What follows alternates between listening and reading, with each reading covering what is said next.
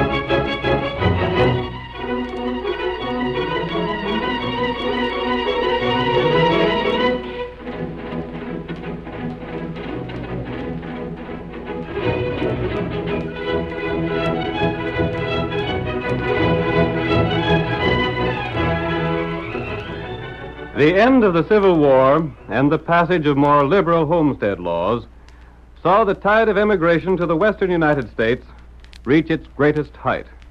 Land was to be had for the asking, but peace and security were not, and the West could not be won until law and order were established.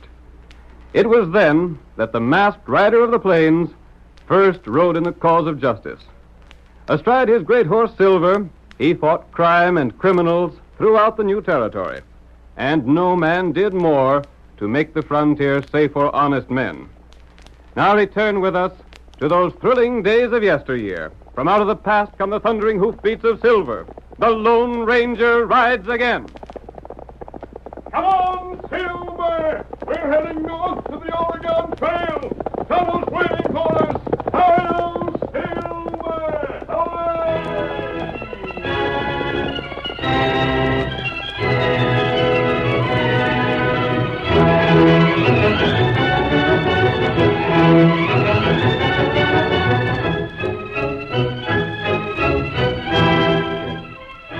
As our story opens, the Lone Ranger and Tonto have made their camp for the night on a bluff overlooking the famous trail to the northwest. The light of several campfires can be seen on the plain below. There's another wagon train, Tonto. Me see it. That's what this part of the country needs. People to make homes here. People with the courage to face difficulties and fight for what they want. That be plenty good thing. Someday, the West will be just as rich as the East. That's right. But the people who will make it rich are these pioneers. What that? Listen. That buffalo. Must be the herd we passed earlier today. Them come plenty fast. Something's frightened them. They're stampeding. There they are. Them not far off. They're heading for the valley. I wonder... What you think? The valley's narrow, and it leads to the place where the wagon train is camped. That's right. Here, Silver! What you do? The buffalo may stop before they reach the wagon train, but if they don't... There'll be plenty trouble. Fall, white fella, Tonto. Here, white fella. We'll follow the herd and see if they do any damage. That's a good idea. Come on, Get on, white fella.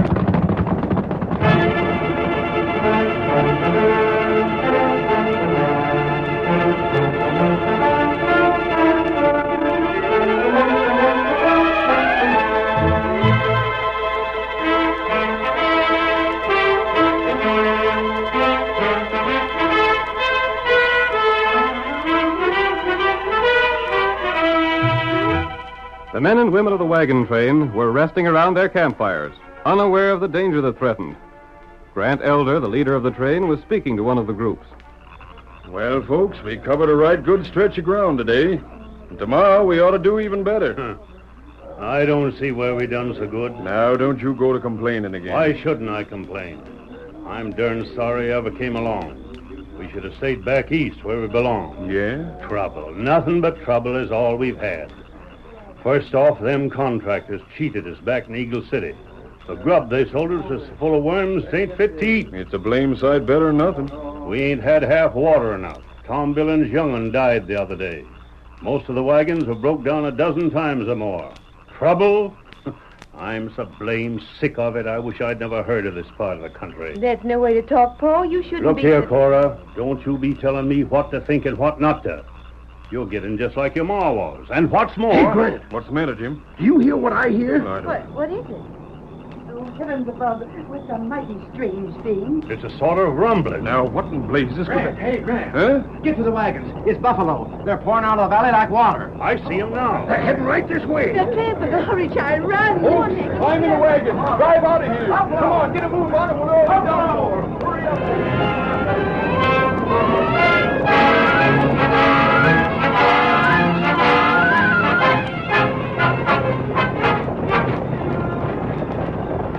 The buffaloes swept down upon the unprepared camp. Few of the men had time to hitch their horses, and still fewer were able to drive clear of the stampede. Come on, fellas. Come on, your wagons over there. Get your wagons over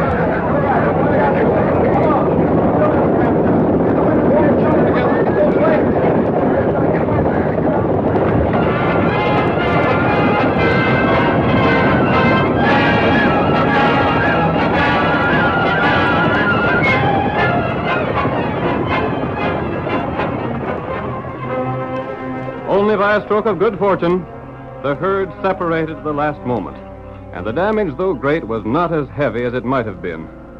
When the danger was over, Grant Elder tried desperately to reorganize the train. Jim, Dan, round up the women folks.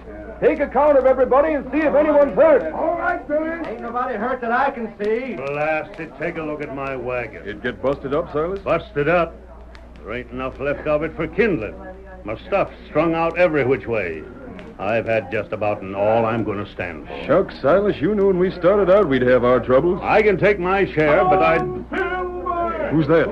I don't know. He called his horse Silver. Well, he can call his horse what he blame pleases. But what I'm saying is I've seen all of the West I want to. And I ain't the only one that feels that way either. Oh, Silver! Man. Well, I'll be. I'm not an outlaw. What, that mask? I have my own reasons for that. Came to see if we could help you. Well, outlaw or not, we can use all the help that comes our way, I reckon. We were afraid the buffalo might reach your camp. Did they do much damage? Damage? Why, the blasted critters just about wrecked us. Do you wonder if we don't find somebody's been killed? Here comes Jim. Maybe he can tell us if there is or not.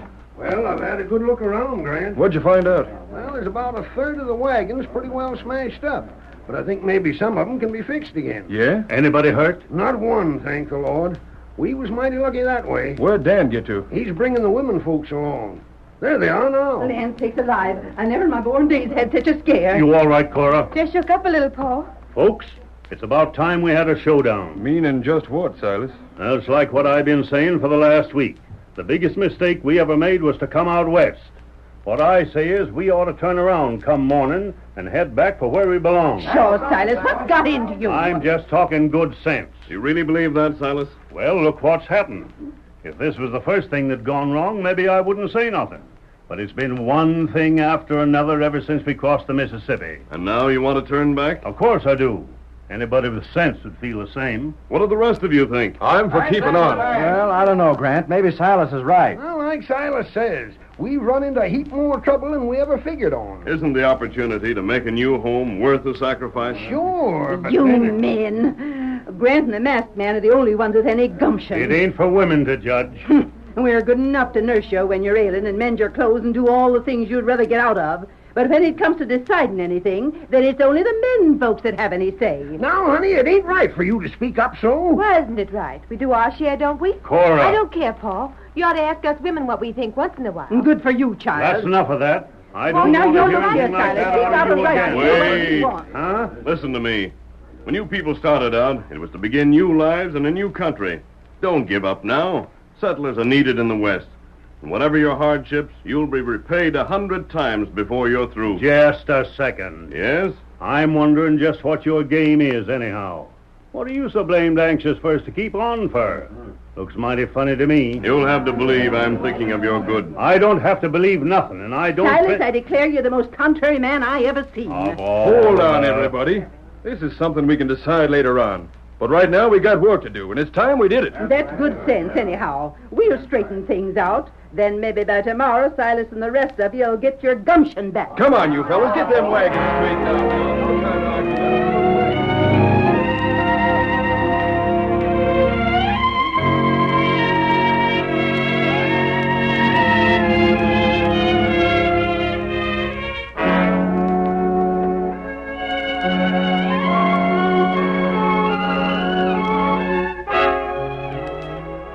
Under the direction of Grant Elder and the masked man, order was quickly restored. The wagons were repaired, and in the morning, at the suggestion of the Lone Ranger, Dan and Jim trailed the buffaloes to obtain fresh meat for the train. We see the two men as they come within range of the herd. There they are up ahead, Jim. Yeah. We'll stop here. If we get too close, maybe they'll start running again. Whoa. Whoa there. Whoa there. Whoa. Steady there. Better get off your horse, Jim. It'll be easier shooting. Reckon it will at that. There's a good-sized rock. That'll make a rest for our rifles. Come on. You know, Jim, I was just thinking. Thinking? Well, here we are. This'll do fine. Yeah, I was thinking the masked fella might have the right of it after all. I don't know. Well, it don't hardly seem like we should have come all this way just to turn around again and traipse back home. Well, And all the women folks seem mighty set on going ahead. If we turn around, they're liable to make things right uncomfortable for us. It ain't for women to have the say. Of course it ain't, but still, Yeah, you I know... know what you mean. Well, we can talk about it later. Right now, we ought to be getting fresh meat. Uh-huh. I got my sights on that critter over to the left. Yeah? I'll take the one next to him. Ready? Yeah. Now, don't miss. I got mine. And so did I. Come on, Will. What's that? Must be somebody else hunting. Who could be? Well, maybe it's someone that we... Say, them shots was aimed our way. Look, Injuns! they're coming over that hill. Back to the horses. Let the meat go. How many are there? I don't know. And I ain't waiting to find out. Steady there, steady. We're heading for camp as fast as we can make it. Get up there. Get Come on. along with it. Get up there.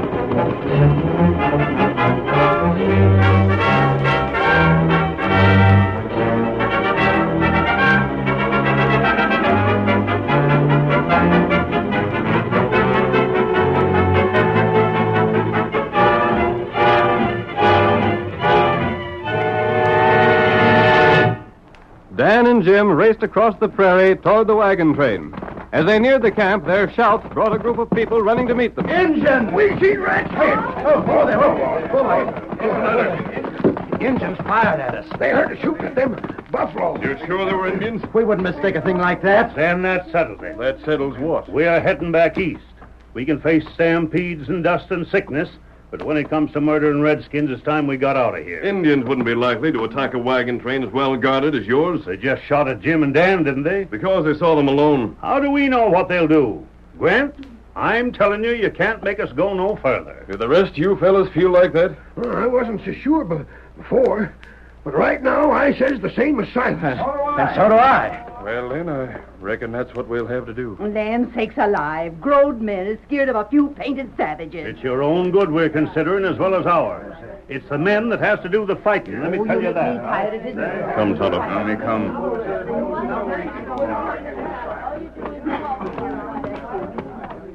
This is the first I've heard of Indians near here, Kemosabe. What we do? Steady, old fellow. You and I are going to investigate those Indians. That's good. I want to know more about them. Get him up, Mike!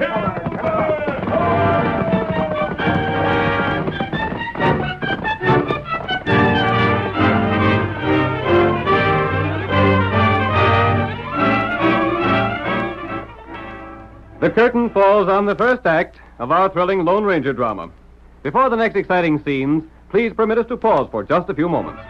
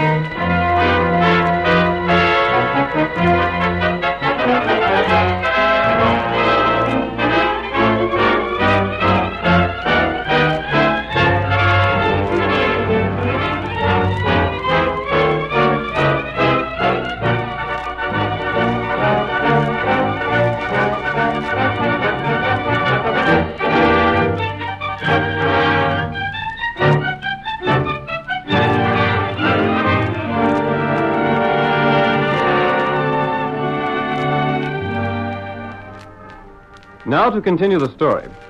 A wagon train, led by Grant Elder, became disheartened after a series of misfortunes. First, a herd of buffalo swept through the camp, leaving destruction in its wake. Then hostile Indians were encountered. The men decided to return to the east, and when the Lone Ranger was unable to change their minds, he decided to investigate the Indians which Jim and Dan had seen. As our second act opens, the masked man and his faithful companion are dismounting at the foot of a small hill. I think the Indians must be camped just beyond this hill, Tonto. That trail shown that. We'll try and get a look at them without being seen. Stay here, Silver. Come, Tonto.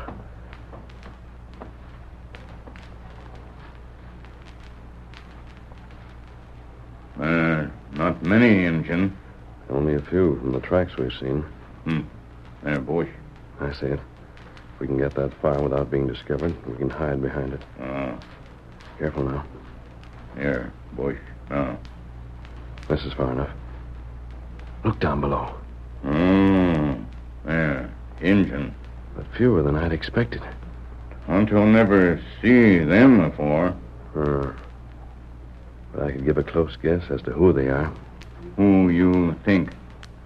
You remember the Indians who raided the Overland Station? Uh-huh. There were 5 of them. The soldiers have been hunting them for weeks. Me think them same feller. And so do I. See? There are 5 in this group. If they were dodging the law, this is probably the direction they would have chosen. That's right. Come. We've seen enough. Tonto, did you notice the location of their camp? Tonto, see. Gave me an idea. What? That? I don't want the wagon train to turn back. That'd be bad thing. The men aren't cowards, but they've met an unusual number of hardships. That's right. Naturally, they're discouraged. They'll go on if we can prove to them that the dangers they fear are mostly imaginary. What we do, Steady, Silver. Yep. Tonto, just as soon as it's dark, we're going back to where the wagon train is camped. That good. And there, I believe, we'll get some willing help for our plan. Come on, Get Silver. him up, white fella.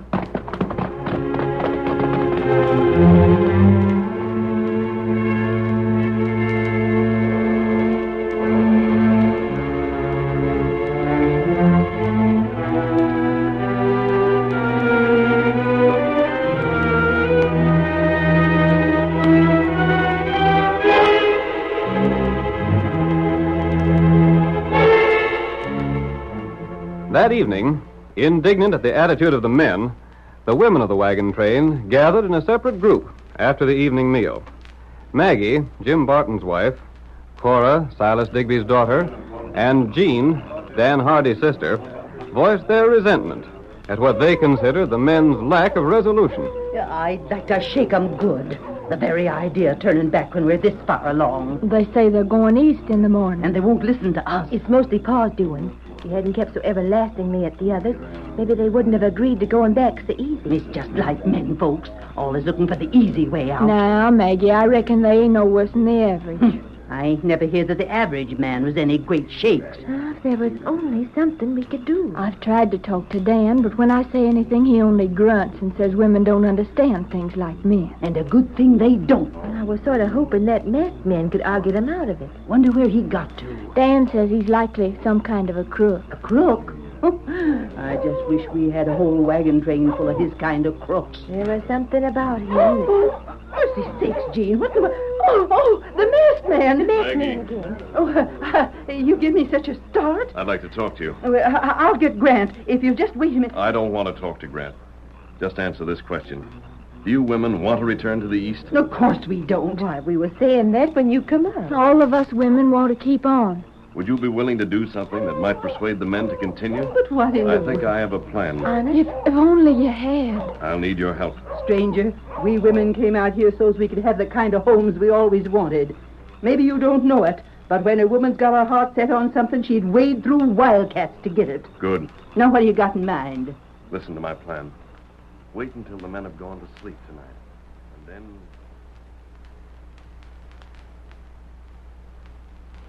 Now, do all of you understand clearly what you're to do? When I think of how the men folks will look. There comes Pa. I'll leave now. But don't forget your instructions. We won't. Say, who was that I just seen you talking to? Why, You been up to something? Oh, now, Pa, Come will you... along, Silver. That masked man. Was it him? And what if it was, Silas? My stick. He's an outlaw, that's what. Women, bah. You listen to every smooth-spoken crook that comes along. But when your own men folks try to tell you something for your own good, you don't hear no better than if you was deaf.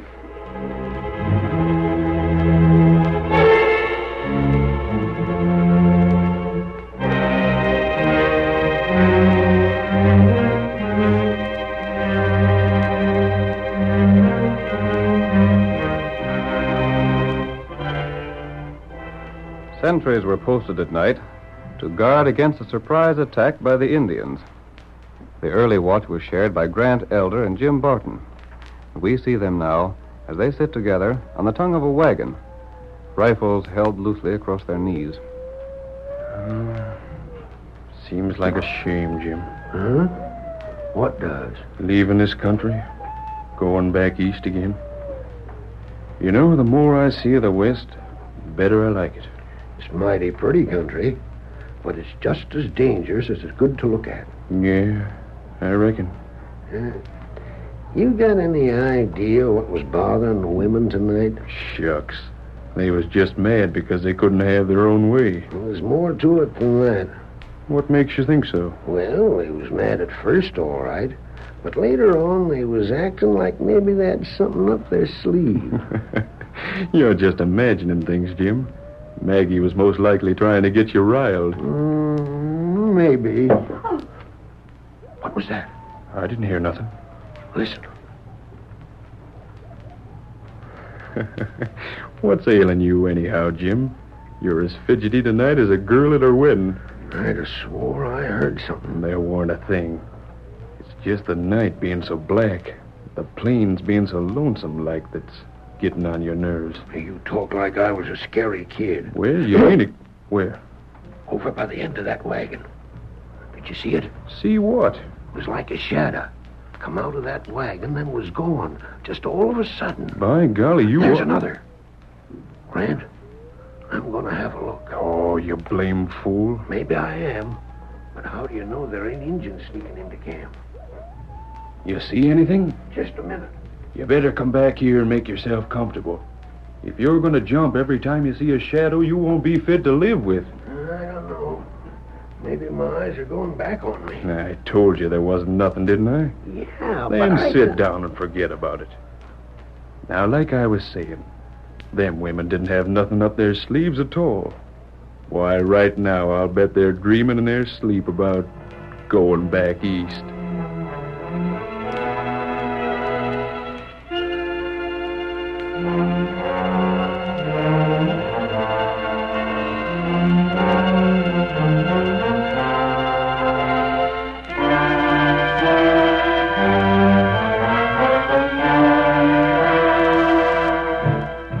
Everything was quiet in the camp during the remainder of the night.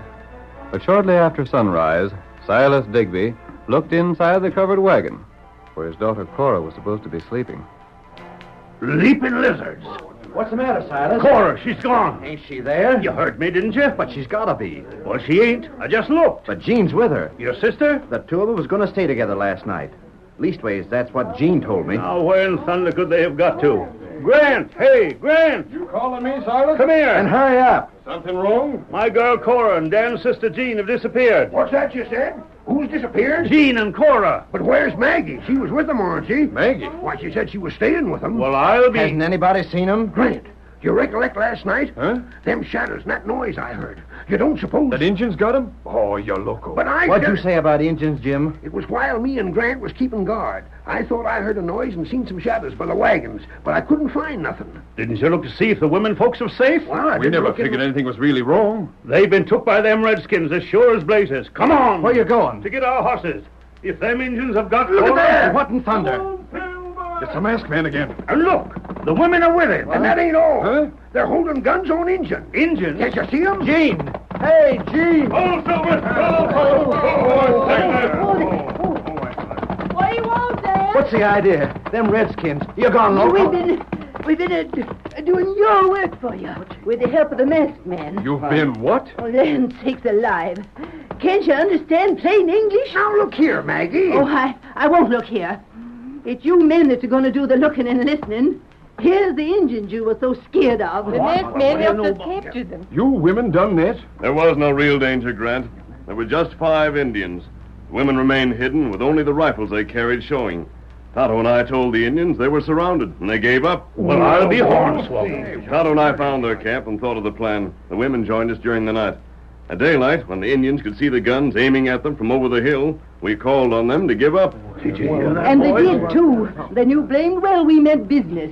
And these are the Indians who frightened you men, made you decide to turn back. Well, It seems sort of funny. The only thing funny about it is that you men were scared of something that us women fixed. Never mind them, Cora.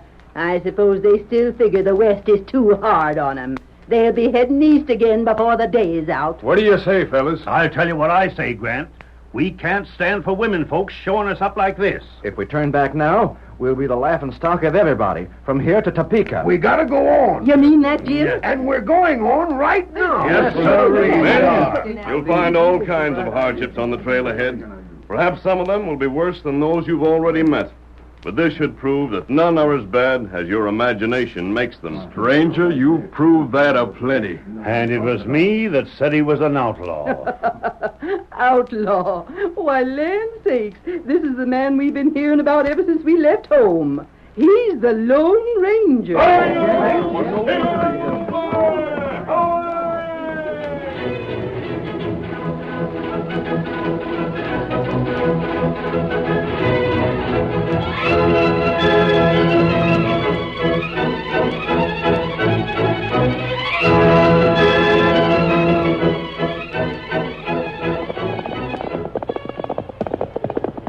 Come on, Silver, old boy! The stage has been held up near Mill City!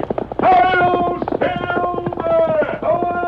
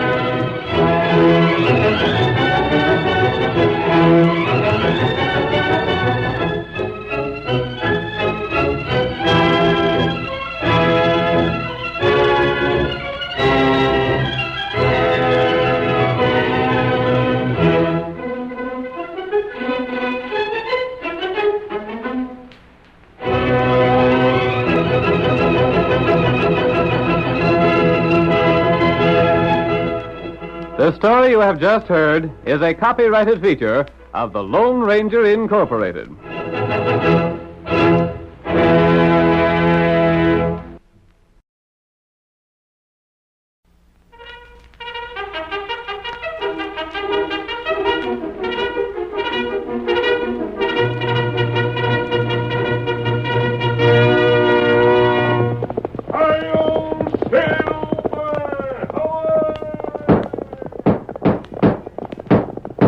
Up fiery horse with the speed of light, a cloud of dust, and a hearty hi-yo, Silver, the Lone Ranger.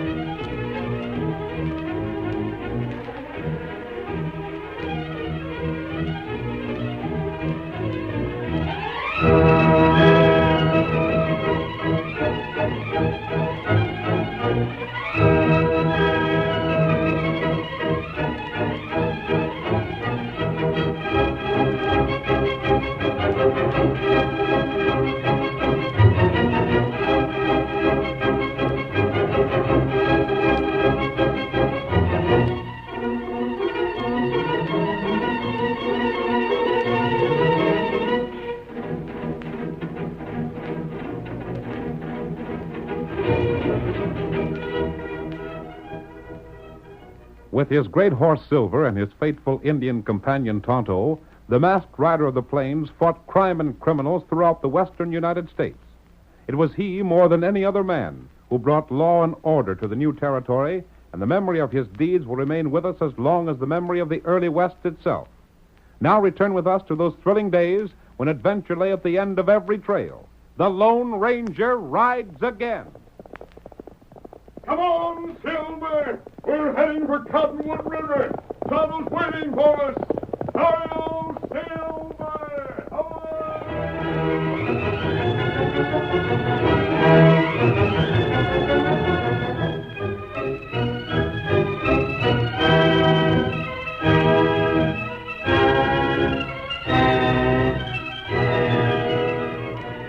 For months, there had been rumors of a threatened Indian uprising under the leadership of Chief Little Bear. Major Carson, in command of Fort Mason, sent Captain Stewart with a large force to find and pacify the rebellious tribesmen. Stewart led his men toward the Cottonwood River country, where Little Bear had been last seen, and there began his search. It is night as our story opens. Captain Stewart, seated at a table on which he has spread a large map, is dismissing one of his men. That will be all for now. See to the guard, and then you can retire. Thank you, sir. Let's see.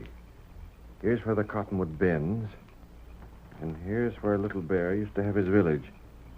If he's anywhere around, he should be... Captain Stewart. What the... I want to talk to you. A masked man. Where's the sentry? Keep Where's your voice down, Captain. But I don't... I'm not an outlaw. All I want is some information. You must be an outlaw. You wouldn't come Never in... mind that now. What have you brought these troops here for? That's none of your business. Perhaps I can guess your purpose. Yes? Tonto and I have heard stories about Little Bear. It's been said he may go on the warpath. My guess is that you've been sent here to find him. You seem to be well informed. I came to offer our help. I don't take help from outlaws. You'll need experienced scouts to get on Little Bear's trail, and Tonto can read trail signs better than any white man. Tonto? He's my friend, Captain. An Indian. You've nothing to lose by accepting our aid. Your offer is serious? It is. There's no denying I need all the help available. You do, if you expect to capture Little Bear. He's an experienced troublemaker, Captain. One moment. You said you had a friend by the name of Tonto. I have. Stranger, what's the name of your horse? He's called Silver. Silver. Tonto. Good. I'll take your offer. And if you help us catch Little Bear, you'll have done a service worthy of the Lone Ranger.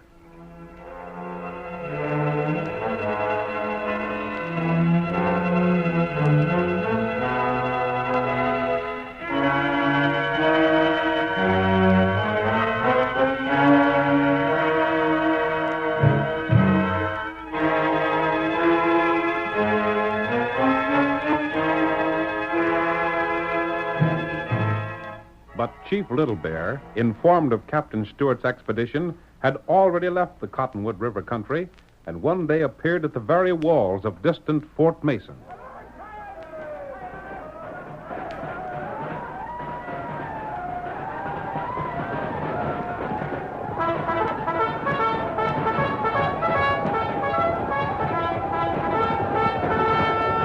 The first daring attack of the Indians came perilously close to success, but rallied by Major Carson, the soldiers barricaded the gates and returned a murderous fire upon the savages. Every man to his post. Fire at will. Major Carson. What is it, man? Lieutenant Price reports that the Indians are withdrawing on his side of the fort, sir. Good. That means the first attack is probably over. Yes, sir. We'll have time to organize our defenses. Any orders, Major? None for the present. They are falling back. If you'd excuse me, sir, Lieutenant Price asked me to report back to Wait. Yes, sir. Tell the lieutenant I wish to see you in battalion quarters. Summon all the officers. This may develop into a siege. We'd better take counsel now while we have the opportunity.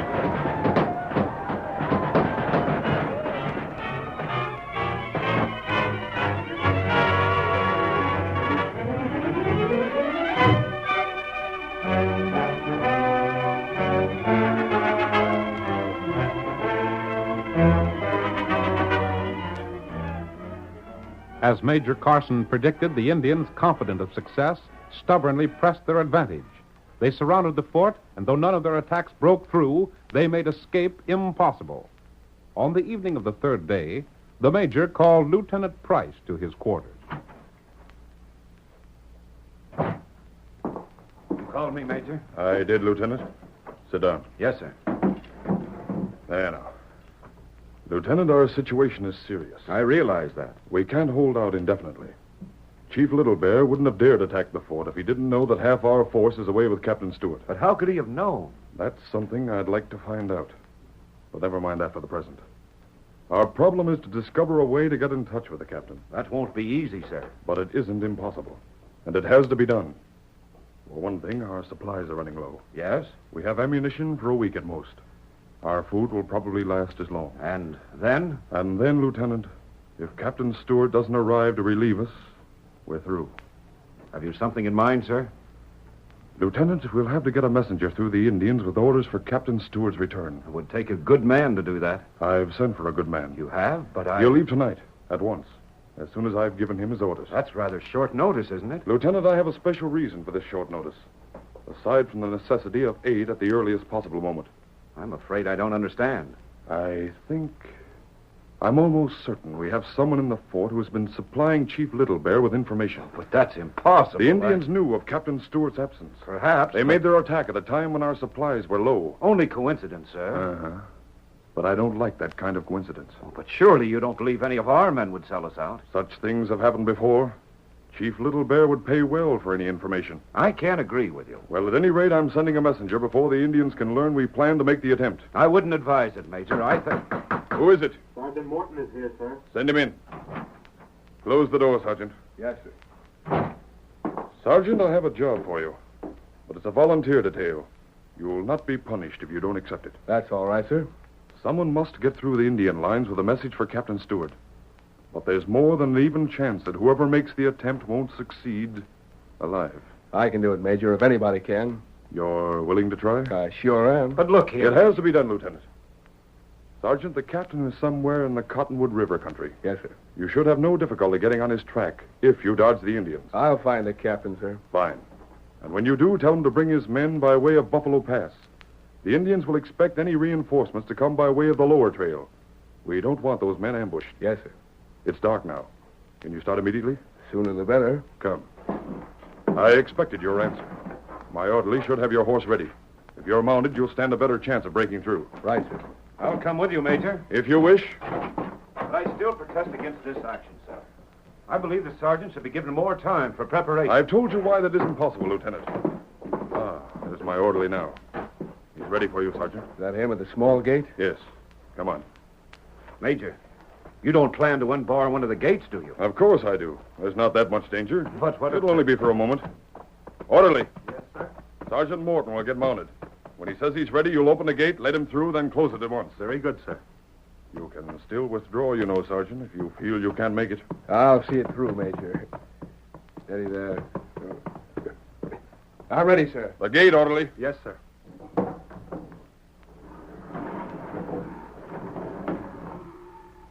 And, Sergeant, the best of luck. Thank you kindly, sir, but I won't... You fool. Put out that match, Lieutenant. But, If that light was seen.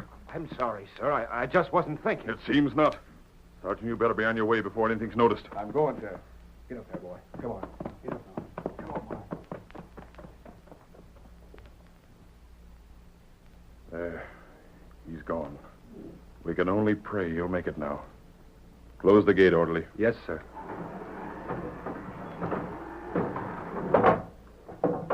Shall we be getting back, Major? Wait. But... I want to listen. If there's no alarm, then... What was that? I don't know. Listen. Probably just some nervous redskin firing into shadow, Major. What if it wasn't, Lieutenant? If it wasn't...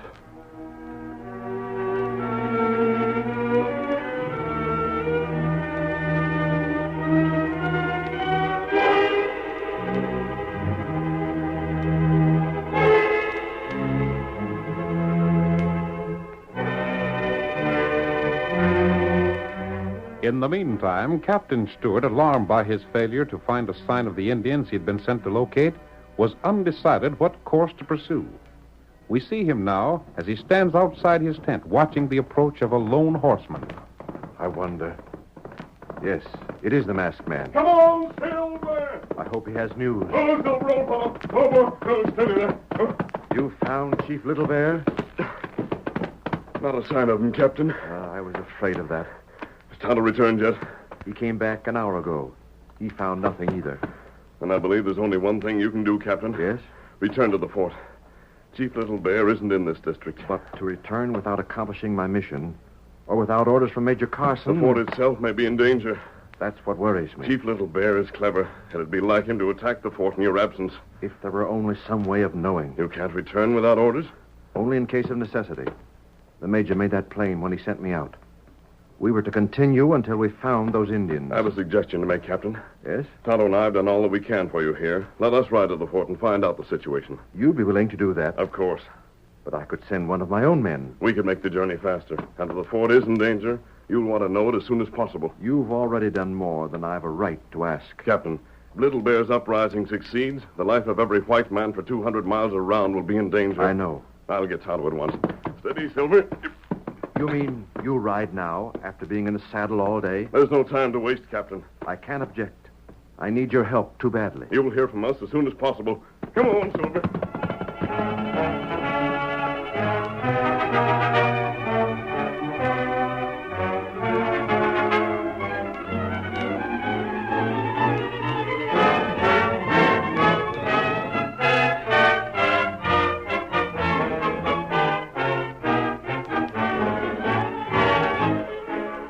The siege of Fort Mason had not been lifted. While ammunition and food ran low, Chief Little Bear's warriors still made a menacing ring around the helpless garrison. Major Carson watched the hostile savages from the stockade and felt there was little hope of rescue. They outnumber us 3-1, orderly. Captain Stewart may show up yet, sir. There's little hope of it. I've sent 3 messengers already. Not one got through alive. But still there's a chance. Orderly. Yes, sir. The Indians are going to attack again. It doesn't look like an attack, sir. What's that? It's a masked man and Indian. Something's happened there. Look, Little Bear's braves are after them. That's not one of the chief's braves with a masked man, Major. He's not in war paint. Lieutenant! Yes, sir? Those men are trying to reach the fort. Open the gate. Open it, I say. Do you think they'll make it, sir? We'll soon see. Look at those horses they're riding. I don't know who they are, but I'll be blasted if I'll let them get into Little Bear's hands. The gate's open. Good. Fire at those redskins. Drive them back. Get that gate closed again. Close it before those painted devils force their way in. They're closing it, sir. This way. Ranger, now that you're inside, I want an explanation. Major, I want food and water for our horses. And then you and I will talk.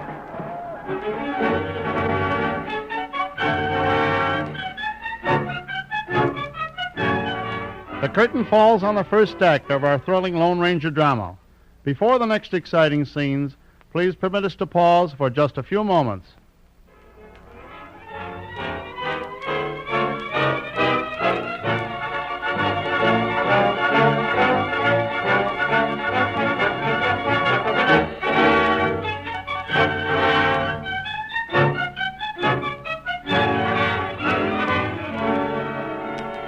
Now to continue our story. After the Lone Ranger and Tonto had broken through the Indian lines and entered the fort under fire, the Major took the masked man to his quarters. You say you attempted to go back but couldn't? We were discovered by the Indians, Major, and cut off. We wouldn't have tried to enter the fort if we'd had any choice. I see. Our only chance was to reach here. And now our last chance to get word to Captain Stewart is gone. I think not, Major. But I've sent Not if for we can get through the lines after dark. It's been tried before and failed. Tried by white men, sir. Tonto probably wouldn't be questioned. He would fail too. Then I'll try it. You misunderstand me. What I mean is this. Someone inside the fort is supplying information to those Indians. You're sure of that? I'm not only sure of it, but I strongly suspect one of my officers. You have evidence? Not enough, confound it. But I'll stake my life I'm right. Yes? I think I can trust you. The man I mean is Lieutenant Price. Good. What's that? You have one sure way of getting a message to the captain. But I've tried. Lieutenant Price has sold out to Little Bear. His life is safe with the Indians. Of course, but then let him carry the message. You're mad. I have a plan I'm sure will work. I can't send word by the lieutenant.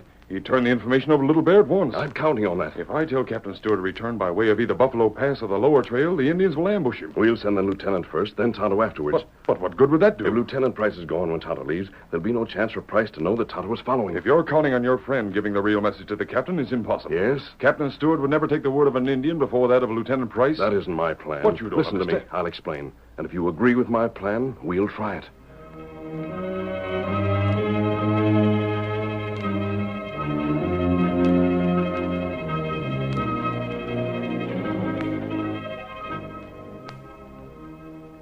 Major Carson listened to the plan of the masked man and agreed that it had a good chance of success. That evening, he spoke to his orderly. Orderly, Yes, sir. tell Lieutenant Price I wish to see him. Very well, sir. I believe he's just outside. Good. Lieutenant Price, Major Carson wishes to speak to you, sir. Right. Come in, Lieutenant. Close the door, orderly, and wait outside. Yes, sir. What is it, Major? You're making the next attempt to reach Captain Stewart, Lieutenant. Me, sir? It has to be done. And I think you're the man for the job. But why I won't ask the enlisted men to do what their officers refuse. I'm not refusing, sir. I was only thinking that you had decided a man couldn't get through the Indian lines. The others failed. I hope you won't. Yes, sir. You'll start at once. Very well. Come. It's quite dark now, but you'd better be on your way before the moon rises. And what are my orders, sir? Captain Stewart has returned with all speed. Tell him to bring his men by way of Buffalo Pass. Buffalo Pass? I think that's best. Little Bear will probably expect any reinforcements to come by way of the lower trail. I see. There was something I wished to ask you, sir. Yes? Who is this masked man who came to the fort? I'm afraid I can't tell you that, Lieutenant. Here we are. Steady there. Steady. I'm ready, sir. You understand my orders? I do, sir. And you're not afraid? Of course not, sir. Very well. The gate is open. Something tells me you'll get through safely. I feel the same way about it, Major. Get up there. Get up, boy.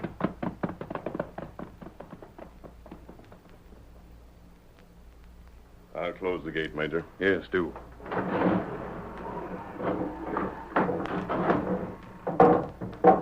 There. The rotten traitor. If our lives didn't depend upon it, I'd almost wish those Indians would shoot him by mistake. I understand, sir. It was right here he lit a match when Sergeant Morton left the fort. I'm convinced Lieutenant Price used that trick to warn Little Bear. I agree with you. But Tonto's waiting, Major. Yes.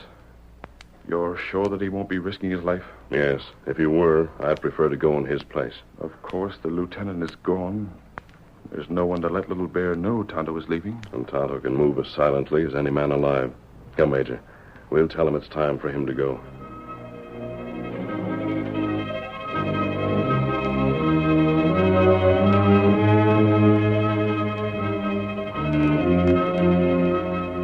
Lieutenant Price rode away from the fort, and when he drew near the Indian lines, called out softly, identifying himself. A silent Indian stepped forward, led the officer into the presence of Chief Little Bear. Chief, why you come here? That fool of a major sent me, Little Bear. I'm to get in touch with Captain Stewart. Things are going our way. A few more days, and I should collect the rest of that 1,000 in gold you promised me. Maybe soldier hold out plenty long time. Not much longer. They've got food and ammunition for only about 3 days. That heap good. But that isn't the best of it, Little Bear. I'm to tell Stewart to bring his men through Buffalo Pass. Chief, you wait for Stewart at the pass, and you can wipe them out to the last man. Leave just enough of your braves here to make the major believe he's still surrounded. Chief Little Bear can do. Fine. I'll go on and give Stewart his orders, and they won't suspect a thing. Major, him think you crook? The major? He hasn't any idea that I'm on your side. And if he did, he couldn't prove it. And when I found Stewart, I'll pretend to be ill or something of the sort, so I'll not have to return with him. And then there'll be no danger for me when you attack. Better you go now. Right, Little Bear. The sooner I find the captain, the sooner this business will be finished. Here, boy. Don't forget about that 1,000, Chief. I can use it. Chief Little Bear, never forget. Good. Get up there, boy. Get up.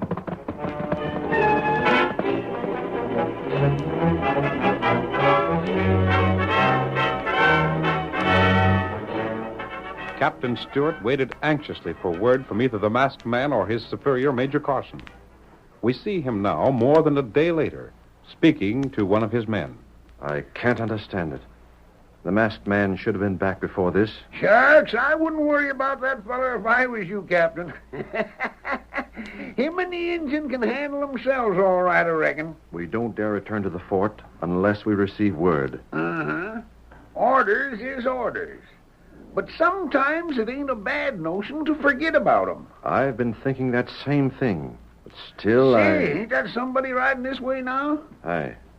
It is. Looks like he's wearing a uniform, too. Wait. Isn't that Lieutenant Price? That's him, all right.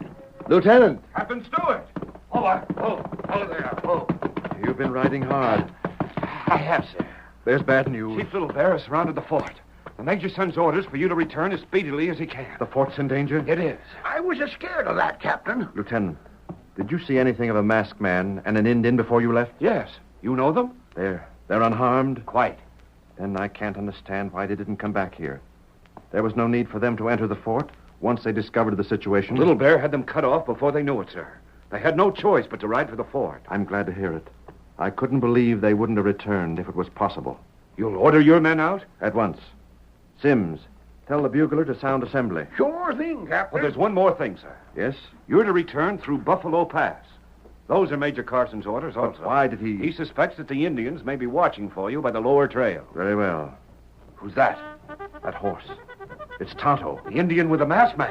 That's the one. But what's he doing here? We'll soon find out. And in the meantime, we'll be getting started.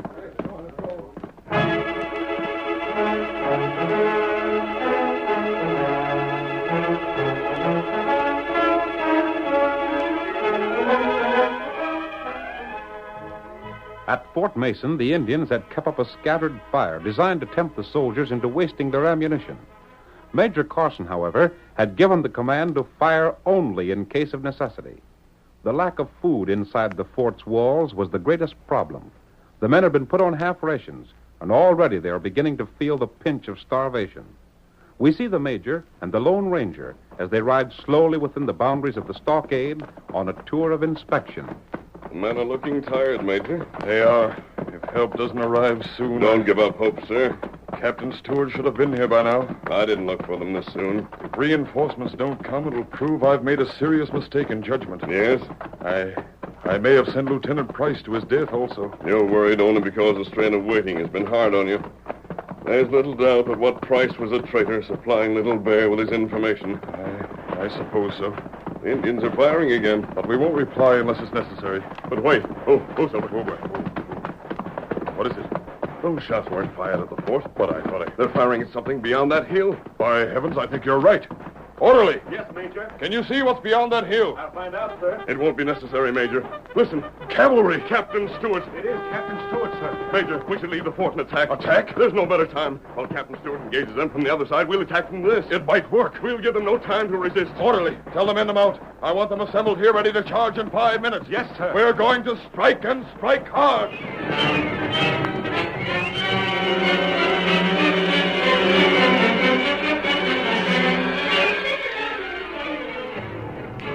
The men were assembled, given their orders, and told of the plan of attack. Meanwhile, the sound of battle outside increased as Captain Stewart led his men forward. Major Carson shouted a command. The gates were thrown open. With the masked man heading the charge, the troopers raced forward. Forward, men! Come on, Silver!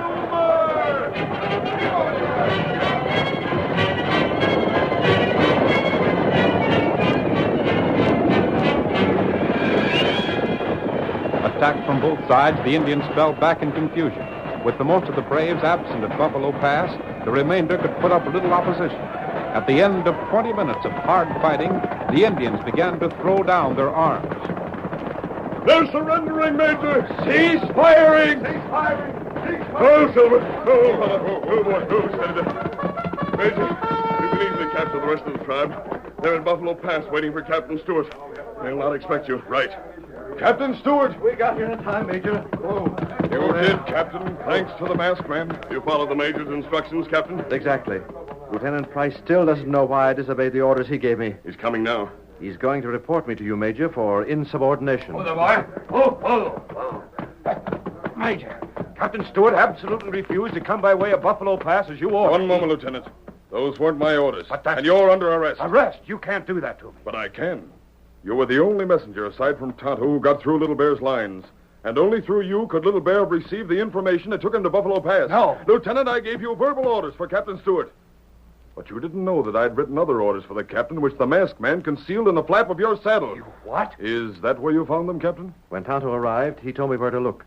I sent the lieutenant on an errand and took the letter while he was gone. Lieutenant, you tried to sell us out. But the masked man tricked you into carrying the orders yourself that spoiled your scheme. It isn't true. It isn't. That's something we'll find out soon enough. We're attacking Little Bear at Buffalo Pass. And, Lieutenant, when Little Bear learns that it was you who brought Captain Stewart by the lower trail, I think he'll tell us all we need to know.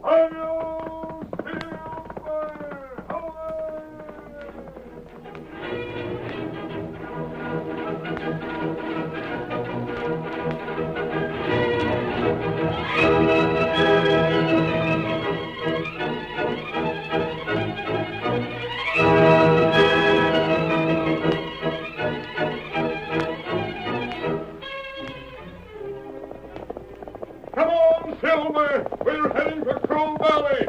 Someone's waiting for us! Hi-yo, Silver!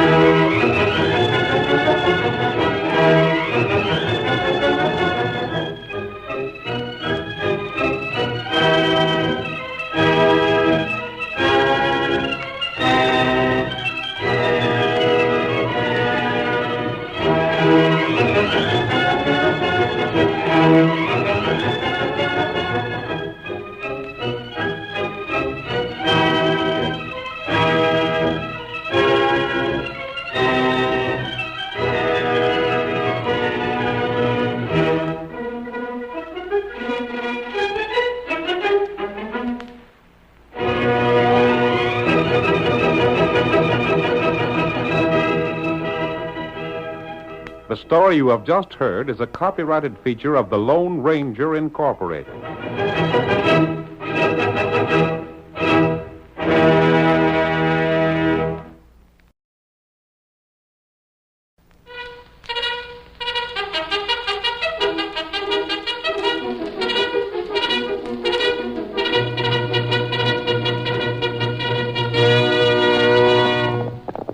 Hi-yo, Silver!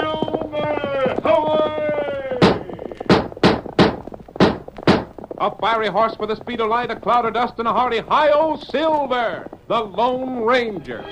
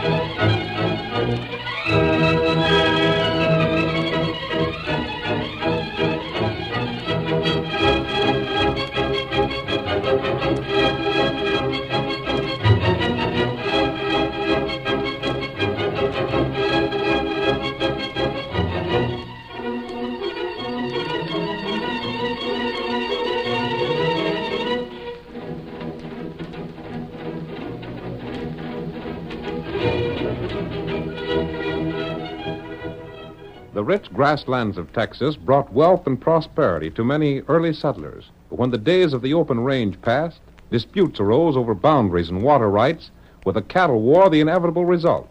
The masked rider of the plains fought this means of settling a dispute just as bitterly as he fought the outlaws and cattle rustlers who roamed the new territory. It was he, more than any other man, who brought law and order to the frontier. And now return with us to those thrilling days when the West was young, and adventure lay at the end of every trail. The Lone Ranger rides again. Come on, Silver! We're heading for the range country! Hi-yo, Silver! Away!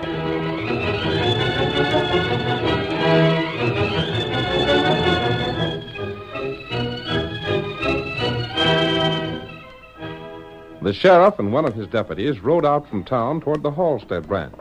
As they approached the trail that led to the ranch house, they sighted two horsemen coming toward them. The sheriff and the deputy reined in their horses and held their rifles ready for action. Whoa there. Looks like one of them two's an Injun. So he is, Sheriff. The one riding the paint horse. Yeah. And get a look at the other man. He's wearing a mask. By thunderation, Halstead's doing just what he promised me he wouldn't. Bringing in outside gunmen, huh? Just so. Hey there, you. Hold up there. Rein up. We aim to question you. Hold there, boy. Stand where you are. Don't move. Wearing a mask, eh? You're the sheriff around here, aren't you? That's what I am. What are you blocking this trail for? We hanker to ask a few questions. Why are you heading for the Halstead Ranch? I didn't know I was heading there. Is that where this trail goes? Just so. But it goes beyond the Halstead Ranch, doesn't it? Yes. That's where I'm going. I'm heading for the west. What's the idea of the mask? Because I want to hide my face. Why do you block the trails to the Halsteads? What's the matter there? You a professional gunslinger? No. Them 6 guns you're wearing look capable. And so they are. Tell me why this trail is closed. I want to go ahead. Well, you ain't a-going to. Savvy? If I wasn't so busy trying to keep some law and order with a range war going on, I'd run you in for wearing a mask and find out something about you. Range war? Yep, range war. There's a regular feud going on. That's why I'm stopping you and turning you back. Now swing your horses around and head back the way you come. If you want to get beyond the Halstead Ranch, take the trail to the south and go around it. Tell me more about this feud. Who's having trouble with Halstead? Bart Conway and his outfit. Granted, the whole region's tore up with the feuding of them two. I got my men posted on the trail to keep strangers from going through and getting shot up. And also to keep both Halstead and Conway from important gun toters, to make it a worse war than 'tis. What started the war? Same thing as always starts them, water rights. There's plenty of water around this part of the country? That's what we always figured. But it seems that Halstead dammed up one of the main streams and diverted water from Conway's place to his own. I've heard of Bart Conway. He has a good many thousand acres. And so's Halstead. 2 of the biggest ranches around here, and they join each other. Now there's the dickens to pay. What are you wasting time arguing with him for, Sheriff? Tell him to get, and if he don't get, start blazing. Mind your own business, Deputy. When a man speaks civil to me, I speak civil to him. I want to see Halstead. For what? Bart Conway's on the level. And so's Halstead. That's what I want to find out. You better turn and get now, stranger. Sheriff, we're going on to Halstead's ranch. By thunderation, you ain't. You said the reason you wanted us to turn back was to prevent our being shot by one of the fighters. And that's just so. Then what are you going to do if we push on past you? Shoot us? You've been told to turn and get. Now, stranger, don't get me riled. Would you shoot us and do the very thing you're trying to prevent others from doing? Or would you let us go and take our chance of being shot? Dad, Rabbit, you ain't supposed to argue with me. You're supposed to... Hey, they're coming past us. Stop where you are. Let's drill them. Hold on, blast you, Deputy. Don't shoot. But he's gone past. He's heading for Halstead's. Well, what are we going to do about it? The critter's right after all. It's better to let him take his chances being drilled by one of Conway's or Halstead's men than for us to drill him. He might come through alive, in spite of all the leads that's flying.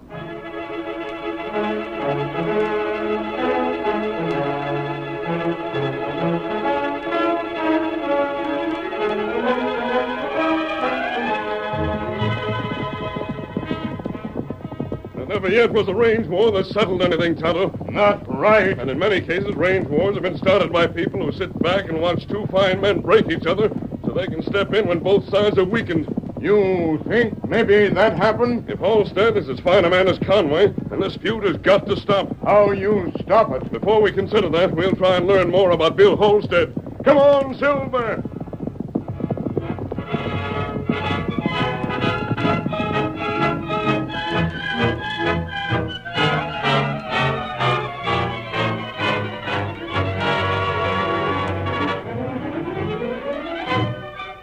In a cafe a few miles from the scene of the range war, we find two men seated at a table. I did my best to pour lead into the two of them, Pete, but the sheriff wouldn't let me. How long ago was it that they got through to Halstead's place? Oh, it must have been 5-6 hours. Middle of the afternoon. They went right on past Halstead's and kept going. It's all right.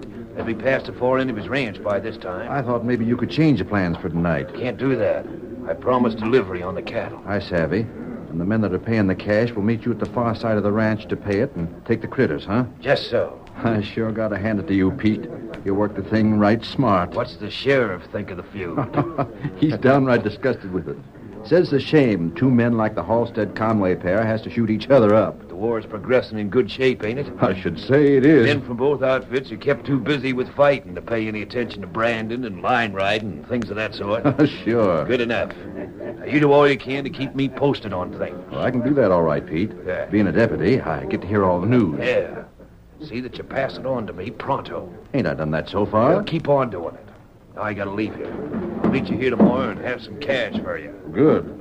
It'll be right handy.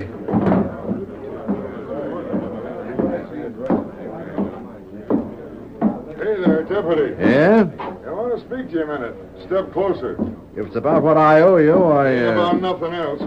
You just bought 4 more drinks you ain't paid for. I told your waiter to charge them. Trouble is, deputy, the book I write the charge accounts in is just about plumb filled up on your page. You'll get your money. When? Tomorrow. How's that? You don't get a payday till the first of the month. I said you'd get your cash tomorrow. Hey, what's the matter here? Oh, evening, Pete. Barkeep, was you asking the deputy for cash? Yes, I was. Well, here. Does that square the account? Well, Pete, I don't want to take your money. I says, does that square the account? Sure. You got some change coming. Yeah, keep it in case my friend, the deputy, wants a little more credit. Thanks, Pete. I'll pay you as soon as I'll collect. I ain't worried now. Well, you're square with the board again, deputy. But you hadn't better let the sheriff hear that you're letting an hombre like Pete pay your debts for you. Well, I didn't ask him to. It's all fire peculiar that he'd do that. I just don't savvy it. Pete ain't given to being a generous critter. Well, it ain't none of your affair. You got your cash, and if you don't like where it come from, I'll tell Pete to take his business to the other cafe. It might suit me fine. Ooh, feller named Huh? Pete. Huh? Or say, Injun, we ain't allowed to serve no liquor to redskins. That all right. Me see Pete feller with Blowman. Yeah? Who feller named Pete? Injun, all I can tell you is just this.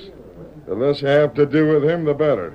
Especially now when the range war's on and dead men are found most every day. Oh. You savvy that? Pete don't like Injuns. And he especially don't like Injuns that are curious about him. Me savvy.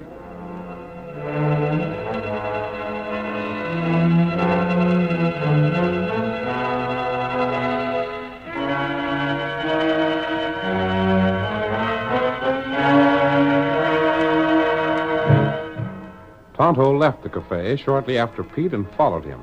Meanwhile, the Lone Ranger crept past Halstead's guards and finally reached Big Bill's ranch house. How did you get here? How Take did it you easy, get past... Holstead. It's taken me hours to get past the guards. Mask, huh? I suppose Conway sent you to get me. No, I haven't seen Bart Conway. I'm doggone glad of that. He ain't ever been the kind to send a man sneaking in to drill me like a dog. I didn't come here to drill you, Halstead. Well, that gun was Only right. for my own protection. Came to talk to you. What for? About the range war. If Conway sent you, Tully Mile'll fight until he sends back the steers he put a running iron on. What's that? Sure, he's been changing my H brand to his own B brand. Is that what Conway is supposed to have done? Not supposed, it's what he done. Story is that you started the trouble by damming the water so it didn't cross his land. That's an out-and-out lie. The chances are he had his own men dam it just to give him a reason to steal my cattle. Then he could claim he was just getting even. That isn't Conway's way of doing things, Halstead. Ain't my way of doing things to dam that water either. You didn't need the water. Of course I didn't. I got more water here than I can use. Do you suppose this whole range war was started by someone else? Huh? What's that? Someone who wanted you two to be at each other's throats? No, of course it ain't. Conway wanted my prize steer, so he took 'em. Then when he seen I'd learned about it, he dammed the water. How many men have you lost so far? That ain't none of your business. I don't know who you are, and I won't listen to you no longer. Conway sent you here to try and make peace. Well, there won't be none till he returns them steers. What about the water? The dam stays put till I get the steers back. And he probably will keep the steers until you release the water. There's some of my boys now. Hey, fellas, come and get this hombre. You come past. Tonto. What is it, Tonto? You come past. Tonto see plenty. Well, Tonto. I'll see you later, Holster. Where are my men? Have they all been shot up? Jake, Lem, where are you? It's the boss, Gillen. We're coming, boss. Watch out. Get that man. Get him. Who's that? A masked man. Come from Conway, I figure. We ain't no horses here. How'd he get in? Got past the guard somehow. We'll get after him. No. Wait, boys. I see through it. Let him go. But, boss, It's he a got trick. it. That's what it is. A trick of Conway's.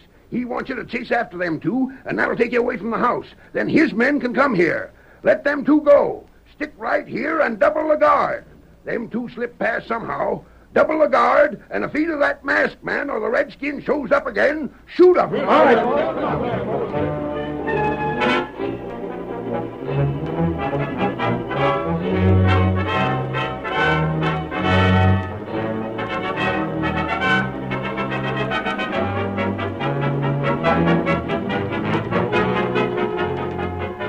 The Lone Ranger and Tonto rode hard toward the western boundary of the Halstead Ranch. On the way, Tonto described the man named Pete. He told the masked man how he'd followed him and had seen him letting cattle through Halstead's fence. And then, Tonto, you say this man took cash from the man he turned the cattle over to? Not right. And it must have been Pete who started the range war. He started it simply to keep both ranches so busy fighting that their men wouldn't be able to watch the stock. Wait. Post, Tonto. Silver. What is it, Tonto? You look. Look. You see campfire? Yes, I see it. Looks as if they're branding cattle over there. Not right. Stay here, Tonto, and keep an eye on that camp. I'm going to ride back and get Bill Halstead to see this. Tonto wants them. Come on, Silver. Here's where we end this range war. Hi-yo, Silver! Away!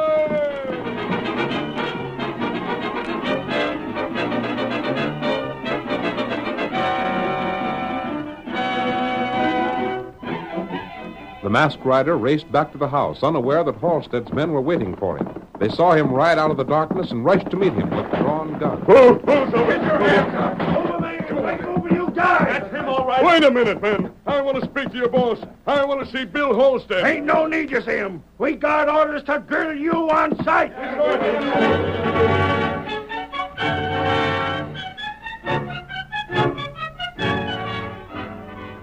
Captured by the men who tried to help, the masked man faces exposure and death. Before the next exciting scene, please permit us to pause for just a few moments.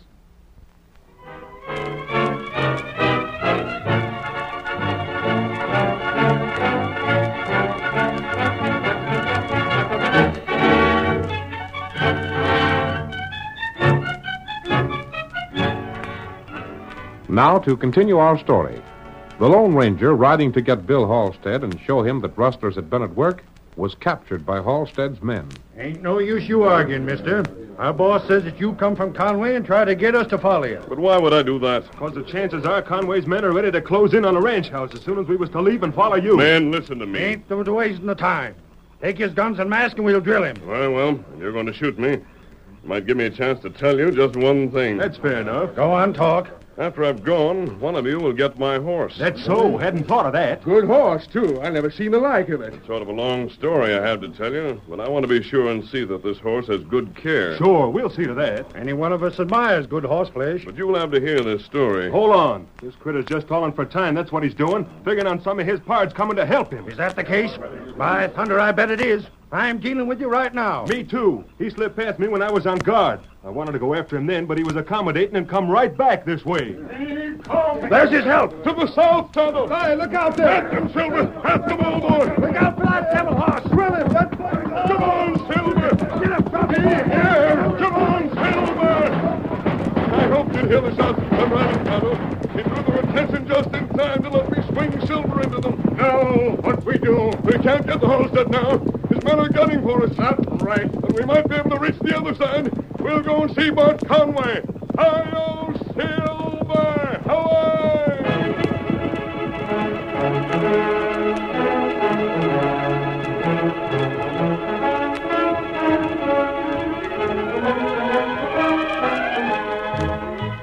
Conway was sleeping when the Lone Ranger and Tonto managed to reach his ranch house. Tonto was left to stand guard while the masked man opened the door and entered the house itself. Once inside, he found Bart's room and, walking to the side of his bed, gripped the rancher by the shoulder. Wake up, Bart, wake up. Where they at? Let me at the ornery water thieves. Where's my 6 gun? Take it easy, Conway. Oh, I reckon I was dreaming. Hey, who are you? My name wouldn't mean anything. How'd you get in here? Let me get a light. You don't need a light to listen to me. Hold on. I heard that voice before. Talk some more. I've come from Halstead's. What? Why, that Halstead's all right, Bart. Just as square as you are. Found that out for myself. By thunderation, I wish I could remember where I've heard that voice before. Wish there was some light in this room. I reckon you're holding a gun on me, ain't you? No, I don't need to hold a gun on you, Bart, because I can draw it if it's needed. You saw me draw my guns a long time ago. Keep talking. That time, they were going to hang you for a murder you didn't do. An Indian saw the murder, and it took quite a while to convince the sheriff. Hold on. I remember now. There was a man that saved me from hanging. I hid out in a cave with him while the law worked to find me. That's right, Bart. A white horse, a mask.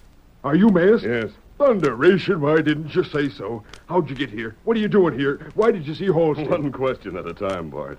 Now listen. Both you and Halstead are strong-willed men. He thinks you stole his cattle just as you think he dammed the water to keep it from you. I never stole cattle in my life. What would I want of his critters? I got a plenty of my own. What do he want with your water? There's more than he can use even in the dry weather. Just ornery cousin. No. A third man did both those things just to start a range war. What? Just to keep you and Halstead busy, so cattle could be taken from both of you. You won't quit fighting till Halstead releases the water, and he won't release the water until you send him the cattle he thinks you've stolen. Stranger, I'd do anything you ask, almost. But I'm darned if I'll back down. I can't do it. If I was to go to him with peace terms, I'd be the laughing stock of the county. Pride, Bart. You're going to let more men get killed because of your pride. Let Halstead come to me. I can't reach Halstead. The men are ready to shoot me on sight. I'd sooner go broke, lose all my cattle, see all my men shot down, or get shot down myself, than to go and kowtow to Bill Halstead. With both of you feeling that way, this war can go on as long as there's a man alive on either side. Just so. This war goes on unless Halstead comes to me, takes back what he said about me stealing his cattle, and lets that water come through my land again. Very well, Bart. I've done my best.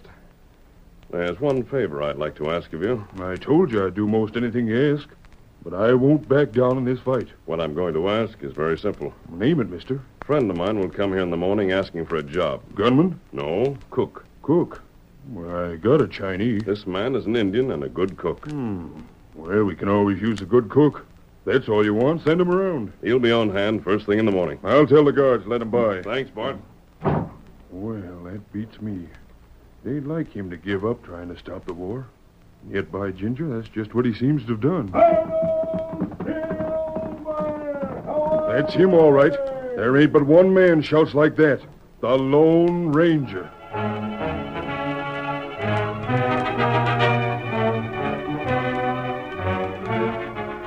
Shortly after breakfast the next morning, Bart Conway went to his bunkhouse. What's the matter with all you men? Your horses are waiting in the corral. Oh, boss, we're ailing something awful. What's the matter? I don't know what it is. We all feel like we've been poisoned. Well, get yourself the saddle and you'll feel better. The boys just came in from the Halstead place. They're eating now, and we ain't no guards on the job or nothing. Get going. I can't move a step to no saddle, boss. I'm sick. Me too. All the hanker for us to keep horizontal. I feel like I've been poisoned, boss. Poison? Maybe some more work in that Halstead outfit. They wouldn't use poison. They sure enough use something. I'll find out about this. Hey, you. I want to see you. What you want? What are you doing with that horse? This scout. Him Tonto's horse. I know it's your horse, all right, but what are you cinching up for? Me ride way now. But you was the cook here. And that's what I want to speak about. Tonto cooked breakfast. Yeah, and half my men are ailing. You know anything about it? All men get sick by and by. What's that? Other feller eat now. Yeah, but by and by, them be sick too. Mean to say you poisoned that food? No. But you just said Me put medicine in food. Medicine? That's right. Steady, Scout. Hold on. Get down from that horse. You ain't going nowhere till I get done questioning you. And if you laid up all my men, by thunderation, you'll swing for it, even if you are the masked man's friend. Men be all right in 2, maybe 3 days. That wretch, You not shoot. Hey, you kicked away my gun. I'll... Get him up, Scout. I'll kill you for this. Come on, Scout.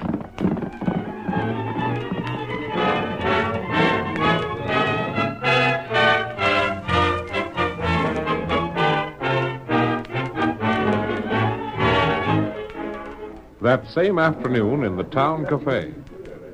So the hull of the Conway outfit's laid up, sick of bed. That's what I heard tell, Sheriff. I guess it's straight enough. Bob don't get his facts wrong. I wonder what'll happen to the feud. Now there ain't no one for Halstead to fight again. Just so. Wonder if he'll attack while Conway is hampered so. No, that ain't Halstead's style. I wonder if Big Bill knows about it. Seen any of his men around here, barkeep? Ain't seen hide nor hair of any of them, no, sir. Reckon we're all busy guarding Halstead's ranch house since that masked man got away. I've heard about him. Doggone, I'd like to get a hold of him again. He slipped past me once. Well, I'll see you later, barkeep. Yes, sirree.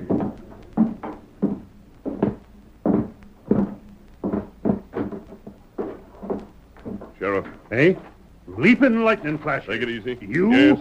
I thought you'd be interested in what I have to tell you. I'm interested in... No, don't slap leather. You can't get away with this for long.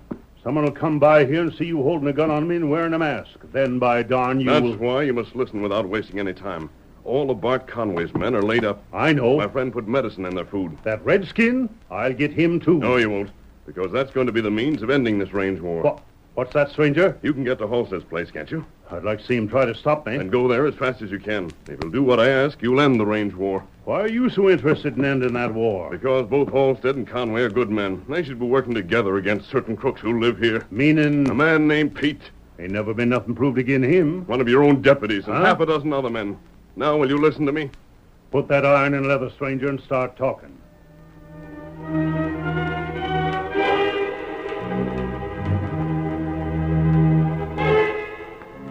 After the sheriff had listened to the Lone Ranger, he went to Halstead's ranch, arriving there in the late afternoon. Halstead began the conversation. Now, there ain't no use you trying to tell me to stop fighting, Sheriff. I won't do it. I know better than to suggest anything as sensible as that, Halstead. What I do object to is the means you're using. Huh? Tain't right nor just to try and poison all of our carved men. Who says I done that?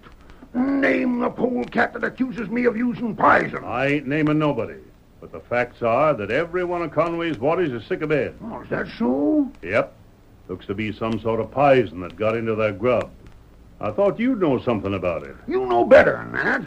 I hoped you wouldn't use such means of carrying on a range war. How bad are they? Oh, they'll pull around in a day or two, but meantime, Conway's alone there. He ain't even a guard to help him. Shucks, I can't fight a man in that condition. That's the way to be, Halstead. I always said you was a fair hombre. I thought I'd tell you. But as soon as his men are around, they'll be heading here again, trying to get past my guards and smash that dam. Reckon so. And I won't let 'em. Not till he fetches back that cattle. I didn't dam the water, but as long as the dam is there, it stays there. It's a darn shame you got to neglect your ranch so much. I bet you ain't had line riders out since the feud began. How could I? I'm most afraid to see what my fences look like. They ain't been checked in weeks. Might have a lot of stray cattle by this time. Say, with Conway out of the fight for a couple of days, I can have my men tend to some of the work here. That's right, Halstead. Wait, I'll get 'em started right away. Hey, you call in the boys. We're riding west to check the lines. Have all the men ready to ride and work all night. All right, boss. I'm glad you come and told me that, Sheriff. I've been worried about them fences. We'll be ready to ride in no time.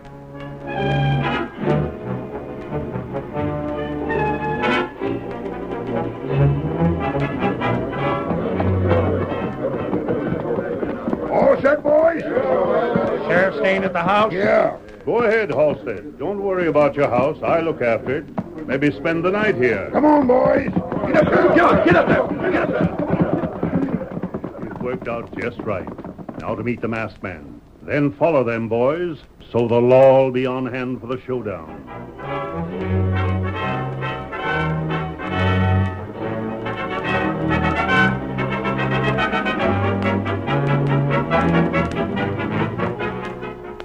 After dark, Halstead and his line rider spotted a campfire. They waited for a few moments, then circled it, while Pete and the deputy sheriff huddled close to the fire, not suspecting that they were seen.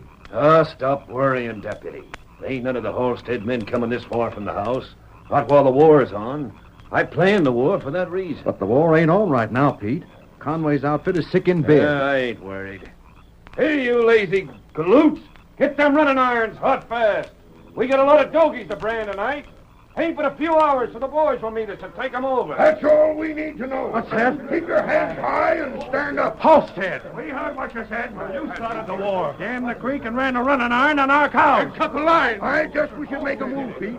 Just move and give me reason to shoot you. Never mind, Halstead. I'll deal with him. Sheriff. Yep. I've been a long time trying to prove something on you, Pete. All right, what are you going to do about it? Plenty, and that goes for you too, Deputy, and all the rest of you. Well, I thought you was at the house, Sheriff. Couldn't stay there, Halstead. I had to be here to make arrests. You knew these snakes was here? I had a good idea the masked man told the truth. Who? The masked man that made Conway's men sick.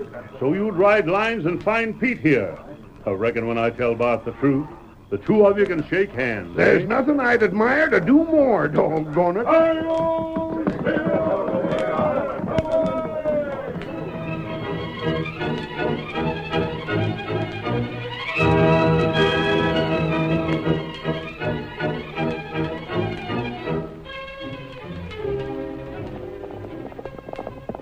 Come on, Silver, old boy! Settlers are in trouble! We must hurry! Hi-yo, Silver! Away!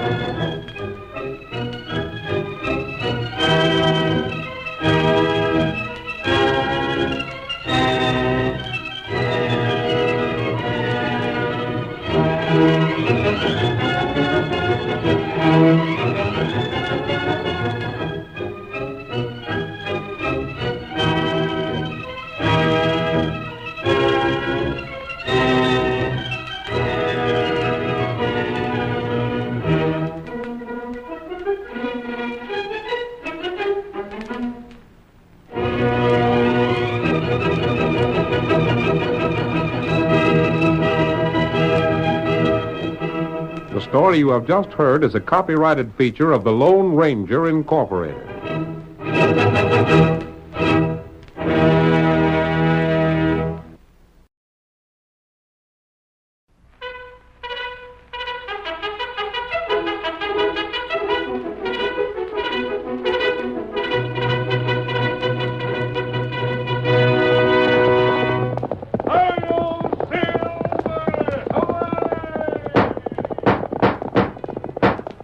Fiery horse with the speed of light, a cloud of dust, and a hearty hi-yo Silver, the Lone Ranger.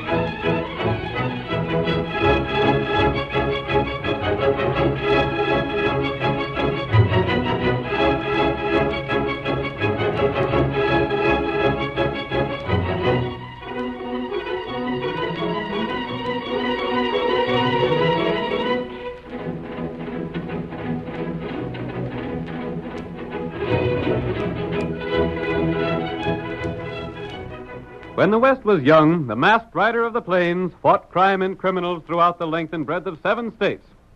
No man did more to bring law and order to the frontier. Now let us take the trail of adventure to those thrilling days of yesteryear. From out of the past come the thundering hoofbeats of Silver. The Lone Ranger rides again. Come on, Silver! We're heading for the wheat country near Graceville. Hi-yo, Silver! Away!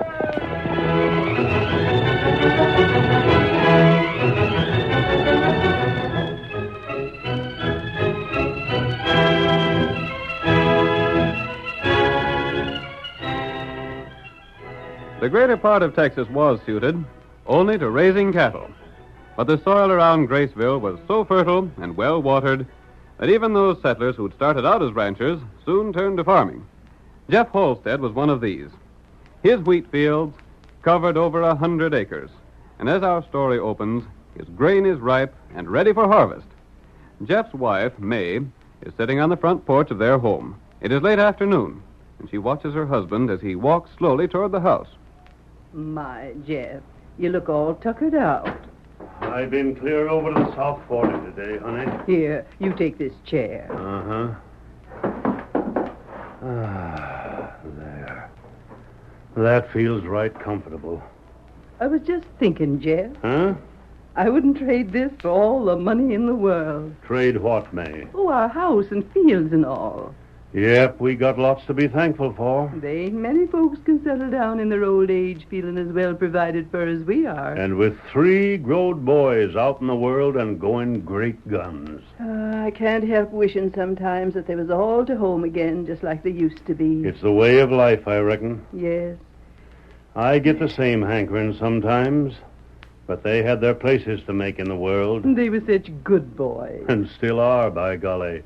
Look at how Luke paid me back that $1,000 I loaned him so's he could get started in the freighting business. I sometimes wonder if you did the right thing with that cash, Jeff. You mean I shouldn't have given it to Cephas Cooper? Oh, I wouldn't have minded if it had gone to pay back some of the cash we borrowed from him. I did better than that. I do hope so. I used that $1,000 to get me an option on Cephas land. I suppose it was all right. You're darned right it was. After harvesting, when I've sold my wheat, I'll pay him the rest of the cash. And next year we'll have land for 3 times the grain we're raising now. I know. Just think, May. We'll be rich. Have you seen Mr. Cooper yet? No, but I'll get around to it soon. There's the $2,500 you owe him. That comes due on the 25th. Shucks, the wheat'll all be harvested and hauled to town by the 20th. There's time to spare. You sure you're getting a good price for it? Cephas fixed that up himself. He got me a buyer. And it's all writ down what I'm to be paid. I'm a-getting top prices. It's funny about Mr. Cooper. Everybody says he's so mean and stingy. He's sure been fine to us. But I still think you ought to ride to town soon and put him in mind of his promise. Maybe he'll go tonight. If you do, I want you to take along the letters I wrote to the boys. I'll put 'em on the stage myself. I told Davy all about how good we was doing. Did you tell him how we was raising wheat just like he is over at Lake City? Mm-hmm. And have a letter for Steve.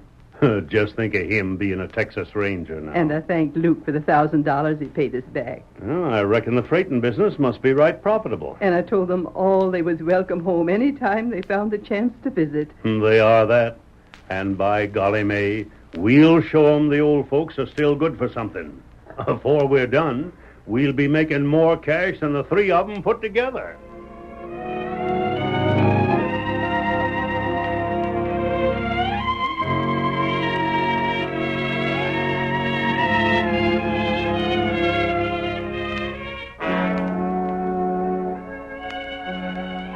Cephas Cooper was the richest, most influential man in Graceville.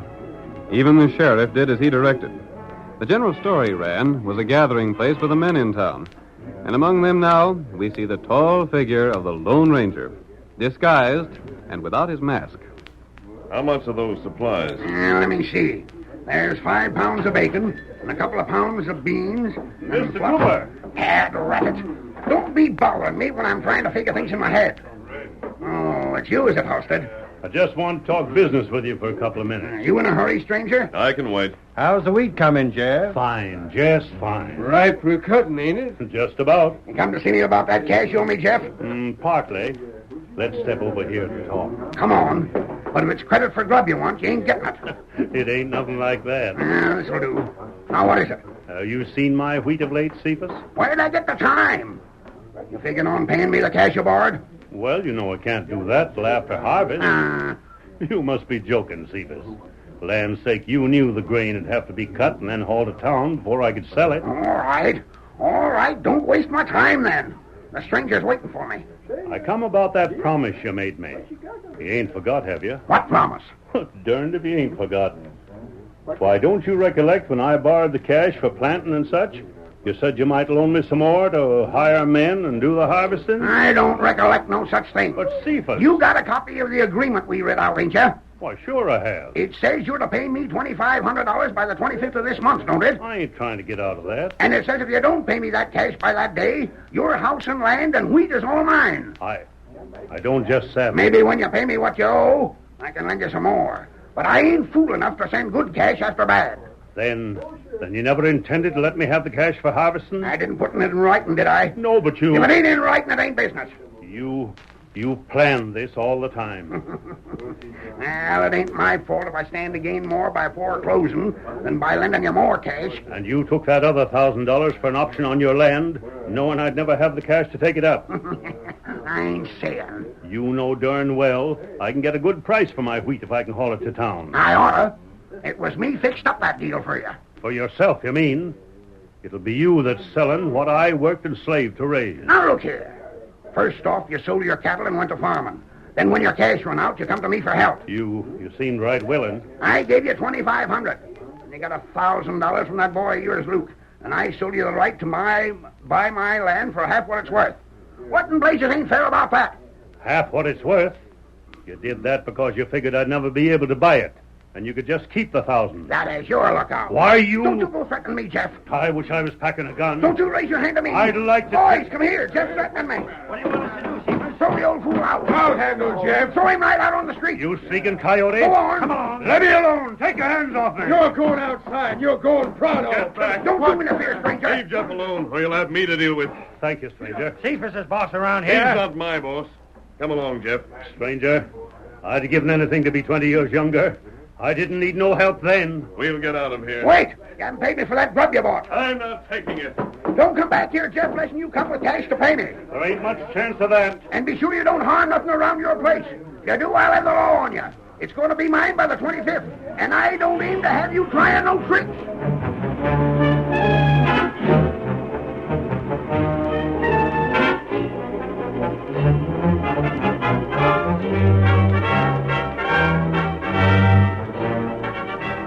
Outside the store, the Lone Ranger left Jeff, and the old man made his way home alone. He told his wife of Cephas Cooper's scheme, and together they decided to pack their few personal belongings, preparing to leave the house that had been their home for so many years. You got all my shirts packed, May? They're in this valise. I got everything else in the buckboard, I guess. Come here, Jeff. What is it, honey? I just wanted you close to me. There, May. Everything will turn out all right.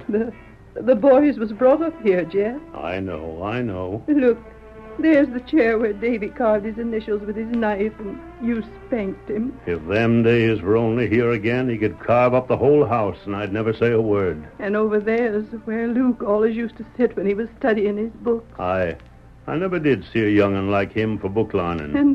And it was Steve built them shelves by the window the time you was laid up with a sprained back and couldn't get around the house. I recollect it just as plain as if it was yesterday. You don't suppose Davy'll mind putting up with us, do you, Jeff? Well, of course he won't. We can't turn to Steve. The Texas Rangers just live as in barracks. Mm-hmm. And Luke's not married. He's with his wagons most of the time. Shucks, Davy'll be glad to see us. I'd rather almost anybody but Mr. Cooper got this place. May, I was just a doddering old fool, a danged idiot, to think I could make a go of raising wheat. And when I think of letting Cephas talk me into giving him Luke's $1,000 for that option, it makes me so doggone mad I could go back to town and fight Cephas and all his sneaking friends single-handed. Jeff. Oh, there, I reckon I've been a mighty poor sort of a husband to you, honey. Now, don't you be blaming yourself, Jeff. If there was only something I could do. You've got to promise me you won't stop in town to make trouble. You know as well as I do that there ain't a man there won't do Mr. Cooper's bidding. You wouldn't have a chance again him. I reckon we better get going. We can send back for anything we've left behind that's ours. Yes. Here, I'll carry the valise. You go on ahead. We'll make out, Jeff. We'll be happy again. Sure we will, honey. Let's hurry, Jeff. I can't stand to say goodbye to the house. I'll put the valise in the back of the buckboard. Uh-huh. There. Now give me your hand, May, and I'll help you up. It ain't so easy for me to get around as it used to be. I'll be right with you. Now don't look back, honey. We'll ride out of here just as though it didn't matter at all. Get up. Get along with you, Ned.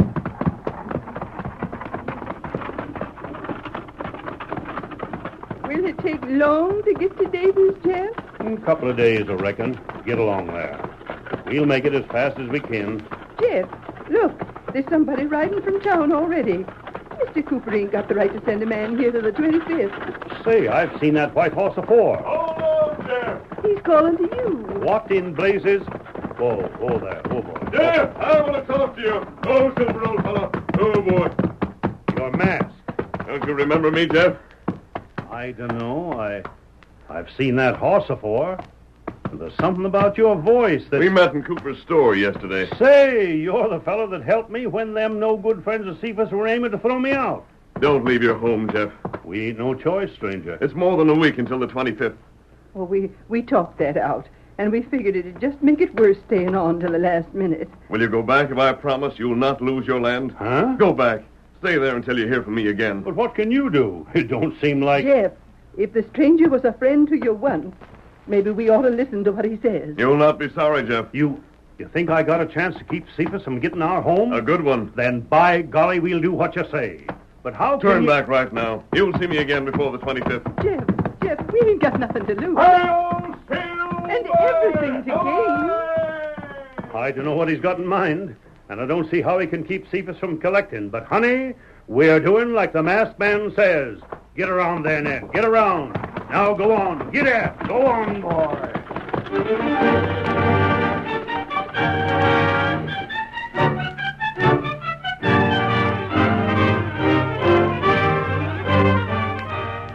The curtain falls on the first act of our thrilling Lone Ranger drama. Before the next exciting scenes, please permit us to pause for just a few moments.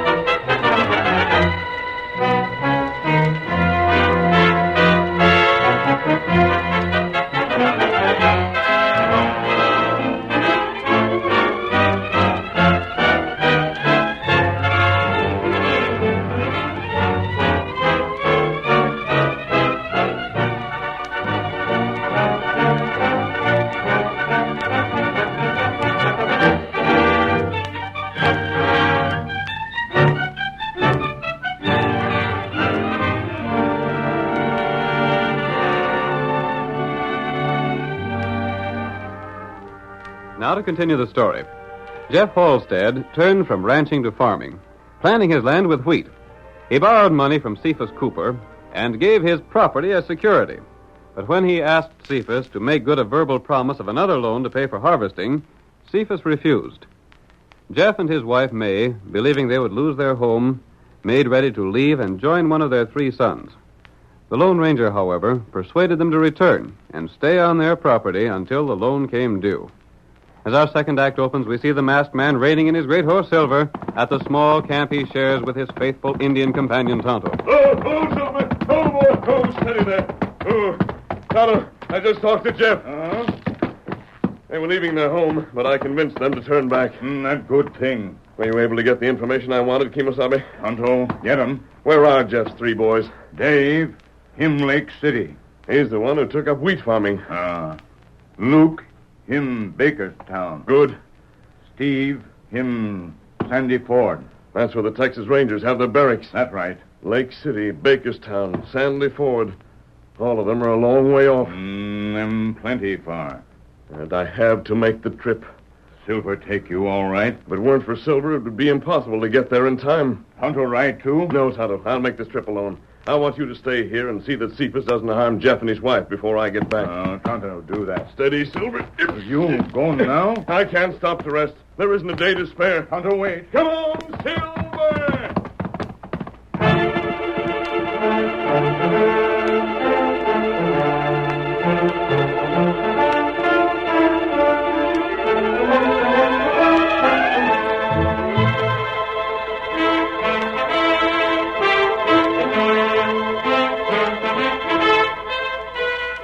Cephas Cooper had been told that Jeff and his wife were preparing to leave their home before the 25th. But when he learned that they had returned, his curiosity was aroused, and with one of his men, he rode out to the Holstead place. Wonder what that fool Jeff is up to. It ain't gonna do him no good to stay on. You're blame right it ain't. Jeff signed that paper giving me his place if he didn't pay me by the 25th, and he can't do it. Yeah. I seen to it nobody'd work for him for nothing. You took care of that all right. There ain't a fella around here with a nerve to go agin me. When I tell them what to do, they do it. It's the worse for them. Well, Jeff's sitting on his steps. I'll get to the bottom of this. Who asked you to come out here, Cephas? This is my place, ain't it? Not yet, it ain't. It will be soon enough, so it won't make no difference. Maybe so, and maybe not. You started to leave once, didn't you? And what if I did? What I want to know is, why'd you come back? You're up to something, and by thunder, I aim to get to the bottom of it. You wouldn't believe why I stayed on, even if I told you. Yeah? He's just bluffing, Cephas. Well, he ain't fooling me none. I'm here because of a masked man. Huh? Yep, that's right. He told me to stay on, and I'm doing like he said. A masked feller. Mm-hmm. What's an outlaw to do with you? I don't know. Are you loco? I don't know that either. Now, you look here. I reckon I taught you once that I ain't the feller to fool with, and I ain't putting up with this here shilly-shallying. If you're joking with me, I don't care none for jokes. Cephas, I'll give you the straight of it. All I'm doing is waiting for the masked man to come back. What he can do for me, I don't know. But I'll tell you this. If I had anything left in the world to bet, I'd bet the last penny of it that he'll help me out of the fix I'm in. You always was a trusting idiot. It don't hurt to trust folks. The thing is to trust the right ones. I see it now. You're going to try a trick to spoil the wheat so's I won't get the good of it. You can think what you want. If you do, I'll have you jailed. This is your place after the 25th if I don't pay you, isn't it? It is. But up to then, it's mine. Ain't that so? Well, And I'm giving orders. You get out of here and stay out. I'm sorry I ever met you. But sure as sin, I don't have to see any more of you than I want. And that's none at all. Why? Get, do you hear me? I am a-going. And if I catch you on my property again before it's yours, I'll fill your hide with buckshot. Jeff's feeling right violent, Cephas. He's up to something. I can feel it in my bones. I got the same hunch. But it's not going to do him no good. Steady there. I'm going to have some of the boys keep an eye on him. That's a good idea. And if I can catch him doing something that ain't legal, I'll make him sorry for it if it's the last thing I do. Get up there. Get on. Get up there. Get up there, boy. Come on. Get up.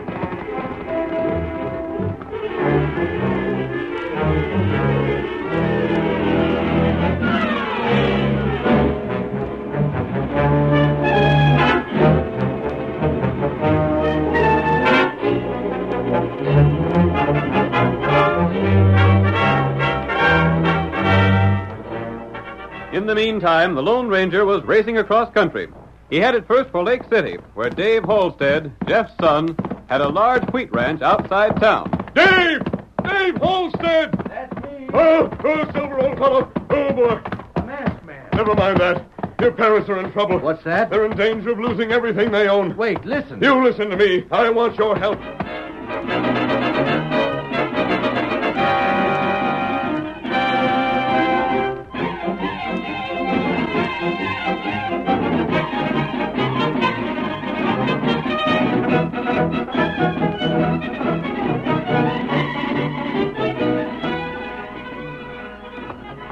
Stranger, you say Cephas done that to Pa? He did, Luke. Why, the cheating old skinflint? Will you do as I asked? Do it? Say, stranger, there ain't men enough in Texas to stop me. Good. Come on, Silver, old fellow. Wait, there's things I want to ask you. There's no time to wait. Hi-yo, Silver!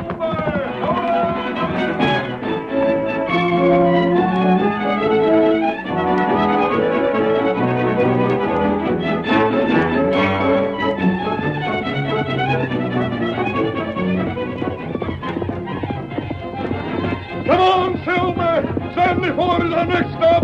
We'll see Steve and head back again for Graceville. Hello, Silver! Away!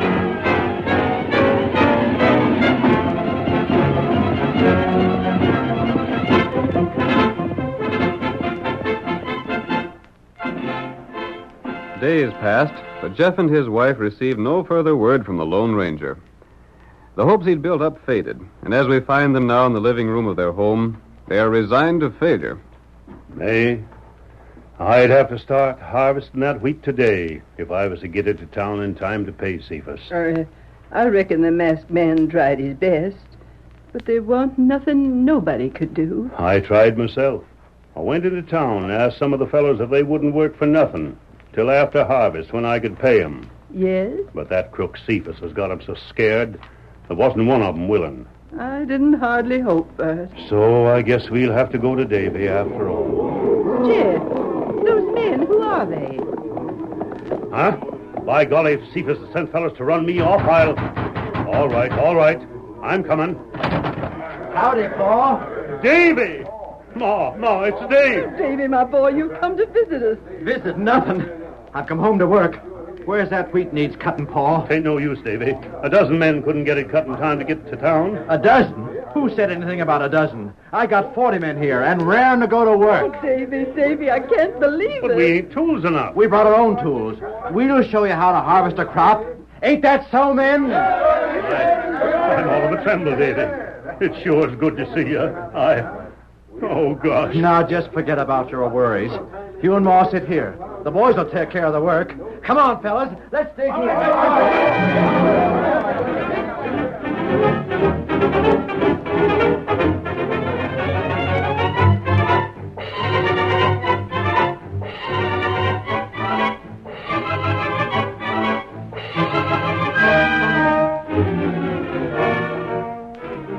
All that day and well into the next, Dave and his men worked furiously. The smell of fresh cut wheat was fragrant in the air, and great loads of grain were ready to be hauled into town. As the second afternoon wore on, Dave looked up to see his father running toward him. Davy, stop. Tell them fellows to stop working. It ain't no use. What's that, Paul? I just happened to think we ain't got the wagons to haul the grain to town. Can't you get none? Cephas seen to that. He give everybody in the county orders not to help me. Blast it. Why didn't the masked fella tell me we'd need wagons? I don't know. But you better not waste your time no more. It was good of you, Davy. And your ma and me sure appreciate what you done, but Did you say you needed wagons? I just now told you. Then look what's coming. Why, bless my soul. Them's Luke's wagons. And there's Luke himself. Luke! Oh, we got here all right. You're just in time. What are you standing there for, Dave? Get back to work. My fellas want wheat to load up in them wagons. And you just bet you'll get it. Come on. Did the masked fella... He sent me, Paul. I never thought when I set you up in the freighting business that the day had come when your wagons could do me a turn like this. I'll start my boys to loading, Paul. Hold on there, Jeff. Hold on. Cephas! I've been watching everything that's happened. But you... And you ain't gonna move that wheat. Who says I can't? I says it. You're not moving this wheat till you pays me what you owe. There ain't nothing in the agreement says that.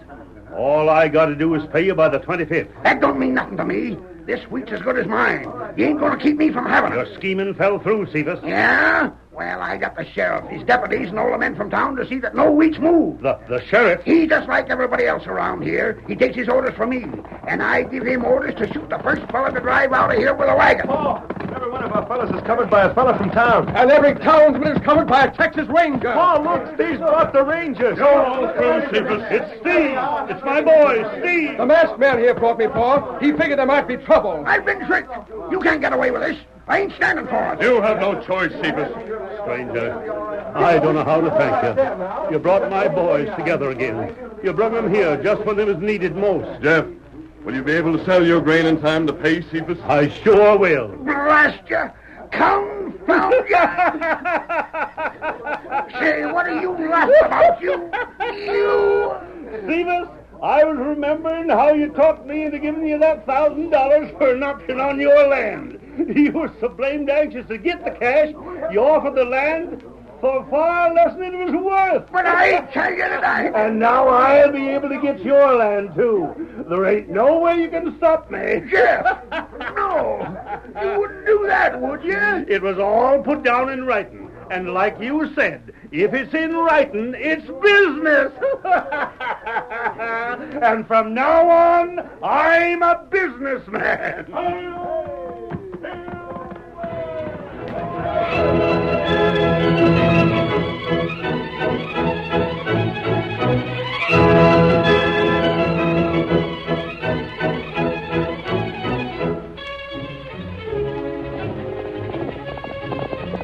Come on, Silver, old fellow! There's going to be trouble at the Lee Ranch!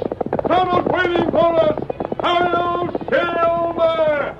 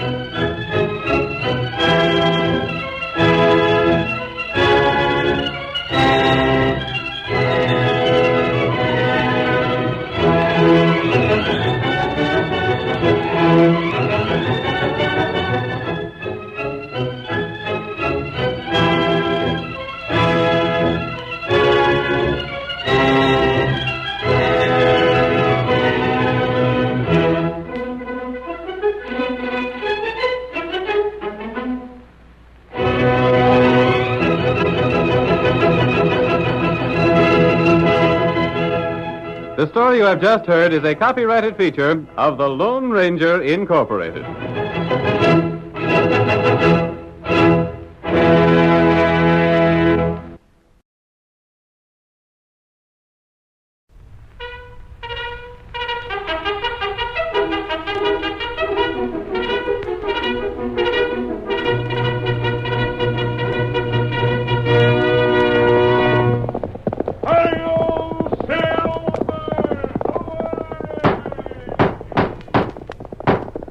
Fiery horse with the speed of light, a cloud of dust, and a hearty hi-yo Silver, the Lone Ranger.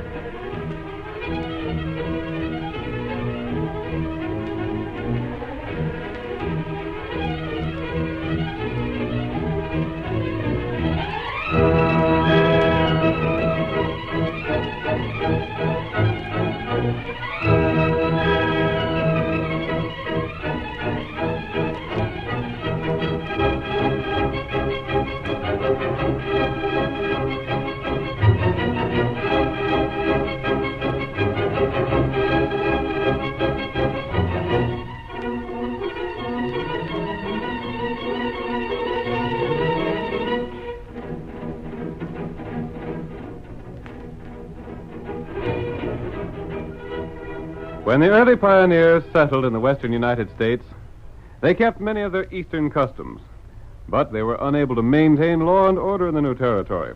Outlaws preyed on the honest settlers. Cattle was stolen, banks were looted, and no man's property was safe. That was when the masked rider of the plains first rode in the cause of justice. No man did more in the fight against crime and criminals, and the memory of his deeds will remain as long as the memory of the early West itself. Now return with us once more to those thrilling days of yesteryear. The Lone Ranger rides again. Come on, Silver! We're heading for Wellsville. Tonto's waiting on the trail ahead. Hi-yo, Silver!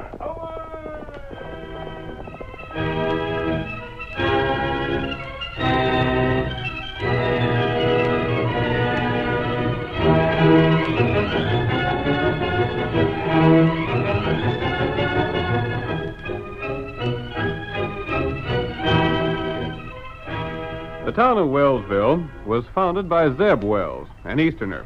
Its citizens were old neighbors and friends of Zeb from the East, and it was Zeb's money that had made it possible for them to settle in the new country. Zeb refused either to follow the customs or to be friendly with the people of the West. And the other inhabitants of Wellsville, because of their debt to him, were forced to obey his wishes. As the first scene of our drama opens, we see Nate Porter, the marshal, hailing two riders who've just entered town. Hold on there. Fellas staying in town for a while, you're going right on through. Reckon we'll stay a while, won't we, Monty? Reckon we will, Duff. What's it to you, Marshal? Well, if you're staying, you'll have to hand over them shooting irons you're wearing. Huh? What's that? You're loco. Them's the rules, and I'm here to enforce them. I never heard of such a thing afore. Is that some more of them darn fool notions of Zeb Wells? It was Zeb give me my orders. You fellas strangers here? Yeah. And how come you'd know about Zeb? Shucks, everyone around these parts has heard about the crazy things he does. Is it a fact old Zeb won't let none of the girls in this town keep company with anybody that ain't from the East? It sure is. And he won't let nobody but Easterners stay in town listen they're on business? Well, not that exactly. There ain't no way to stop strangers from coming here. They just ain't made welcome, that's all. You don't talk like no Easterner. I ain't. But Zeb had to have a fella that's handy with a gun for town marshal, so he hired me. This is sure the darnest setup I ever seen. Give me your shooting irons. You can have them back when you're ready to move on. All right. Here's mine. They'll be in my office when you want them. And here's mine. Mm-hmm. Come on, Monty. Let's get going. Here. Say, Marshal, there's two more fellas coming. Them fellas on two big white horses. You taking their guns, too? I sure am. There ain't nobody comes to this town without handing over his gun belt. Come on. Get up there. Get up there. Get up Come there. on. Get up there. Get up there. Come on, get up. I don't know whether I should have let them fellas stop in town at all. They're sure a pair of tough-looking hombres. Hey, you fellas! Go, Silver. Oh, boy, steady there. Here's my gun belt, Marshal. Here mine. Oh, well, I'll be doggone. How'd you fellows savvy what I stopped you for? We heard it was the rule here. Well, 'tain't none of my doings, but I reckon Zeb savvy's what he wants. He seems to have definite opinions about everything. He has that. Especially about Westerners. Shucks, Zeb ain't a bad feller, but he just come out this way, and he's still got the notion there ain't no Westerner was ever any good. I see. Come on, Tonto. Your guns will be in my office, stranger. Very well. Come on, Get Silver. him up, white fella.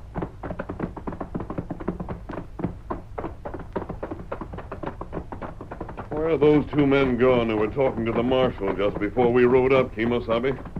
Them stopped by livery barn. They looked to me like Dolph Layton and Monty Meagan. When we saw Bolivar Bates and Hacksaw Hastings, they told us Dolph and Monty were riding this way. Them two fellers, outlaws. Dolph and Monty are two of the worst outlaws in this section. What them do here? That's what I want to find out. How you find out? First, I want to have a talk with Zeb Wells. Him plenty strange feller. I've heard a lot about him lately. And from what I've heard, I'm afraid he's heading for trouble. Why you think that? He's prejudiced against everything Western. That's right. For instance, he won't allow his people to carry guns. That's bad. Zeb insists that only bullies and outlaws need guns. He isn't aware that if outlaws carry guns, honest people must do the same to protect themselves. Wellsville has no bank. People here take the money to Zeb, and he keeps it in his safe. Maybe outlaw know that. That would be a temptation to any outlaw. Zeb sometimes has thousands of dollars in his safe, from what I've been told. Not heap plenty cash. That's why I wanted to come here when I learned that Dolph and Monty would be in town. I may plan to take advantage of Zeb's ignorance of Western ways. Maybe that's right. Tonto, I want you to follow Dolph and Monty. Tonto do that. Try to hear everything they say. And in the meantime, I'll look over the town before calling on Zeb. Tonto leaving you now. you later. Right. Come, white fella. Come on, Silver.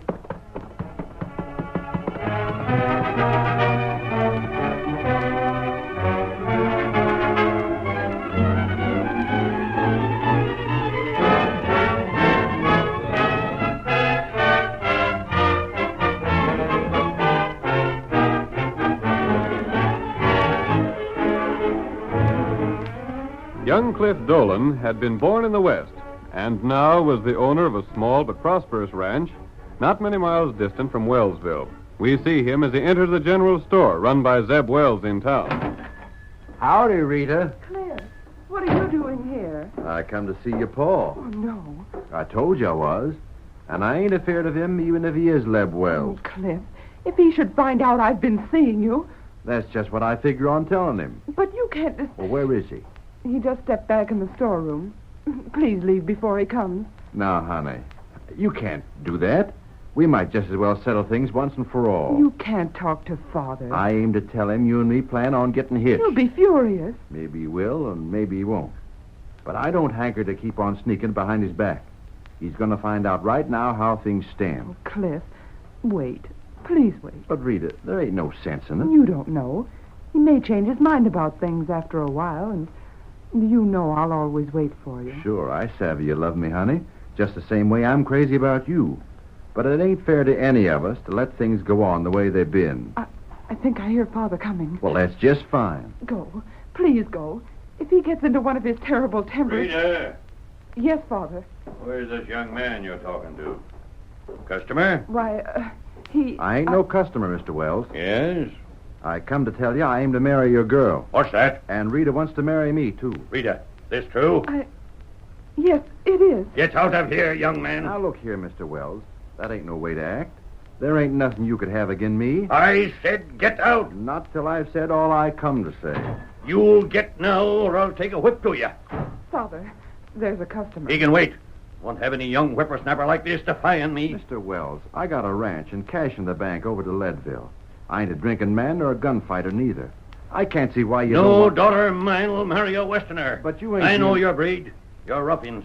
Nothing but ruffians, the whole lot of you. That ain't so. When I founded this town, I said no one living here would have anything to do with your kind. Father, can't you be reasonable? I am reasonable. I'm saving you from a foolish mistake. Well, you might as well know right now that I ain't giving Rita up. Do you see this whip? What do you aim to do with that? I said I'd take a whip to you if you didn't You leave. better leave, Cliff. There ain't a man alive can drive me out of any place. No? Well, I'll show you. That was just a warning. Next time it'll be across your back. Why, you... I warned you. I'll fix you for that. And here's another. I know you don't. Let go my arm. Not until you drop that whip. Get back, stranger. Drop that whip. Drop it. I can handle my own fights. There isn't going to be a fight. Get out, Cliff. I'll do no such Do as thing. he says, Cliff. Don't you understand the trouble you've made for me already? But I tell you, I'll I'm be not the go- one that's punished for what's happened, not you. Go on, Cliff. I'll go. But it won't be you that's making me go, Mr. Wells. If I ever see you near my daughter again, I'll horsewhip you within an inch of your life. I'm sorry about the way things had to turn out, Rita. So am I, Cliff. So long. But I'll be seeing you. Goodbye. All right. You can have your whip back, Zeb. Confound you. What right you have to end up here? You a friend of his? I'm a friend of all Westerners. Just as I thought. You can get out of here, too. I came here to talk to you. I hope to persuade you that the course you're following is wrong. By thunder. What's that? Just cowboys letting off steam, Zeb. They're shooting off guns in town. I won't stand for it. There's no harm in it. It's just their custom. Where's the marshal? Why did he take their guns away? I'll see to this. Out of my way, Redskin. Him plenty mad. I apologize for the way Father talked. He isn't always this way. Really, he isn't. But, Cliff... I know. Was there something you wanted? Only to talk to your father, but I'm afraid that's hopeless. Yes. He won't listen to anybody. Come, Tonto. Come back later. He may be more reasonable then. Thank you. What did you learn, Kemosabe? How to hear him talk. Dolph and Monty? What did they say? Me learn there plenty other feller with them. They have a gang? That's right. I wonder where the rest of the gang is. Maybe we trail 'em, Dolph, huh? That's a good idea. Steady, Silver. Then leave town only short time. We'll see if we can pick up the trail. They must have something planned if they're here with the gang. And I'm afraid it won't do any good to talk with Zeb now. Why, that? I'll tell you about it later, Tonto. But now we're in a hurry. Come on, Get him Silver. up, white fella.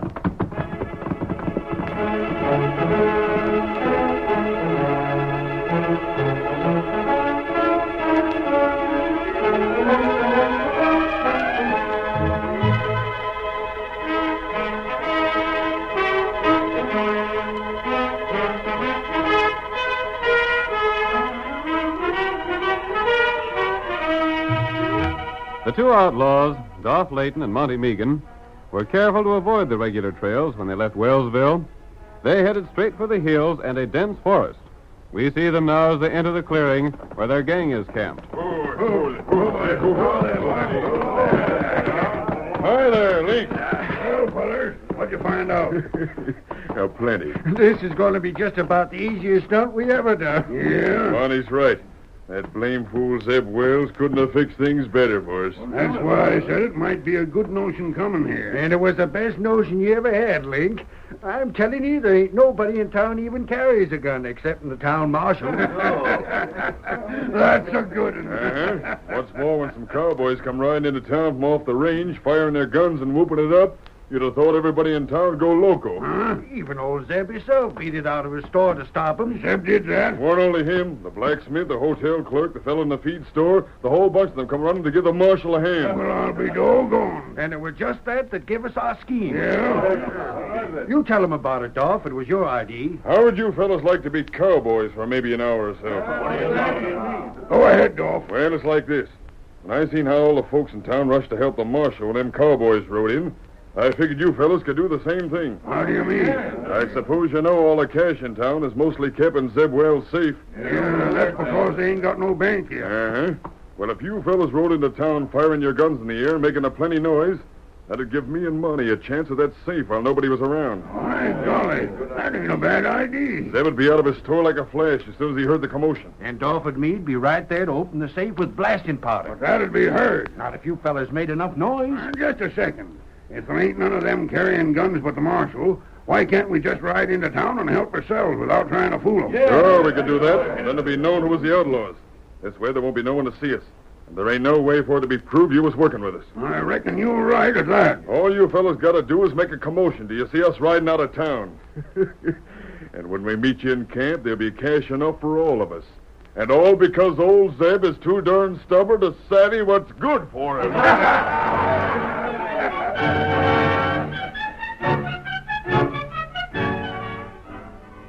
The curtain falls on the first act of our thrilling Lone Ranger drama. Before the next exciting scenes, please permit us to pause for just a few moments.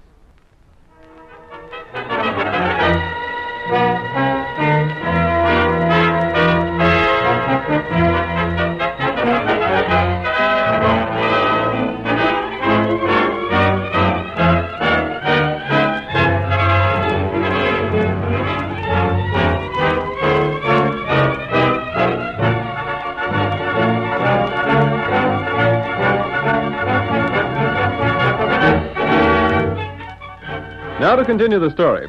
Zeb Wells brought a group of Easterners to the west and founded the community of Wellsville. But he stubbornly refused to adopt Western customs or make Western friends.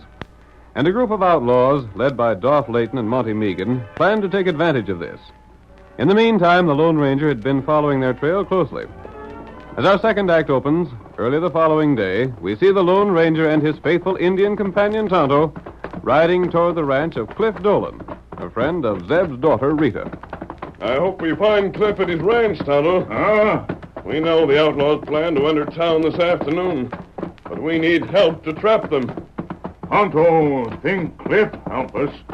If we'd had more time, I would have told Zeb what we heard when we trailed the outlaws to their camp. Him not believe you. I was afraid he wouldn't. And then that much time would have been wasted. And there was something else. What that? Zeb hates all Westerners. Tonto know that. He needs something to show him that he's been mistaken. Most of the people in town would like to live on good terms with their Western neighbors. But they feel they must obey Zeb. That's right. So all we have to do is show Zeb that he's wrong, and the situation will be cleared up. You got plans? I have, but it depends on Cliff. There, his ranch. And I think that's Cliff sitting on a horse next to the corral. Oh. Him see us. Yes, he's riding this way. He won't recognize me with this mask on. When I met him yesterday, I was disguised. Hi there. I want to speak to you, Cliff. What in blazes? You're masked. Whoa. That's a move. An outlaw. Well, I'll show you. Don't shoot him. Give me back my gun. You snatched it right out of my holster. Tonto, keep him gun. Give him you later. Blast you, I want You'll to... get your gun back, Cliff. But I tell you... Right now, I want your help. What help could I give you? You're in love with Rita Wells? What if I am? I happen to know that outlaws are planning to rob her father. What's that? Tonto and I trailed them to their camp and overheard their plans. That's a darn funny thing for an hombre like you to be telling me. If I were an outlaw, I'd say nothing about it. Yeah, there's something to that. I have a way to capture the outlaws and show Zeb that he was wrong. You mean it might fix it so he wouldn't object to me and Rita keeping company? I do. I don't know. Everything depends on your willingness to help. By golly, I'll do it. Anyhow, I'll listen to what you have to say. And if it makes sense, then I'm with you. Good. Now, this is what we'll have to do.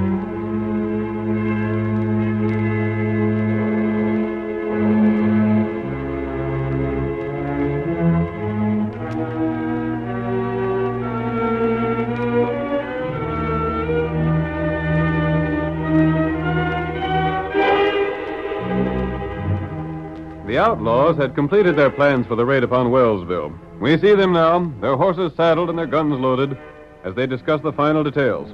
I reckon you fellas have got most everything straight now. How soon do you want us fellas to follow you into town, Dolph? Just give me and Monty 5 or 10 minutes. Then come riding in as noisy as you can. Yeah. Just a second, Dolph. How about blasting powder for the safe? I was forgetting about that. I weren't. But I don't see none. Just keep your shirt on, Monty. Old Zeb is going to give us the powder for blowing up his own safe. Huh? Why should we carry any? We have to give our guns to the marshal. And if he sees us carrying blasting powder into town, he's liable to suspicion something. Yeah, I know, but Zeb's got some in his store. We'll buy it from him. Then when he's out, we'll just take back our own cash with the rest of it. I gotta hand it to you, Dolph. Ain't you taking extra guns with you? Sure. Got 'em hidden inside our shirts. We'll give our gun belts to the marshal, and he won't never think of looking for more shooting irons. And most likely we won't need 'em if everything goes off all right. The main thing is make all the commotion you can. You just leave that to me and the boys. Set one of the fellas to watch the general store. If he sees any trouble, the rest of you can come and help us out. Yeah. But if he sees us come out and get on our horses, he can give you the high sign and you can all light out and get away. I won't forget. You got our horses there, Monty? Yeah. All right. Let's get going. We'll be seeing you, fellas. You're darn right you will. Get up there. Come on, boy. Get up there, boy. Come on, get up there. Get up there.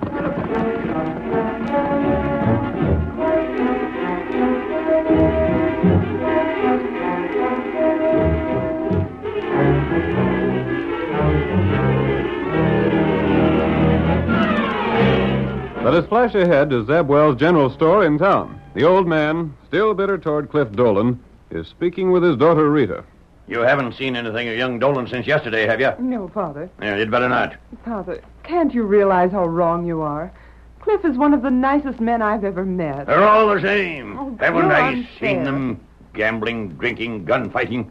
I won't have a daughter of mine associating with them. I suppose there's no use trying to argue with you. None at all. Oh, there's the marshal. Howdy, Mr. Wells. Hello, Marshal. Quiet in town today. Yep. Just took some guns off a couple of strangers. They didn't make no trouble. Strangers? Well, not exactly. They was in town yesterday, but I never seen them before that. I got some cash here. Reckon you could put it in your safe for me? Be glad to. Here it is. Close to $40 there. You're saving your money. Shucks. There ain't nothing else to do with it in town. I'll put it away for you now. The safe's open. You got a sight of cash there. Close to 10,000. Won't be long before we'll be needing a bank here. Not by the looks of it.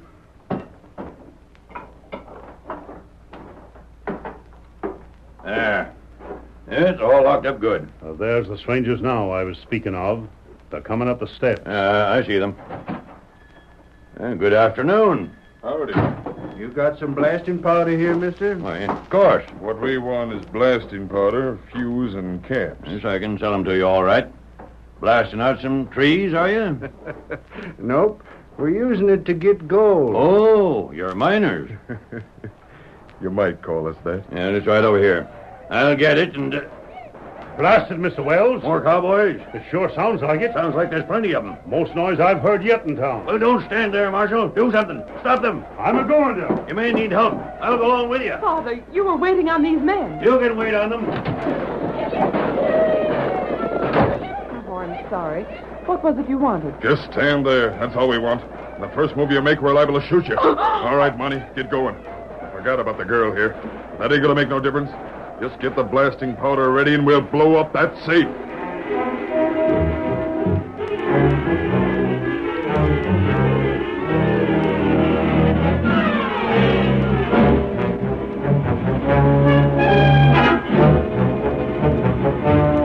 In the town's main street, a band of mounted men were whooping and firing their guns in the manner common to cowboys celebrating their arrival in town.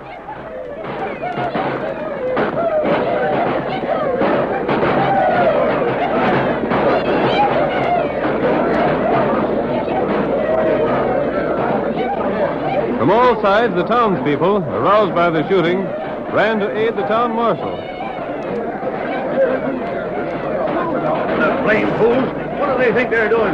Hold on there. Stop that racket. Stop in the name of the law.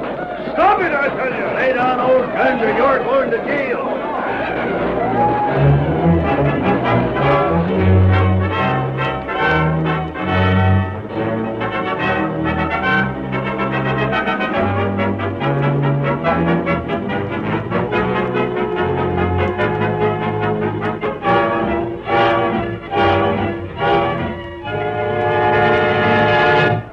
Back in the store, Doff and Monty wasted no time.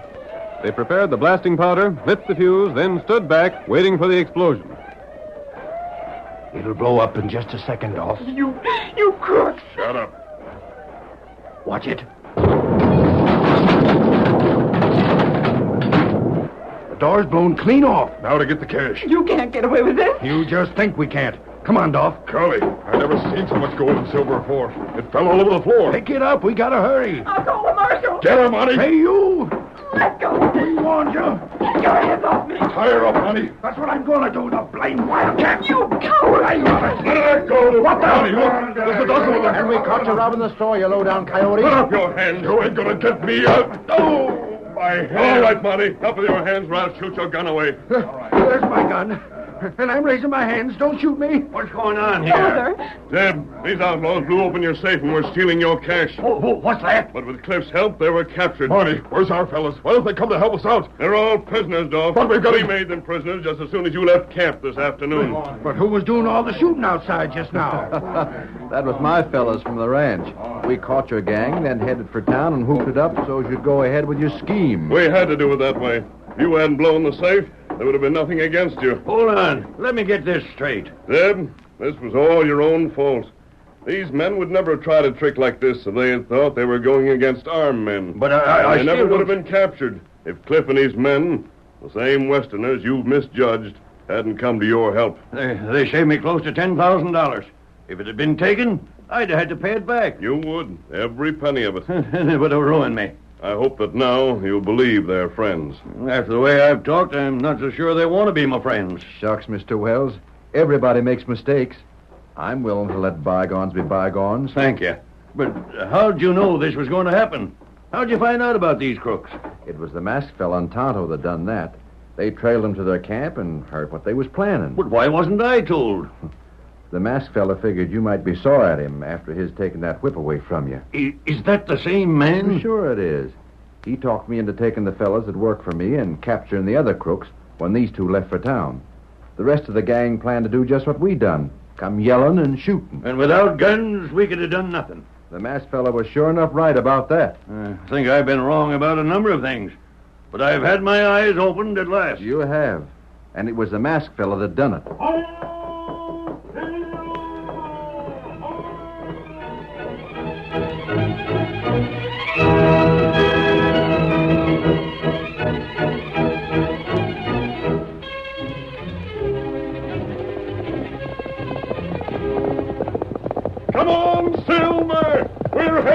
wheat country near Graceville. Hi-yo, Silver!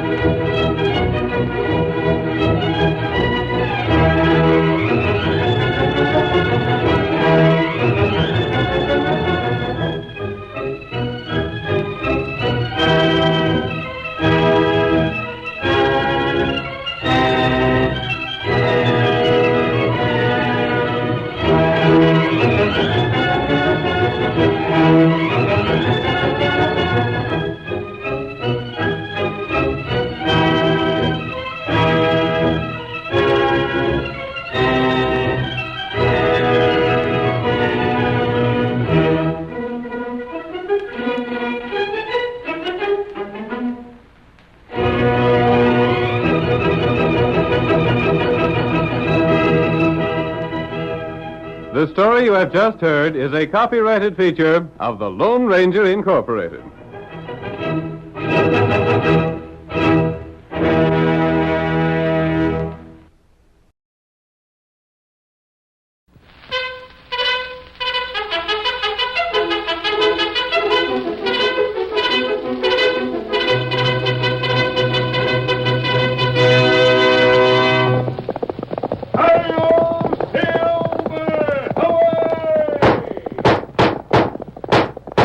A fiery horse with the speed of light, a cloud of dust, and a hearty hi-yo Silver, the Lone Ranger.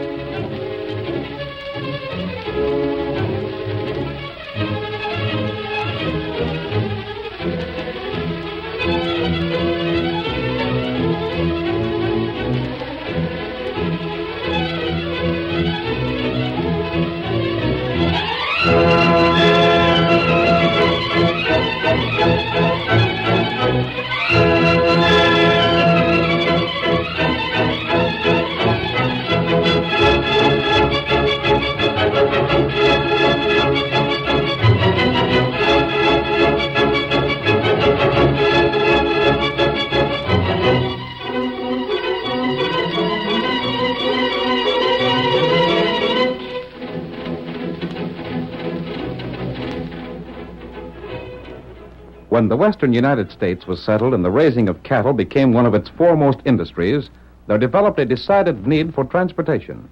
Railroad companies hurried to extend their lines into the cattle country, and many ranchers became rich selling their spreads to the railroad representatives. Advance information on which way the trains would travel was invaluable. The possibility of making huge sums of money attracted the lawless, and the need for law and order in this new country increased. It was then the Lone Ranger rode to the cause of justice.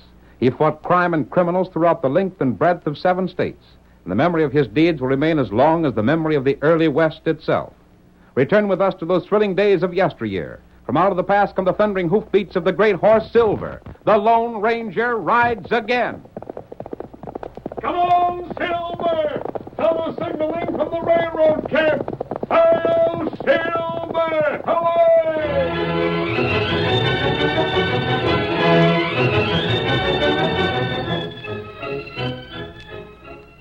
The construction gang of one of the large railroad companies had laid their tracks to a small community not far from the eastern slope of the Rocky Mountains.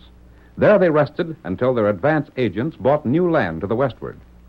Our story begins in a small temporary shack that served as the office of the construction gang.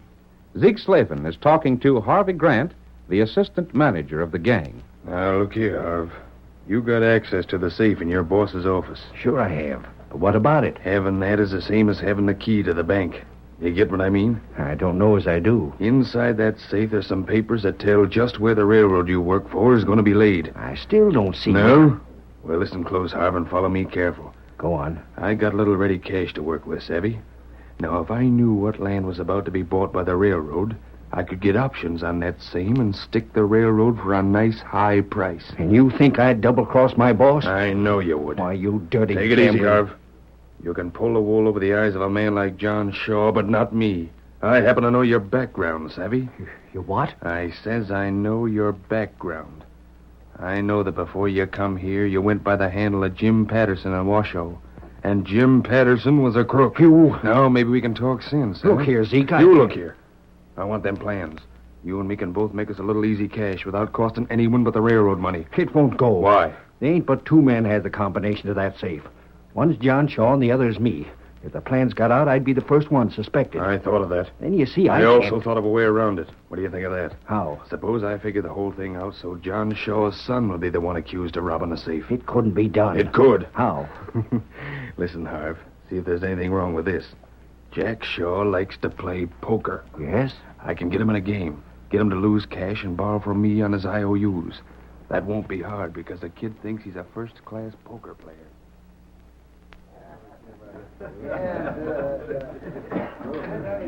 While the poker game was in progress in the cafe, the Lone Ranger, unmasked but disguised, sat at a nearby table with Tonto.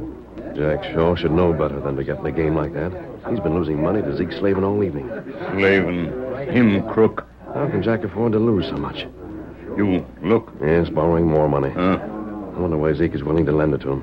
If Zeke is planning something, I'd like to know what it is. Tonto, we're going to get closer to that table.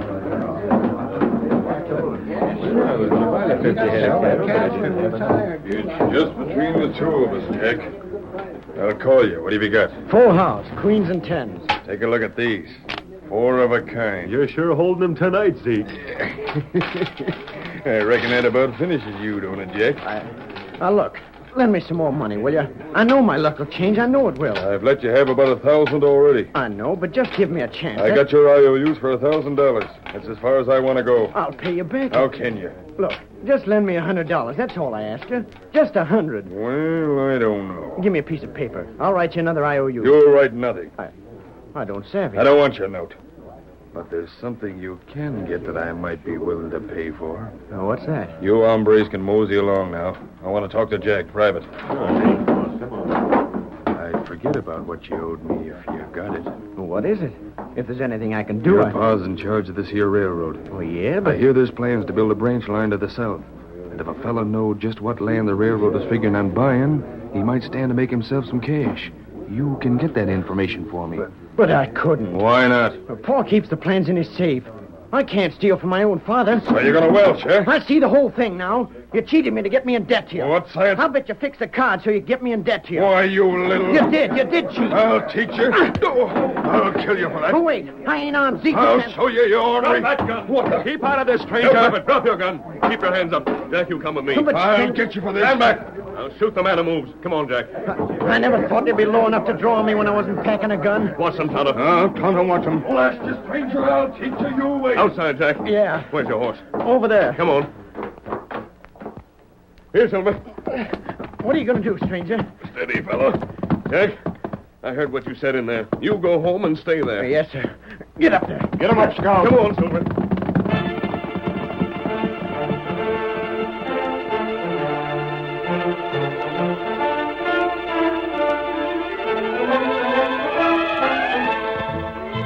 Later the same night, Zeke Slavin met Harv Grant and told him about the fight in the cafe.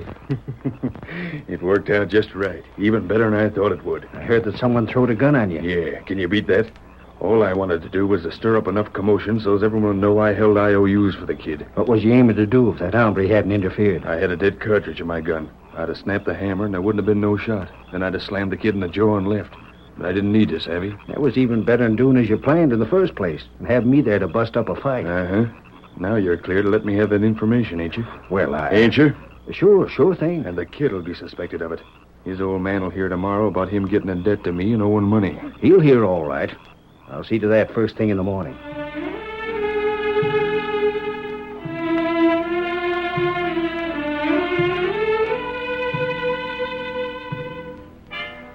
Harv, are you sure of your facts? I'm just telling you what I heard, that's all, boss.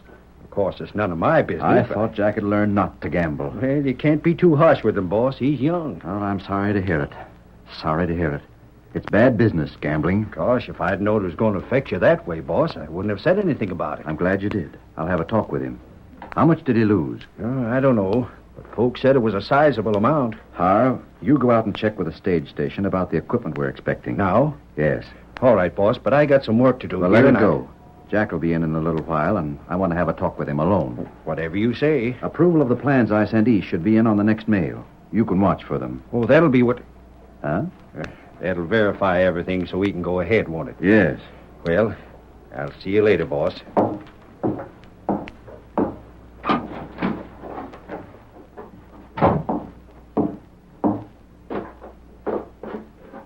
Oh. You wait here. What do you want, Injun? Me want talk. Let me go. I'm in a hurry. Me let you go in a minute. You just talk about game last night. You've been listening at the window. That right. All right, what of it? Ain't any of your business, is it? How you know about game? What do you mean? Why shouldn't I know about it? It's all over town this morning. That right. But you not in town. How you know, huh? Why, blast your hide. It ain't no business of yours. Now, stand aside before I throw lead. Tonto, go now. Get him up, Scout. What the dickens did he mean? Who is he, anyhow? Morning, Mr. Grant. Oh, morning, Jack. Who was the redskin that just rode away? I don't know. Looking for a handout, I guess. Your pa's inside. He wants to see you. All right, thanks. You going in? I'm going to town. I'll be back by and by. So long. Bye.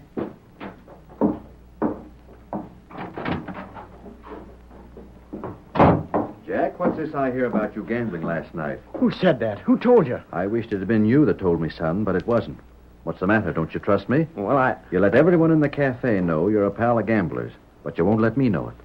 Did you think I wouldn't find it out somehow? Things get around. I guess they do.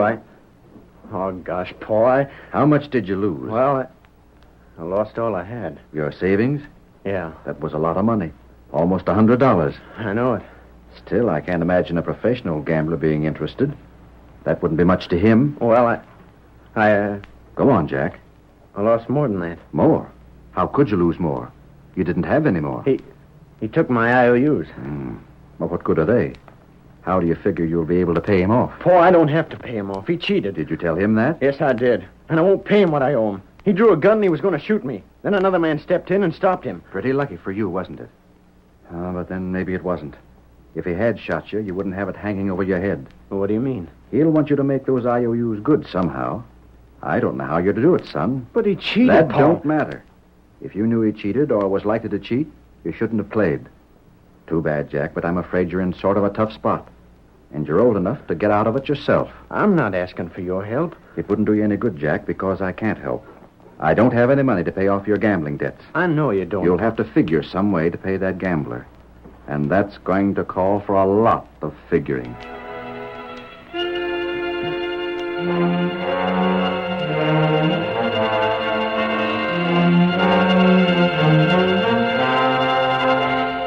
When Tonto met the Lone Ranger, he told about the meeting with Harv Grant. I wonder how that man did know about last night. Me not know. He couldn't have gone to the town after we left. The place was just about ready to close up. That right. And he wouldn't be likely to have seen anyone this morning. Now, though, I want to ask him a few questions myself. There's a chance that he might have known beforehand that Jack was going to lose some money. I don't know why Slavin would have taken the youngster into a card game unless he had some scheme in mind. What scheme? I don't know that either. Here, Silver. Here, Scout. But we're going to try and find out. Come on, boy. Get him up, Scout.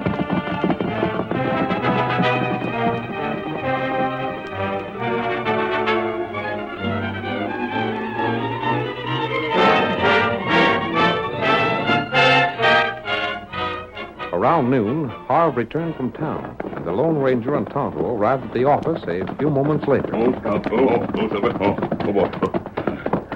There, window where. Tonto, listen. I'll look in. I don't want to go inside until we're sure Grant is back from town. Stay there with the horses, Tonto. Tonto, wait. That's what I told him, Grant. And it'll give him something to think about. It sure will. I'd be downright worried, boss, if I had given a gambler IOUs without a chance to pay him off. Now, here's what I plan, Harv. Yeah? I'll help Jack out. I'd be a mighty poor father if I couldn't stand behind my own son when he's in trouble. Yeah. I'll help him out, but not just yet. I want him to worry about this long enough to get a good lesson. That's a good idea. But I don't want the gambler to try and shoot him again. No, sir. I want someone I can trust to keep an eye on Jack. You're a Westerner and pretty handy with a gun. I can hold my own. I'll attend to your work for a time, and you keep an eye on Jack. Trail him? Yes. Whatever you say, boss. Don't let him know you're watching him. And don't interfere with anything he does. But just stick close enough to help him in case that gambler makes... Sure thing. You can count on me. Tonto, I'm not going to speak to Grant. No? No. He's been given a job by Jack's father. He's going to watch Jack. And instead of speaking to him about last night, we'll follow him. I think we'll learn more that way.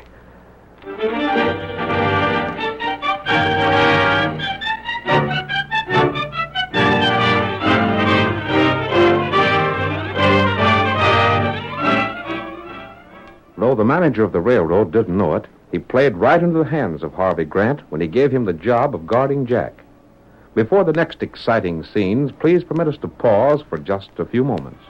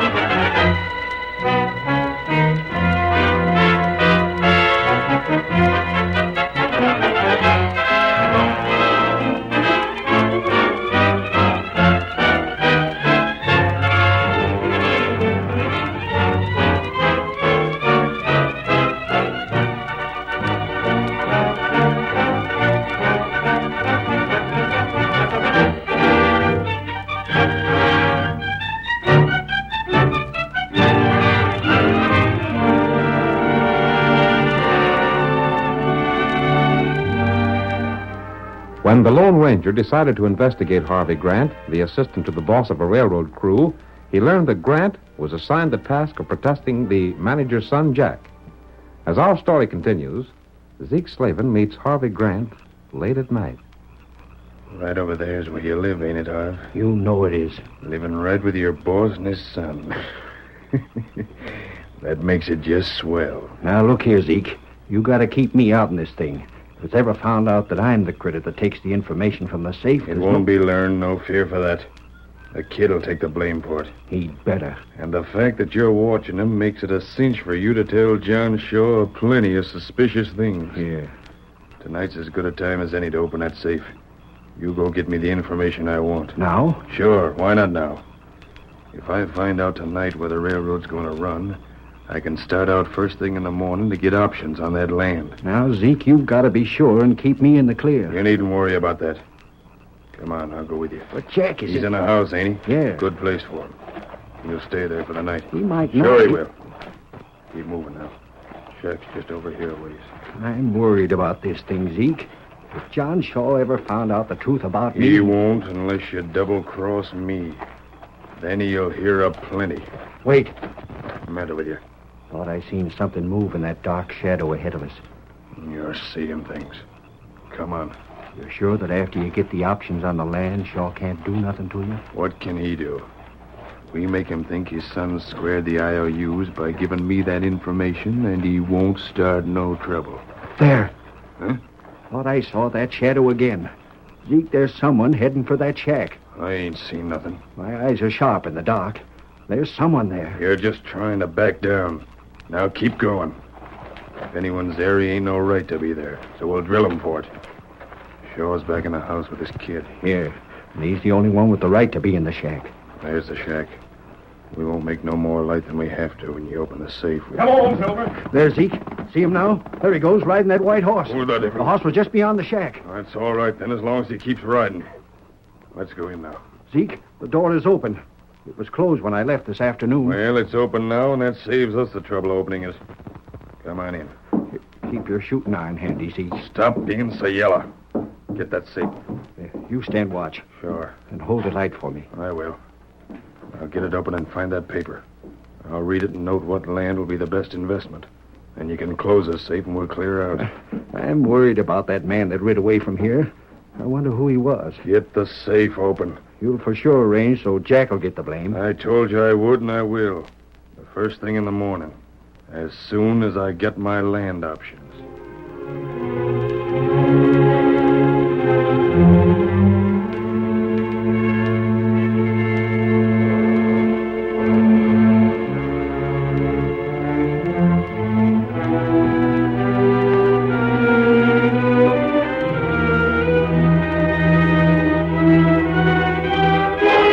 About noon the next day, John Shaw sat alone in his office.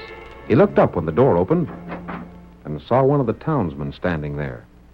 Your name Shaw? Yes, what about it? John Shaw? Yes, of course. What do you want? I got something for you.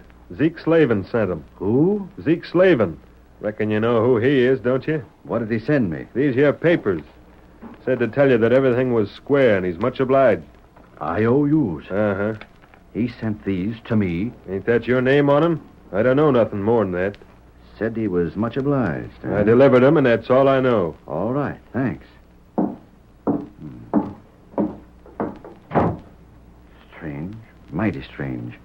Of course, these were meant for Jack. But how in the world did he pay them off? 200, 500. Total of $1,000. Hello, boss. Oh, Jack, I want to speak to you. Howdy, boss. Hello. Jack, a man just came in and brought some papers. He thought they were for me. Yeah? They were signed by John Shaw. But it was you who signed them, not me. What were they? Here.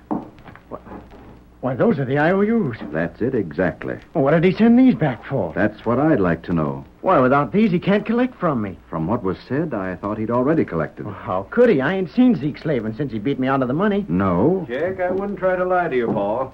He ain't took in very easy. What do you mean, Grant? I've been watching you. Watching me? Sure, your pa asked me to keep an eye on you so you wouldn't get into more trouble. Pa, did you do that? Well, son, I sort of thought that Having maybe... me shadowed, huh? All right, then. I'm having you shadowed. And from the look of things, you can stand a lot of watching. Harv, did he see Zeke Slavin? Yeah, him and Zeke had a confab yesterday afternoon, late. That's a lie. I didn't hear all that was said, but he told Zeke a lot of things. Then they shook hands and left. What did you give him for these IOUs? I didn't give him Didn't anything. see nothing change hands, boss. Must have been something Jack told him. I don't know what sort of information he would sell that'd be worth $1,000. That's a but pack of lies. I never saw Slavin yesterday afternoon. And if you claim you saw me talking to him, it ain't true. I can understand how you try and keep yourself in the clear, Stop Jack, it. but... The more you say, the worse you make me look. Jack, listen to me. But I said to listen. I'll do the talking for a change. Now, there'd be no reason for Harv to say you was talking with Zeke, if you weren't, would there? I don't know. It's all wrong. Quiet. Let's suppose that you did talk to him. What did you say? But, Paul, I'd like to believe that Harv Grant's not telling the truth, son. But it looks as if you've done something that Zeke appreciated so much, he sent back these IOUs. All right, then. If that's what you think, there's nothing more for me to say. Son, I have always been on the level with you. Why can't you trust me? I told you, Paul. I've always stuck with you. I've always... Hey, Paul, what do you think? Bart, what are you doing around here? I thought you... I had to come in. We've been double-crossed. What's that? I started dealing with the owners on the first piece of land and found that they'd sold an option on it to Zeke Slavin. Slavin? An option? That means he'll stick us for a high price for that land. And that ain't all, boss. When I heard that, I checked on the next ranch. And Zeke had already been there, too. He's taken options on all the land we want to buy. Why, that dirty underhanded... Boss, that looks awful bad. Jack's able to open your safe, ain't he? I didn't touch that safe. If he told Zeke Slavin where the land was going to be bought up, it would be well worth Slavin's while to give back the IOUs. Paul, you can't believe that of me. I didn't do anything of the sort. Licked by my own son. Jack, why do you have to fight against your father? Paul, I didn't do anything of the sort. Not a thing we can do about it. There's no law to stop Slavin from getting options on that land. That's all legal. No law to stop him? And nothing we can do but buy the land at his price if the railroad wants it. Well, that washes me up with the company. Let me go. I'll ask you for this. Let me go. What the? That's Zeke Slavin. You blast in there. Mask. Look at the way he shoved Slavin across the room. Steady, all of you. Don't reach for a gun. But that voice. Philip, arrest him. I wouldn't advise anyone to move too fast. You, Slavin, stand right there against the wall. We're going to talk things over. See here, stranger. What do you mean by throwing that rat in here and then holding guns on the rest of us? The rat you speak of, Shaw, was buying up options on the land your railroad needs. That's what I told you, boss. And what's it to you? I have an idea that you're going to accuse the wrong man of making this work possible. He is. I remember the voice now. You saved my neck at the cafe. What's that, Jack? I told you, Paul. That's the man that kept Slavin from drilling me after that card game. I suppose I should be grateful to you for saving my son's life. I don't want your gratitude, Shaw. Then money? No. Nothing but a square deal for a man who's been framed. That's me, Paul. I told you. Hold the law. Have that masked man thrown into jail. He ain't no right to handle me like he done. We'll have the law here soon enough, Zeke, and you'll be the one to get thrown into jail. You needn't worry about your land, Shaw. Needn't worry. Slavin has bought some options, but... All right, Shaw, he's right. I did buy options. And spend my last dime to get them. But you'll pay up plenty to get the land you want now. What's more, if you don't let me get out of here, I'll double the price. How did you know what land we wanted? I told you that, That's boss. my business. 1 minute. I'm glad you spent your last dime for those options, Slavin. Because when you don't take them up, you'll lose all your cash. Yeah? Only I won't lose, savvy? I'll sell them to the railroad. If you want that land, Shaw, I'm the one you gotta deal with. He's right, boss. The law can't touch him for buying the options. You forget that when the end of the term on the options is reached, Shaw can buy the land at the same price you plan to buy it. Yeah? Well, it won't lapse, see? I'll take up them options. You can't do that if you're in jail. Jail? What am I to go to jail for? I ain't broke no laws. That's where you're wrong. You and Harv Grant came to this office last night. You opened that safe and stole the information you used. Stranger, are you sure of that? It ain't so. That's what happened, Paul. That must have been it. He's loco. Zeke and I weren't in this office last night. When you came here, you saw me. I was just ahead of you, Grant. Oh, that... He's trying to make us admit something, Harv. He can't prove no such story as this. Do you know what was done when I was in this office just before you? What? Suppose someone put a powder that is known as magenta in that safe just before you came here last night.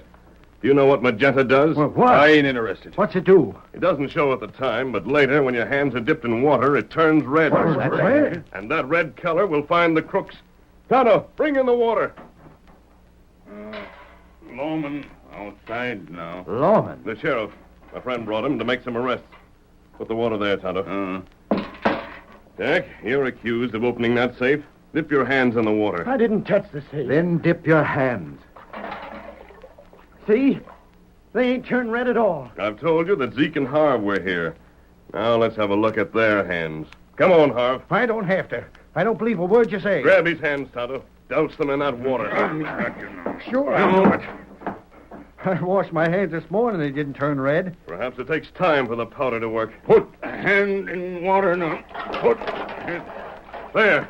They're red. You can't hold me. Listen, Oh, you're the one that gave the plans away. Boss, let me talk. Slavin made me do it.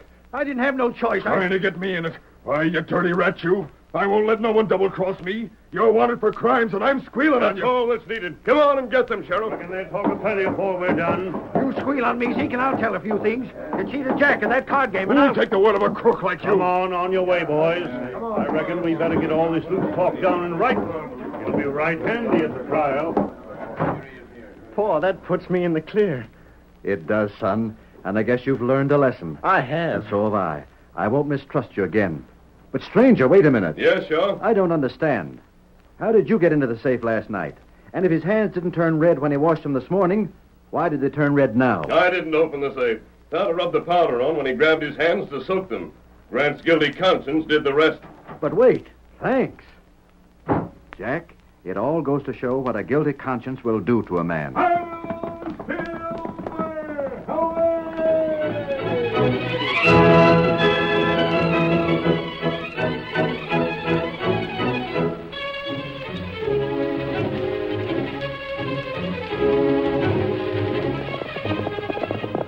Come on, Silver! There's adventure on the trail ahead! Hi-yo, Silver! Away!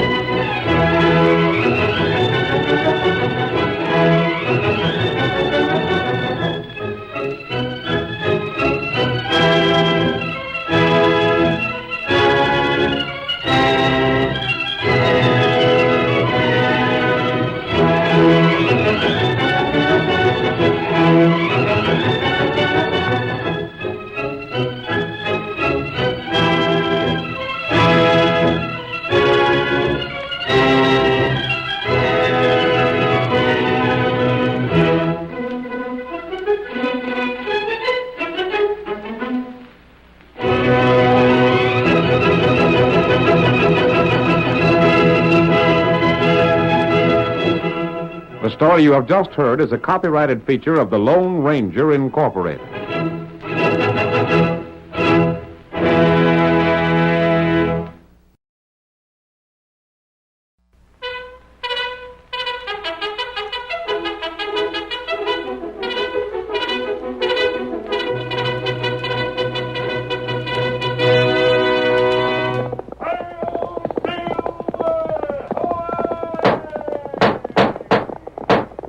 A fiery horse, the speed of light, a cloud of dust, and a hearty hi-yo silver, the Lone Ranger.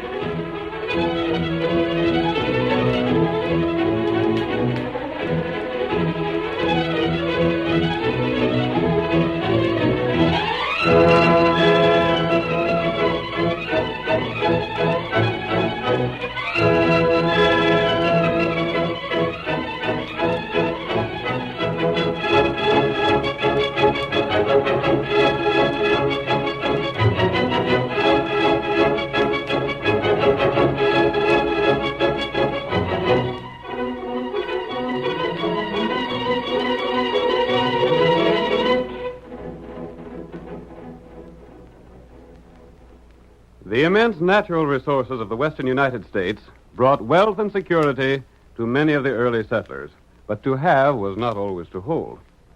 Outlaws robbed and plundered, and no man's life or property was safe.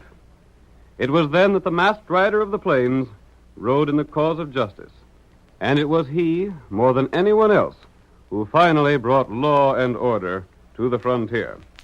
Now return with us to those thrilling days when the West was young. From out of the past come the thundering hoofbeats of the great horse Silver. The Lone Ranger rides again. Come on, Silver! We're heading for the gold country around five corners! Hi-yo, Silver!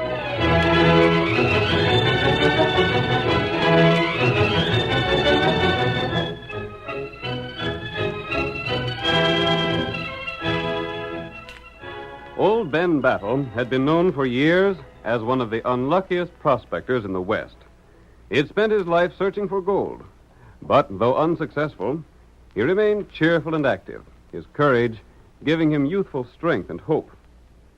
One day, the citizens of the town of Five Corners were startled to see old Ben ride down their main street, shouting at the top of his lungs. I found it! I found it! Oh, there, hold on, hold there. 30 years I've been looking, and I found it at last. What is it, Ben? What's happened? What's that you're carrying, Ben? It's Rocket Rich. Come on inside the cafe, fellas, and I'll tell you all about it. I want to know what it is. Right now, I'm the luckiest fella in the state. Yippee, fellas, look here. That ain't old Ben Battle. Say, what's the crowd following you for? I struck it rich, Barkeep. You found a good claim? No. Then what do you Just mean? run your eyes over this. Gold. It's gold. Pure gold. That's a chunk from a bar of gold. It's been smelted. Where in thunder did Ben get that? Quiet down there, you fellas. Quiet down. You ain't been holding anybody up, have you, Ben? Not me. Here, look what's stamped on that gold. Let me see. What's it say? Go on and tell the sheriff, Barkeep. Why, it looks to me like it's got 2 T's stamped in it. You mean like initials? Uh-huh, but I don't... Leaping Mavericks. T.T. Treasure Trove. I'll bet them initials stand for the old Treasure Trove mine. Treasure Trove? Is that it, Ben? Yes, sirree.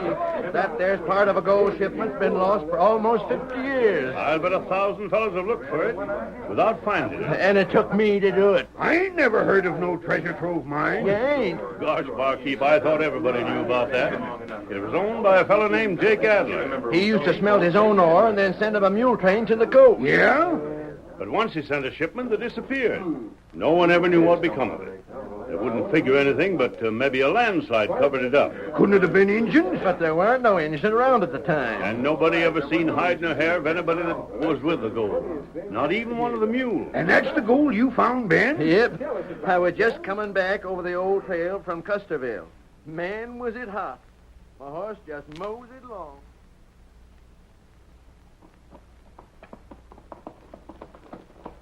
Doggone you lazy hide. Keep it going there. I get off and walk to make it easier for you, and you mosey along slower than ever. Now get along, Gretchen. And no back talk, neither. There now. See what you went and made me do? Nearly broke a leg, all on account of... Now, what? Whoa there, whoa. Whoa, whoa, whoa, whoa. Well, that's a funny-looking rock I just stumbled on. Queer sort of shape now. Let me have a look at it. Hold still, won't you? Now, hold still. First you want to stop when I want you to travel. When I want to stop, you want to travel. Now, let me pick up that rock.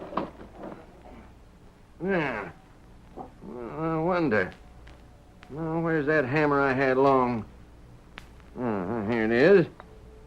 I'll just chip off some of the dirt on the outside. Well, I'll be... Jumping juniper, a gold bar. Huh. What's it say there? T.T. Treasure trove. This is part of the gold from the treasure trove mine, or I'll eat my pick and shovel. Now we're heading for town, and we're moving fast, or I'll lambaste your blasted stubborn hide. Now get up there. Come on, get along there.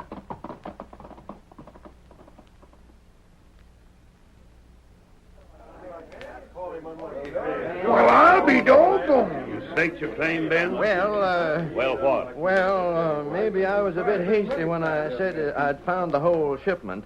What I meant was I found this here chunk of gold, and I'm darn sure the rest must be somewheres about. That's a little different. The gold wouldn't belong to you anyhow, would it, Ben? And why wouldn't it? Well, this Adler Shucks, fella... he's been a long time dead. He never had no kinfolk. Oh, it'd be Ben's, all right. But where'd you pick up this chunk? Why, it was over by the... Fool. Huh? Don't be telling. Somebody'll beat you to it. Golly, I never thought of that. You already said too much. I come close to it, maybe, Sheriff. I was so all fired excited I wasn't thinking, but... You said too much. Because now, how are you going to go back without being followed? Oh, Sheriff. Every cook in the territory will be here to watch you. Sheriff, I wish you'd take a hammer and pound some sense in my head. I must have gone clean loco. Ben, you got a heart as big as a cow, and more doggone grit than any 20 other fellers. But when it comes to playing your cards close to your belt, you let every feller in the game read your hand. Oh, this is awful. You wait. When this news gets around, then you'll find out just how bad it really is. Come on, Ben. Tell us where you found it. Don't hold out, you friend. Where was your last trip? Ben, give us a tip. Hey, Ben. Come on. Come on, Ben. I ain't saying a thing. And I'll camp right here in town before I let some buzzard rob me of what I found. Where was you, Ben? Now, don't hold out on it.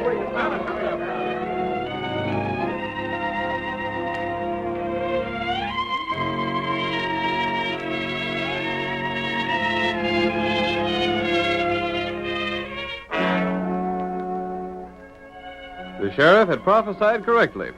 The news of Ben's discovery spread like wildfire, attracting the attention of honest men and outlaws alike. The Lone Ranger and his faithful Indian companion Tonto also heard the reports. They knew Ben deserved whatever good fortune came his way, and determined to help him if they could. In the meantime, however, an outlaw known as Smoky Joe had made certain plans. You see him now riding with some of his men. This is the only thing we can do, Hawk. That old fool ain't going to stir out of town as long as he figures he'll be followed. Not him, Smoky. He'll wait if it takes a year. But I ain't going to. He'll talk when we get our hands on him. I didn't want to do it this way, but we ain't got no more time to waste. Yeah.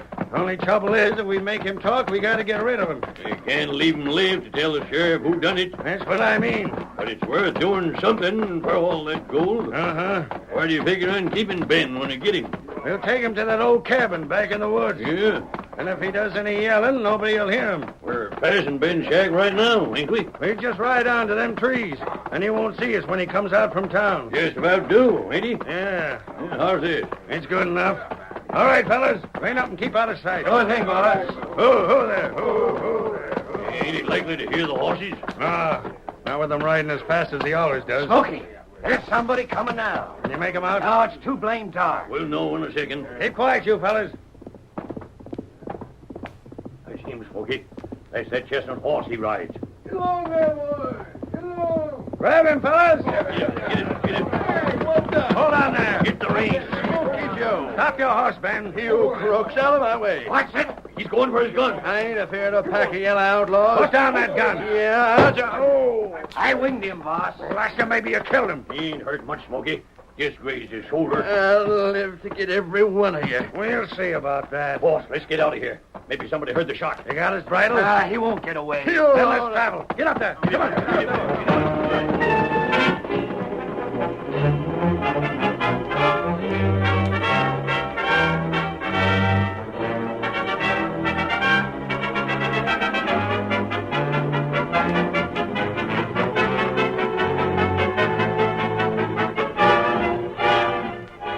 The outlaws, with old Ben as their prisoner, raced to the cabin in the forest.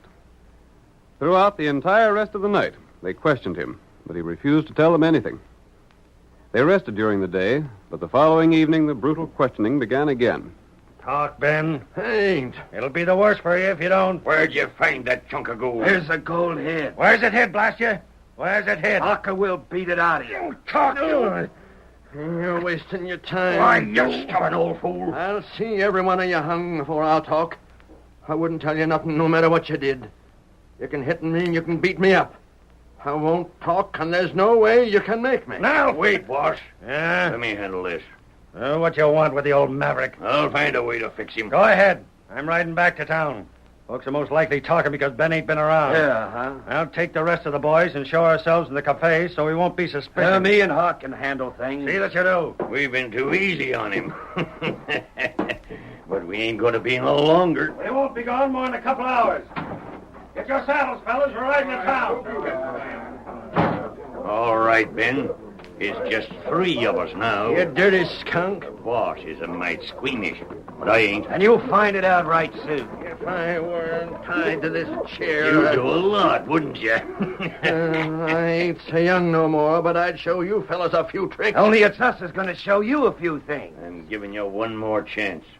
Where'd you find that chunk of gold? I ain't saying. Well, of all the stubborn mavericks I ever run up against, this fella takes a cake. We give him his chance. Get that poker. Yeah. Stick it in the fireplace so it'll get red hot. I'll do that. You're beginning to get the ID, Ben? You'll pay for all this. I fixed it, Hawk. Good. Now we're... What was that? Somebody firing at us. There he is. It's a fella on a white horse. We got to get him. How about Ben? He's tied up. He ain't going to run away. Well, then come on. Get your horse. We'll ride after him. All right, hurry up, Hawk. Come on, get in the saddle. Are you ready? Yep. Come on. Get up. Get up there. Get up. You all right? Huh? Who's there? Me come, help you. Gosh, a redskin. White friend, get outlaw way. Tonto come, get you. You'll have to cut these here ropes. They got me tied up like a calf for Brandon. Me, cut rope. But how'd you find me? Tonto follow trail. Find where bad feller get you. Then trail you here. There. You free now. I don't know who you are, but by golly, you and that friend of yours are sure pards of mine from now on. You hurry. Where are we going? Take you to find gold. Outlaw not catch us. Here, paint horse. You mean we're going to try and outrun them crooks? Paint horse plenty fast. You mount him. By golly, I'll chance it. It's the only way I can ever get to that gold without being followed. That's right. Get him up, paint horse. Get him up. Hawk, look! There goes Ben riding a horse with an engine. Hey, we've been tricked. Yeah, Ben's got away. There ain't no use chasing him. Look at that horse travel. Yeah. Oh, and look over there. Huh? There goes a fellow we was chasing afore.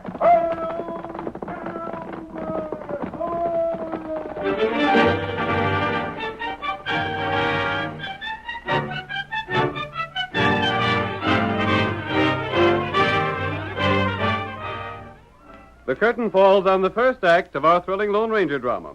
Before the next exciting scenes, please permit us to pause for just a few moments.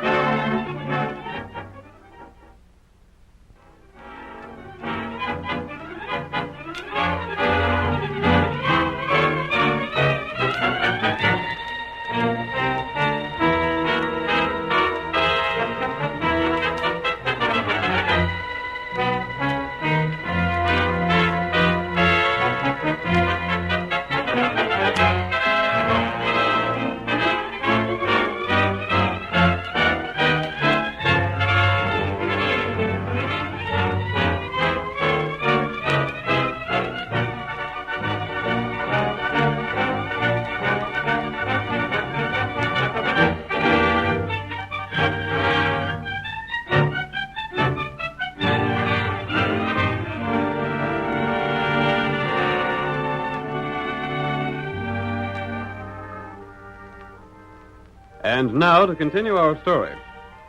The Lone Ranger and Tonto, accompanied by old Ben Battle, who had found the treasure trove gold bar, left Hawk and his companion far behind. At the cafe in town, Smoky Joe talked with an Indian guide. Black Wolf, you're just the fella I need. Huh? I've heard all about you. They say you're the best Indian trailer in these parts. Me follow trail plenty good. And from what I've heard, you don't mind making yourself a little cash on occasion. You give 'em me cash? It just depends on you. What you want 'em? I reckon you've heard the talk that's been going on around town, ain't you? You mean talk 'em gold? Sure. And I got a scheme to get that gold. Huh? What do you say you throw in with me and my boys? You can trail old Ben when he leaves town to go back to where he found that treasure trove stuff, and we'll help ourselves to it and give you all the protection you need. What you pay 'em, Black Wolf? You'll get your equal share with the rest of us. Well, what do you say? Me not know. You gotta. Just think of all the firewater you could buy with your share, Black Wolf. More than you ever seen before. Black Wolf, do 'em. Good. I thought you would. Hey, Boss! Let's shake. Boss! Hey, what are you doing Ben's here? got away. Blast you, keep your voice down. Say Ben ain't in the cabin? No, an engine and a masked fella got him. You blasted fools! Well, we couldn't help The it. minute I leave you, everything goes wrong. And they ought to get me some fellas I can depend Oh, on. but even... Shut up! We're riding out to the cabin. Black Wolf, you come on in after us. It looks to me like we can put you to work before we figure it out.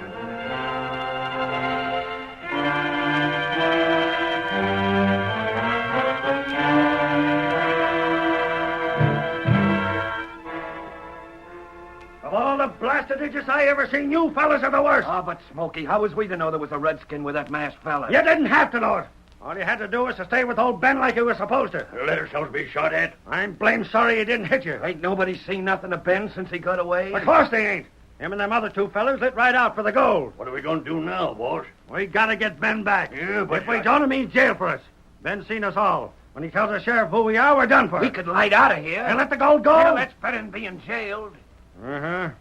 I got a better notion. What's that? Ever heard of Black Wolf? The Injun? That's the one. Well, what about him? That redskin's as good at trailing as anybody you can name. He can most trail a hawk if you give him half a chance. Why, thunder. Well, where's he at? I'm waiting for him now. Oh, yeah? I seen him in town this morning, and that's where I got the idea. You talked to him? Uh-huh. I talked to him and told him if he put in with us, he'd get his fair share. Yeah, what'd he say? What do you figure he'd say? That redskin would do anything for gold to buy firewater. And we still got a chance. And a darn good one. Maybe that's him now. Most likely. That you, Black Wolf? Yes, Black Wolf. Walk right in. These are my pards I was telling you about. Oh. Black Wolf. Well, ain't no use standing around here if you're ready to start out, Black Wolf. Black Wolf, ready. And come on, fellas. Some of you bring our horses around, and the rest of us will show the redskin the marks of the horses them other fellas was riding. All right, boss. Just come this way, Black Wolf. Me come. Going to take a sided trailing to follow them tracks now. Black Wolf, best brave all tribe. Black Wolf see where other brave blind. Over there is where we found the tracks of the horse the masked fellow was riding. I kept the boys away so they wouldn't be spoiled. Here you are, Black Wolf. You see him? Black Wolf see like eagle. You figure you can follow tracks like them? Me follow. By golly, we ain't beat yet. Fetch them horses. Yeah, we're coming. We'll head after Ben and the masked fellow without waiting. I'd like to get my hands on him. And I want to get my hands on the gold. Steady there. Black Wolf, good as he says he is. We'll do both. Black Wolf not like paleface. Him not speak big word, do little deed. Him speak little, do big deed. Then now's your chance to prove it. Get up. Get on there. Come on. Get him.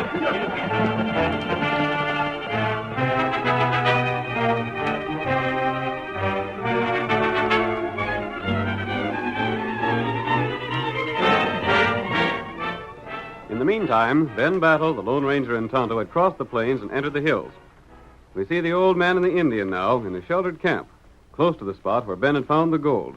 Ben is speaking. Yes, sirree, Tonto. You and the masked fella got anything beat ever see. Why you think that, huh? Well, first off, look at the way you fooled them crooks the night you found me at the cabin. Then take them horses of yours. I ain't seen their equal since I was knee-high to a grasshopper. Them plenty good. And it was the masked fella's idea for you to go alone after the blasting powder we needed. He figured nobody'd be curious about a redskin. That's right. Then, to top it all off, your pard's gone back to see if they've been followed. He don't take no chances at all. Oh, it's not good take chance. You're two of the squarest fellas I ever met up with. You even say you don't want none of the gold for helping me out. No. Oh, you not pay us. Well, I don't know anybody else that'd feel the same about it, except maybe the sheriff. Him and me have been friends for close 30 years. Him heap good feller. He is that. He'd do anything for me, and I'd do anything. You look. Huh? You look. There. It's smoke. White friend send signal. You mean the masked fella's making that smoke? Not right. But what for? What's it say? Outlaw. Feller. Follow. You. We've been trailed. Not right. Oh, golly, just when I was thinking we had things our own way. But them trail us. And there's close to a dozen of them and only 3 of us. That be all right. But what we gonna... White friend be here But soon. what can he do? There ain't nothing left to do but run for it. Him make plan. But he's got a plan, you say? Not right. Well, he's done a plenty so far. But if he's thought of a way for 3 fellas to get the best of a dozen, then he's smarter even than I had him figured.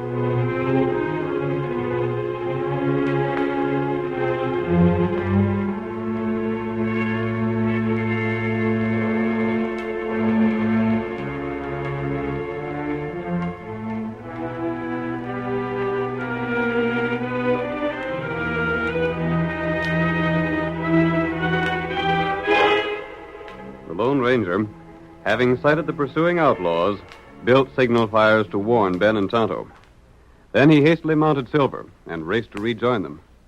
The outlaws, led by Black Wolf, who had followed the trail with uncanny skill, approached the spot where Ben and his friends had made camp. We're getting closer, ain't we, Black Wolf? Much sign now. Them not far. Good. I could even see the trail myself for the last hour or so. This is the trail the mule trains used to take when old Jake Adler sent his gold to the coast.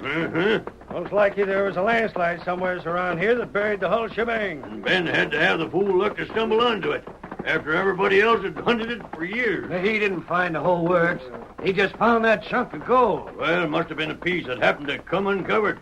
The rest bound to be somewhere close by. Yeah, I reckon so. There, camp. And someone's been here recent. My golly, that's so. You can see the ashes, and there's prints all about. Yeah. Here's hoping we see them before they see us. I hope so, but... who's that over there? You see something? Look where the valley narrows. That must be a pass. And by thunder, there's old Ben. What's he doing? I don't know, but he ain't dodging us this time. Come on, get up there. Get along there. Get up. Come on. He ain't seen us. He will in a second. Where's the engine and the masked fella? They're blazing with them. It's only Ben we got to worry about. Get along there. Get along. He's seen us. We got you, Ben. Don't run for it. I'm holding my gun on you. You found me. Get away. Let me be. Well, so you figured you got away, did you? You know what? He's been planting blasting powder. It's all ready to be lit. No, ain't that real nice of you, Ben? So the gold is under these rocks, huh? No, it ain't. I was only trying... Did you hear that, fellas? The gold ain't here, but he's setting off powder just the same. Figures he needs the practice, I reckon. Smokey, listen to me now. Shut up. But I want figure we better do, boss? That don't take no figuring. As long as Ben's got the blasting powder all set, we'll just let him light it first. I won't. You can't make me. You might just as well, Ben. We know where the gold is now. But I'm not just take a look at this shooting iron. You wouldn't shoot me, would you? You'll shoot if you don't do like I say. Oh, then I reckon I ain't got no choice. You sure haven't. Well, you'd better go on a ways so as you won't be hurt by the rocks when they fall. Yeah, but we'll be watching. And if you try any tricks, it'll be your last. I savvy. Come on, fellas. Yeah. Get up there. Hey, Ben, I'll be aiming at you all the time. You better hurry. I'm lighting it right now. I'll bet he's so mad he could bust. Us finding him just when he was all set to uncover the gold. Yeah, watch out, fellas. The blast will be going off any second now. Yeah, we're safe here. Now let it come.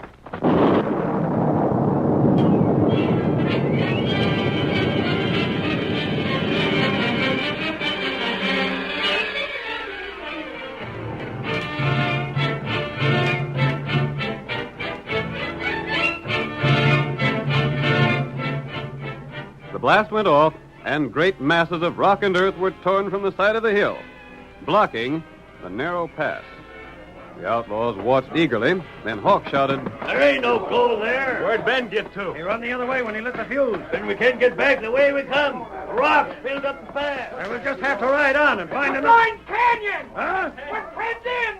We can't go back! We can't go on in the sides! It's too steep to climb! We've been trapped. Ben! Hey, Ben! Ben!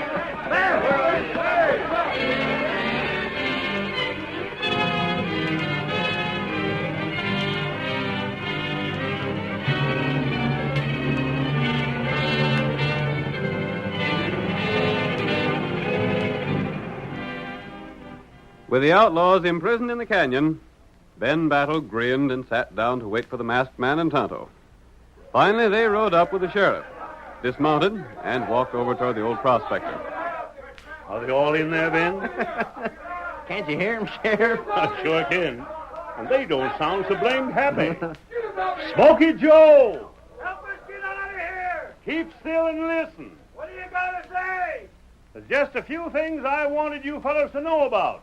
And the first is, I got some deputies coming to take you fellows to jail. And Ben and the masked fellow found the gold before you fellows ever got here. Ben just pretended to be blasting for the gold so as you could be caught.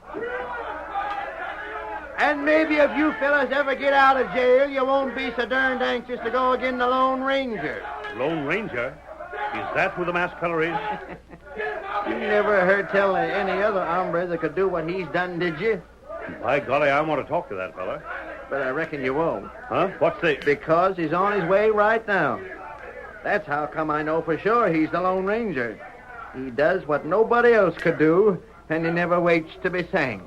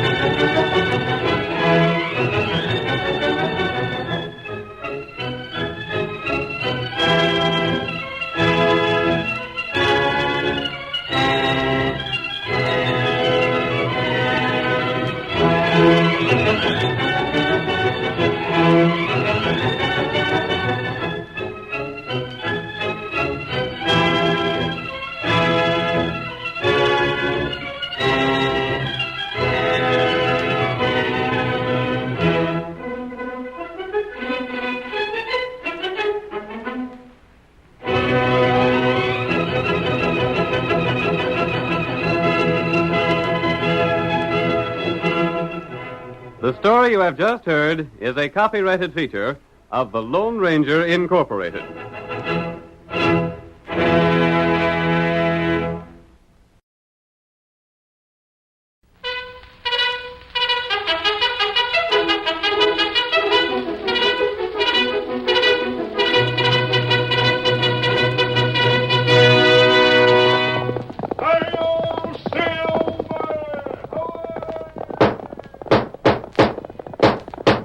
A fiery horse with the speed of light, a cloud of dust, and a hearty hi-yo Silver, the Lone Ranger.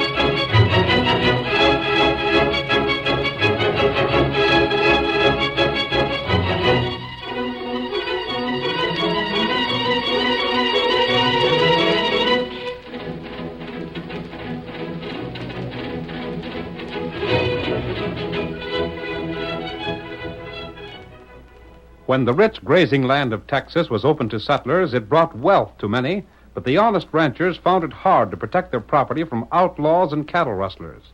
It was then that the masked rider of the plains rode in the cause of justice. Astride his great horse Silver, he fought crime and criminals throughout the western United States, and no man did more to bring law and order to the frontier. And now return with us to those thrilling days when the West was young. From out of the past come the thundering hoofbeats of Silver. The Lone Ranger rides again. Come on, Silver! Someone's waiting for us in Crow Valley. Hello, Silver!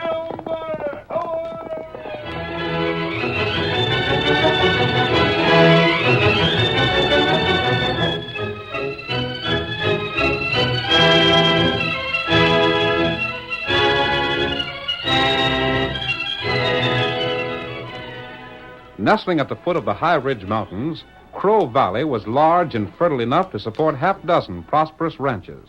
One of these, the Lazy M, was owned by Bill Owens, an old-time cattleman who had been the first to settle in the region.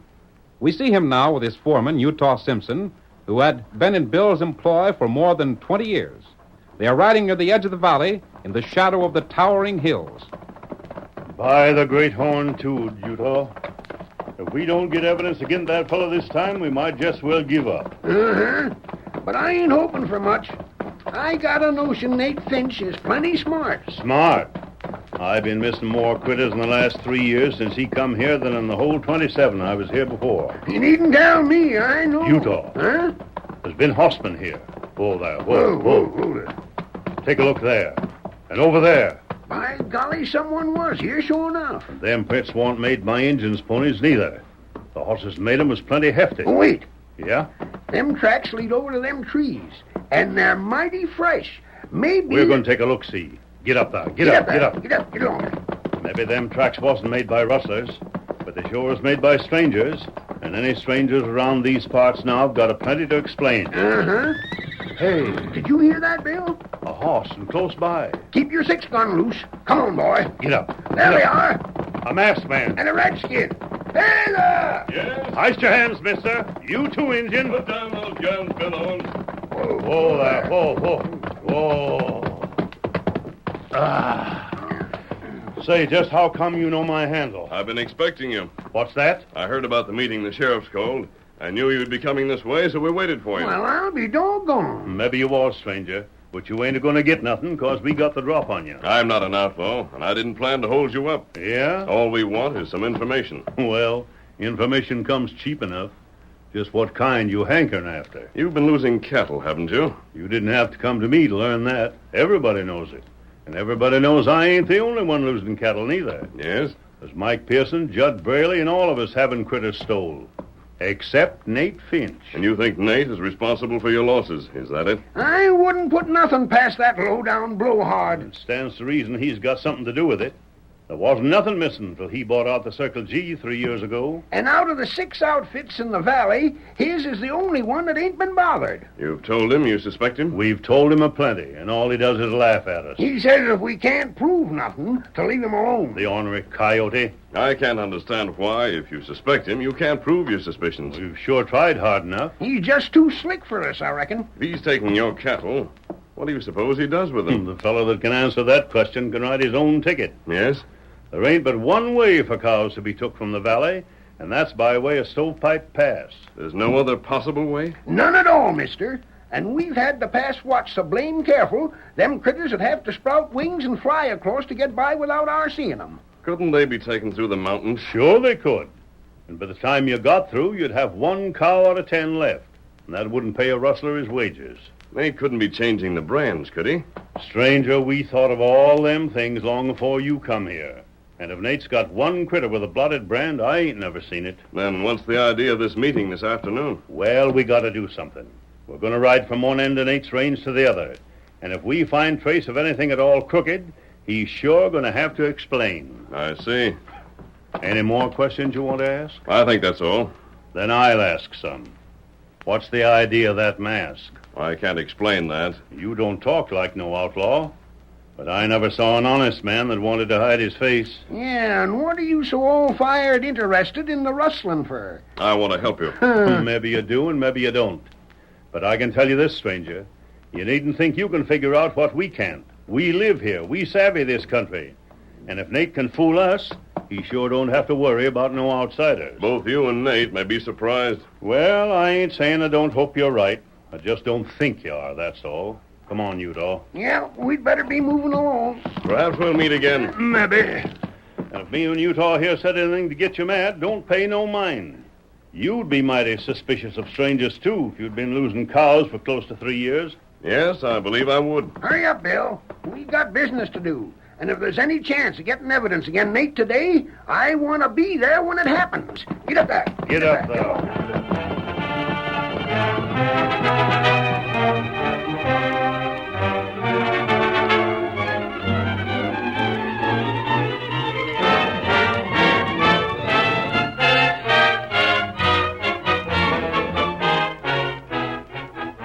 Bill Owens and Utah Simpson joined the sheriff and their friends, and a systematic search was made of Nate Finch's range. Men had been stationed at the pass to make it impossible for Nate to move stolen cattle while the hunt was going on. But still, they had little hope that they would be successful. See any sign of a blotted brand in that bunch, Mike? Not a sign, Sheriff. Nate never used nothing but a stamp brand on them critters. And if they ever wore any other brand but the Circle G, I ain't able to find it. I reckon be this way. Anybody that gets the best of Nate has got to be plenty good. Then let's get on with it. We ain't done yet by a blame sight. Get up there. Get up.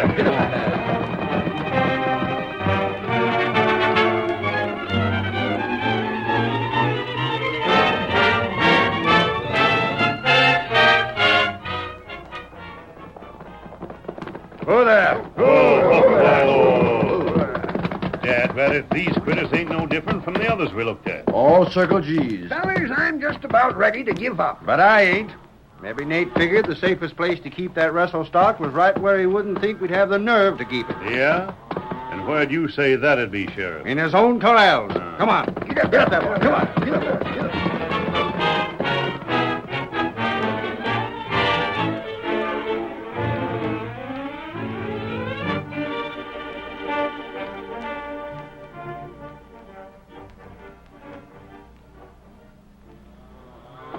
Well, Sheriff, looks like that guess of yours was wrong, too. There ain't no Russell cattle in these corrals. And what in blazes happens to them critters? Now you're asking something. Just look at the way things are. You fellas have all had your cows stole. The rustling started about the time Nate bought the Circle G. Now, cows can't be took across the mountains, and they ain't been took out by the way of the pass. And yet, by dern, there ain't a critter with a blotted brand on this range. I was just thinking, Sheriff. Yeah? Maybe Nate ain't to blame. Maybe somebody else. One of us right here started stealing when Nate came, figuring he'd be the one that'd be suspicion. That might be. You're loco. I know every one of you fellers, and there ain't a one of you I wouldn't take my oath for straight. I'd have said the same, Bill, but I don't know. Here comes Nate now. Wants to know what we're doing here, I bet. Who gave you fellas permission to come on my place? Now, look here, Nate. I'm asking you a question. I want a straight answer. I can tell you what they're doing, boss. They're looking for the cows they think we stole. Is that it? And what if it is? Just this. I'm getting tired of you fellas saying I'm crooked. If I'm crooked, prove it. If you can't prove it, keep your mouth shut. Why, you... And that goes for you, Bill Owens, like the others here. And maybe a bit more. Yeah? You're the one that's been doing most of the talking. And I ain't standing for it. I'll say what I please when I please. You do, and you'll stop lead. Why, you blasted polecat. I'm twice your age. But I'm still twice the man you'll ever be. You'll do what? He got a gun on you, Bill. I'm the law here, and you... And you'll take your parts and get out of here. And you won't come back less than I tells you to. Put the nail keep 'em covered, boss. Now get. You're going too far, Nate. And right now, you're going fast. We might as well, Sheriff. We don't want no shooting till we get evidence. Yeah. But I'm telling you, Nate, we'll get that proof one of these days. And when we do, you'll hang. Come on, Utah. Get up there. Get up there. Get up there. Still can't figure it out, eh? Boss, we got 'em fooled, and they'll stay fooled. There ain't no one of them fellas that'll ever savvy that scheme you thought up, Nate. I'm wondering. What about? They'd have give up by now if it hadn't been for that old fool of a Bill Owens. He's the one that's been keeping them stirred up, all right. But there ain't nothing we can do about that. There ain't. Thought of something, boss? I was just thinking it might do some good to have Bill jailed. Jailed? Jailed. And if I ain't figured mighty wrong, I know just the way to do it. Listen here, fellas. I'll tell you what I got in mind.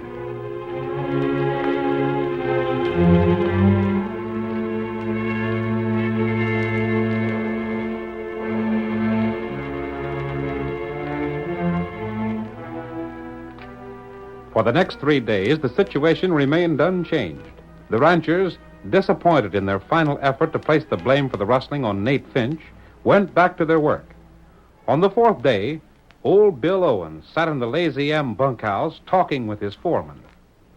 I reckon we're licked, Utah. That's what I've been thinking right along. When rustlers get too slick for a couple of old hands like you and me, it's about time we quit calling ourselves cattlemen and start the sheep raising business. Yeah. I've always said that... Sounds like we got company. Wonder who in blazes 'tis. Looks from here like it might be the sheriff. The sheriff?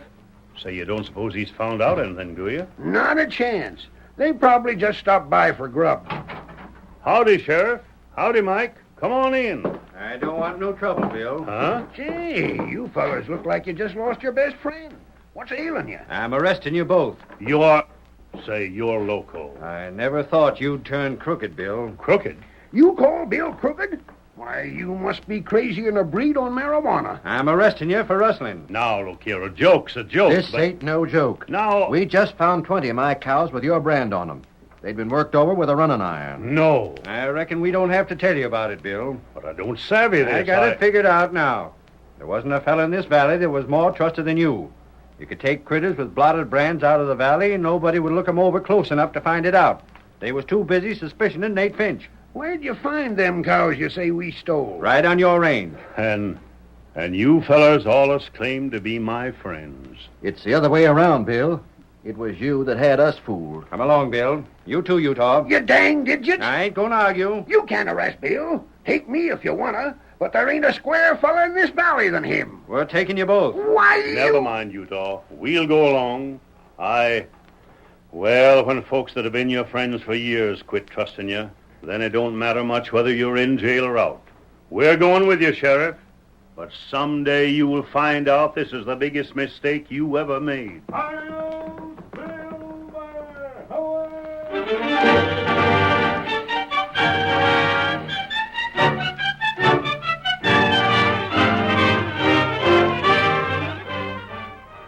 The curtain falls on the first act of our thrilling Lone Ranger drama. Before the next exciting scenes, please permit us to pause for just a few minutes.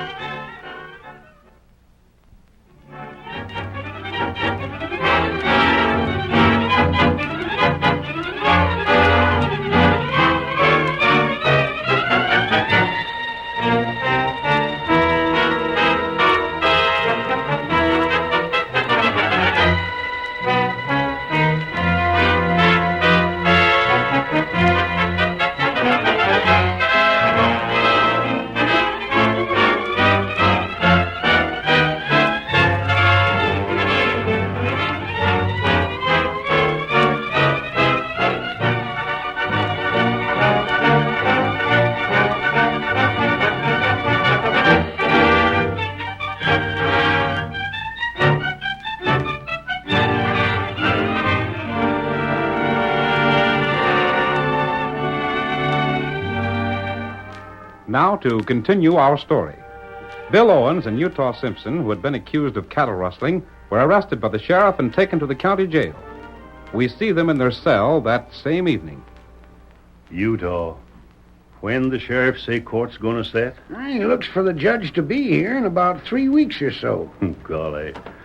Who'd have thought that 30 years of honest ranching could land a feller in jail? Uh-huh. And who'd have thought that folks who was your friends for most of that time would be the ones to jail you? You sound like you're forgetting you're in jail just as sure as I am. I ain't forgetting nothing. And mostly I ain't forgetting that you've been my pard and boss both for a blamed long spell. Well, we've had our share of good luck, Utah. And we'll show 'em we ain't afeard to take the bad. What is that? I didn't hear nothing. Reckon I just imagined it. Now I heard it. Come from the window. Let's have a look. Yeah. Anybody out there? Remember me? It's the masked man again. Where'd you come from? I was at your ranch when you were arrested, Bill. Say, was it you that called your horse Silver? Yes. By golly, you wouldn't be... Oh, but shucks, I reckon that ain't possible. Who wouldn't he be, Bill? I was just thinking of another fellow that's got a horse called Silver. Bill, I may be able to get you out of jail. Yeah. You mean break us out? That wouldn't help you. I will if everything else fails. But I think there's another way. I don't know what it'd be. To prove you innocent. Innocent? You ain't got a chance. Them cows of Mike Pearson's that was found on my place is all the proof the law's looking for. When I spoke to you before, I asked you some questions. And a fine lot of good they done you. I have another to ask you. Stranger, me and Utah sure appreciate what you're trying to do. But you're up against a proposition that's too blame tough for you. But answer the question anyhow. Well, if it'll please you, it won't hurt us. Have you or any of the other ranchers ever searched the valleys and the mountains for your stolen cattle? Why would we look there? Of course we ain't. I told you there ain't no way to get cattle out except through the pass. You could hide 1,000,000 cows in them mountains, but it wouldn't do you no good till you got 'em to market. I think you've overlooked something. Yeah? What's that? I won't tell you now in case I'm mistaken, but I'll soon put it to the proof. You talk like maybe you got some scheme. Perhaps I have. Bill, is there anyone among the other ranchers who still believes in you? That's a funny question to ask. I have to get in touch with someone who'll be willing to help you out. Well, I don't know. Bill, how about Mike Pearson? Mike? Why, it's his cows that I'm supposed to have stole. Uh-huh. But I got a notion that nobody'd be more pleased to find out it wasn't so than Mike would himself. But he... Look here, Bill. Mike did what he figured he had to do. You'd have done the same, maybe, if you'd have been in his boots. Well, maybe. But if the masked feller can go to him and show him where you could be proved honest, I bet Mike could jump at the chance to help. Utah, I think you have it. You're darn right I have. Yes, Silver. Say, is that your horse? Yes, why? Then maybe you're the same feller I was thinking of all the time. I'm leaving, but don't give up hope. But wait, Come on, Silver. Golly, Bill, what are you looking so excited about? Utah, that masked feller's on our side. And I'll bet the lazy am in my saddle to boot that the sheriff ain't got no chance of convicting us now, no more than you have of being good-looking.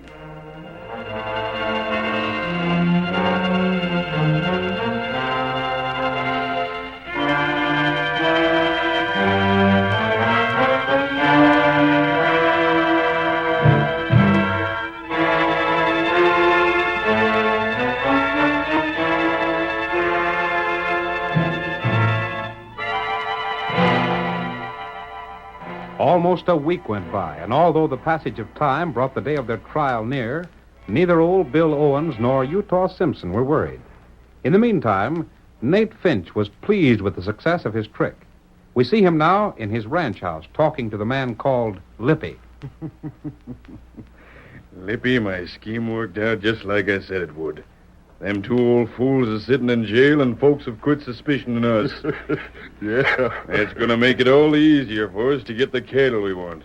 We never did have no trouble to speak of. Yep. But Bill was needing a lesson anyhow. Where'd Wally go to? I don't know. He said something about some news he heard. He wouldn't say what it was till he'd made sure. Yeah, he told me the same thing. He ought to be along pretty soon. Where are the rest of the boys? Playing cards in the bunkhouse. Uh-huh. Well, in the morning they... Boss, just listen to this. What's the matter? There ain't nothing the matter. Unless you calls good news something to worry about. Yeah? Mike Pearson just bought some purebred cows. He did? I heard he bought some, but I didn't want to say anything till they got here. Purebred cows, eh? Just a second, Nate. Huh? You ain't going to steal them, are you? And why not? But look here. You do that, and folks are going to figure that Bill and Utah wasn't the rustlers after all. Shucks, what do we care what they figure? Them cows are just what we need. But I Hold tell on, you... Lippy. Yeah, Wally's right. We can use them cows. And even if we do rustle them, that don't prove Bill and Utah didn't run their brains on them other critters. Maybe not.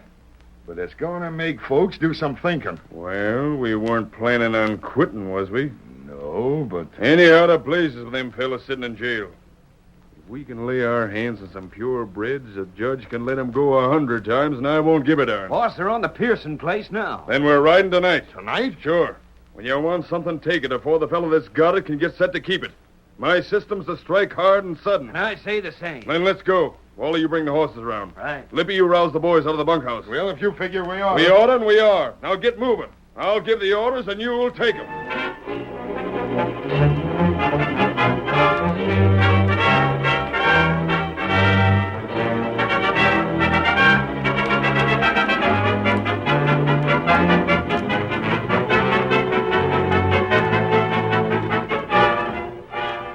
Later that same night, the sheriff, a deputy, and Mike Pearson, the rancher, were in the sheriff's office in town. Mike, who claimed to have dropped in only to exchange gossip, seemed strangely nervous. What time's it getting to be, Sheriff?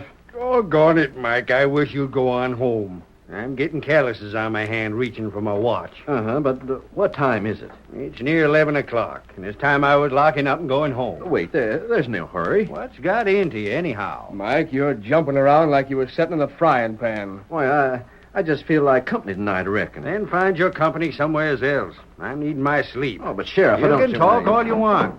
Can't keep me here any longer. I reckon it'll be all right for me to go home, too, won't it, Sheriff? Yeah, run along. Doggone it, you can't do this. You don't You need got to go... something on your mind? No, it's only Then that we're leaving. Well, I sure we should stay a while longer. Can't be done, Mike. We're going to go... What the... I was afraid you'd be gone. And I was darn scared you wouldn't be getting here. No, man. Never mind that. Say, what is this? Hey, just a second, Sheriff. Stranger, did it work? It did. Bring all the men you can get and come with me. Mike, what do you got to do with an outlaw? This fella ain't no crook. And it was on account of him that I was keeping you fellas here. Sheriff, tonight you're going to learn who the real rustlers in the valley have been. Huh? What's more, I think you'll learn why the stolen cattle were never discovered before. Is this fella talking sense, Mike? You do what he says. Don't waste time. We have to hurry. Well, Are you going to do as I say? How about Bill and Utah? There ain't two sets of rustlers in the valley, is there? They never stole anything, and tonight will prove it. You sure of that? I am. Then come on. The hardest thing I ever done was jail them fellas. And if I can find the reason for letting them out again, I'm going to do it. Sheriff, I got a notion the masked fella is going to show us we made blame big fools out of ourselves. If he can, that suits me. Hey. Yeah? The cafe's still open. You go down there and tell them fellas I want everybody along that can ride a horse. Sure thing, Sheriff. And go a-running. I'm on my way. And tell them to fill their gun belts with cartridges. If we're meeting rustlers, we're going to need them.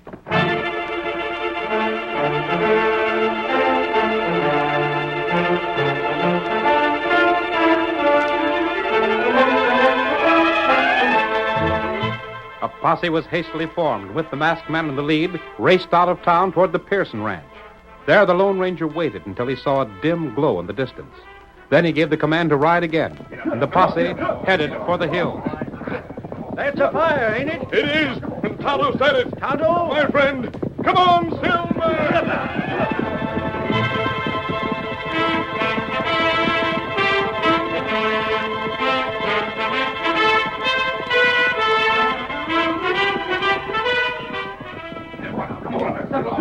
There's another fire up ahead. Ain't we getting pretty deep in them hills? I don't know how far we have to go, but these fires will mark the way. That Indian sure knew how to make them. They're built so they can be seen only from one direction. I noticed that. It was the only way we could blaze a trail at night. And I got a notion it's going to blaze some low-down polecats right into jail.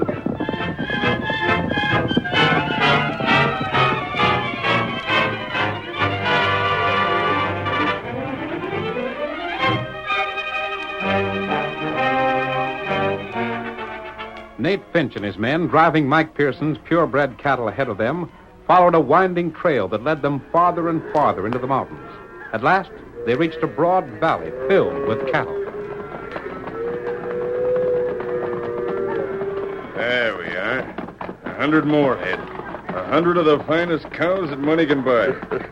Only we didn't pay no cash. We'll let them pay us cash. There ain't nothing more to do, is there, boss? Whoa there. I reckon not. Them cows ain't gonna leave the valley now. Then let's be getting back. We can just make it before sunup. Yeah. Boss, what's that? You see something? I ain't sure. Seemed like I seen a light, but it was gone before I could be sure. Almost justly like some fireflies. Maybe. All right, fellas. We're heading for home. All right. I'm so doggone tired I could sleep in the saddle. But we... What the? We've been followed. What in blazes? Ain't that a fella on a white horse? And there's more riders with him. Fire at him. Too blamed dark to see good. Give up or we'll shoot the bunch of you down. We can't fight all of them. Fire, I tell you. Watch out for the Indians. Hey, he's roped me. You have the chance. You blasted polecat. You're the skunks that framed Bill in Utah. They try anything, shoot them down. Take that rope off of me. Let me loose. You ain't getting loose till you're in jail. We give up. Don't shoot, fellas. Don't shoot. We give up. Sheriff, I think this should prove who the real rustlers are. You're doggone right it does. Hog time, boys. We're starting back for town right away. Look at all them cattle in the valley. Except for those that have died, you should find every cow that's ever been stolen from you. I can't figure this out, stranger. Why in blazes should these fellas steal cows and leave them here where they can't be sold? Because they was doing just like the masked fella figured they must have. Yeah? They kept the stolen cows here, then took the calves each season and put their brand on them. Huh? That way they wasn't running no risk. The calves didn't have no brands but what they put on them. And they never tried to sell the cows that had our brand. That's the slickest thing I ever heard of. That's why the masked man had me get purebred cows. He figured as long as calves was what they wanted, they'd jump at the chance to steal purebred stuff to improve the breed. And they fell for it. That redskin trailed him here. Well, thanks to the masked man, this is one stunt the rustlers won't be trying around here for a long time to come. Not these rustlers, anyhow. They'll be too busy hanging from the end of a rope. And, Mike, I'm going to ask Bill and Utah if they won't give me the lend of theirs for the job.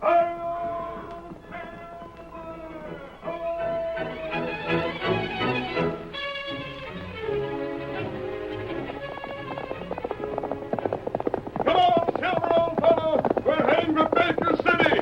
Someone's waiting for us. Hello, Silver! Away!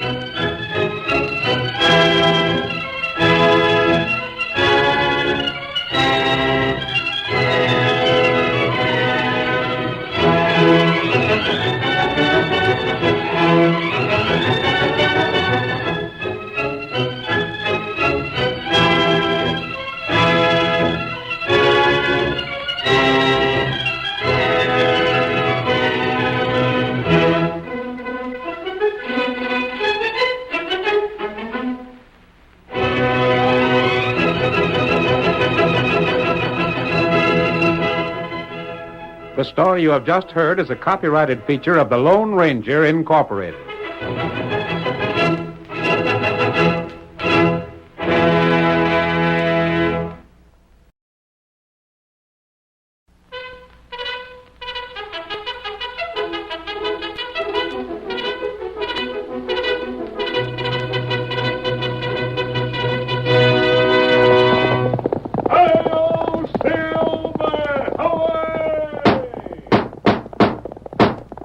Up fiery horse with the speed of light, a cloud of dust, and a hearty hi-yo, Silver, the Lone Ranger.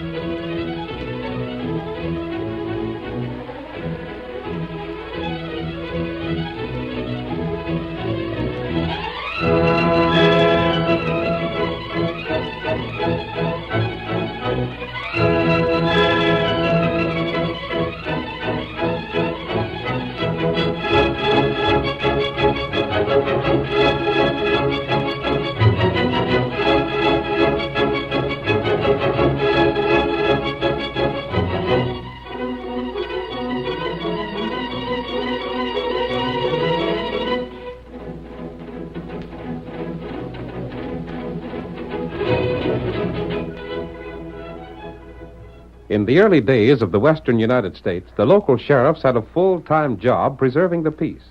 They knew very little about law. There was no adequate court system, and the men, women, and children who couldn't defend their rights by force had no law enforcing agency to protect them.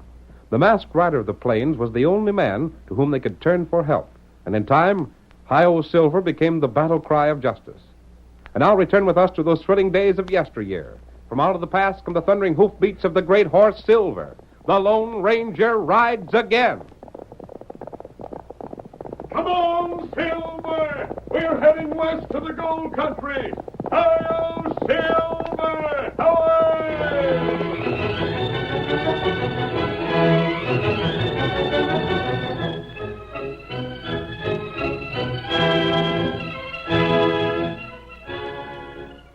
Our story opens in the district surrounding Flat Rock, one of the richest gold-producing sections in the state.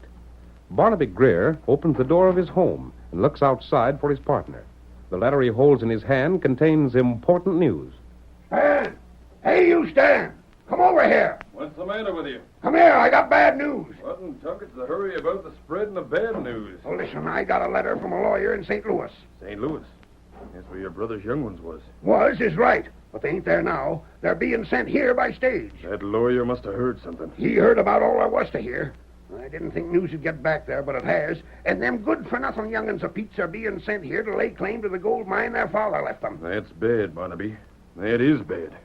Especially after us figuring it was ours. It'll mean I'll have to give an accounting of all the gold we took out in the mine. That's bad. We gotta do something.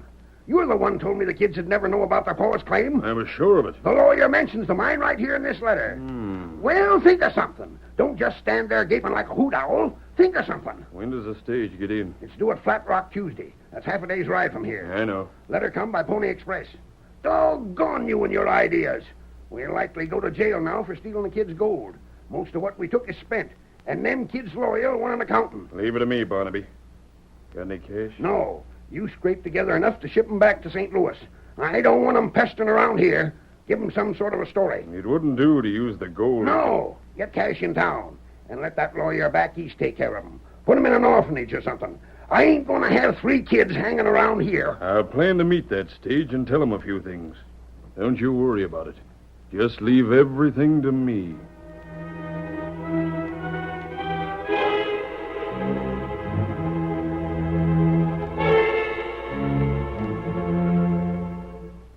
On the day the stage was due, Stan borrowed money from everyone he saw in town. Tonto, the faithful Indian companion of the Lone Ranger, was buying supplies when the bartender gave Stan the last few dollars he needed. The stage had already arrived when he left the cafe and hurried to the express office. He found Tom, Sally, and little Betty waiting for their uncle.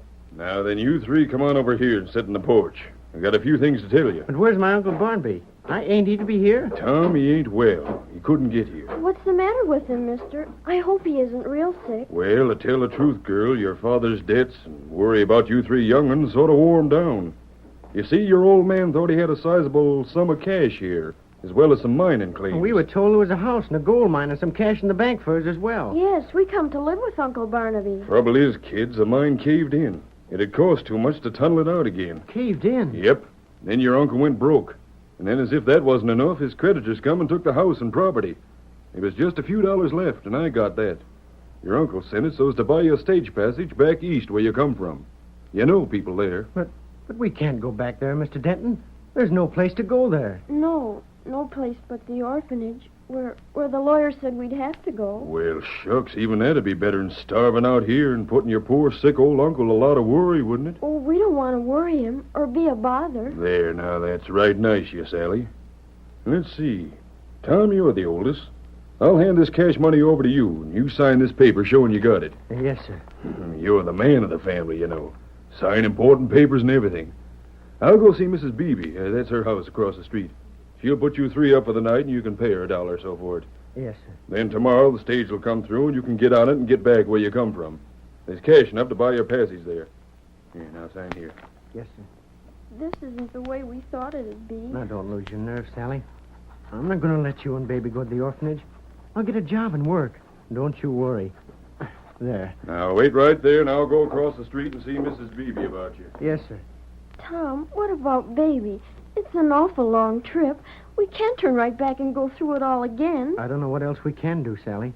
This money won't keep us long if we stay here, and it's all there is. Tonto, see, baby?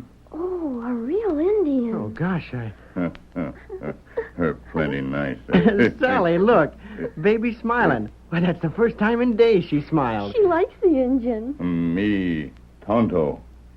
You from East, huh? Yes. We came here to live with our uncle, but all the money was lost and he's ailing. So we're going back east. That long trip. It's an awful long trip. I wish we didn't have to go. Who, Uncle? His name's Barnaby Greer. Do you know him? Oh, Tonto know him. You do? Get away from them youngsters, Injun. Come on, kids. You stay with Mrs. Beebe till the stage comes. No, wait, Mr. Denton. This Indian's friendly. I told you to get. You say Greer's sick? Yes, he's sick. You say money all gone? It ain't none of your business.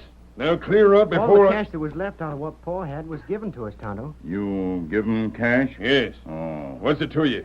Tonto, go now. You'd better. You not worry. Maybe you not go east. Not go east? What do you mean? Tonto maybe see you later. Good riddance to him. Don't you kids talk to no redskins. Tain't safe, savvy? Now, come on. Get him up, Scout.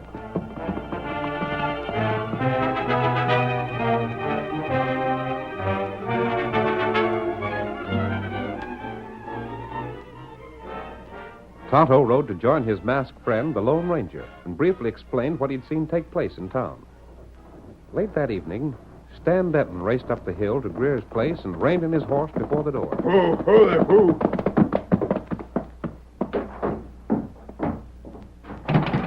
Barnaby! Open the door! Hey, Barnaby!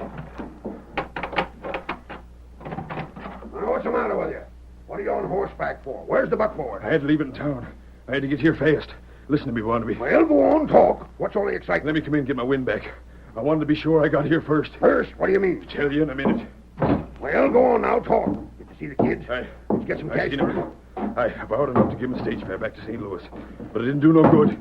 They ain't going back. Ain't going back? Where are they now? They're on their way here. On their way here? Confound you, Stan. I know what you told me, Barnaby. And I carried out things just as we'd planned. I met the kids and told them the mine had caved in. Yeah, what'd they say? They believed it all right. Everything was going swell. They was going to stop for the night with Mrs. Beebe and catch the eastbound stage tomorrow. Well, why ain't they doing it? Why are they coming here? Who's bringing them here? I'm trying to tell you as fast as I can. While I was at Mrs. Beebe's, an Injun got to talking to the kids, and they told them all about themselves. What'd you find out? Well, for one thing, I told the kids the money I gave them was what their pa had left them, and the Injun seen me borrow it in the cafe. Blasted Injun, spoiling all our plans. That ain't the worst of it. The kids didn't want to go back. Of course not. So they was quick to believe anything that was told them. Yeah, what was told them? They didn't believe an Injun over you, did they? Well, not at first. I left them with Mrs. Beebe, you see. Then I hung around town for a while. I figured there wasn't any sense in coming back too soon, so I dropped in the cafe. Next thing I knowed, the Injun come in and took me out. Then what? Outside, there was a masked man. He told me the kids was coming here, and him and the Injun was bringing them. A masked man? What in thunderation is a masked man doing interfering with our business? He told me he knowed the whole thing was a lie, that the kids' mine was good, and they was going to get it. He talked to the kids? Yeah. Tom, that's the oldest. I know, go on. Well, Tom showed him the letter the lawyer wrote, proving who he was and telling anyone of my concern that he was the rightful owner of this mine we've been working. We gotta do something. We gotta do something. We gotta do it doggone fast.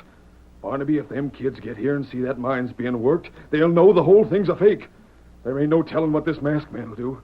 Doggone it, I didn't think they'd get folks on their side 5 minutes after hitting town. Gotta do something fast. There ain't but one thing we can do, Barnaby. Well, go on. I should know better than to listen to your ideas, but go on, tell me. If the kids get here and see the mine working, they'll expect all the gold that's been taken out of it to be theirs. That's where the shoe pinches. We ain't got it. Not having it, we'll both go to jail. You ain't telling me no news. Thought you said you had a plan. I'm getting to it, Barnaby. Only thing we can do is blow up the entrance to the mine. Blow it up? We gotta do it, Barnaby. When the kids see it's caved in, they'll believe I told them the truth. Then we can convince them the masked man and the Injun was just scheming something, and we can still send them back east. There'll be another stage heading there in a week. Yeah, we can tolerate them for a week. But with the mine caved in, we'll have all the trouble of digging it out. Well, what do you want to do? Dig the mine out again or go to jail? There ain't no choice. Go on, get ready to set that blast.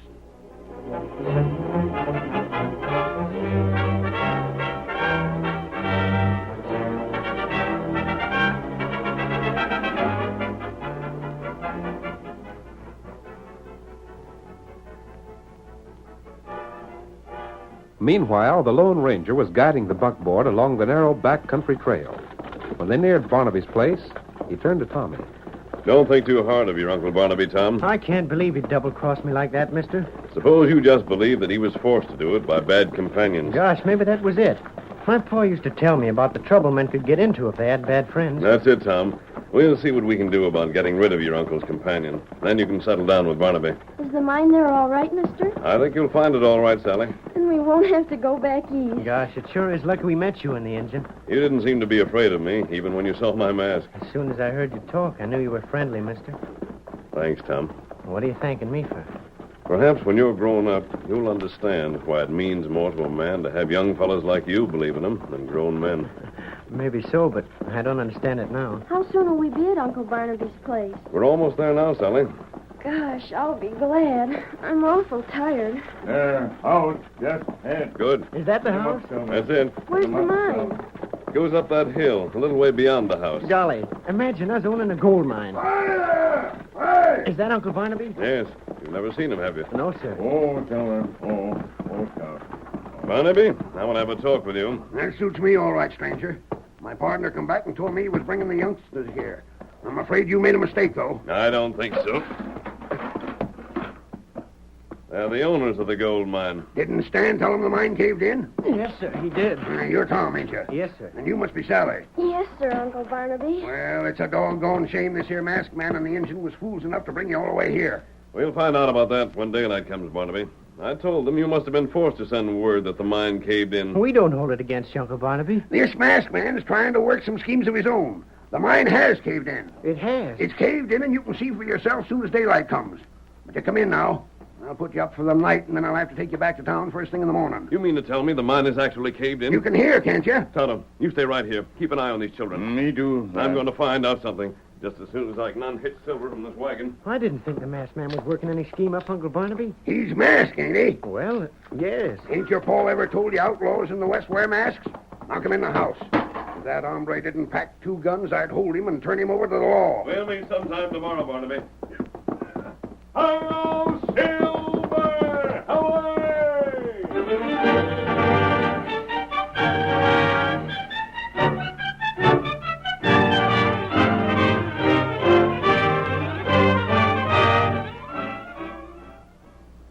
Will the masked man be able to win back the children's inheritance? In just a moment, we'll continue with Act 2 of our Lone Ranger drama.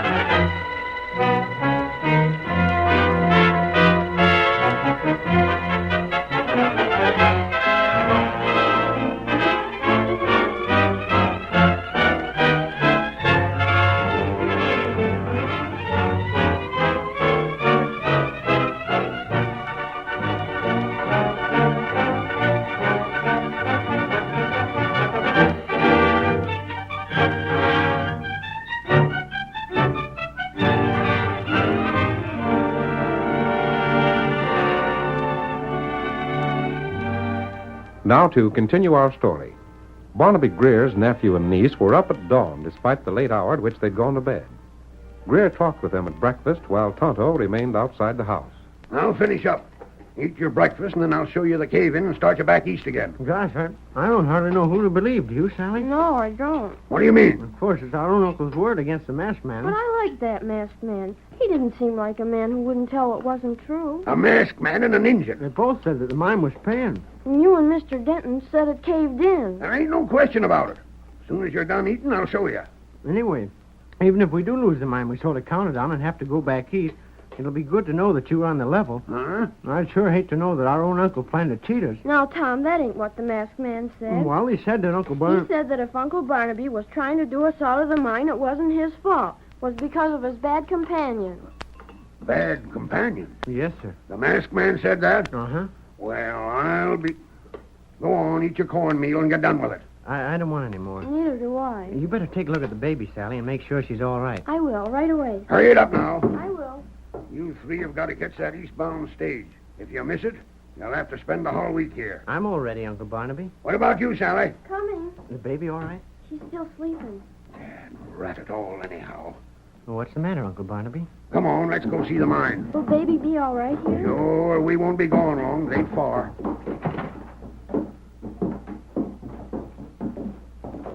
Gosh, I'll hate to leave this country. Look at those hills, Sally. They're a sight different than what we see back east, aren't they? Say, Tom, Yes, sir? did you mean to say you'd sooner lose the gold mine than to find that I was a crook? Sure. You're the last relation we've got, Uncle Barnaby. Ma and Pa always told us about you. Dad rat it. Where's Mr. Denton? Doesn't he live with you? I don't know where he is. Ain't seen him since last evening when he left it. For what? Do something at the mine. Me come, too. Are you still hanging around here, Injun? It's Tonto. Me still here. Well, blast your hide. Me stay close. What are those people doing over there? I darn, they're all around my what was left of your claim. Is that where the gold mine was? Yes, you can see now that it's all caved in. It sure is. What in tucket are they doing there? Uncle Barnaby, it looks as if they're digging it out. Well, of all... Hey, what's this mean? Howdy, Greer. You're just the man we want to see. I reckon this will save me going to your house and looking for you. What do you mean, Sheriff? Just that.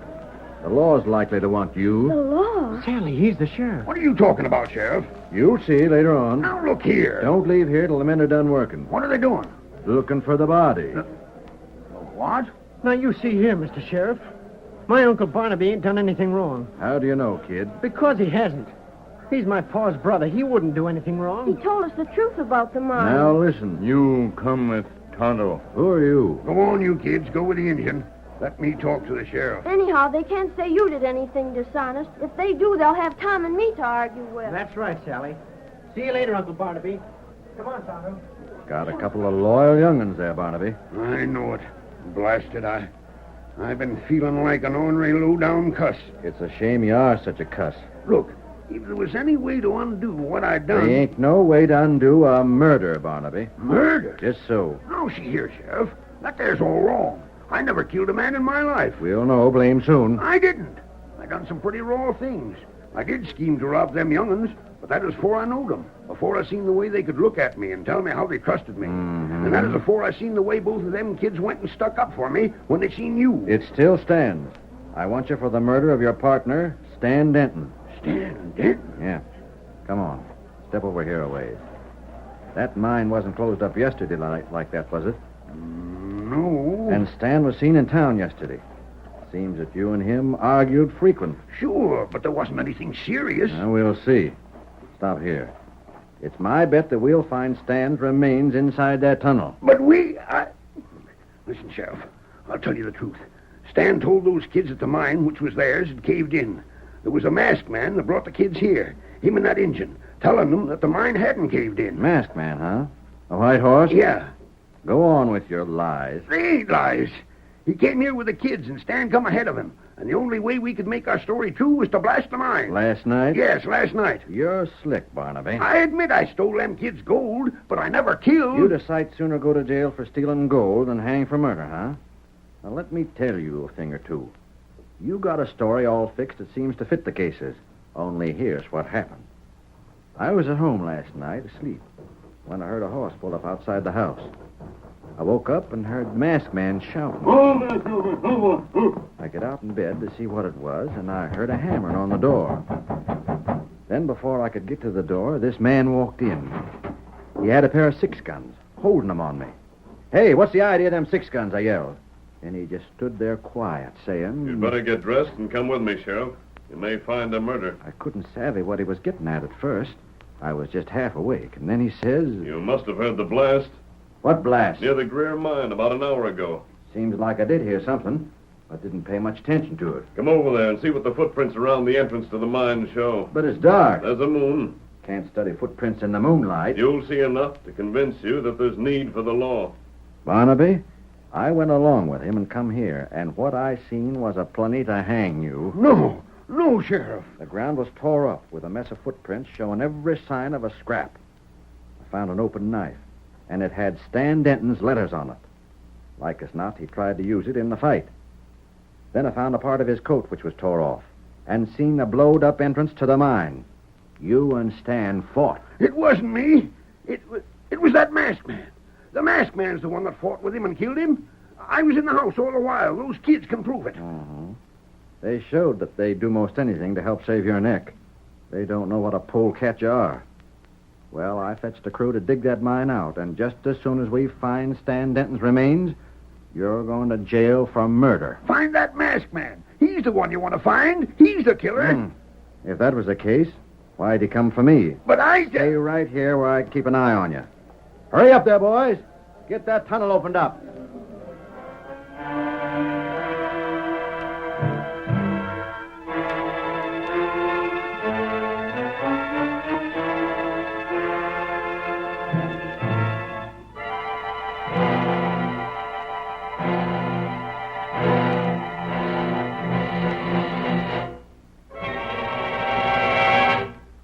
The men worked hard all morning. Sally went back to the house and cared for the baby. When she heard the shout announcing that the mine entrance was cleared, she hurried to her brother's side.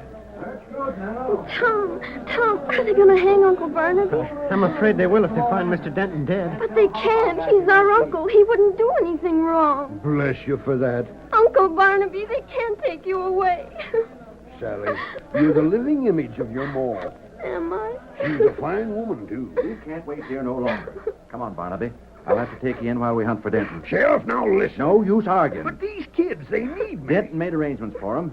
They can stay with Mrs. Beebe till the next stage. But don't you see? This is their mine. Your men tunneled it out for them. Now they can get the gold. They can't leave here. Well, that's so. The mine isn't caved in no more. Come on, Silver! Tom, there comes the masked man. Sure enough. The masked man, Sheriff. If Denton's killed, there's Mr. Denton in the saddle with him. Come on there, Silver! Denton's alive. There. You see, Sheriff, you were all wrong. But what in tarnation? Hold there, Silver. Hold there, boy. Sheriff, you gotta arrest this man.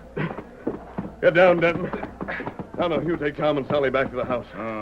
You But we want to stay. Go along, Sally. I want to speak to your uncle. Don't let him take him to jail. They won't. Blasted, I want this thing explained. I think your little sister's crying, Sally. Oh, come on, Tom. We've got to go and see her. Uncle Barnaby, you'll be at the house, won't you? I don't know. He'll be there. Go along, Tom. Yes, sir.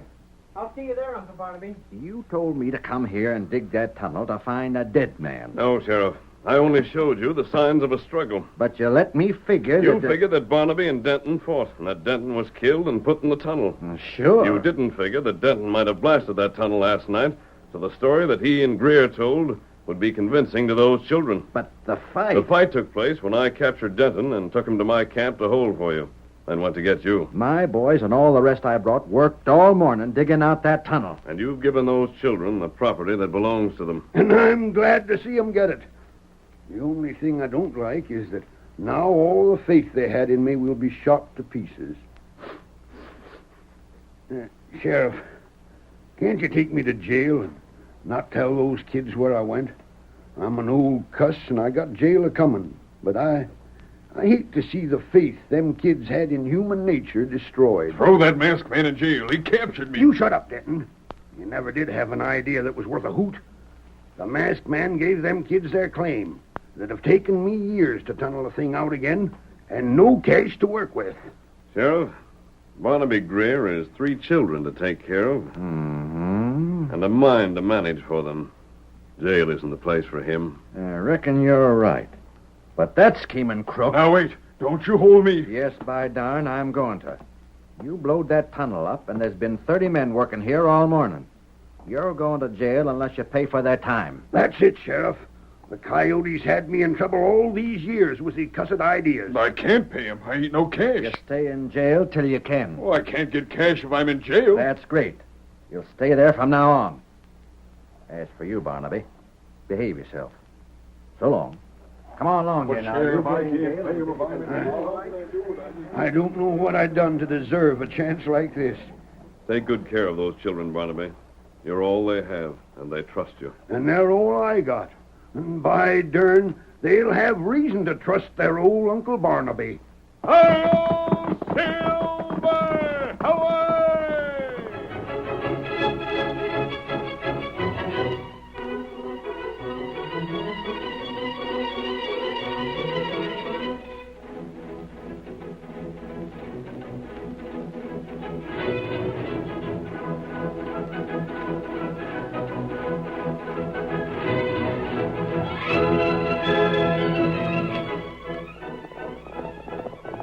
Come on, Silver, old boy! There's trouble at Eagle Pass!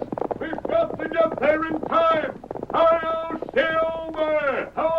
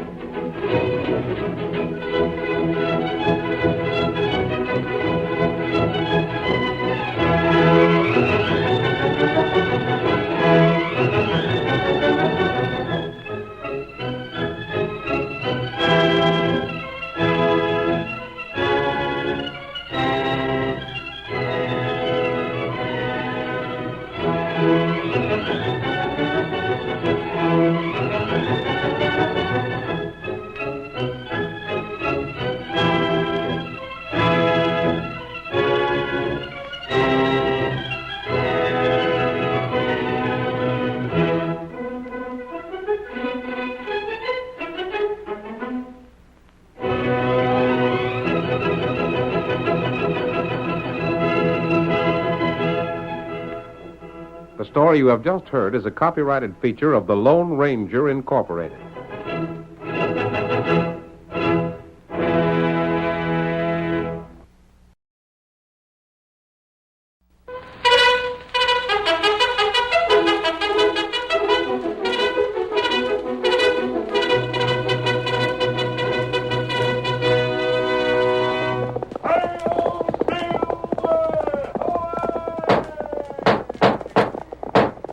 A fiery horse with speed of light, a cloud of dust, and a hearty hi-yo, Silver, the Lone Ranger.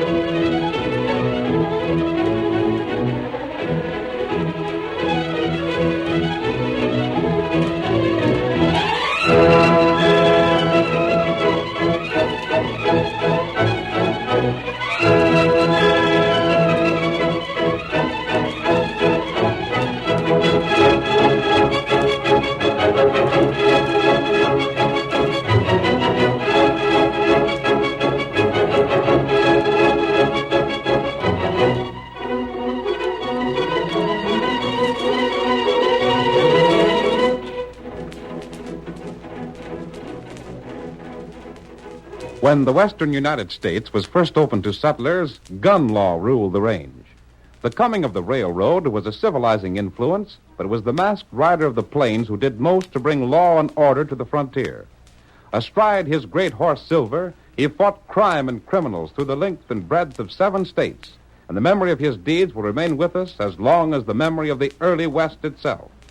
Return with us once more to those thrilling days of yesteryear. From out of the past come the thundering hoofbeats of Silver. The Lone Ranger rides again. Come on, Silver! We're heading to the railroad at Sioux Rapids! Someone's waiting for us there! Hi-yo,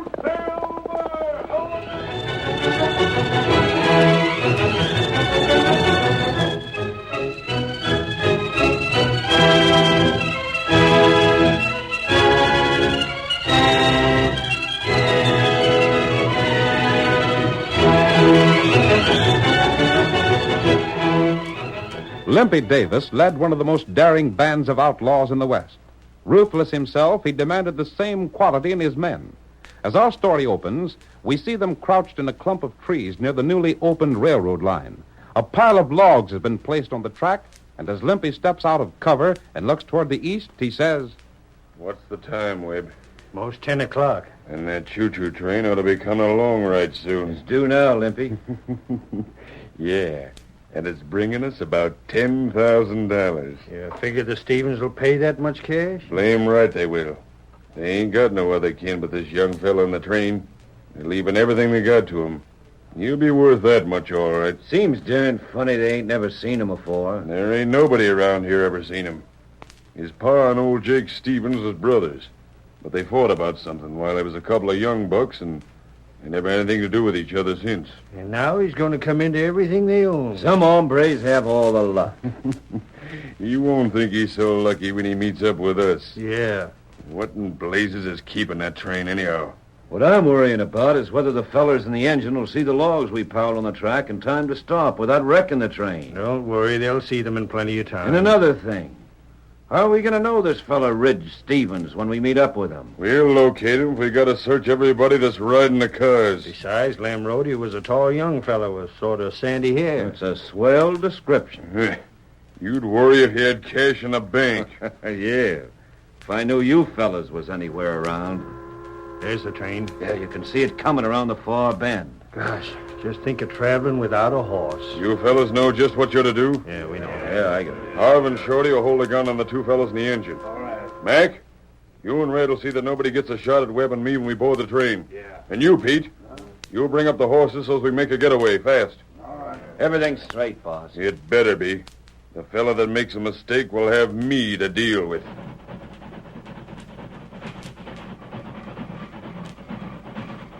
Gosh, ain't they going to see them logs? Don't be so all-fired fidgety. Keep out of sight, you fellas, till the train stops. They seen the logs, all right. Sure did. Just hold still. They'll be stopping soon. They'll stop right about here.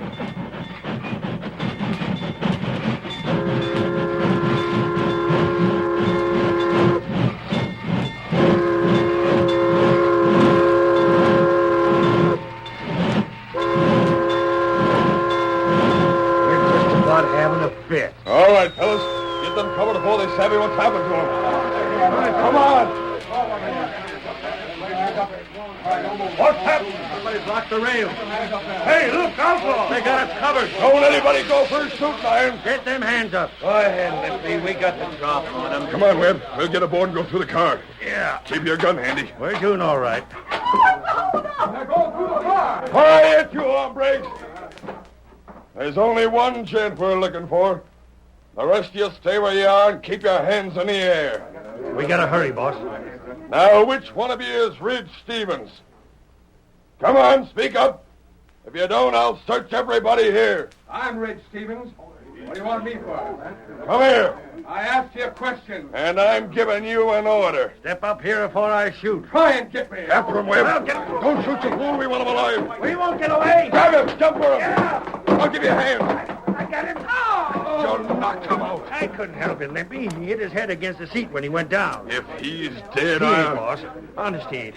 I can feel his heart beating. He's sure got a bad cut in his head. It ain't bleeding much. Pick him up. We gotta get moving. Here, I'll give you a hand with him. Yeah.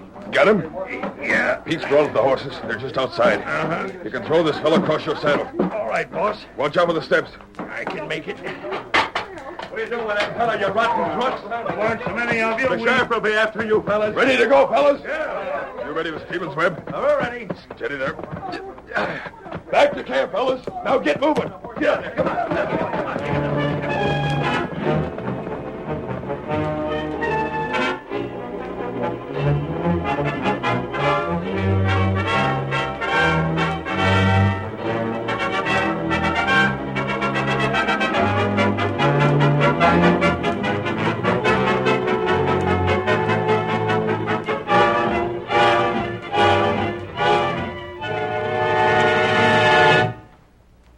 Word of the train holdup and the kidnapping of a passenger soon spread.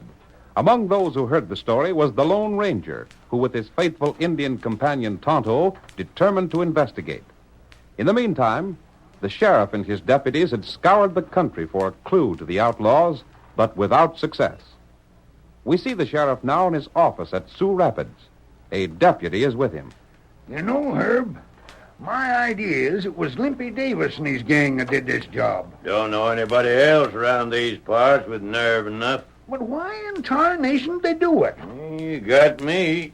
Ain't much doubt but what it was Jake Stevens' nephew them outlaws captured. The folks on the train recollected the outlaws calling him Ridge Stevens. But if it's cash them crooks want for Ridge, why in blazes don't they send some word? Jake ain't heard nothing? Not a doggone solitary thing. Huh. Yeah, maybe it's just that they had something agin him. They wouldn't be likely to hold up a train just for a grudge. Don't sound reasonable. And it's 4 days since it happened. Maybe we'll find out someday. Someday? By the great horn toad, if we don't learn something pronto, we're going to be in hot water for sure. Jake's so mad he's fit to be tied. Well, you can't blame him much. I ain't blaming him, I'm just... We got a visitor. Come on in. A redskin. Well, I'll be darned. Tonto wants make talk. Yeah, what's on your mind? Maybe you tell Tonto about outlaw. Outlaw? What outlaw? Feller stopped train. Ah. You got clue? What's it to you if I have or not? Maybe Tonto help you. You know anything about it? No. Tonto not know. What do you make of it, Sheriff? I got a notion. Say, Injun, who sent you here? Friend send Tonto? Your friend, huh? Your friend's name wouldn't be Limpy Davis, would it? That's not it. Sheriff, I'll bet it is. Limpy's smart. It'll be just like him to send the redskin here to find out what we know. You make plenty big mistake. Yeah? Well, we'll find out about this. Should I jail him, Sheriff? We will if he won't talk. You not jail me. Where's Limpy? Tonto not know. You lie. Out with it, you polecat. We savvy your game and you're going to talk. Tonto not talk. Why, you... He leave now. Stay where you are. Shoot him. He's resisting arrest. Blast it. My hand. A masked fella shot through the window. A masked man? I seen him just for a second. He only hit my gun. Let's get after him. Him and the Injun must have been together. There they are. Shoot. I missed him. And look at him travel. Now we know doggone well who stopped that train. If it wasn't that masked feller, I'll eat my boot.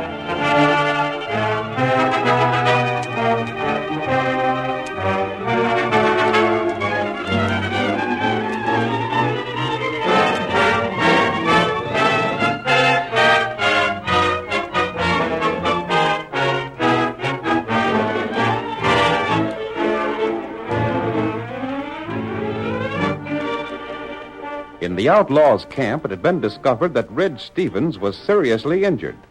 For 4 days he lay unconscious. And then, on the morning of the 5th, he stirred restlessly. Limpy stood over him, watching.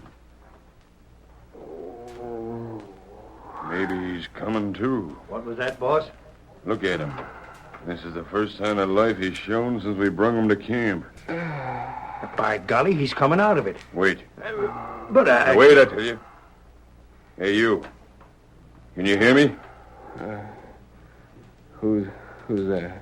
He can hear you, Limpy. How do you feel, fella?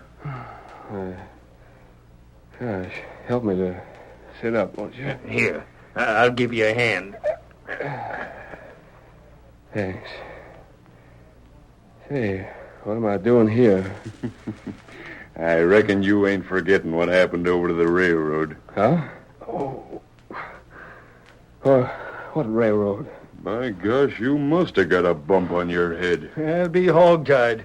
Think of forgetting that. I don't know what I'm doing here, but I reckon I better be getting home. You're a long way from home, fella. But, hey, that's a funny thing. Huh? Why, I can't recollect where I live. I can't even remember my name. If that don't beat all. Why, your name is... Shut up. What the... Keep your mouth shut, Webb. Jack, Jack won't want to be bothered with that now. Jack? Is that my name? Yeah. Come here, Webb. I got some things to say. Uh-huh. Come back soon, fellas, won't you? I got more questions to ask. I'll be back. You just take it easy for now. What in tarnation he up to, Limpy? Wait till we get where he can't hear us. But I Here, can... here. This'll do. What I'd like to know is what You nearly spoiled it. Don't you see what's happened? He can't recollect a thing before that bump he got in the head. Sure, but why tell him his name is Jack? Because that's what it's going to be from now on. As far as he'll know, he's an outlaw just like the rest of us. Maybe I'm dumb, but I can't figure... We'll tell him he's wanted by the law. Yeah? This is good. He's the only one of us that ain't knowed around here by sight. Of course he ain't, but I... Can't you see it? We'll leave a note with Jake Stevens asking for 10,000 cash. Then we'll watch the ranch.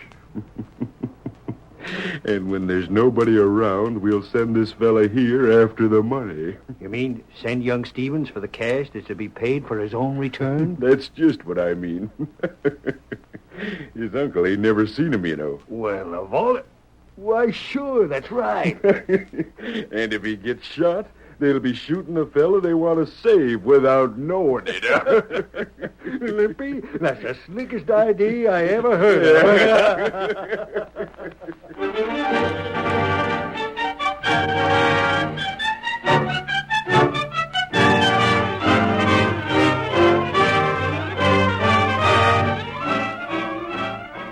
The curtain falls on the first act of our thrilling Lone Ranger drama.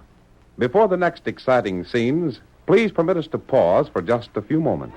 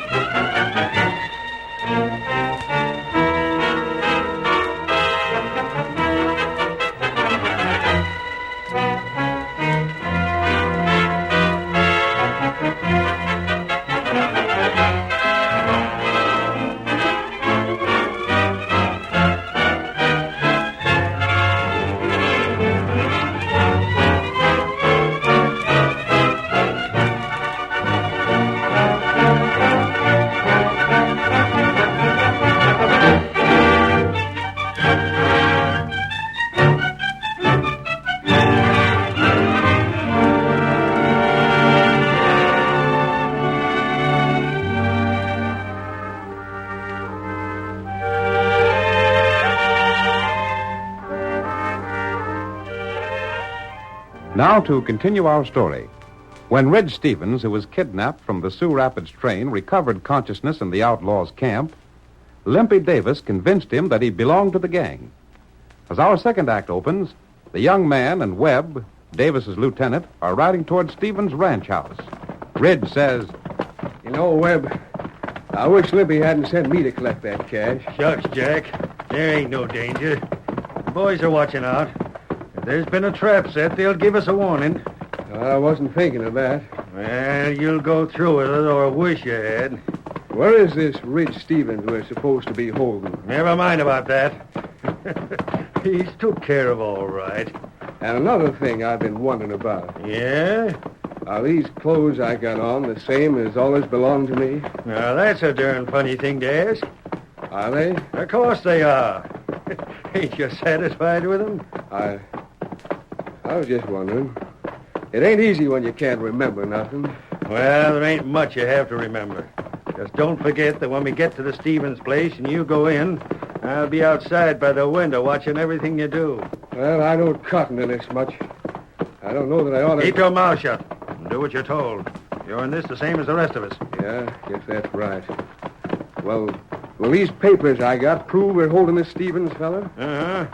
Them's what he was carrying to identify himself with when we took him prisoner. Yeah? Well, Jake Stevens ought to have the cash ready for you. It's been close to a week since he got the note. I know about that. There's the house now. I don't see nobody around. That's why we got word to come. There's only Jake in the house with some redskin and a young fella about your age. Oh, go there. Oh. Now go on in. If they try anything, I'll be just outside. There's more of the boys in calling distance. I ain't afeard. I'll keep the horses with me.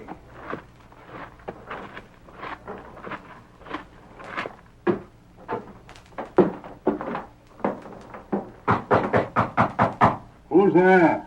I got a message for you. Who are you? Let me come in. Well, come in. You got any business with me? Who are these fellas?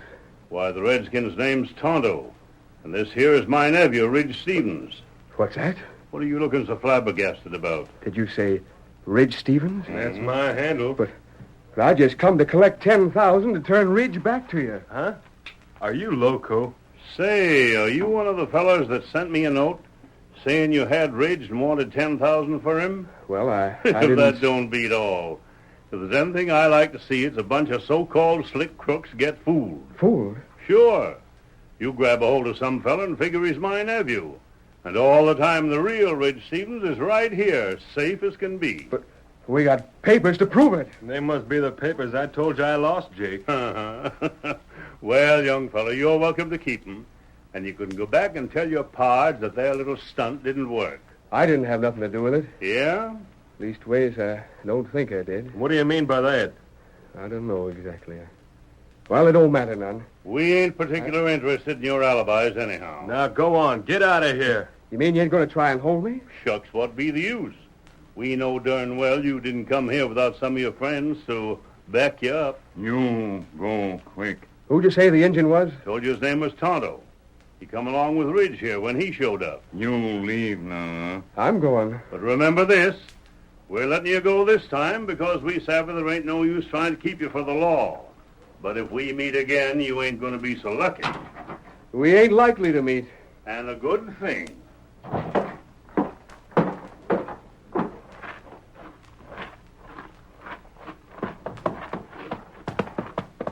Did you hear what they said, Webb? Every blame word. Get on your horse, blast you.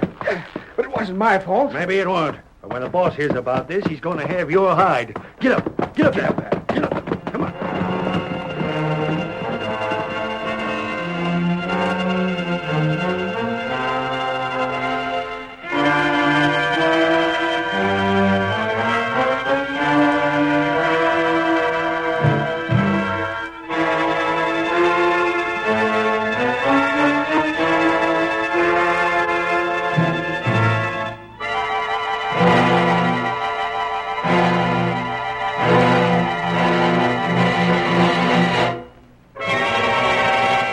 Webb and Ridge rode back to camp and made their report to Limpy. We see the outlaw leader as he questions the two men. Webb, are you sure that the young fellow was the real Ridge Stevens? Boss, I wouldn't swear to nothing anymore. Well, if he ain't, then I'm a Comanche. What did he look like? He was just like Lem Rodas. Sandy hair and everything. I don't like any part of this. If I figured I wasn't wanted by the law, I'd quit this gang. Yeah, you'd quit, would you? Why, blast your hide, it's all your fault this happened. It's because we thought you were... Webb, can't you ever learn to keep your mouth shut? Oh, what's the difference now? Plenty of difference. Jack, you go on over and see to the horses. But just what... Go on, I said. Oh, all right. Now, what's the matter with what I said this time? Look here. What's going to happen if he finds out he ain't a regular member of our bunch? What do you think it'd happen? Just this. we'd either have to shoot him or watch him all the time so's he couldn't get away to tell about us. Well, I don't... But if we keep still about what we know, he'll keep on thinking he's an outlaw and stay with us. Well, maybe so. I've been wondering what could have happened. The only thing I can figure is that this fella got Ridge's papers somehow and was up to some trick. He might have been at that. If he weren't, why'd he say he was Ridge when we found him on the train? And how'd he come to have those papers with him? Yeah, that's so. Now we got the whole thing to do over again. Huh? You ain't planning to get a hold of that fella at the Stevens place, are you? And why not? Hey, Fred, come over here. You want me, Limpy? Come here. What is it, boss? You've been with the fellas that have been watching the Stevens place, haven't you? Sure. You was watching it all the time so's we'd know when it was safe to send for the cash. What have you got in mind, Limpy? I was just thinking that while the fellas was watching, they must have learned something about what the folks at the ranch do with themselves. What do you mean? Well, does this young fella that's at the Stevens place ever go anywhere alone? He sure does. Yeah? He takes a ride every day over to that big red hill north of the ranch. Every day? Just like clockwork. He starts out after dinner and don't come back for a couple hours. And that's when we're going to get him. Maybe we can at that, boss. Sure we can. But do you figure it's safe? Why ain't it? We can meet him at the hill, grab him, and beat it. But what if he's being guarded? You just heard he rides alone, didn't you? Yeah, but what I meant was the hill can be seen from the ranch, and maybe somebody is set to keep an eye on him. If it looks like there might be trouble, we'll leave him alone. But if we get him, we'll have enough head start so's nobody from the ranch could catch us. Yeah. We can have fresh horses waiting for us halfway back just to make sure. Uh-huh. But what if he rides off when he sees us coming? He don't know us. Why should he figure we're outlaws? Yeah, I guess that's right. Of course it is. And this time we'll show Jake Stevens we ain't so easy to fool as he figured.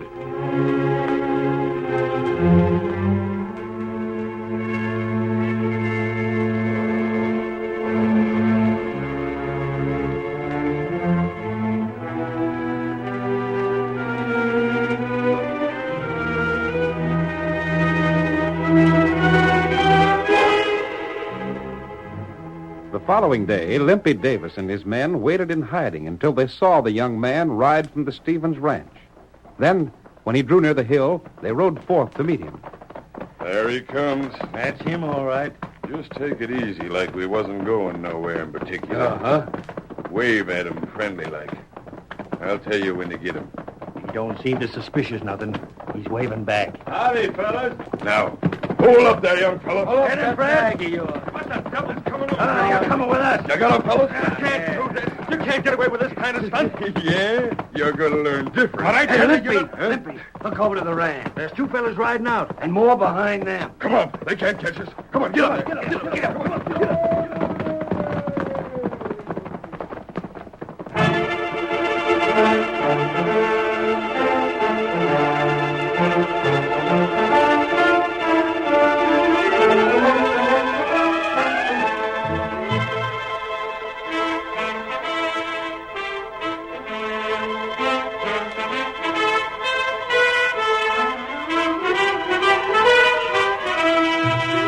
With whip and spur, the outlaws urged their horses forward. But little by little, the gap closed between them and the masked man. Finally, Webb cried, "They're almost up to us." Oh, God, I never seen horses like that. Get up there. Get along, blast you. The Redskins coiling his rope. We gotta get away from them. The other bunch will catch us. Fire at them. Can't aim riding like this. Hurry. I hope they catch a whole bunch of you skunks. We'll take care of you later. They're firing at us. Maybe I can get that mask fella. I'll take a peek. Oh, you can't stand up against shooting like that. We got him. The rope. The Indians rope me. Whoa there. Whoa there, boy. Take the rope off of me. I'm choking. I'm choking on you. Oh, hey, horse. Oh, that's it, Tonto. Don't shoot. Tell the master to make it right. Give up.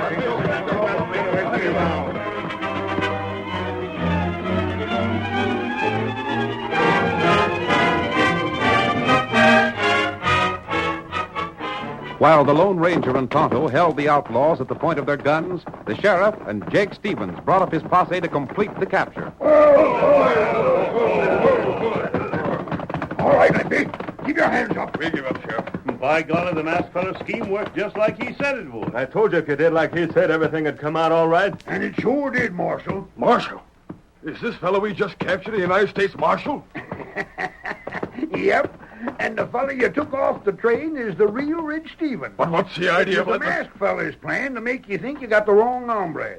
And the marshal rode out here alone every day so you'd try to get him. Limpy, we've been tricked. Why, the blast... Take it easy, Limpy. You're headed for a long spell in jail. Come here, Ridge. Gosh, it's good to see you, Uncle Jake. Hey, I thought you couldn't recollect nothing. I couldn't at first.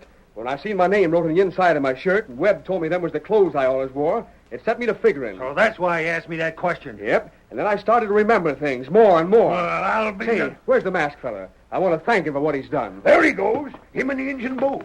Well, I'll be doggone. He captures the worst bunch of outlaws I ever seen, and then he just rides off like it was nothing.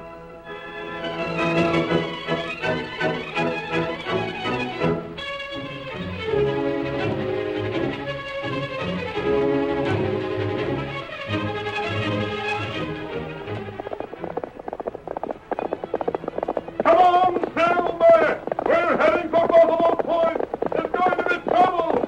Hail,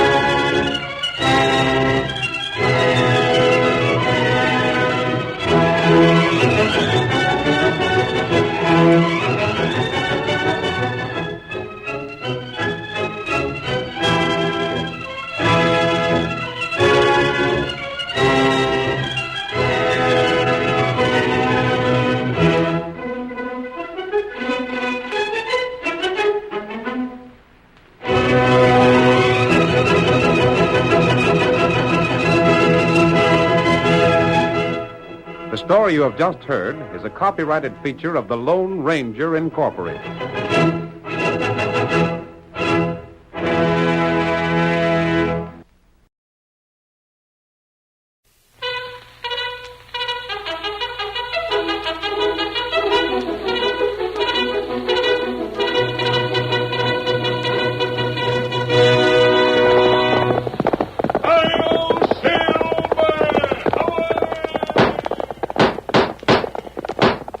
Fiery horse with the speed of light, a cloud of dust, and a hearty hi-yo Silver, the Lone Ranger.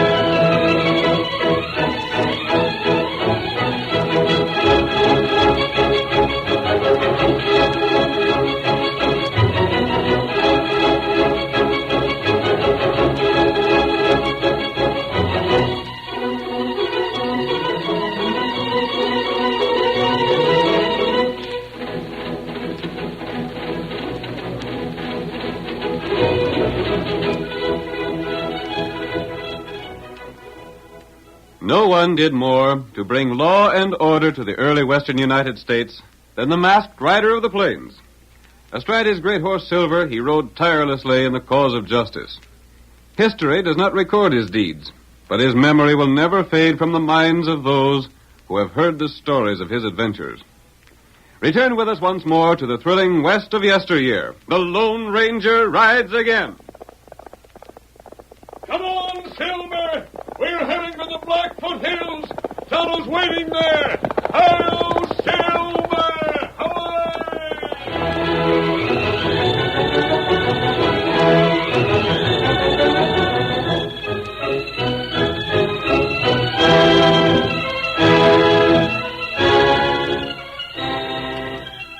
The trail leading to Fort Paxton narrowed as it crossed the Blackfoot Hills. For more than 3 miles, it was a dangerous ledge, with a drop of hundreds of feet below and a sheer granite wall rising above. As our first act opens, we see the Lone Ranger and his faithful Indian companion Tonto following the trail westward. Bull Crummer's gang is somewhere in these hills, Tonto. Oh, them not far now. Have you noticed any new signs, Kimosabe? Tonto find only place where them camp. That's something I can't understand. Until last night, they seemed to be following this trail. But today, there's no sign of them. Maybe soldier hide sign. Yes, the party of soldiers ahead of us may have covered their tracks. How far ahead are the soldiers, Tonto? 1 mile, maybe 2. I wonder if Bull could have learned of the money they're taking to the fort. We'll find out many things. And if he's learned the soldiers have at least $40,000 with them, he'll do anything to get it. What Army do with cash? Part of it is the Army payroll. The rest is for the Indian agent at Clear Lake. Oh. I hope Bull knows nothing about it, but What's that? Oh, Silver. Oh, white fella. Oh. Tonto, that sounded like blasting powder. Huh? Why would anyone use blasting powder in this part of the country? There's no mining here. There's no mining and no farming. It wouldn't have been used to clear stumps. It's plenty big noise. Can you tell where it came from? Come from up trail. That's where the soldiers are. I wonder... What you think? I wonder if Bull Kremer could have had anything to do with that blast. Oh, that may be right. We're going to find out right now. Come on, Silver. Get him up, white fella.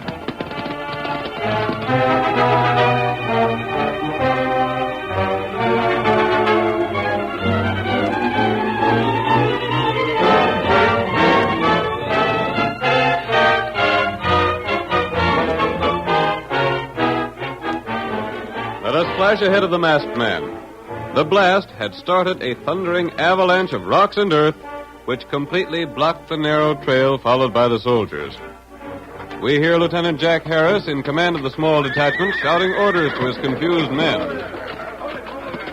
Turn your horses, men. We've got the back trail. What started that blame leg?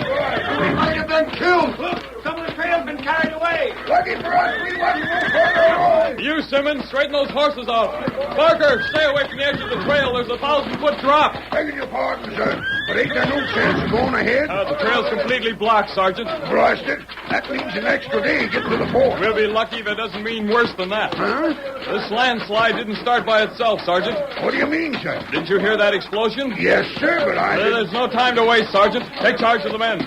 Get them started on the back trail at once. I'll handle them, sir. Hey there, Ricketts. You ain't handling the plow. Fred, get that horse in hand. You're holding up everything. Lieutenant! Right here. Whoa there. Whoa. What is it, man? I've seen riders coming toward the bend. Riders? There's 12 or 15 of them. They come down that gully back there. The leads from up above. I was afraid of this. One fellow was riding a big bay horse. And he's right powerful looking. Bull Kremer. Huh? Bull Kremer started that avalanche. We can't go forward, and he rode down from the cliff to cut us off from behind. There they come now. He's after the gold we're carrying. There ain't but 6 of us. What are we going to do? The best we can. Get up there. Come on, boy. Wait, where are you going? We've got to save that money. Come on, boy. Get along with you. Come on. Wait, Lieutenant. They'll get hold of you, sure. Come back here. Fight them off, men. Fire at will. Don't let those crooks get the gold. We ain't got a chance. It's Bull Kremer's outlaw. They're 2 to our 1. Hey, that fool right over there.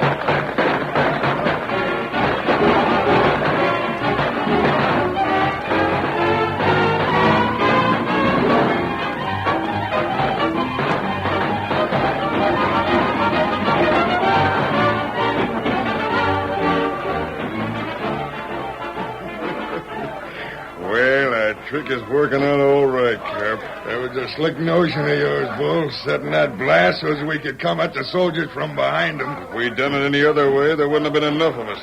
We got them just where we want them. Hey, Jim, get them horses that are carrying the cash. Jim's getting them all right. I don't like the way our fellas is getting shot up. There ain't any of them hurt bad yet. Yeah, but now we won't be able to make the Badlands in one ride like I was planning. By golly, I never thought of that. Once in the Badlands, we can split up and nobody can follow us. Yeah. We gotta make camp before that to let the boys rest up and may mean trouble. Hey, look. Jim and some of the boys, you got hold of the lieutenant. I can see him. But I thought you told him not to take any prisoners. That gives me a notion. But listen, Jim, bring that lieutenant over here. Hey, you soldiers over there. Quit your shooting or we'll finish off the lieutenant. Blast you, Bull Cremmer! You'll pay for this. Jim, put the lieutenant on a horse and see that he don't get away from you. I'll take care of this fella, Bull. And the boys got the cash? Yeah. They've already started for the gully to get back on the cliff. Good. You rotten killers. Now, don't go to fret, Lieutenant. It ain't no disgrace to be tricked by a fellow as smart as me. Why, you... But what do you want with a lieutenant, Bull? I told you I had a notion, didn't I? Yeah, but... We're taking this fellow along with us, so that the soldiers come, they can't do nothing for fear we'll shoot him. Uh-huh. That'll give the boys a chance to get rested before we reach the Badlands. Hey, that's all right. Go on, Jim. Put him on a horse, like I said. Yeah, sure thing. Take your dirty hands off me. Let me go. You can't get away with it. I got a couple words for that sergeant over there. Sergeant! Hey, Sergeant! We ain't been firing because we don't want to harm the lieutenant. But by God... Keep still! I got a warning for you. Yeah? We're taking the lieutenant with us.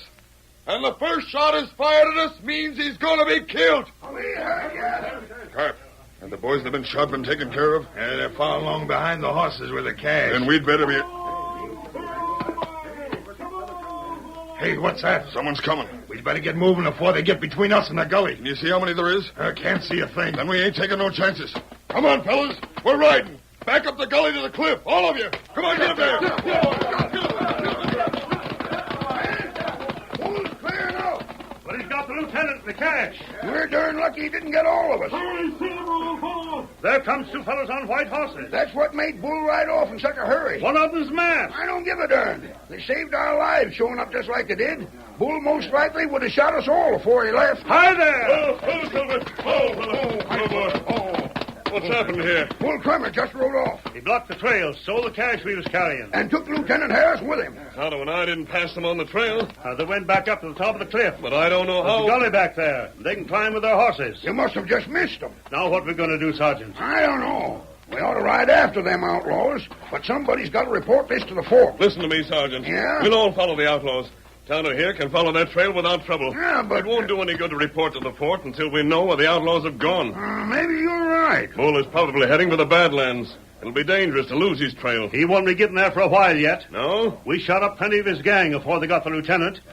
They'll have to stop for a while so they can rest up. Then we'll find where they stop. Stranger, you sound to me like you savvied what you was doing. He sure does. So you just give the orders and we'll follow along. Are all your men mounted? Sure they are. But we got some wounded, too. They should be able to ride as far as the outlaws can. They can do that all right. Then come on before they get too much of a start on us. Come on!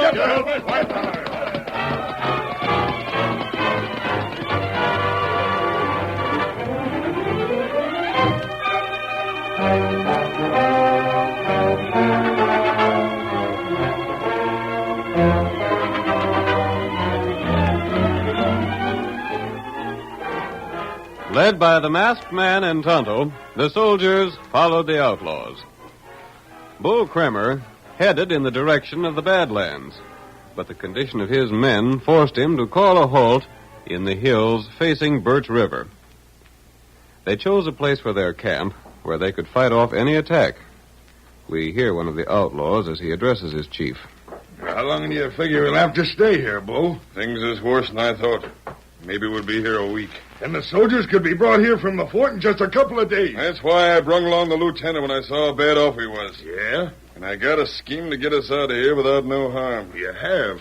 Do you see where the river is? Yeah. There ain't nothing between the river and the Badlands but that valley beyond. But what We'll about just leave things to me.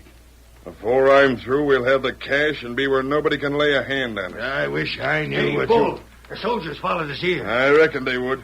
But that don't matter none. The sergeant and the masked fella just rode up to camp. They want to talk with you. They sure got nerve aplenty. Tell them to come on over here. I'll do that. What in blazes can they have up their sleeves? They just hanker to talk terms, that's all. They want the lieutenant back again. I sure wouldn't ride into this camp if I was in their boots. Go, Silver. Blast you, Bull. What have you done with young Jack Harris? You'd like to have him back, eh? Bull, look here. Why don't you grab a hold of these fellas, too? Then the soldiers sure wouldn't dare touch it. Don't be fools. Huh? We investigated before we entered camp. Yeah? Your men can't be moved for several days yet. By that time, the soldiers can be brought here from the fort. That's just why We came here to talk. But if you make us prisoners, soldiers will know you can't be trusted and will attack even if it means our lives. Well, what about it? Now, suppose you keep out of this, Carp. I'll do the planning with this bunch. We want the release of Lieutenant Harris. Uh-huh. And we want a chance to get to the Badlands. And perhaps we can come to terms. Nope, not just yet. Why not? Before I'm going to make terms, I want to see every soldier from the fort outside there. Bull, have you gone clean loco? Don't be butting in, Carp. I said is what I'm doing. You say you want all the soldiers brought here? Well, I'll be darned. I'd sure think that'd be about the last thing you'd hanker for. You don't think I'm going to give you a chance to set a trap, do you? A trap? There ain't nobody but the soldiers in this part of the country that I'm afeard of. Yes? So I want to know where every blame one of them is. I think I know what you have in mind. If you do, mister, it's a blame sight more than I do. And if the soldiers are brought here, then what? That's all I aim to tell you right now. You'll get the soldiers, and then we'll talk some more. We'll do that. But just remember one thing. I know how many soldiers are in the fort. And if every blame one of them isn't here, then the lieutenant ain't got no more chance of living than if we shot him right now. Come, Sergeant. But, we'll go back to our camp. Then I'll ride to the fort. Maybe you fellas savage what you're doing, but I sure don't. You'll learn Bull's scheme soon enough, Sergeant. Hi-yo, Silver!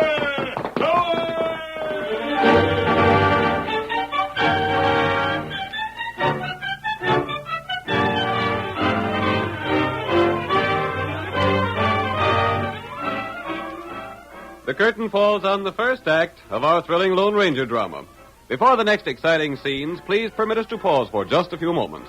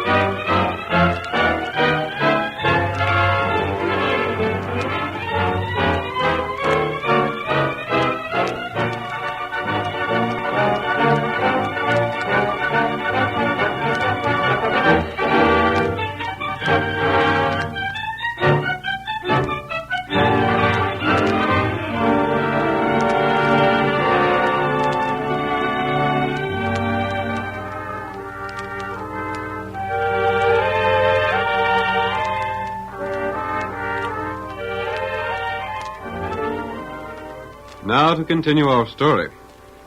Bull Kramer stole $40,000 in gold from an army train and captured Lieutenant Jack Harris, escaping just before the arrival of the Lone Ranger. The outlaws, however, could not reach the safety of the Badlands because of their wounded. They made camp in the hills, facing the Birch River, and there told the masked man who had followed them they would not release their prisoner until all the soldiers from Fort Paxton had first been brought to the spot.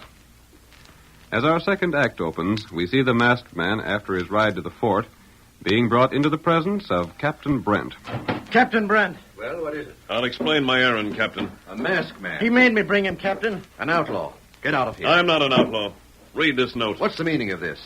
Orderly, put this man under arrest. Stand where you are, orderly. Put down those guns. Read that note. And I believe you'll change your mind about arresting me. Note? It's from Sergeant Murphy. You've seen him? You know what's happened to the money we've been expecting? The note explains everything. If this is a trick, good heavens. The money's been stolen. And Lieutenant Harris is Bull Kramer's prisoner. Orderly, tell the bugler to sound assembly.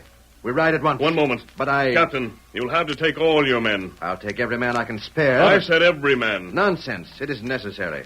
And I can't leave the fort deserted. Those are Bull Kramer's orders. I'm not taking orders from that outlaw. And the life of Lieutenant Harris will be in danger. But I tell you... It's a deadlock, Captain. You can take a part of your men and either attack the outlaws or starve them out. That's exactly what I'll do. But Bull Kramer is desperate. He wants to escape with that $40,000. If you prevent him, he won't hesitate to shoot his prisoner. He wouldn't dare. Why wouldn't he? Bull knows he'll hang anyhow if he's captured. Another murder won't change his punishment. But I've got to do something. I think I know what Bull's scheme is. Yes? He demands that you bring all the garrison so that you can't hold back soldiers to set a trap for him. I see. I believe he'll make terms for the lieutenant's release when you've shown him that your men are with you. I seem to have no choice. Do you agree? I do. Orderly, have assembly blown as I told you. Have my horse brought outside. I want every man in the fort ready to ride at once. Yes, sir. Now, I have a question to ask. Just what have you to do with all this, stranger? I met your soldier just after Bull Kramer's attack. Yes? Tonto and I helped follow the outlaws, and I offered to return with a message to you. I think the sergeant's note proves the truth of your story. It should. Come. We'll be on our way in a minute. Good. This means that we'll probably save the life of Lieutenant Harris. But the money will be lost. I believe we can get the money, too, Captain. What's that? Steady, Silver. Heap. You said we could get the money? Not only that, Captain, but capture the outlaws as well. Impossible. I'm sure I know what Bull is planning, but I'll explain later. We must get started at once. Orderly. Yes, Captain. Are the men all armed and ready? They are, sir. Then follow us. Up! Get along there. Come on, Silver.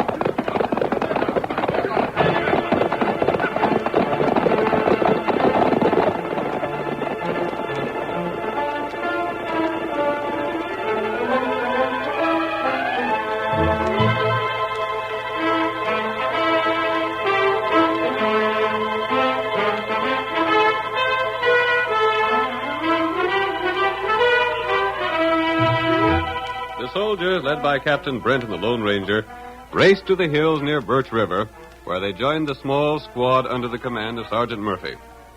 Then, accompanied by the captain, who knew the masked man's plan, the Lone Ranger once more rode to the outlaws' stronghold for a conference with Bull Kramer. Hold up them horses. Stand right where you are. Oh, Silver. Oh, boy. What's your errand here? We want to speak with Bull Kramer. Uh-huh. He's been looking for you. But don't try no tricks now. You're liable to get shot. Don't stand there, man. Get moving. Hey, Bull. Here's the masked fella again. Tell him to come over here. Get along with you. Come, Silver. Get up. Well, Captain, I see you brought the soldiers like I said to. Move, Silver. Move there, move. But you've harmed Lieutenant Harris. Shucks, you don't have to worry about him, then. We ain't harming him unless you fellas get stubborn. Where is he? You can see him right over there by that tree. All right. We've done as you say. Every trooper in my command is with me. Now, let's get down to business. Captain, there's just one way you can save that young fella's life. Yes? First thing, you're going to line up your soldiers in that hill across the way where I can see them. And then what? When you've done that, so's I can see you ain't trying to trick me, I'll take the fellas that's with me and ride out of here. Go on. We'll take the lieutenant along with us. We'll cross the river, right across the valley to the Badlands.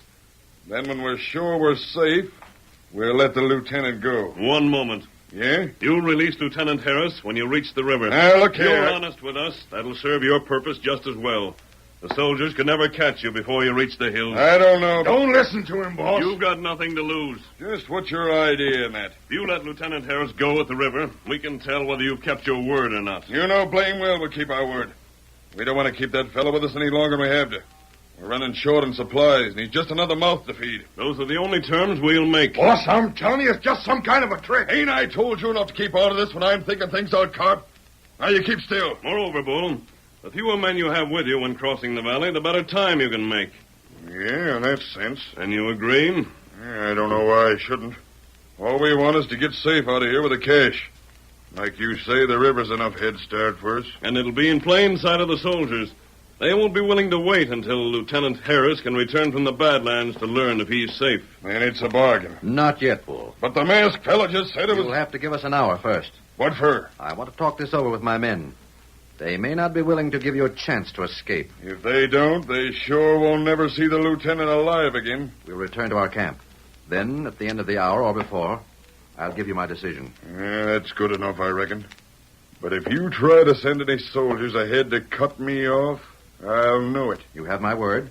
Every soldier in my command will be drawn up where you can see him when you ride out of camp. They better be. Come, Captain. And you ain't getting 1 second over the hour either. Right. Let's go, friend. Come on, Silver. Blame it all, Bull. Why'd you let him talk you into a thing like that? And what's wrong with it? I don't know. You don't want to keep the lieutenant. The sooner we're rid of him, the better. Yeah, that's so. And I don't aim to put him on one of our good horses. So if he rides all the way to the Badlands with us, he'd be slowing us up considerable. Yeah, maybe you're right, Bull. It's just that I got a feeling that masked fella was up to something. Carp, there ain't a thing he can do. If the soldiers are where we can see him, there won't be nobody to stop us. Now forget about your worrying. We got other things to do before we're ready to ride.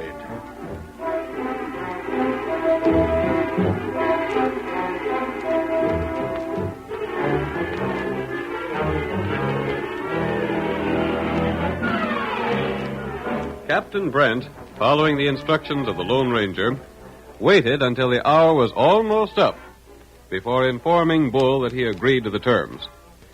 Then, while the soldiers paraded in plain sight on the side of the hill, the outlaws rode forth from their camp, Lieutenant Harris with them. We see them just as they've crossed Birch River.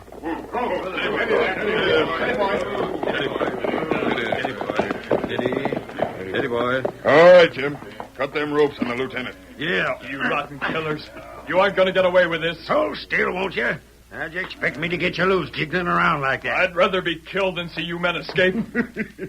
Well, that ain't the way the captain feels about it. There. The ropes is off him, Bull. Well, Lieutenant, you came in right-handed. If you hadn't made me a prisoner, you'd never have got away with this. That's just why I thought of this scheme. Oh, why let him get away? Why don't you shoot him now? Then the soldiers can't catch him. Shucks, let the fellow go. I ain't got nothing against killing the line of business. There ain't no sense doing it for no reason at all. But I'm you telling always was too handy with a gun, Carp. You've got a lot to learn. Now on your way, Lieutenant. We'll meet again, Bull. If we do, you'll be the hombre that's sorry. All right, get along then. Come on. Say, Bull, I just thought of something. Yeah? What's become of the masked fella and the Injun that was with them soldiers? I don't know. What's the difference? But maybe they rode ahead of us. Let him. You ain't afeard of just two fellas, are you? Maybe not. But that masked fella looked too darn slick to suit me. Come on. We're heading for the hills before the soldiers try to come after us. Get up there. Come on. Get up.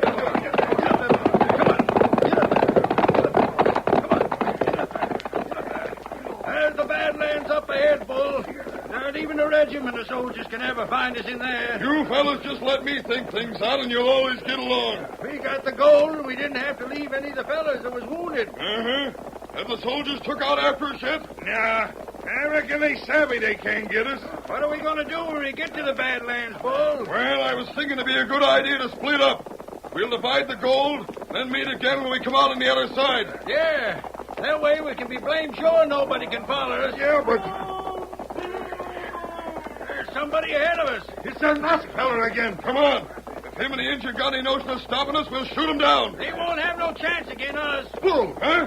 They've been setting fire up ahead. What's that? I see it. Well, I'll be it. It's prairie fire. The whole plain valley's ablaze. And the winds are coming this way. Hold there, steady. But we can't make it through them flames. We've been tricked. That's what the captain wanted an hour for. To give the masked fella a chance to ride ahead of us. And that's why he wanted to let the lieutenant loose at the river. Blast him. We gotta go back. We'll be burned alive. And the fire's getting closer. The soldiers... Just blazing with the soldiers. I'd rather face them than a prairie fire. Then that's what we gotta do. Come on, fellas. Turn your horses. We gotta ride for our lives. Get up, boy. Get up. Get up.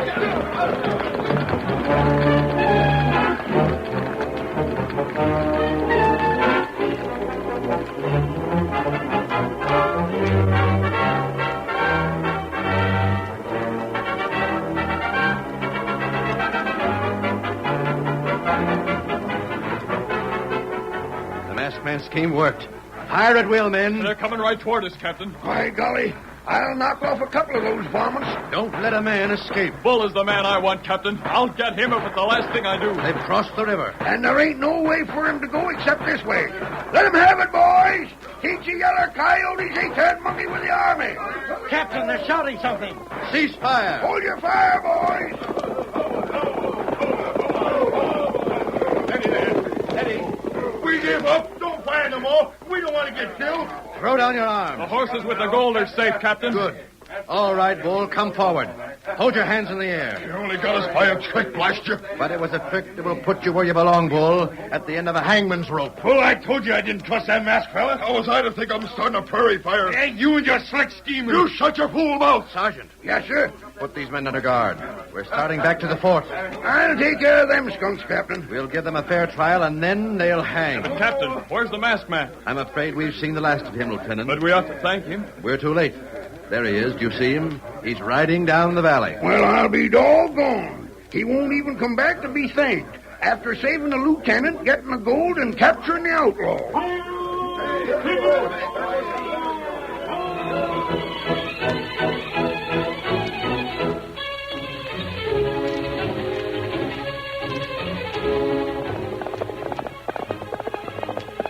Come on, Silver, old fellow! There's trouble ahead, and Tonto is waiting for us! Hi-yo, Silver!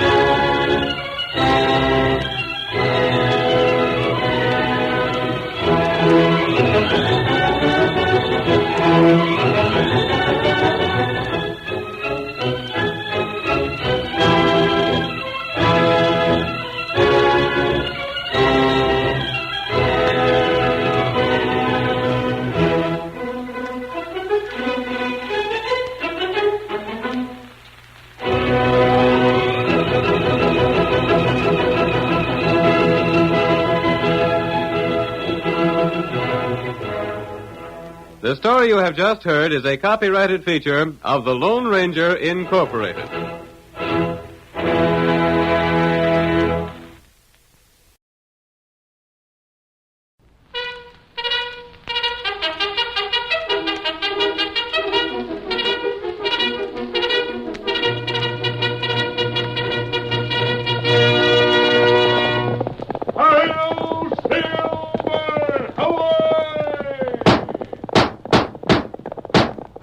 A fiery horse with the speed of light, a cloud of dust, and a hearty hi-yo, Silver, the Lone Ranger.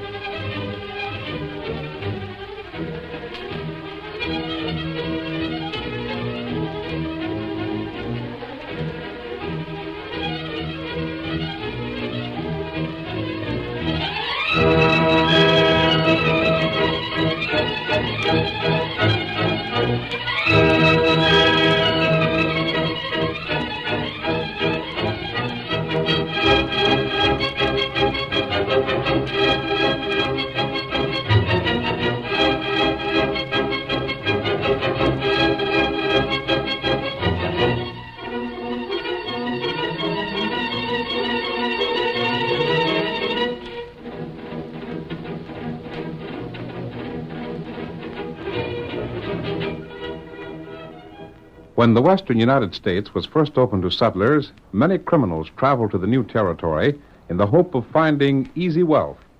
They soon realized, however, that wealth could only be purchased by hard work, so they turned to robbery and cattle rustling. It was these men that the masked rider of the plains fought so tirelessly. It was only through his efforts that law and order was finally established on the frontier. And now return with us to those thrilling days when the West was young. From out of the past come the thundering hoofbeats of the great horse Silver. The Lone Ranger rides again. Come on, Silver! We're heading for Prairie Grove. Tonto's waiting on the trail ahead. Hello, Silver! Away!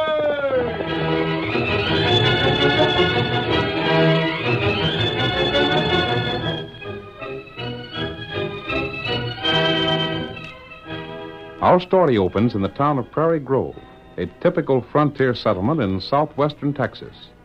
It is late afternoon, and Clem Barton, a rancher, hurriedly enters the small post office on the main street. Fred.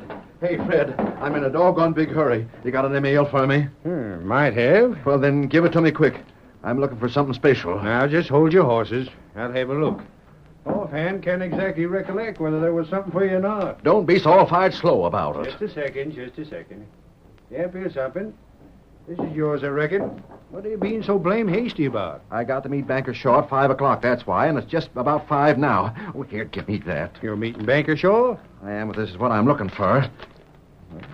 Yippee, this is it, all right. If you're planning to see the banker, you better get a hustle on.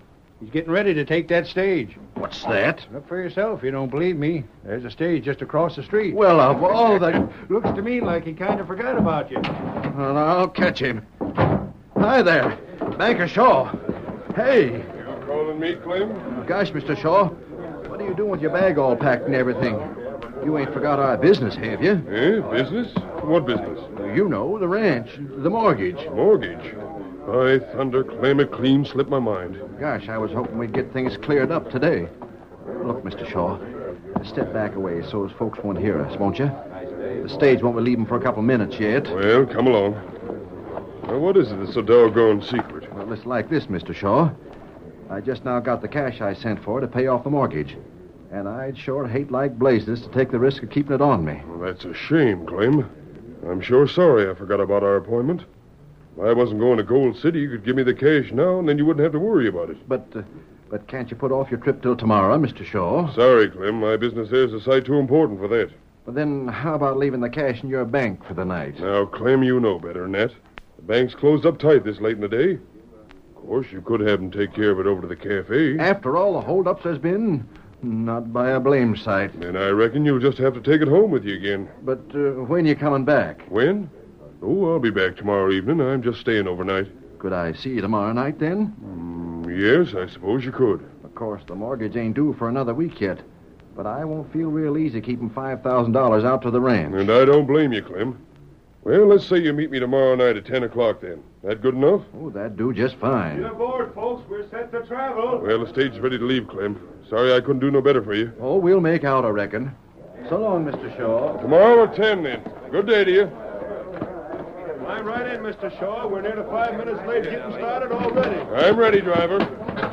Get up there. Get along with you.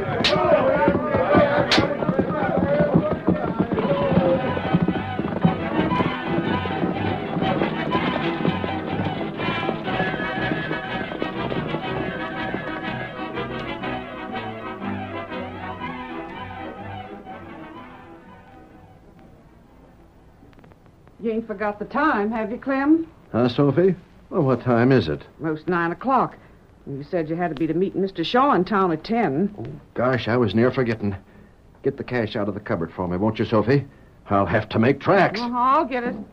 My hat. Where in blazes is my hat? Your hat's on the chair where you put it. I declare, when you get fussed, you never know what you're doing. Well, I reckon I'm just feeling good knowing the mortgage is going to be paid up, honey. Well, it was mighty nice of your brother Ned to give us a lend of it. And you'd better be careful with it. From what he says, things being the way they are back east, he won't be able to send you no more. You bet I'll be careful. Here it is, Clem. Now, you put it in a good, safe place. Yeah. There. It won't fall out of that inside pocket, I reckon. Now, where'd you say my hat was? Here it is. Oh, you hurry to town. The horse is all saddled outside. It's a nice moonlit night to ride. Well, you take care of yourself. Who in the blazes is that? Whoever it is, don't you stop to talk to him. You just keep going. An Injun. Oh. What you want, Redskin? Don't stand there, Clem. I'll deal with the Injun. I'm a-going, honey. All right, Injun.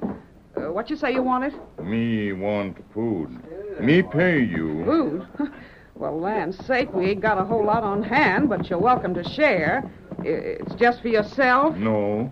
Me got friend. Oh, there's two of you. Another Redskin, huh? Him white friend. White friend? Then why don't he come up and ask for the grub instead of sending an Injun after it?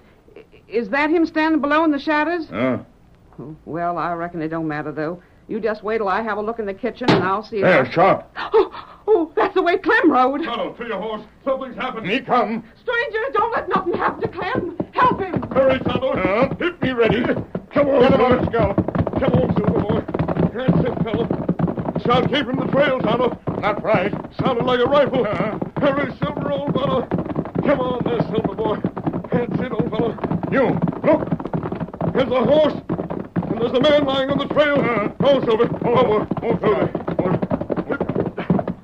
Tonto, some man left the ranch house when you knocked on the door.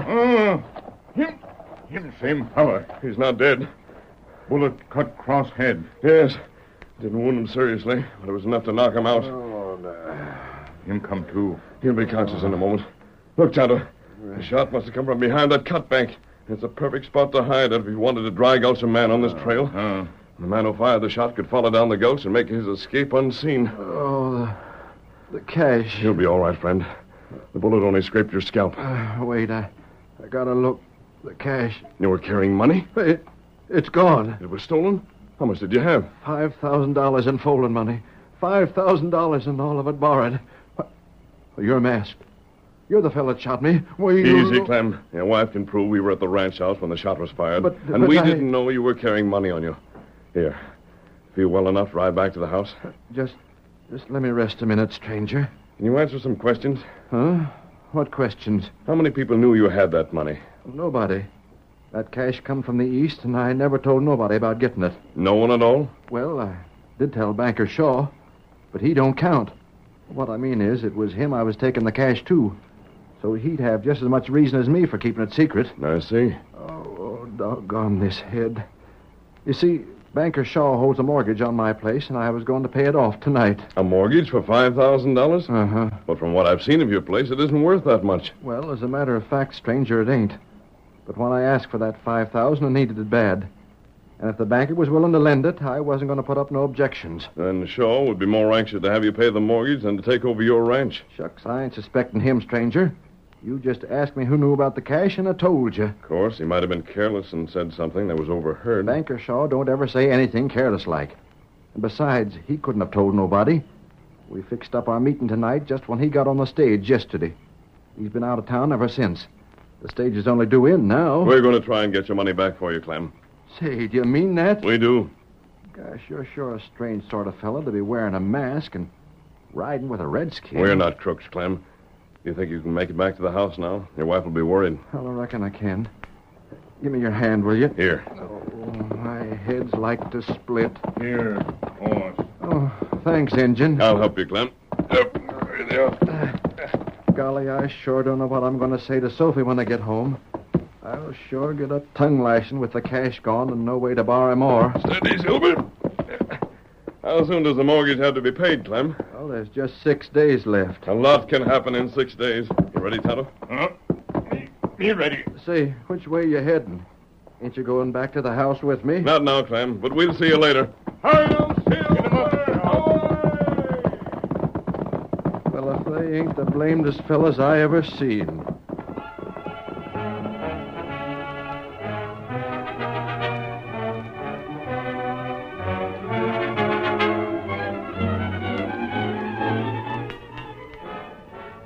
That night, the Lone Ranger and his faithful Indian companion Tonto made camp. But the next morning, they returned to the dry gulch to search for some trace of the man who had robbed Clem Barton. Oh, there, Silver. Oh, steady, boy. It's too dark to follow the trail last night, Kimosabe. The moonlight didn't help any in this gully, but we may find something today. There, empty shell. Yes. Look, here's where the man kneeled to shoot. You can see the mark of his knee in the soft earth. That's right. And there are hoof prints. Horse got broken shoe. A broken shoe on the left forefoot. There was a small horse. You can see how light the prints are. That's right. Here's where he left the gulch. I'm afraid we can't trail him, Tonto. No. Him ride on hard ground. Him not leave trail. He evidently knew what he was about. Now what we do? There's some things I don't understand, Tonto. The outlaw must have known Clem had that money. That's right. But Clem says the banker was the only one to know. If he'd loaned more than the ranch was worth, he stood to lose if the money wasn't delivered. Here, Silver. Here, Scout. We're going to town, Kimasabi. You got plans? Not yet. But the things I want to find out. Come on, Silver. Get 'em up, Scout.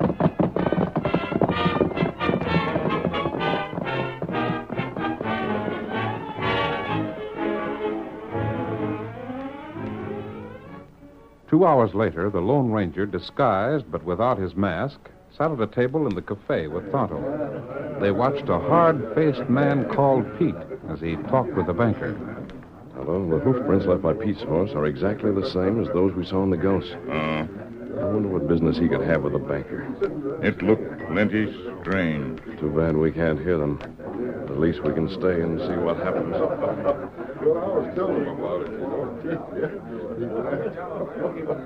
Well, Mr. Shaw, I better be on my way. Leaving already? Yeah, I gotta. But I'll be seeing you again. Uh-huh. Maybe there'll be some more business we can do together. I sure hope so. What happened to your head, Clem? You get in the shooting scrape? Hey, hold on and tell us about it. Not now, boys. I gotta talk to Mr. Shaw. Howdy, Mr. Shaw. Can I sit down? Go right ahead. Thank you. Now maybe you'll let me know what you got to say for yourself. You kept me waiting last night till after midnight. Mr. Shaw, I was shot at. That's how I come to be wearing this bandage. Shot at?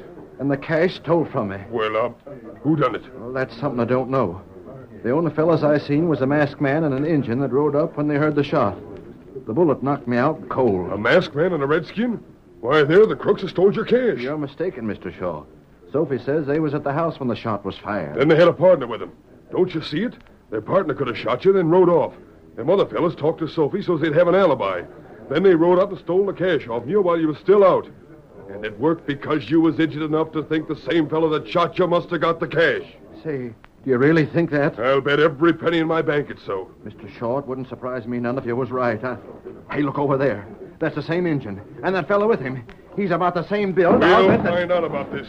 Man, grab that redskin and his friend. Get a hold of them. There they go. Out of their way.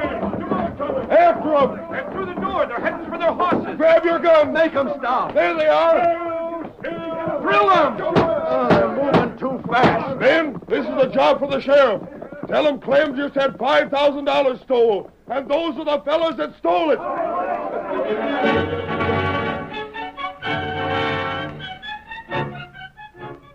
The curtain falls on the first act of our thrilling Lone Ranger drama. Before the next exciting scenes, please permit us to pause for just a few moments.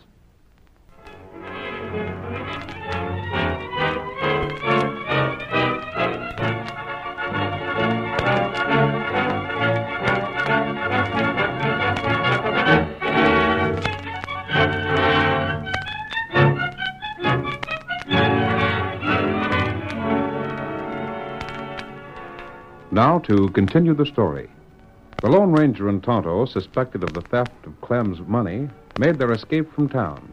Their great horses carried them safely beyond pursuit, but that night they returned under cover of darkness. That's Pete's place up ahead, isn't it, Tonto? And there, light in cabin. That means he's still at home.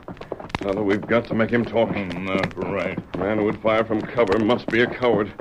I think we can persuade him to confess whether he planned that robbery alone or whether someone else gave him his instructions. Someone must have told Pete about the money. Maybe banker tell him. Shaw loaned more money than the ranch was worth. But Clem forgot that the banker could have hired someone to steal the money, and that way get the ranch, too. That's right. Tonto, just saw Pete through the window. Oh, Silver. Come on. He may not be alone. We'll have to take a chance. That's right. Come. What? What's up? We're going to have a talk, Pete. A mask, man, you... Don't slap, Mother. Get out of here. Alone, huh? Take his gun, Tonto. Hey, leave my shooting iron alone. What's the idea? Good. Throw it aside. Is this a hold-up? No, Pete. But you're going to tell us about your holdup. Huh? You shot Clem. You stole the cash he was bringing to town. You're loco. You can't lie out of it, Pete. You shot him from the dry gulch next to the trail. We found the prints of your horse. My horse? We didn't know it was yours until we saw you ride up at the cafe today. But when you did, it gave your game away. That ain't so. Who was your partner, Pete? Partner? Someone told you Clem had that money. I have a good idea who that person was, but I want the information from you. Now, look here. Are you going to talk? Let me go. Talk, I said. Talk or take the beating of your life. Quit shaking me. I've got no mercy for a crook like you. Talk. Ow. That's only a start. Get up. Wait, Stand by the door, Tonto. If he makes a break for it, stop him. Him not get away. Don't hit me. You're bringing this on yourself, Pete. You can save yourself by telling me what I want to know. I don't know nothing. Very well. Stand back. Ask for it. Don't. I'll talk. Let me loose. I'll talk. Honest, I will. Just don't beat me up. Quick. It was this way. I was down by the cafe the other day. And then this fella...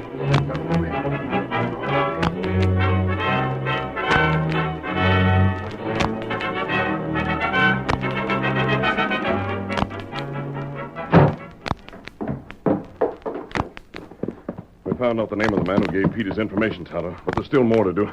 Steady, Silver. What's that? We've got to trick him into returning the money. It won't help Clem to get the guilty man if the money isn't found. You got plans? I have. We're going to call on the banker. Hi-yo, Silver! Away!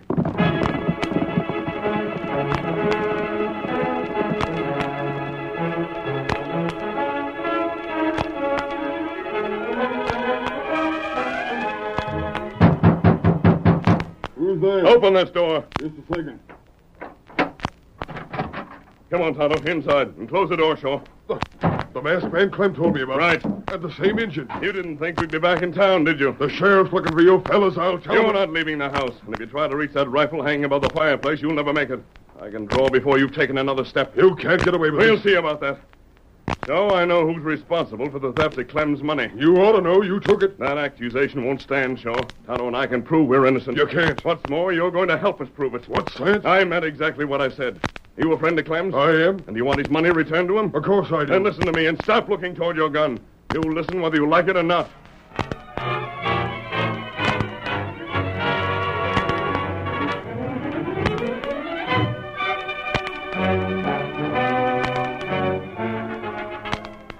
The following day, Shaw, the banker, entered the cafe, looked around a moment, then made his way toward a man standing at the end of the bar. Hello, Mr. Shaw. Howdy, fellas. Hello there, Jake. Afternoon, Fred. Howdy, Mr. Shaw. Looking for something to settle the dust in your throat? Don't mind if I do. Have one with me, Fred? Glad to. Say, what are you so pleased about? Ain't seen you with such a grin in your face since you shot the fellas that tried to hold up your bank. Just had a stroke of luck, that's all. Yeah? Come on. Let's sit over that table here and I'll tell you about it. Hey, barkeep. Two of the usual. Bring them to our table. Sure thing, Mr. Shaw. Sit down, Fred. There. Now, what in blazes is it all about? I suppose you know I'm holding the mortgage on Clem's ranch. That ain't nothing for you to be grinning about. No? Give him $5,000 for that mortgage, didn't you? Yep. When he got the cash together to pay you off, it was stole from him, wasn't it? It sure was. And he can't get another $5,000 to pay you with, can he? Nope. And if you can find anything in that to make you happy, I admire to know what it is. If it was me, I wouldn't give half the size of that mortgage for Clem's place. If you can grin about losing more than $2,000, you must be off your head. You're just postmaster, Fred. Nobody'd expect you to understand these things. And you mean to sit there and as much as say you want Clem's place? I ain't said it yet. But that's the fact. It beats me. Here comes the barkeep. I reckon you're needing a drink worse than I am. Just set him down, barkeep. This'll pay for him. Yeah, thanks, Mr. Shaw. There you are. You can keep the change. You want anything more, just holler. Look here. I've been thinking over what you just said. Yeah? And I've got a notion why you want Clem's ranch. Maybe I'm wrong, but I'm betting I ain't. There's something on that ranch makes it valuable. Now, what would that be? I don't know, but whatever it is, you know about it. Maybe it's gold, maybe it's oil, but that don't matter. There's something on or in that ranch with a heap of cash. Something that's got nothing to do with the cattle. Because there ain't a cattleman alive that'd pay you $5,000 for that measly, dried-up range.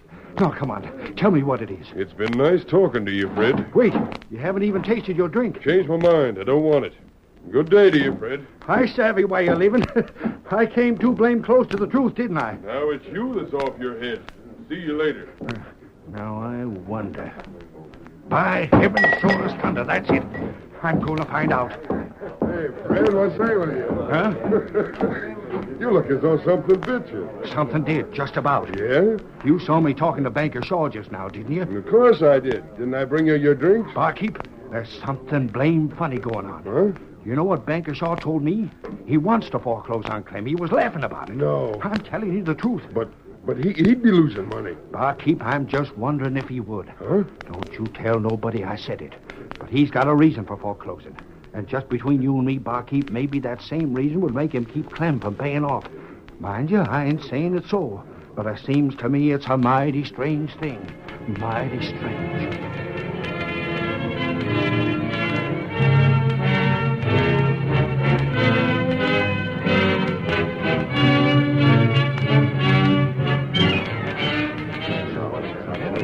Fellas, the banker's aimed to make himself rich with Clem's ranch. What's that? There's oil or gold on it. Hey, golly, if that's so, just what's the banker up to? We'll find out.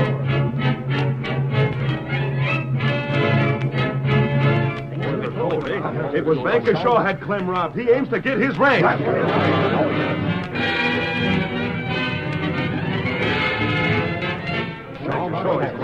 He must have done the banker done it. Why else did he want to foreclose?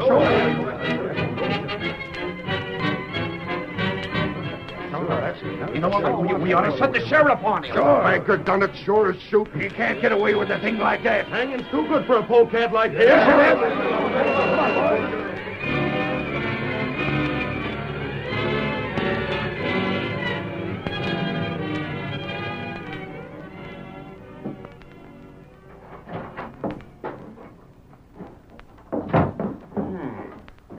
Is it, Fred? Sure.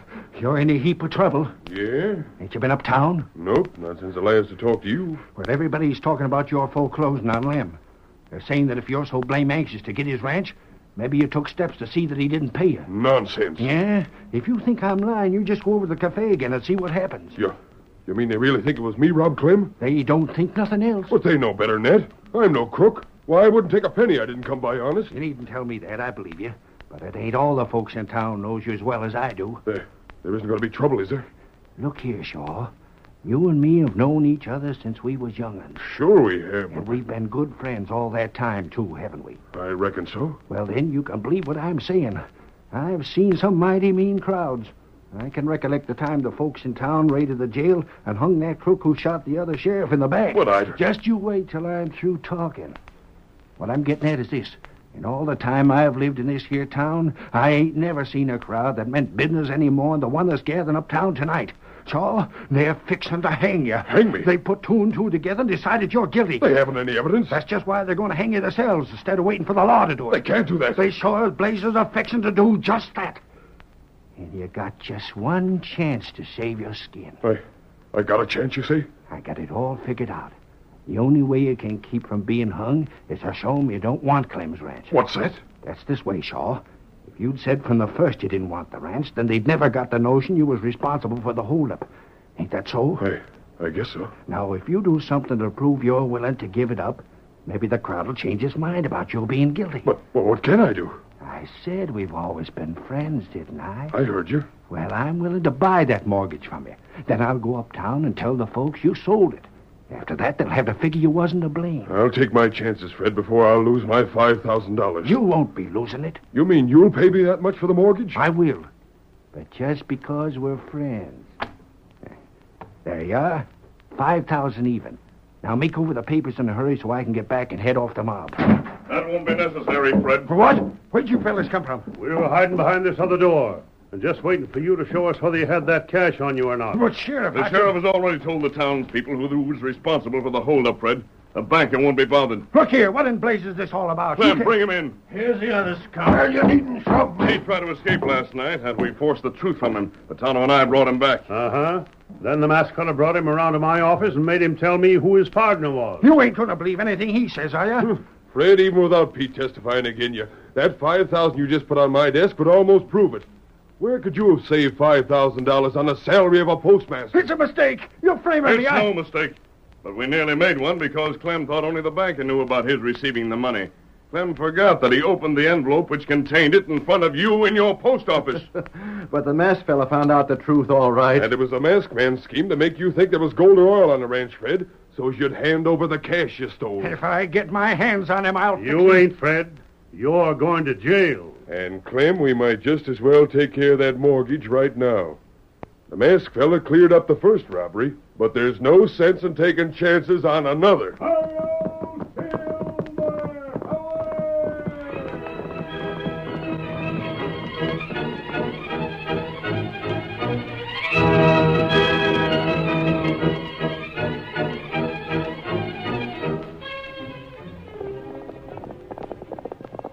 Come on, Silver, old boy. There's going to be trouble at Fort Gardner. Hello, Silver. Away!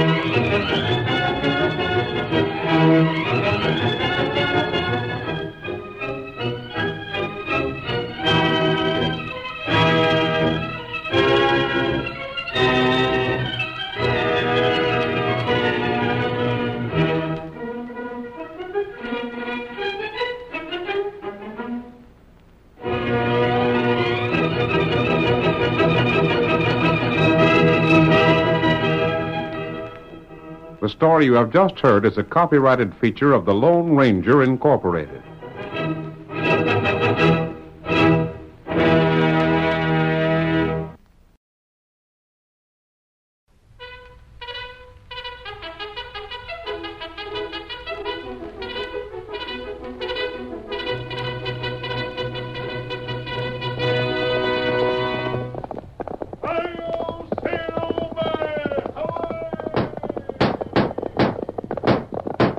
Fiery horse with the speed of light, a cloud of dust, and a hearty hi-yo Silver, the Lone Ranger.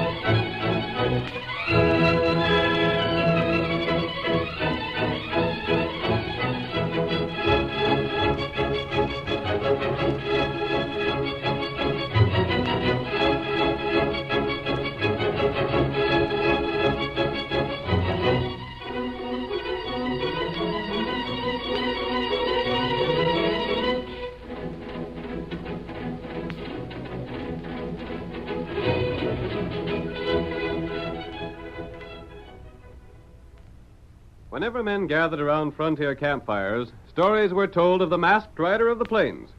Astride his great horse Silver, he fought crime through the length and breadth of 7 states.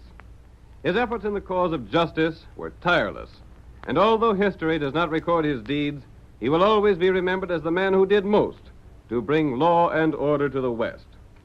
Now return with us once more to those thrilling days when the West was young and adventure was found at the end of every trail. The Lone Ranger rides again. Come on, Silver! Tonto's waiting for us near Big Bend. Hi-yo, Silver!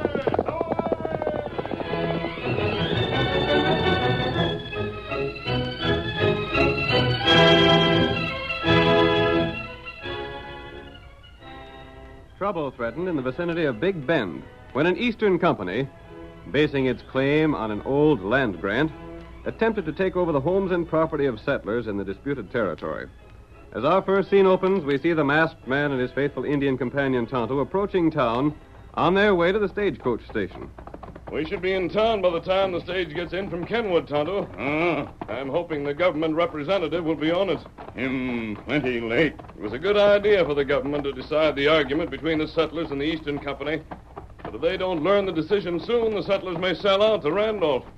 Who, Randolph? He's the agent of the syndicate, Tonto. He's shrewd and not too honest. Oh. He's been trying to buy out the settlers for 1/10 of what their property is worth. That's plenty bad thing. He has most of the men convinced the government will decide against them. They're becoming discouraged and willing to sell for what they can get. Amos Drake is the leader of the landowners. If it weren't for him, most of the land would have been sold to the syndicate already. Why, fella from East not come? I don't know what's delaying him. Word was received by Pony Express that the decision had been made, and a representative was being sent here to announce it. Why them do that? The government doesn't want the decision known until their man arrives. That's strange. No, whichever way the decision goes, there's apt to be trouble. It's wise to have a man from Washington here with authority to deal with it. Oh. There's the stagecoach station now, Tonto. There's plenty feller there. Everybody's hoping that the government man will come on today's stage. Who that big feller wear black coat? That's Philip Randolph, the syndicate's man. Amos Drake is standing beside him. Oh. We'll stay behind the station here, Tonto. They'll not see us here. Oh, Silver. Oh, white feller. I want to watch Randolph. I doubt that he'll be willing to settle the argument honestly. That's right. There comes the stage now. We'll soon know if the man from Washington is on it. There comes the stage. Old Sammy's sure getting speed out of them horses. Maybe he's bringing that fella from the east. They were all open, Bert. Hold on, Blackie. Hold it.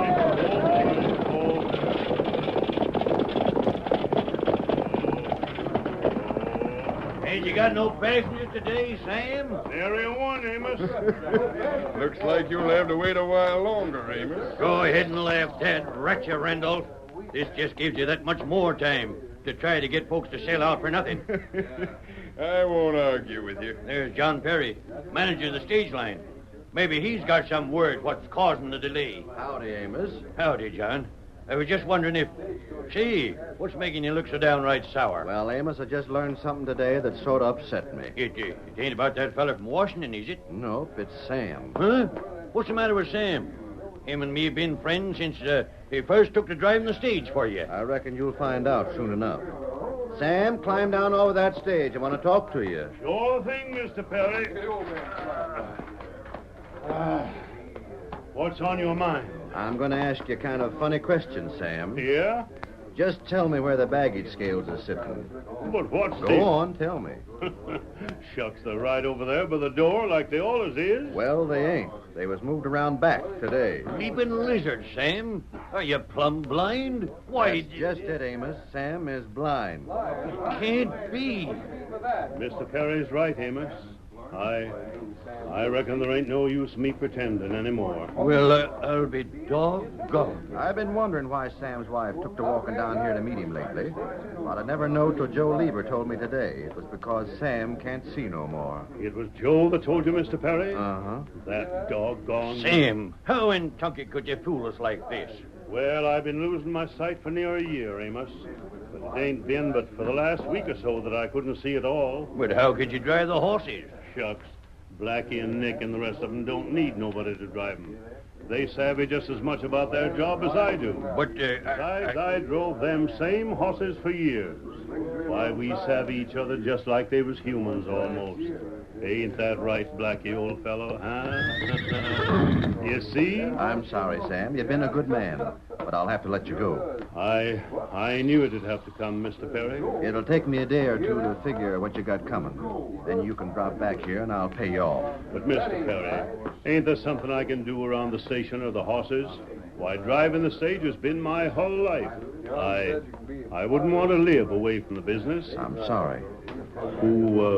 Who's taking my place? I reckon I'll give Joe Lieber a chance at it. That crook? Now, that ain't no way to talk. But Besides, it was Mr. Randolph that gave him a recommend. Randolph? He's the worst crook in these parts. You shouldn't feel that way, Amos, just because he's working for the syndicate. Sam, you can help unhitch the horses right now. But tomorrow, Joe will be driving the stage. All right, Mr. Perry. Hold on, Sam. Yeah? I've been wondering what could have happened to that government fella. You don't figure he could have got sick or something and is laying up in Kenwood, do you? Ain't heard nothing like that. Well, I'll be walking back uptown then, I guess. So long. Bye, Amos. All right, fellas. Let me through. I got to see to the horses. Get back out of the way, fellas. Let Sam get through. Tonto, I wonder if Amos could be right. Steady, Silver. What that? It's possible that the man from Washington is ill. That would explain his delay. Oh. It's worth investigating. Come on, Tonto. What we do? We're riding to Kenwood to see what we can learn. Come on, Silver. Get him up, white fella.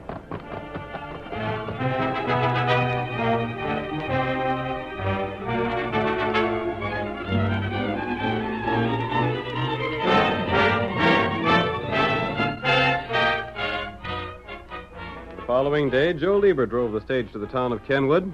There he picked up a single passenger, a tall Easterner for the return trip to Big Bend. We see Joe now as he speaks to the guard while guiding the horses over the rough trail to town. Well, the fellow we got inside is a government hombre, all right, Pete. You sure of that? There can't be no doubt of it. Randolph told me just what he looked like. How'd Randolph find out about it? The same way he found out the government decided against his company. Yeah? And this here Eastern Syndicate is a powerful smart outfit. They had fellas in Washington spying for them. But what do you figure? Just a second. This is where we're leaving the trail now. Easy there, you critters. Blast you.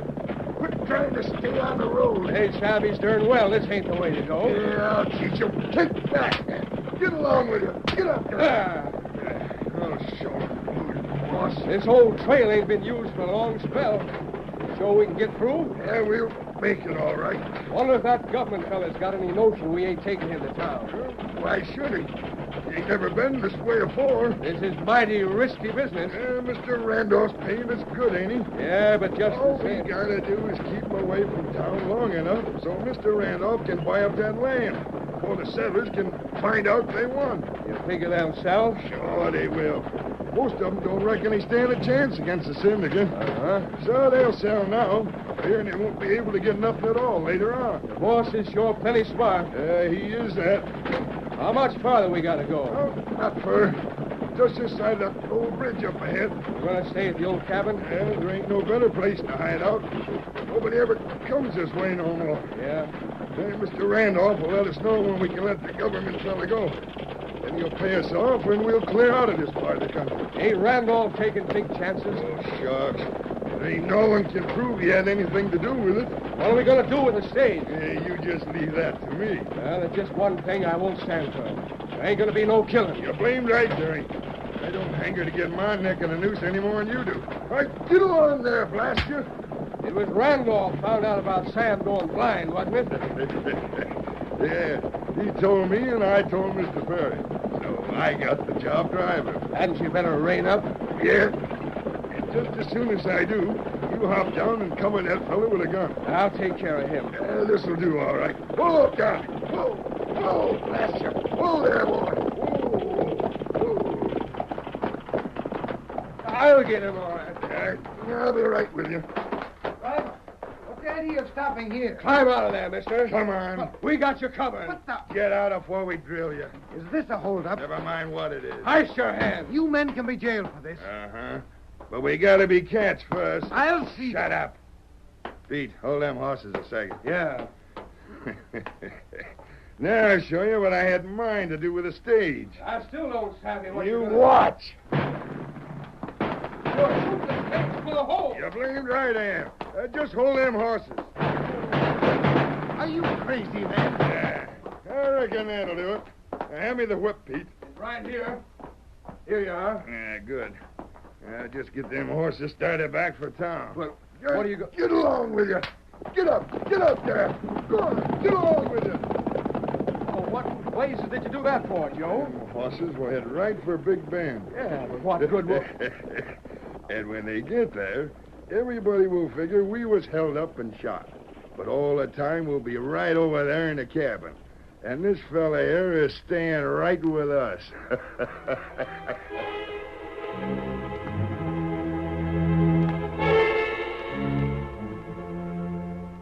In town, the usual crowd of people waiting for the stage was increased when word was spread that the stage was unaccountably late. We see the district manager, John Perry, as he attempts to answer their worried questions. The stage is almost a half an hour late already, John. Figure there could have been an accident. Weren't never late when Sam was driving. Can't you tell us what's happened? Quiet, folks, quiet. How do you figure I know any more about it than the rest of you? But what if the government feller was on the stage today? No one's got any call to be worried. But look here. Joe's a new man on the stage. You can't expect him to do so well right off. Amos, you might as well forget about that fellow from Washington. It won't matter if he does come. Blast you, Randolph. I've called a meeting for tonight. Everybody who wants to sail while they have the chance will be there. Ain't got no right to do that. There's nothing to stop me. There's the stage. I don't see no driver. What's happened to Joe? Why, golly, them horses are coming in with them sails. There's been trouble. Grab them horses. Stop them. I'll get them. Oh, there.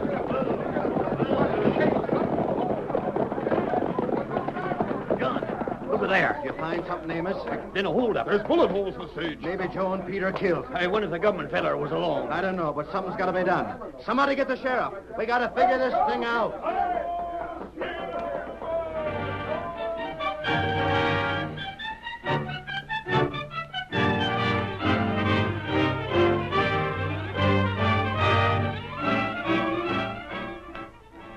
The curtain falls on the first act of our thrilling Lone Ranger drama. Before the next exciting scenes, please permit us to pause for just a few moments.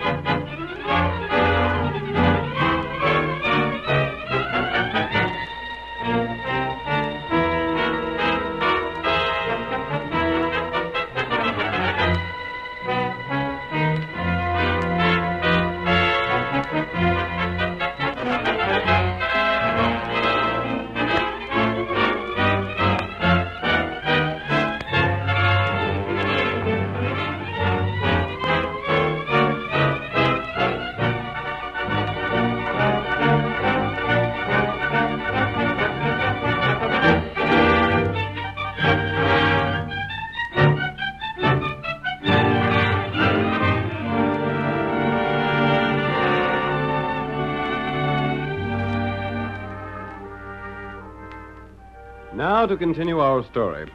An Eastern syndicate claimed that an old land grant gave them title to property owned by settlers in the country around Big Bend. The government decided in favor of the settlers and sent a representative to announce the decision in person.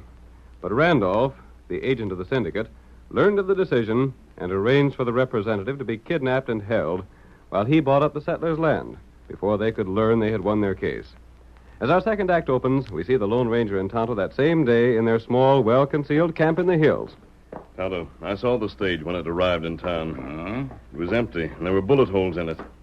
Might be that those shots were just fired as a warning to make the stage stop. Maybe that right. But what I can't understand is why outlaws would have held up the stage. It not have cash. It held nothing of value. But I wonder... What you think? When we were in Kenwood, we saw a man get on the stage who looked like an Easterner. Oh, him from East, all right. And he might have been the man sent here from Washington. I'm sorry now that we didn't follow the stage when it started back for Big Bend. But I never thought anything would happen to it. And I was anxious to arrive in town first. Tonto learned plenty. You have?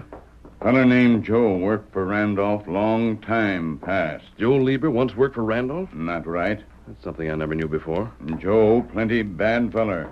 Him gunman. And Joe was driving the stage today. Ah. Here, Silver. What you do? We're riding to town, Kimosabe. Here, white feller. We've got to find out what's happened to the passenger on the stage. Yep. That's right. Randolph has called a meeting of the settlers for tonight. He's in a hurry to buy their land. Tonto know that. Most of them will sell. And if the government man isn't found, it may be that they're selling land they could keep. Ah. But I have a plan we'll try. What that? We're going to call on old Sam Lennox. Come on, Get him Silver. up, white feller.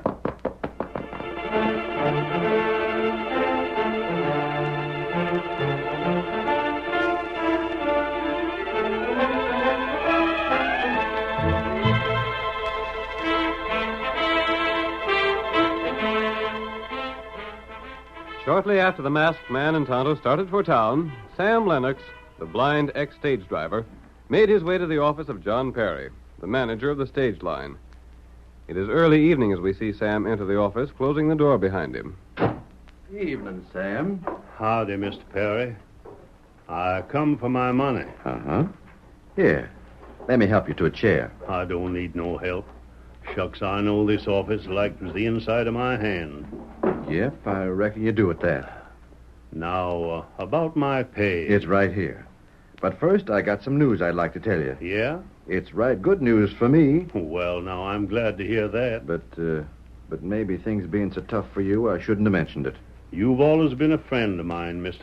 Perry, and I don't ever expect to see the day when I'll be sorry for my friend's good fortune. Sam, I just got word I'm going to be made manager of the whole division. That's fine. Of course, it'll mean I'll have to move to Kenwood. Then you'll have to give somebody your job here. That's right. Have you got anybody in mind? Oh, I don't know. I was figuring on giving it to Joe Lieber. You was? But now if he's been killed, I'll have to find somebody else. Ain't there been no word yet? Not a blame thing. The sheriff took a posse and rode to Kenwood. But he never seen no sign of outlaws or Joe either. That's a funny thing. All they found out was they had a passenger. And now the passenger's gone, too. Well, the sheriff is going out to look for him again tomorrow.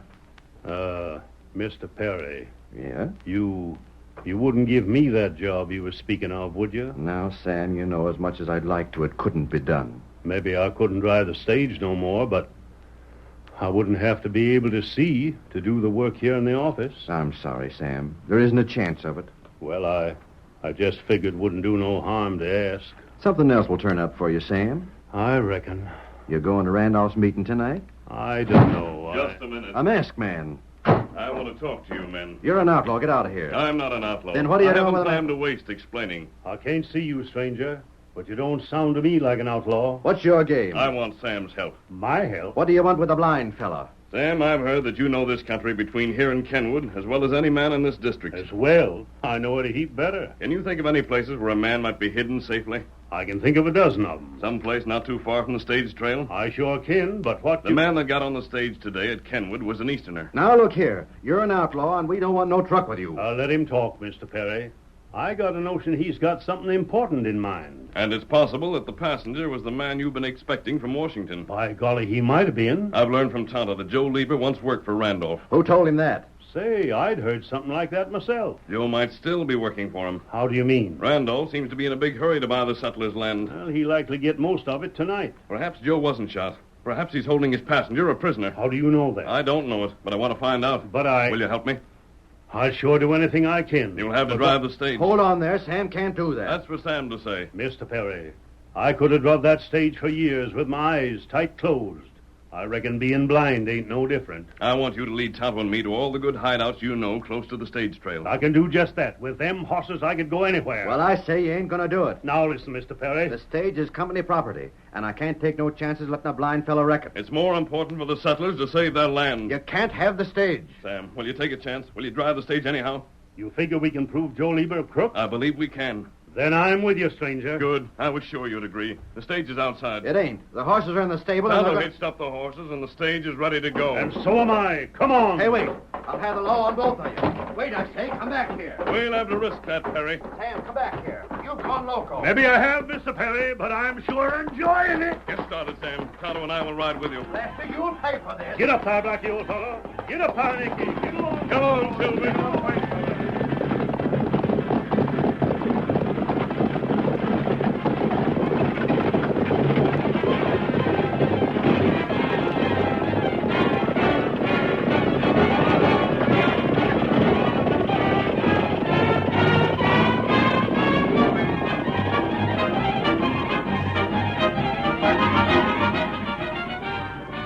Although blind, Sam handled the heavy stage without difficulty. There was perfect understanding between him and the horses he drove. And while the masked man and Tonto rode on either side, he raced down the trail to Kenwood. Twice, however, he stopped and pointed out a possible hiding place to the Lone Ranger. But both times they were disappointed. Well, we'll just have to try again, friend. No one has been here. What makes you so sure they can't be far from the trail if they're hid? In the first place, the empty stage got into town only 20 minutes late. I hadn't thought of that. And in the second, when they left the stage, they had no horses. They wouldn't have gone far on foot. Then we'll keep on going. How far is the next place you had in mind? It's just a piece up the road. Get up, Pa. Get up. Come on, get up, white fella. Come on.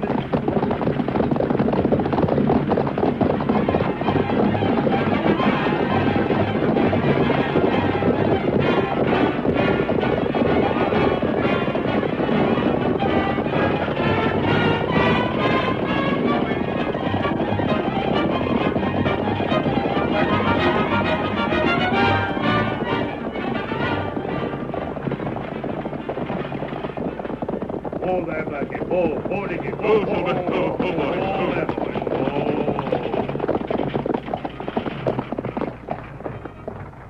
Where to now, Sam? I was just thinking they might have gone up the old trail. Yes? Maybe the engine can see if there's tracks there. Tonto, look. What's the matter, Blackie? Be nervous. What is it, old fella? Are you trying to tell me something?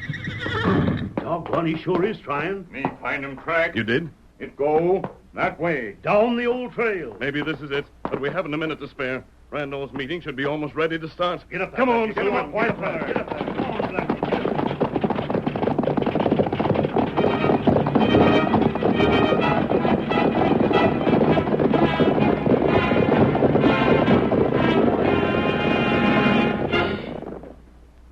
In town, the meeting called by Randolph got underway. The village hall was crowded with settlers, more than half convinced that their only chance to save something from their homes was to sell. We see old Amos Drake as he speaks angrily to the syndicate representative. You're a crook, Phil Randolph, and I'd sure give a heap to be able to prove it. Talk all you want to, Amos, but I'm getting down to business. This is your meeting. I can't stop you. Quiet, everybody. I have something to say. Well, go ahead. Men, the company I represent has every reason to believe it will win the government's decision. But we wish to act fairly. And the sooner we get possession of the property, the more value it will have for us. In view of that fact, I have been authorized to offer $1 an acre to all who are willing to sell at once. That all you'll give us? It ain't near what the land's worth. Mine's worth $10 an acre. We figured you'd give us more than that. Just one moment. You can hold your land if you wish, but I warn you that you'll receive not one red penny from us when the government hands down its decision. Remember that $1 an acre is better than nothing at all. This offer won't be made again. So those who wish to sell, step forward. I'll take your names. Don't pay no attention to him, fellers. Hold out till the government feller gets here. You can do it because you've got cash, Amos. We don't aim to lose everything we got. I'll take the dollar so long as I can't get no better. Me too. I'll get what I can. Just step this way. I got it. I know what land each of you owns. I have money here, and Hold on. Hurry, man. Who's the fella that paid us for doing it? So, what are you doing here? Me and Pete ain't gonna take the blame all by ourselves. You're under arrest, Randolph. You yellow squeal. Well, they found us. I couldn't help it. You won't do any more talking. He's got a gun. Watch out. You shot my hand. I only hit your gun, Randolph. Hold him. We got the skunk. Listen to me. This is Mr. Bennett, the man you've been expecting from Washington. Then you found him after all. Thanks to Sam here. Sam found him. Sometimes blind men can see more than men with eyes. Well, I'll be blasted. Sam tells me you'll soon need a new manager here. Yeah, that's right. Sam would make the best district manager this town ever had. I'll be darned if I don't think you're right. Mr. Perry, you really mean you'll give me a chance at it? That's just what I mean, Sam. I think Mr. Bennett has something to say that will interest all of you. Then the government decided that the land rightfully belongs to you. The syndicate's land grant was proved to be a forgery. I knew all the time them fellas was crooked. But all you fellows would have lost your land anyhow if it hadn't been for the masked fella and Sam here. Oh, shucks, I just helped him. But it was him figuring things out. and having faith in me that done the trick. Well, the both of you saved our land and fixed it so them polecats would be put in jail. I don't know which one of you did the most of it, and I don't savvy yet how it was done, but we ain't forgetting, no matter what happened.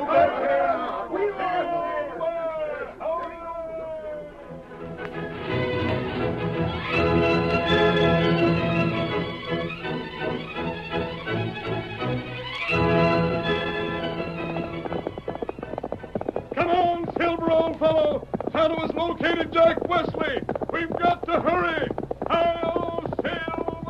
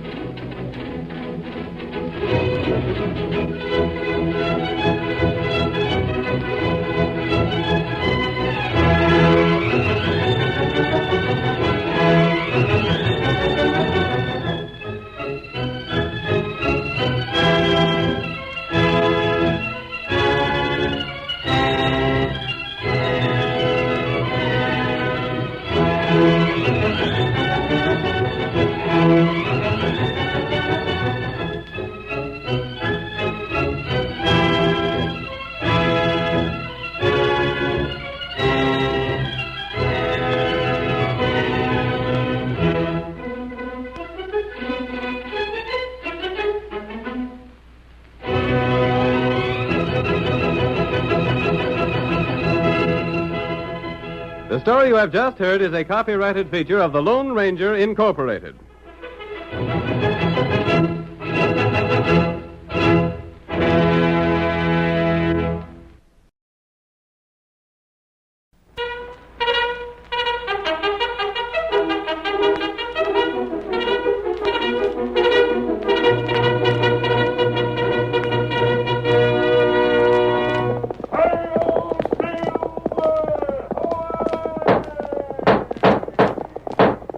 A fiery horse with speed of light, a cloud of dust, and a hearty hi-yo, Silver, the Lone Ranger.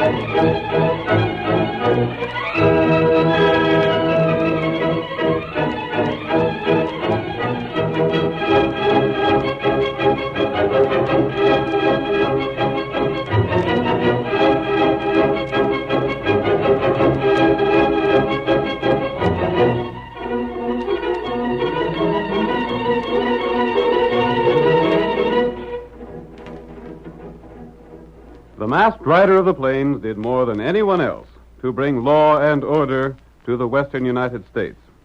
He fought crime and criminals relentlessly, but he was always willing to give the man who wanted to go straight a second chance.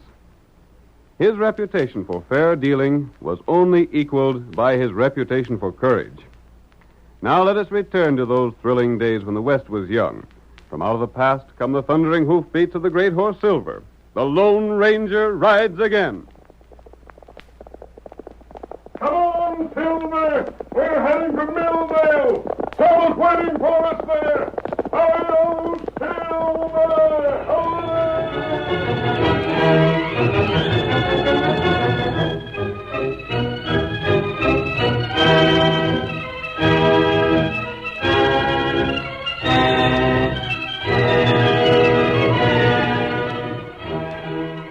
Bolivar Bates and Hacksaw Hastings, two old Civil War veterans, wandered the western trails, hoping to make their fortunes.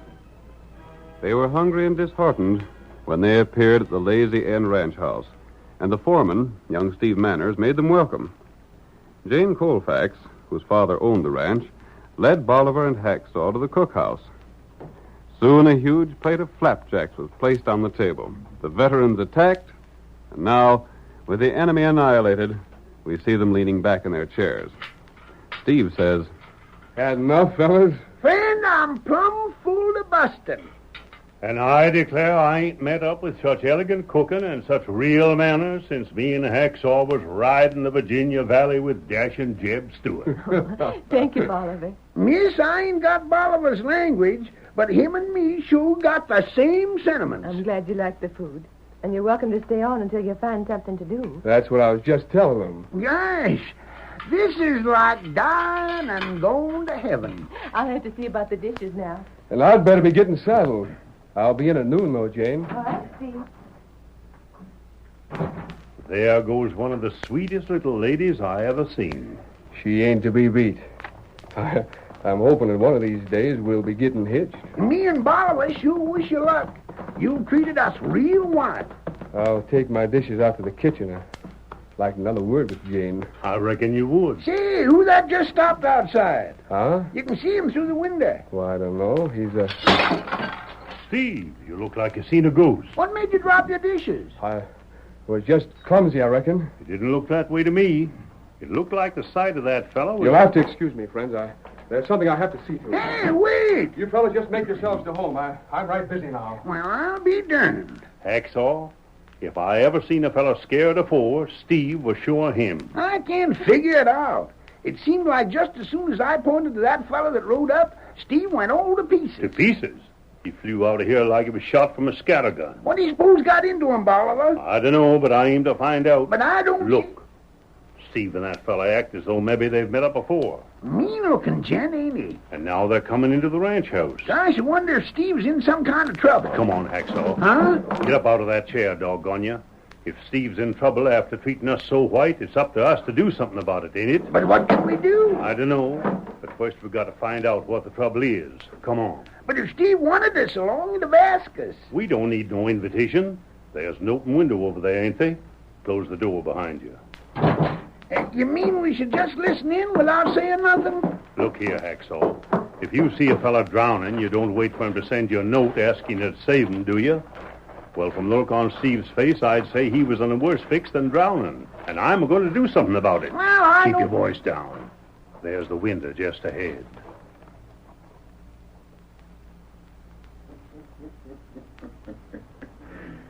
You don't act real glad to see me, Steve. Why in blazes did you have to come here, Morgan? I reckon a fella can start in the cattle business where he's a mind to, can't he? You in the cattle business. Rustling cattle's more your style. So you ain't forgot the old days, eh, Steve? I'll forget 'em if you let me. Remember the time we stole almost 1,000 head from the bar box outfit up Montana way? Blast you. I've gone straight since then. Why can't you let me alone? Besides, I was just a wild kid then.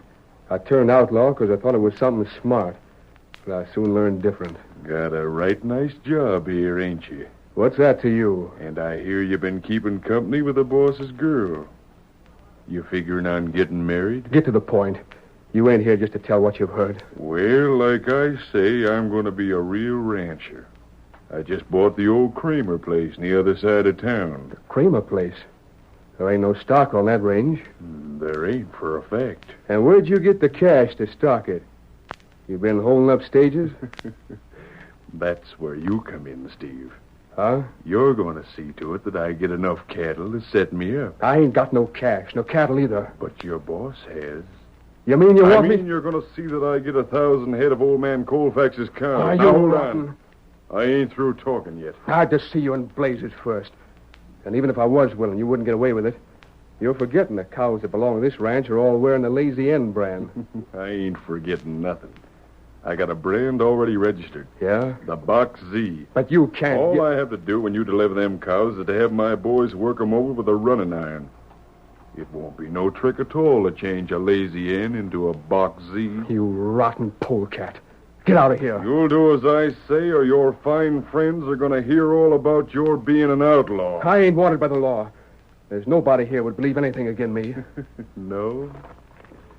But maybe they'd believe this letter if they was to see it. You and you needn't get ready to grab it. This is just a copy. I got the real one where you ain't liable to get your hands on it. That's a letter I read when I was in Montana. And it says enough to prove anything I want it to. I'd like to break your neck. I reckon you would. But you ain't gonna. You're gonna see that I get them cows. I won't. Suit yourself. If you don't want to lose your job and your girl both, you'll do like I say. But if Sam Colfax come back and found 1,000 head missing, I'd lose my job anyhow. Is it your fault if rustlers stole them? 1,000 head? It's that or the letter. I've got to have time to think it over. I don't know just what to do. I'll give you a week. But a week. And in the meantime, I think I'll use the time to get acquainted with that girl you've been sparking. I hear she's right pretty. You dirty skunk.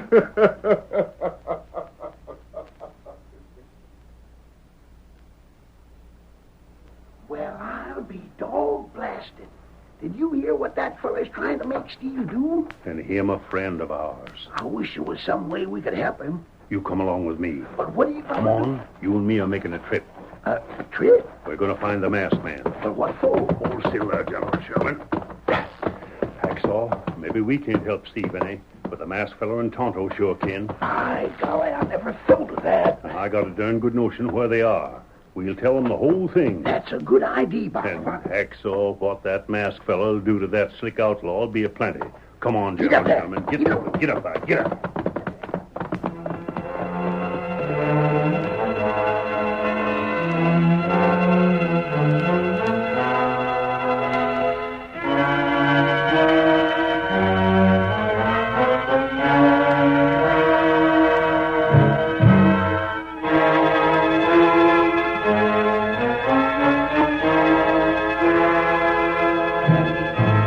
The two old soldiers rode as swiftly as their ancient horses would carry them.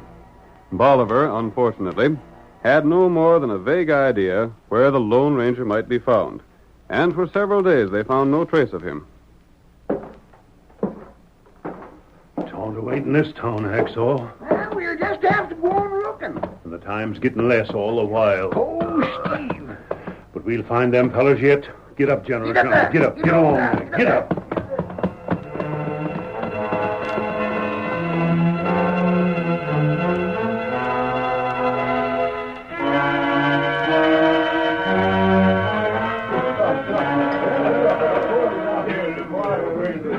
Bartender, have you seen anything of a redskin by the name of Tonto around here? Ain't seen no Injuns at all. 2 days left. Hurry, Bolivar. We've still got more traveling to do.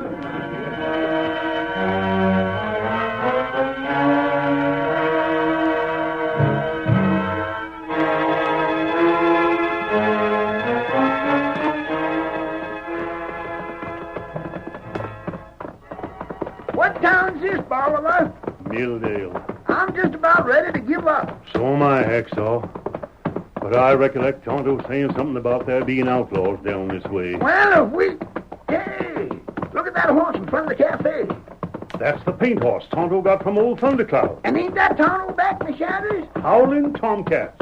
Hey, Tonto! Tonto! Oh, there. Whoa. I ain't been so glad to see anybody since the time old Jeb Stewart pinned all them medals on my chest. Tonto, feel plenty good, see you. Tonto, you're a sight for sore eyes. What? What you do here? We've been looking for you. Where's your masked pard? Him in camp. We gotta see him right away. Tonto, take you there. There ain't no time to waste, Tonto. We gotta move awful fast. Here, Paint Horse. Gosh, I just about give up all hope. What matter? Everything's the matter, Tonto. Come on, we'll tell you about it while we're riding. Get him up Get there. up, Sherman. Get him. Come on, boy.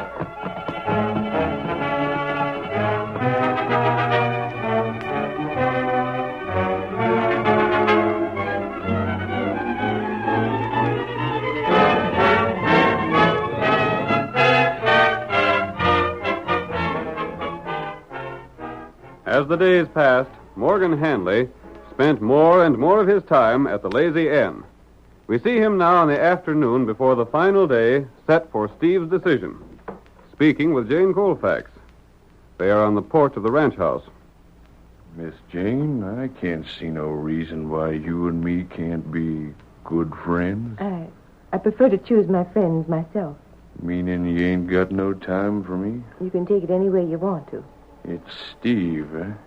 I don't see why I have to explain myself. If you'll excuse me, I'm going inside. Just a second. Yes? I got some things to say. And the first is you and Steve ain't gonna get hitched up. Let me by. Stand where you are. I could tell you plenty about Steve. If you don't act more friendly, I'll get him in so much trouble he'll never get out. Let me by, Steve. You stubborn little fool. Steve! Steve! Keep your mouth shut. What's the trouble, Gabe? You stay out of this, Steve. Make this fella leave me be.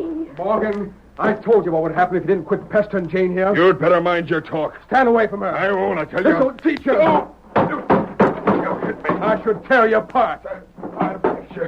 I'll get that letter You out. show that letter, and your chances of getting what you want are done for. I'll ask you.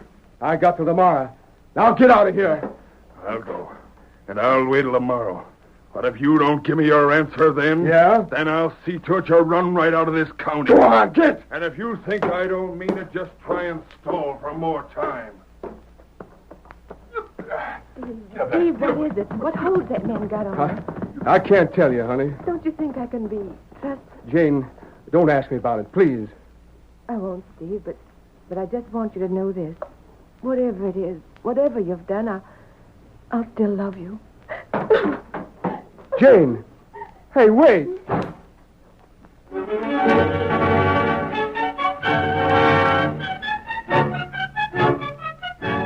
The curtain falls on the first act of our thrilling Lone Ranger drama.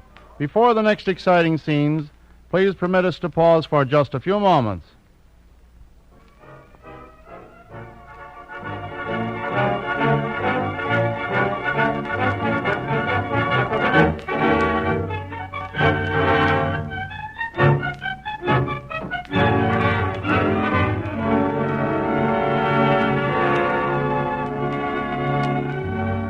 Now to continue our story.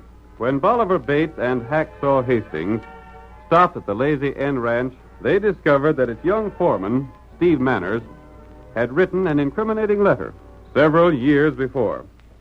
The letter was held by an outlaw, Morgan Hanley, who threatened Steve with exposure unless he stole 1,000 head of his employer's cattle. Bolivar and Hacksaw set out to find the Lone Ranger. Hanley gave Steve 1 week to decide whether or not to obey his orders. On the 6th day, the two men quarreled, and that evening Morgan went to the cafe in town. Now, as our second act opens, we see Bolivar and Hacksaw as they approach the door of the cafe. Think Morgan's inside, Bolivar? I'll push back the door and see. There he is.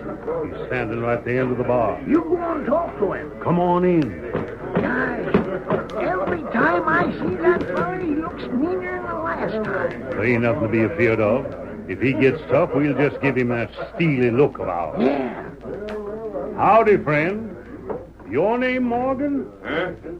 How'd you fellas know my name? Shucks, we know a heap more than that about you. Don't we, Hacksaw? That we do. Yeah?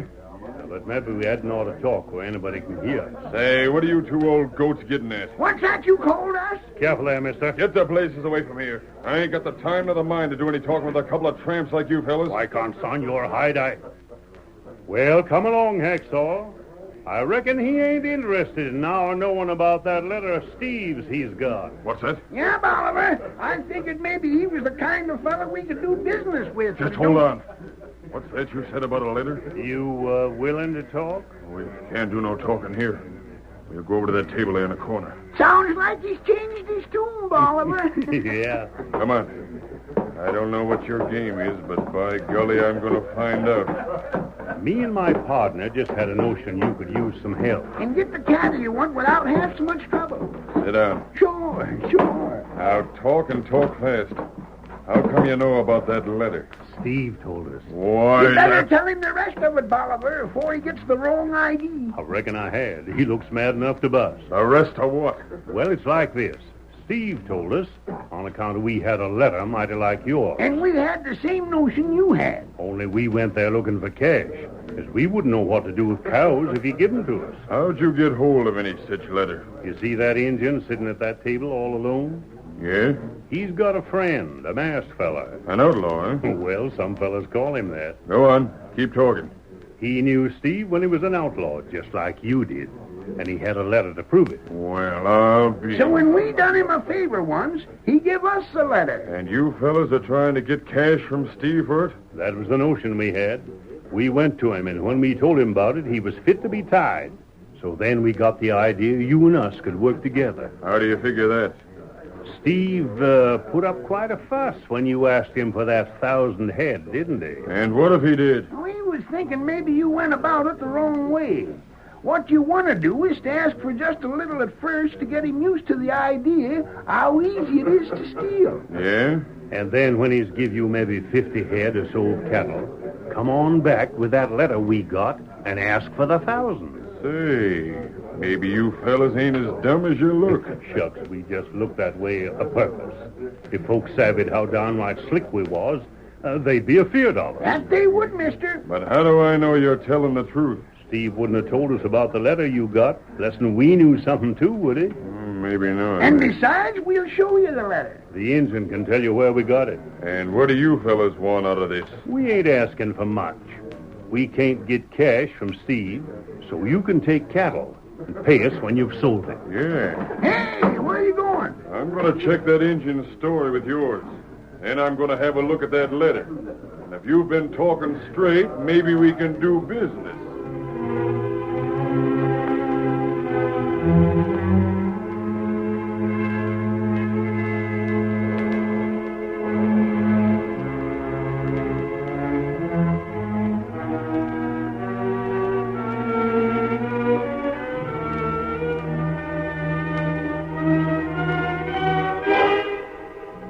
Morgan talked to Tonto, and then agreed to the plan outlined by Bolivar and Hacksaw. The next morning, he rode to the Lazy Inn, dismounted, and rapped on the ranch house door. That was a slick scheme, all right, that them two old coots thought up. But if they think they're going to get their share after we're done, they got a mighty big surprise coming. What in blazes is keeping Steve? So there you are. I've been looking for you. Come on in. You made up your mind yet? Yep. Well? I ain't giving you nothing. You ain't? I'll tell you why. I can't let no 1,000 head go. If I did, the boss would show us the devil savvy something was wrong. But you've got to... Besides, there was 2 other fellas here with a letter I wrote. If I pay you off, well, I got to pay them, too. Why, I ain't asking for no 1,000 head. Huh? No, I changed my mind. Give me 50 and the letter's yours. That's something different. What's more, I'll give you my word them 2 fellas won't ask you for nothing. You mean that? I know them 2 old coots, and I ain't letting them interfere with my game. And you'll give me the letter you got just for 50 head? That's what I said, ain't it? 50 head wouldn't be hard to cover up. Of course it wouldn't. And that's a heap better than having me show folks that letter. But I don't know. I ain't giving you no more time. Are you sure those fellas won't trouble me? You just leave them to me. And I'll do it. I thought you'd have some sense. I'll send some of my boys around just as soon as it gets dark to collect them cows. I'll be waiting for them. Good. I'll be seeing you later. Yeah. Hacksaw and Bolivar won't come around with that second letter. But I ain't said that I wouldn't. Just wait till Steve sees it's me that's got it instead of them. Get up there. Come on, get up there. Get up, boy.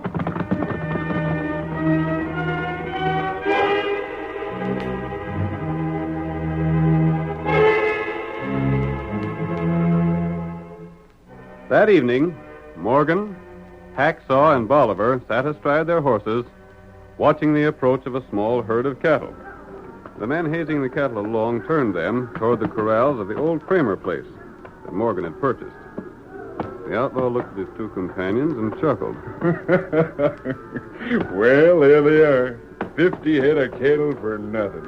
Told you it'd work, didn't we? You give Steve that letter you had? Yep, and I give him my word you fellas wouldn't trouble him none. But I never promised I wouldn't. Morgan's near as smooth a customer as us, ain't he, Hacksaw? But it took us to show him what to do. But shucks, you can't expect everybody to have our brains. You gonna talk to Steve tonight, Morgan? Uh-huh. I don't want to give him the chance to do any thinking. Them was Jeb Stewart's tactics. Keep the enemy on the run without letting them get collected. What's tactics, Bolivar? Why, it's the... Oh, don't show your ignorance, Hacksaw. Now that Steve's seen how easy it is to give me the cows he did, he ain't going to put up so much fuss when I ask for more. You better be getting along. I'm going right now. Hey, fellas, start branding them cows. Take your running irons and fix them up to look like Box Z stuff. We'll get right at it, boys. Get up there, come on. Get up there, get up there. Well, there he goes to see Steve. Yep. We'll give him a head start. And then I reckon we'll tag along after to see the fireworks.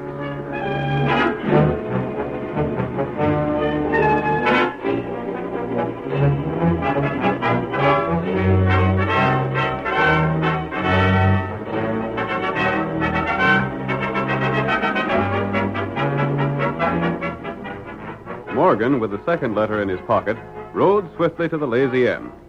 There he found Steve standing in front of the house.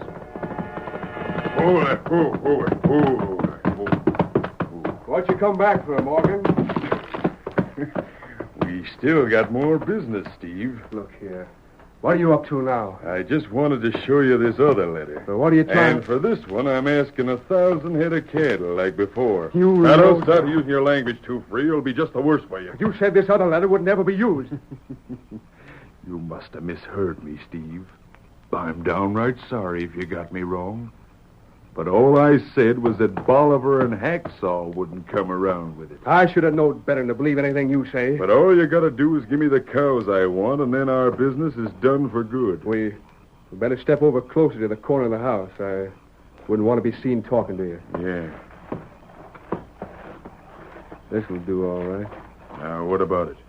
You gonna give me that 1,000 head, or do I have to show folks this letter? I guess you recollect what it says, all right. I oughta. I wrote it, didn't I? I knew that as soon as I seen it. You mean I ain't got no choice at all? You won't settle it some other way? I told you my terms. Well, this is blackmail. Sure it is. And what are you going to do about it? I don't know. But I ain't going to let you Who's get that away. coming? One of them's riding a paint horse. Okay, Hacksaw and Bolivar. What in blazes are you doing here? You'll find out soon enough, mister. Tonto won't find lawman. You're looking for the sheriff? The sheriff? Say, what's up? Why would the redskin come here for the sheriff? Because I was just standing around the corner of the house to hear what you had to say. And we heard everything. You mean Did you hear enough, Sheriff? I sure did. You're going to jail, Morgan. Steve, you blasted fool. Yeah? I'll show him the letter. Sheriff Steve's a crook, and I can prove it by this letter here. That letter don't interest me none. But Steve wrote it. You ain't denying it, are you, Steve? No. Morgan, I know what's in that letter already.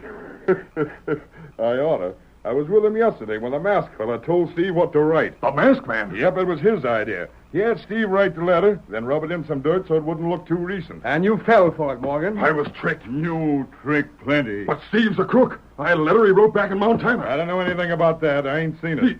He must have torn it up. Then there ain't nothing I can do about it. Tonto, tell him what happened back to his place. Deputy, get other fella. They rounded up the whole bunch? That's right. We see him change brand. And that's another charge against you, Morgan. I was tipped off that maybe you had your fellas changing the brand on some lazy N cows, and then they caught you at it. I got them from Steve. Is that right, Steve? He's got to prove it. But you gave them to Looks me. like you can't, Morgan. Well, you're coming along with me. Steve, I told you to listen to what that masked fella said, didn't I? If it wasn't for him and you fellas, I don't know what I'd have done. Well, you treated us white, so we done the best we could for you. And, Jane, You ain't holding none of this against me, are you? Of course not, Steve. I understand more about this than you think. Thank heaven for that. Watch out for Morgan! You ain't gonna get me! Head him off. He's running for his horse. You look. Masked friend catch him. Got him now. By golly, our masked friend was just waiting for him to make a break. Stay where you are, Morgan. This time I got you covered. It looks as though if it weren't for the masked man, he'd have got away anyhow. We owe him a lot, Steve.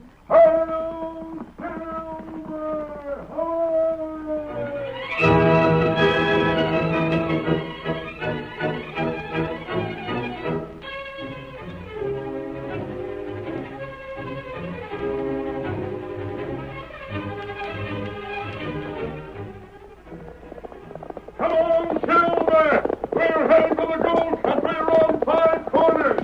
Hello, Silver!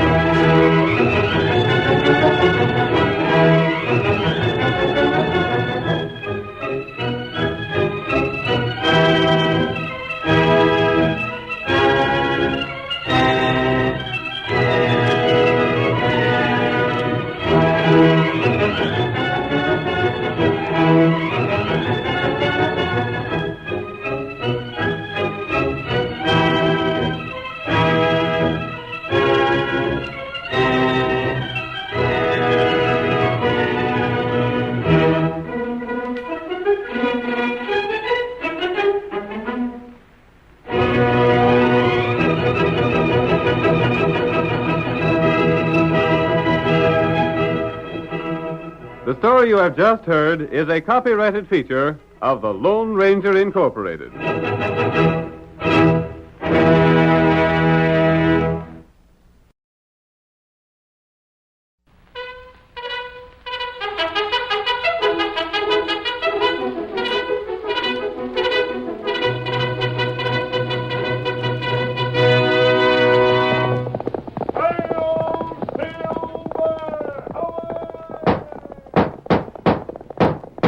A fiery horse with the speed of light, a cloud of dust, and a hearty hi-yo Silver, the Lone Ranger.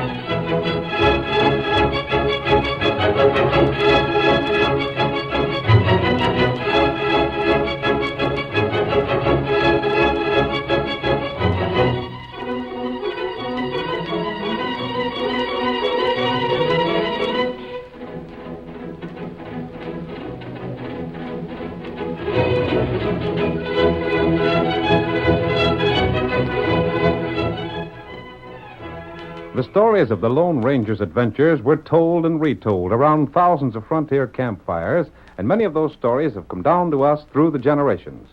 We know that the masked rider of the plains did more than any other man to bring law and order to the early western United States, and that hi-yo Silver came to be the battle cry of justice. Return with us now to those thrilling days when the West was young. From out of the past come the thundering hoofbeats of the great horse Silver. The Lone Ranger rides again. Come on, Silver! We're heading for Baker City. Tonto's waiting on the trail ahead. Hello, Silver!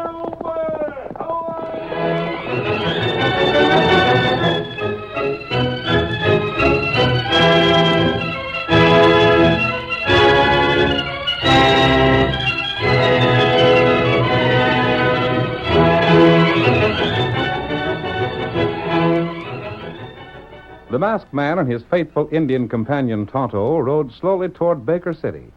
Less than a mile from town, as they were passing a grove of trees, Tonto's horse whinnied nervously and for no apparent reason came to a clattering halt.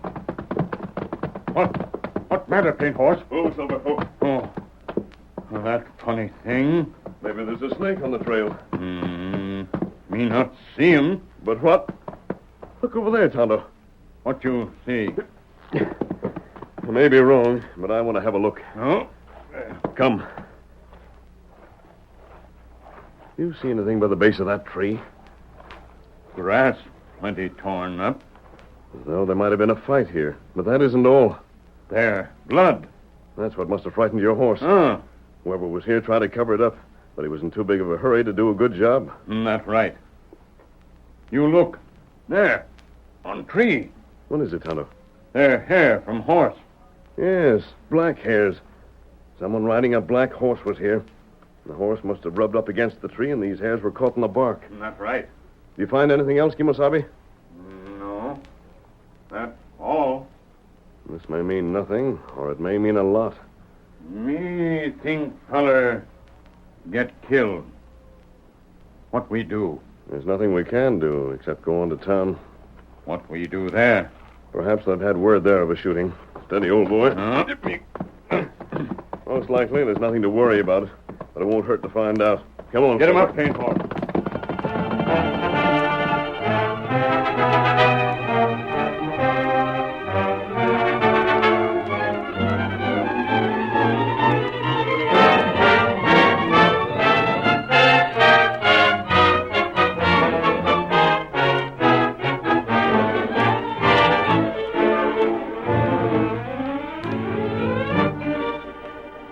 At the same time, the masked man and Tonto were examining the evidence beneath the grove of trees. 3 men were standing before the bar of the cafe in Baker City. One was Mort Prentice, a rancher with an outfit 15 miles from town. The second was Clem Sawyer, the town's domineering banker. And the third was Phil Tracy, a gambler who spent most of his time at the cafe's gaming tables. The 3 men were engaged in what seemed to be a friendly argument. Look here, Clem. What I aim to find out is how you and Phil knew I was figuring to buy that there diamond Jason York brought to this town. You didn't have a notion you could put something over on us, did you, Mort? I ain't as easy as that. And from the looks of it, Clem ain't neither. You two are always trying to go me one better. What you mean, Mort, is that you and Phil are always trying to get the best of me. Now I... That ain't right neither, Clem. It's you and Mort that are staying awake nights to get ahead of me. Well, I put it over on the 2 of you the time I bought Blackie. That horse of yours? Mm-hmm. He's the best horse you ever seen. He ain't in the same class with that black horse I bought. You're both loco. Compared to that horse of mine, yours are just a couple of stove-in cayuses that ain't hardly got the strength to walk to the feed box for oats. Why, you bragging old Hold on. That just goes to prove what I was saying. Yeah? Because I buy me a black horse, you two fellas think you've got to have black horses to beat mine. How about the time I bought me that fancy saddle? You two mavericks didn't waste no time having saddles just like it sent out from Denver. Talk all you want to, Phil. And you too, Clem. But if the both of you ain't here to try and outbid me for that diamond old man York brought from Frisco, then I'm a sheep herder. Well, you didn't figure on hogging it for yourself, did you? Say, just who is this fellow York? Ain't you never heard of him? Why, he's the biggest jeweler in the hull of Frisco. Know him, do you? Well, he's never been in these parts afore, but I met him once when I was on the coast. Well, why can't we go up and talk to him now, Mort? He's in his room, isn't he? We're supposed to wait for the young fella that's his bodyguard. Well, ain't that him just coming in? Well, sure it is. Well, what's his name, Mort? He calls himself Dick Leonard. Dick. Hey, Dick. You want me? We're waiting to see your boss. We heard he's got one of the biggest diamonds ever seen in these parts. That's right. Sure is a beauty. You fellas aim to buy it? Well, one of us does. Come along, then. His room's just at the head of the stairs. Come along, fellers.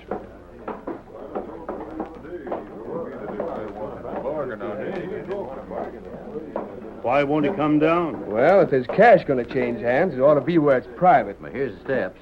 Well, I'm declaring myself right now. I'm going to have that diamond if I got to get a mortgage on my ranch from Clem to buy it. I ain't so sure I'd loan you any cash. Well, I got cash aplenty. So I'm warning you fellas. If either one of you aims to get that stone away from me, you'll have to bid mighty high. You're two of the most contrary cusses Quiet down. Here's York's door. I'll knock to let him know we're here. Well, go ahead.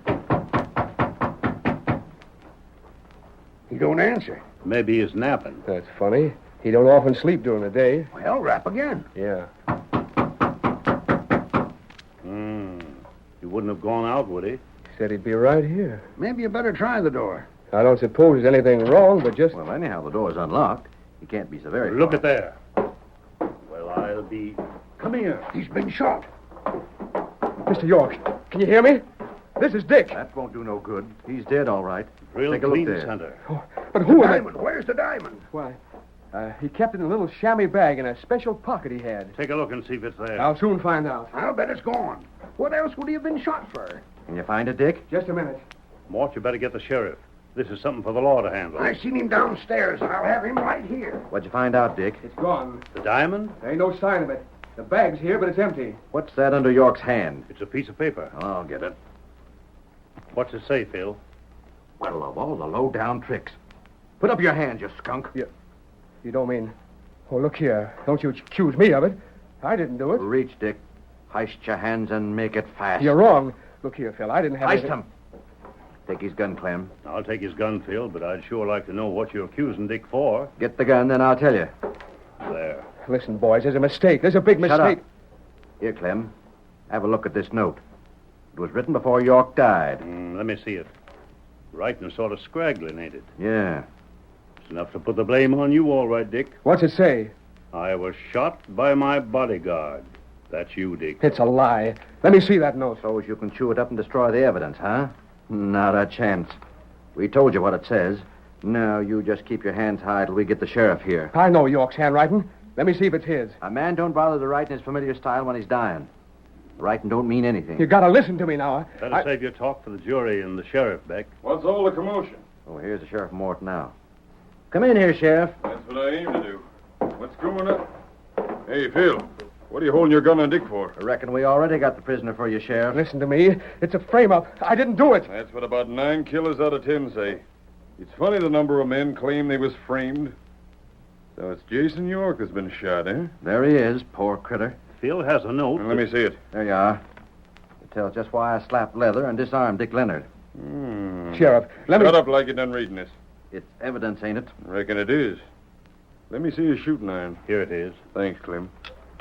You can see, Sheriff. The gun ain't been fired. Smell of it. You can prove it. Ain't no cartridges fired. Barrel looks clean. Don't smell of burnt powder. Don't that prove that? I Don't never- prove a thing. The first thing a smart killer does is to clean his gun and replace the fired shells. We'll take the gun as evidence along with the note. Sheriff, will you let me have a look at that note? Sure. Keep your hands right where they are and look as much as you please. That's you that's mentioned here, ain't it? Yeah, but that ain't York's handwriting. No? No, it ain't. The jury will discuss that angle of it, Leonard. All the dirty frame-ups. You can't hang in the strength of that note. You May can't... as well fess up, Dick. Where's the diamond at? How'd I know? Don't know why you wouldn't, being as you killed York to get it. You do best to tell the truth, Dick. Sure, come clean. Tell us where the diamond's hid. The law might go a little easier with you. I don't know where the diamond is. I didn't kill York. I didn't touch that diamond. You can jail me if you're a minder. You can hang me, but I won't tell where that diamond is. I can't tell because I don't know, and that's the honest-to-gosh truth. Well, you better come along, Dick. Reckon there's nothing to do but jail you. I wouldn't decide on that too quickly. Oh, what the... Where'd he come from? Mask. Well, I'll be. Stick your hands up, mister. You're... Not so fast. You're all covered. I got a gun on It looks you. as if we have each other covered. Drop your gun. I won't. Drop it. You can't squeeze that trigger fast enough. Drop it. Quick. That's better. Now we can talk. Who in Sheriff, I can best explain my being here by saying I'm interested in seeing this murder solved. Then why... But arresting that man won't solve it. Who says it won't solve? He read a note. Anyone could write a note. What does that mean? But it's signed by Is there anything to stop you from signing whatever name you want? Me? Well, land sakes, You can write anything. My sakes, mister, don't look at me. I don't know anything. If the dead man is supposed to have written the note in this room, isn't it natural to suppose he would have been shot in this room? Who in blazes says he wasn't shot in this room? Now you get out of here and mind your own business. What is there to prove he was shot in this room? What's that? Look around here. Is there any sign of a man being wounded or shot? I don't see any stains. Well, that don't prove it. Hold on, mister. I don't know who you are, but seems you're aiming to find a murderer. How was the man shot? Drilled clean through the heart. He was killed mighty sudden. Mighty sudden, eh? Well, it must have been. And yet you claim he was able to get to that table and write a note and sign his name to it. He couldn't have, don't you see, Sheriff? That lets me out. That shows the note is faked. It proves that the note don't mean anything. And without the note, there's nothing to accuse me. Do you know York's handwriting? As well as I know my own, and that note weren't writ by him. That's about what I thought. Well, you thought what, stranger? Perhaps I'd better keep my ideas to myself. Now, see here. If you're going to bust into this case, you got to let me I've know. nothing to say right now, Sheriff. Suppose you go right ahead as you had planned. Don't let me down. Wait, stranger. Don't leave. We'll meet again, Dick. Don't go. You're the only friend I got. You're the only one that believes in Keep me. your chin up. Now, you hold on. I want to talk to you. Don't try to follow me. Tonto, get the key out of the door. Sheriff, don't let him get away. Grab it. I've it covered. Now, hold on there. Tonto, out the back way. Why you not tell law what you find? I nearly did, Kemosabe. Now I've another plan. What? That? We need certain information. But when we have it, Tonto, we'll trap the killer.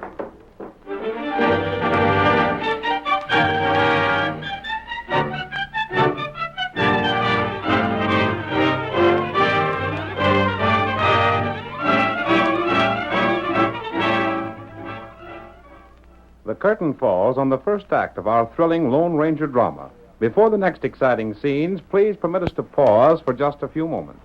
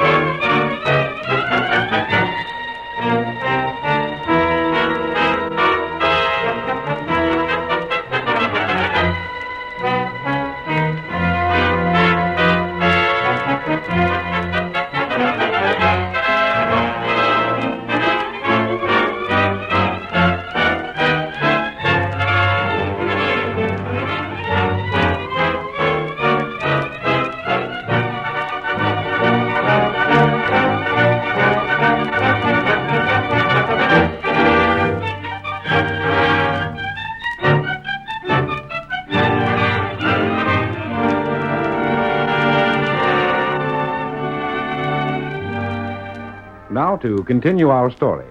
On the strength of the note which accused young Dick Leonard of murder, the sheriff of Baker City, accompanied by Mort Prentice, Clem Sawyer, and Phil Tracy, took Dick to jail and locked him up. There.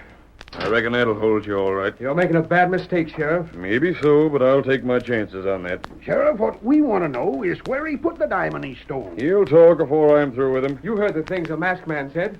I'll bet Jason wasn't ever killed in that room. You ought to know. How in blazes could Jason have written anything after being shot through the heart the way he was? That ain't for me to say. What's more, I can prove that note wasn't in Jason's handwriting. Yeah?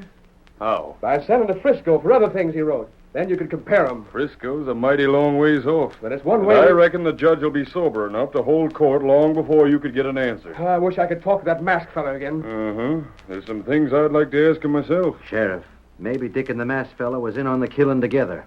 They might have been. It sure wouldn't surprise me if so. By golly. Huh? Maybe that explains it. Explains what more? Where the diamond got to. Maybe Dick killed Jason, stole the diamond, then slipped it to the mask hombre. That's it. Sheriff, you got to find that feller. I'll get a posse together. I'll ride in the sheriff. And so will I. We'll all go. You fellas are clean loco.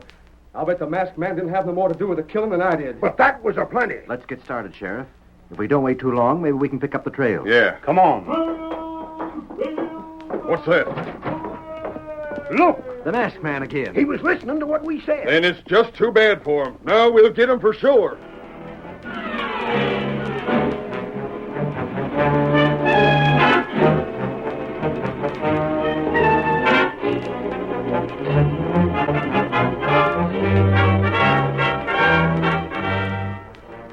The sheriff and his companions tried to follow the Lone Ranger, but the great horse Silver soon outdistanced the pursuit.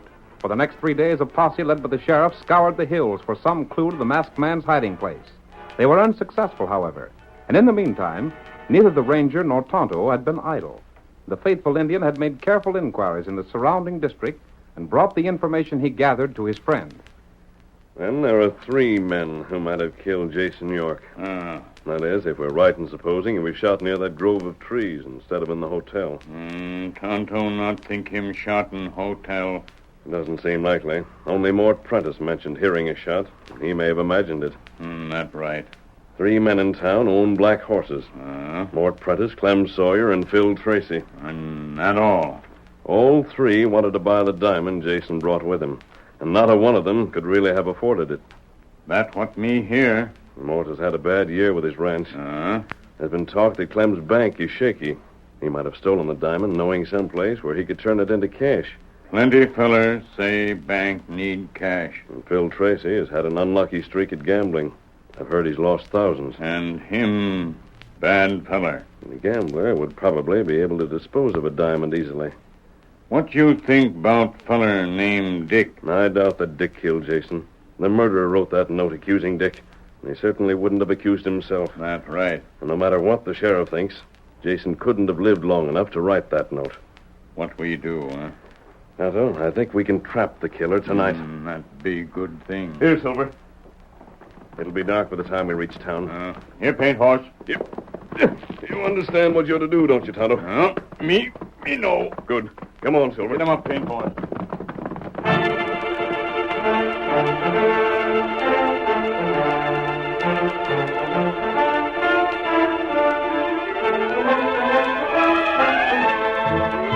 That evening, Phil Tracy, the gambler, following his usual custom, went to the cafe where he joined in a game of poker already in session. His luck, however, was still against him, and at length he pushed back his chair impatiently and threw his cards on the table. Blast the luck. I haven't had such bad cards in years. Phil! Hey, Phil! Yeah? A fellow just pushed a gun in my back. Well, what's that to me? And then he gave me this paper for you. What's that? He said to give it to you right away. What paper? Where is it? Here. Who was he? I never got a look at him. He said if I tried to turn around, he'd shoot. But maybe he... Well, I'll be... What's it say? None of your blame business. You needn't get mad. Was it bad news, Phil? What are you looking so white about? Can't you tell us what's in it? Ain't the note signed? It ain't signed, and I just said it's nobody's business what's in it. But if I find the fellow that wrote it, I'll fill him full of lead.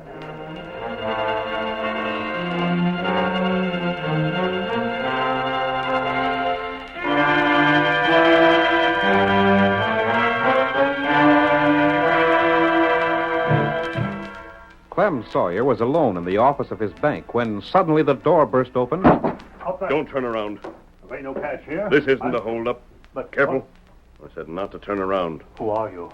I've heard that voice before. I've got a message for you. A message? There. But don't read it until I've gone. Wait. You'll understand when you've read the note. But listen here.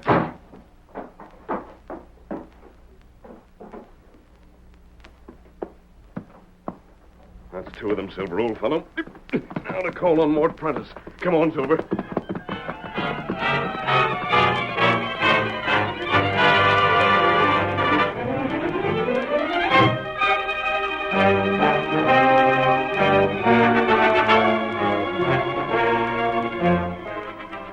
Mort Prentice had been talking with the sheriff about Dick Leonard's trial for more than an hour. Finally, he said, I guess we can leave everything up to you, Sheriff. Good night. Night, Mort.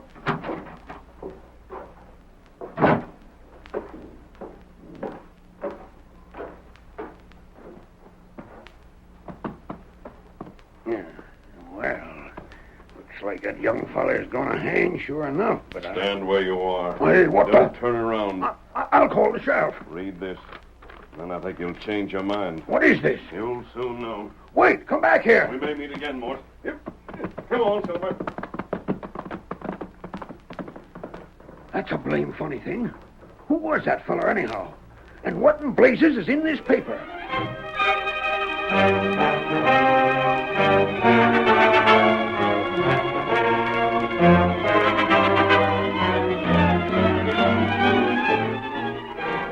After Mort left, the sheriff made ready to lock up his office for the night.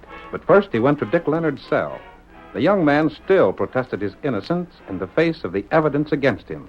Sheriff, if you hang me, you're hanging the wrong man. The judge will decide that, Dick. But you ain't even let me write to Frisco, like I said, to get samples of Jason's handwriting. I did that myself. Huh?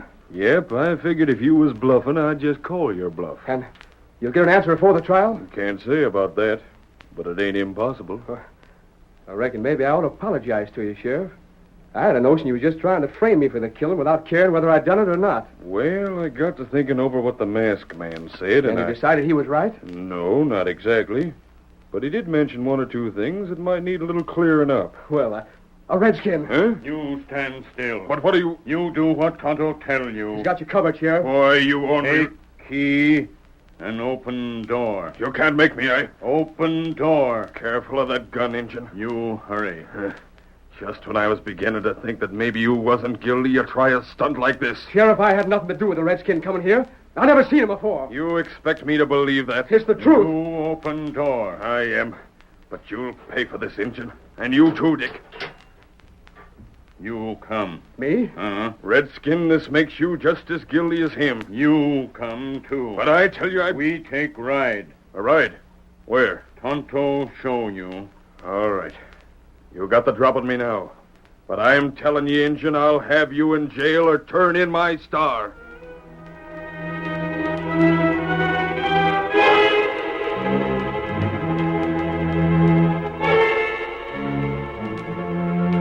His work in town finished, the Lone Ranger raced toward the grove of trees where he and Tonto had stopped several days before.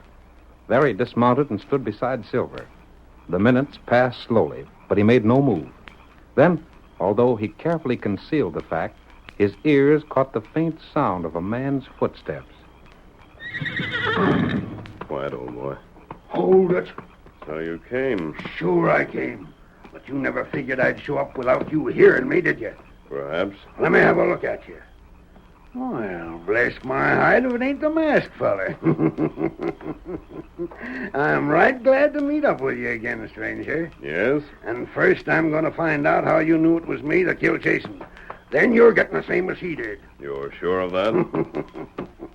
I'm holding all the high cards in this game, stranger. I reckon you ain't got no choice but to follow my lead. Go on. Well, speak up. How'd you get on to me? You read my note, didn't you? Uh-huh. It said for me to meet you where the killing took place. And if we could come to terms, maybe you wouldn't tell the sheriff what you knew. That's right. But that ain't answering my question. Did you see it happen? Maybe. Don't feel like talking, huh? Well, I reckon I'll have a look at what's behind that mask of yours. Then we'll get down to business. Careful. Now just stand still, or this shooting iron of mine is liable to go off. There. No. Hey, Silver! Stop it! Up, boy! Blast you, I'll kill you! Drop your gun! I'll let loose. There. Back, Silver. That horse is a devil. He knows how to handle murderers. Don't shoot me. I was just fooling when I said I was going to kill you. I didn't mean it. Now we'll talk terms. What do you want? Will you give me half of the value of the diamond you stole? Now, look here. Make up your mind.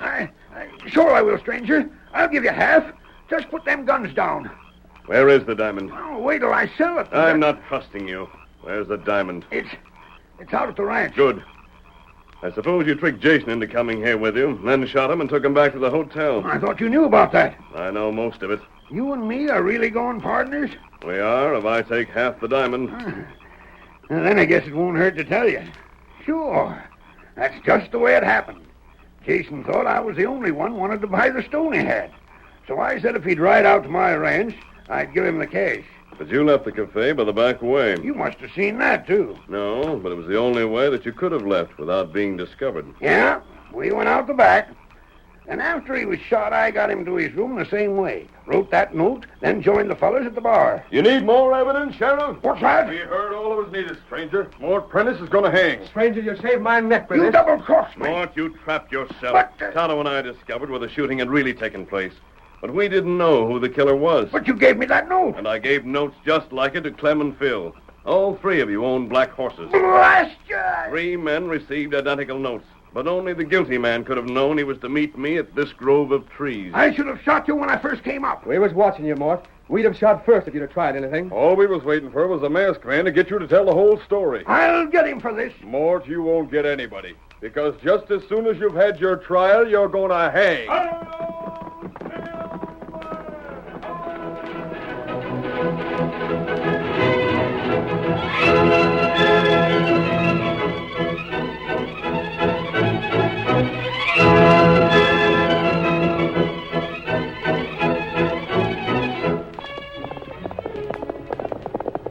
Come on, Silver! We're heading for Cedar Valley! There's going to be trouble!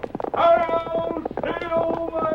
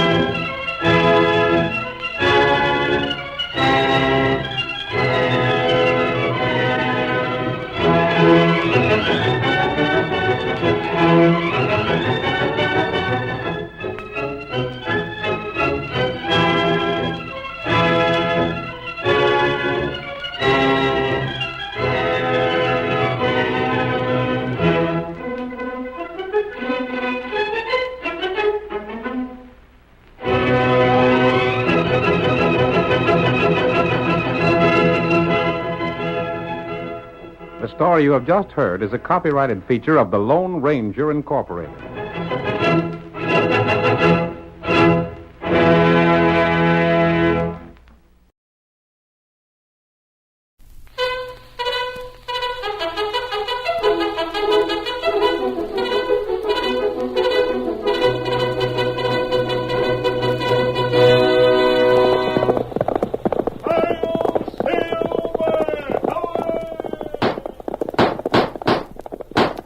A fiery horse with the speed of light, a cloud of dust, and a hearty hi-yo Silver, the Lone Ranger.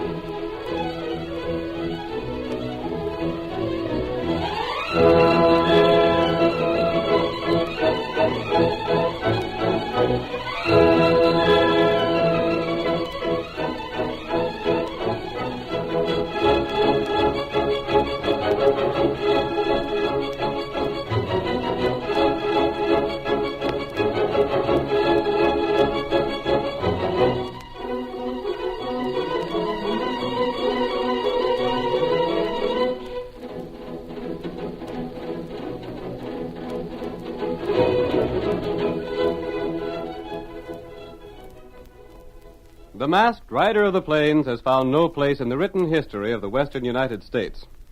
But the stories of his adventures have been told and retold around thousands of frontier campfires.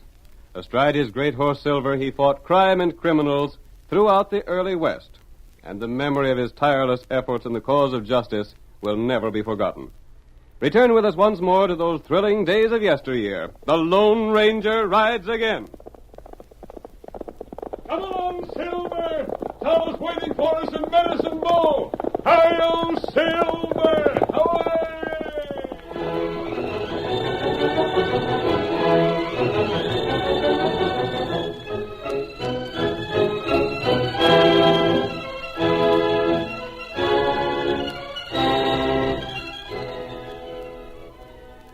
The town of Medicine Bow was the center of great activity in the gold fields, and prospectors came from all sides to get their supplies from Lige Potter's general store.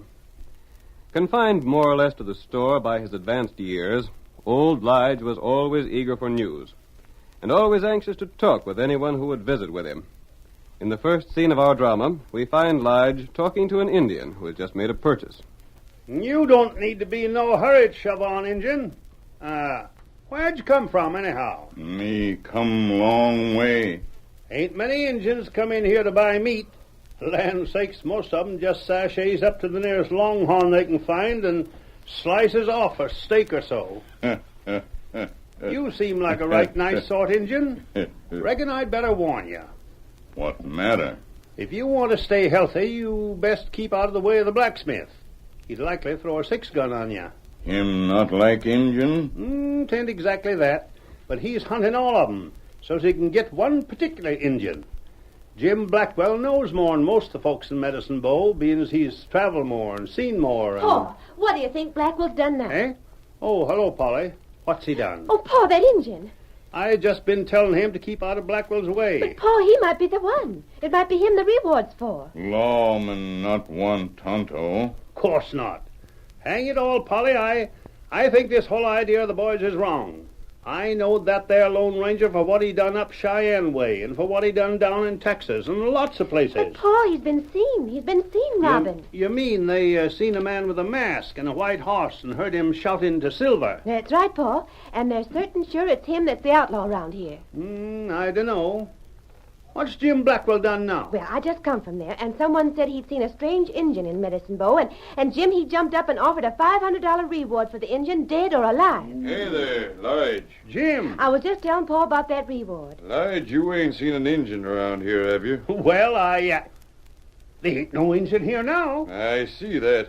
I figured there might have been. Well, if there was, I ain't no idea where he'd be now. This here Lone Ranger that's been robbing the boys of their gold and savings has an Indian friend by the name of Tonto that travels with him. So I've heard. If the Lone Ranger's in these parts, then Tonto is too. If we get one, we're like as not get the other. I figured it'd be a sight easier to get the Injun than the masked hombre, 'cause there ain't a horse alive could catch the one he rides. Jim, you ain't jumping to conclusions. What do you mean? I mean, I ain't so certain it is the Lone Ranger that's been robbing folks around here. He's been seen by half a dozen of the men he's robbed. Well, they might have made a mistake. Blame small chance of that. He fired at Sandy Town, and when Sandy dug the bullet out of his wall at his place, he fetched it to me. And it was solid silver, just like what the Lone Ranger uses. Now, what do you say? I'd say you do better to stick to shoeing horses like you've been doing and stop trying to be a detective. Jim, you said he fired at Sandy Town? Yep. By thunderation, that sure is funny. Did Sandy fire first? How the heck do I know? Well, that shooting must have been at powerful long range if that fellow shot and missed. That's all I got to say. He's a dead shot. And Sandy's plenty tall enough to make a first-class shooting target. Look here, Lige. Have you seen an Injun? Well, maybe you have, and maybe you ain't. Suppose you just try and guess.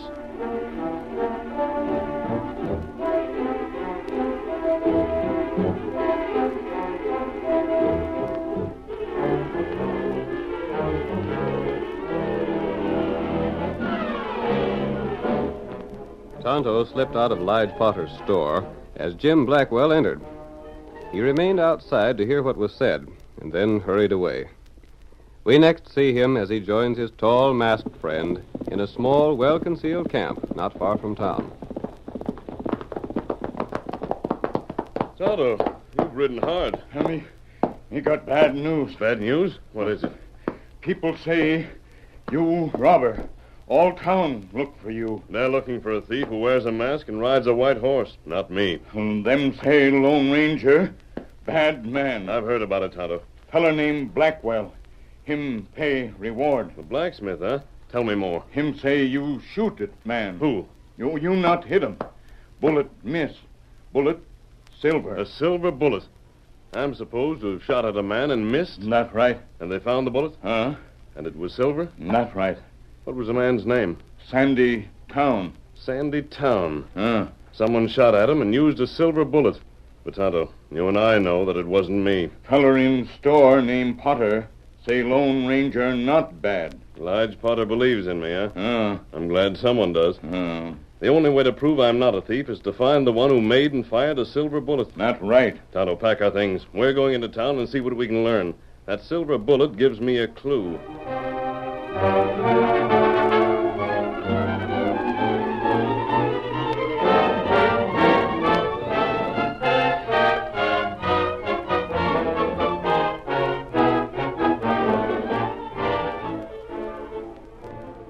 Several days passed.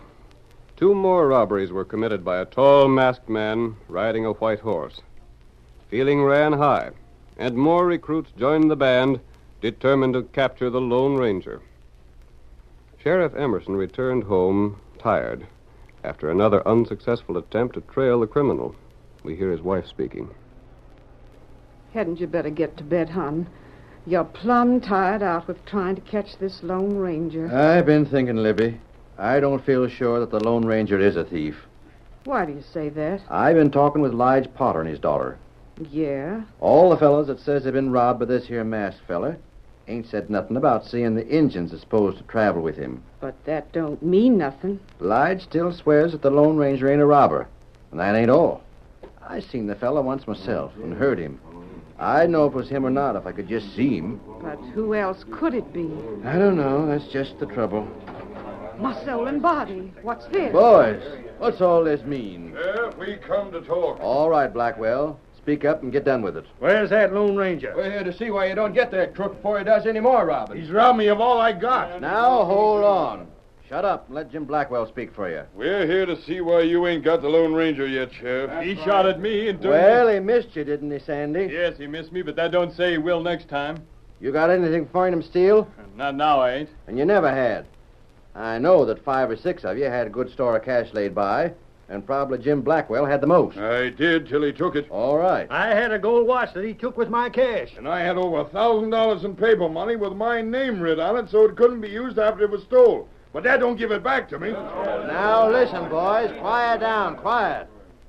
I'm doing all I can. You fellas can help me out by making out a list of everything that was took, so as when we get this critter, we'll know what we're looking for.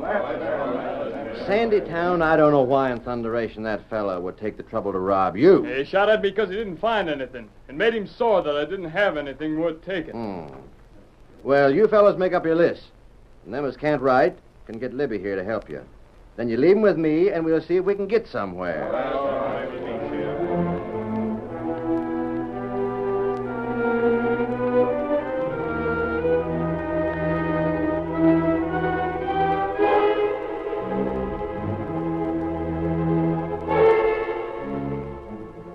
The men soon had their lists of stolen property prepared, and the sheriff took them with the assurance that something would be done to capture the masked robber.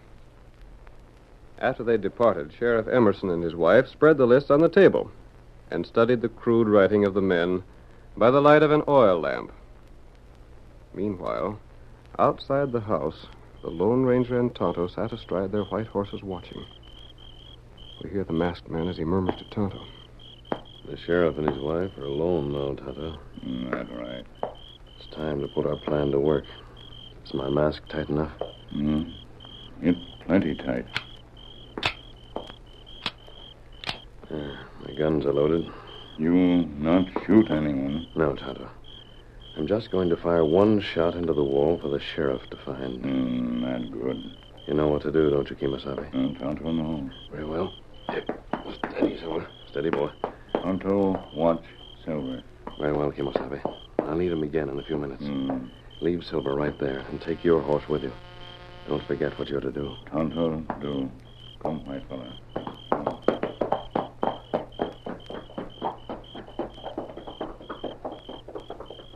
Now to take a chance.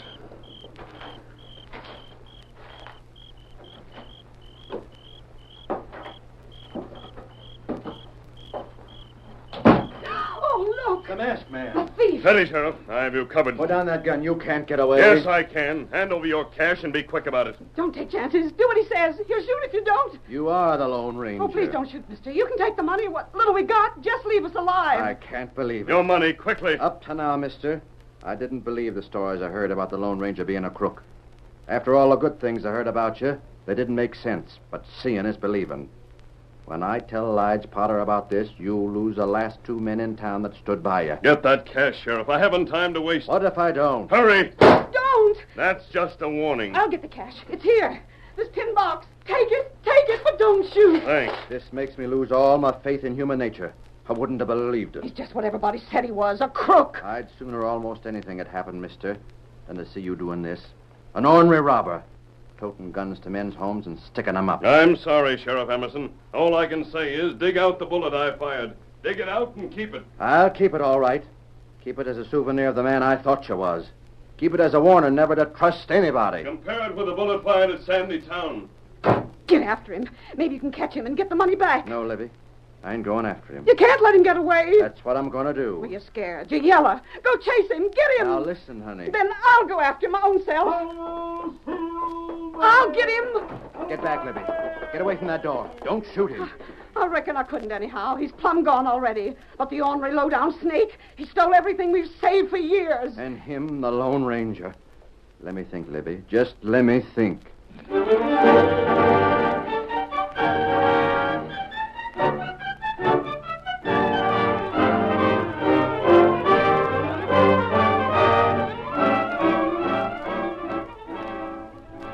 The curtain falls on the first act of our Lone Ranger drama. Before the next exciting scenes, please permit us to pause for just a few moments.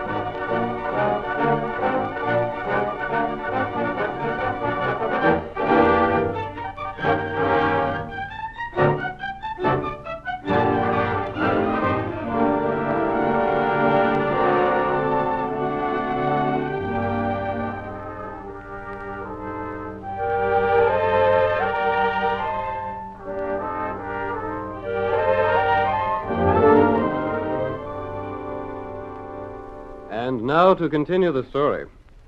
The Lone Ranger learned that a mysterious robber in Medicine Bow was using his name and wearing his mask. Jim Blackwell posted a reward for Tonto, hoping that his capture might lead to the Lone Ranger himself. Tonto learned that a silver bullet fired into the wall of Sandy Town shack was the most important evidence against the Lone Ranger, and the masked man started out to trace the robber from that clue. As part of his plan, he held up the sheriff and took his money. Just after sunrise the next morning, we find Jim Blackwell hard at work in his smithy.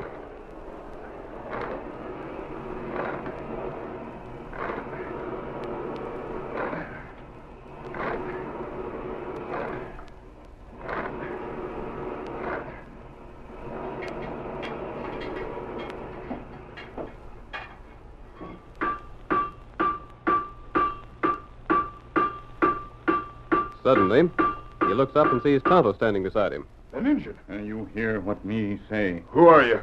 I am hunting an Injun around here. You give reward? You're blame right. Me friend. Me Tonto. Huh? Now, is that so? Lone Ranger steal cash last night. Oh, he did. Him tell me come here now. So I begin to see it. So he's got an Injun to work with him now, eh? Just like the real Lone Ranger. Who'd he hold up? Me not know. Where's the cash? Here. Good enough. Just tell them that I'm putting it away with the rest.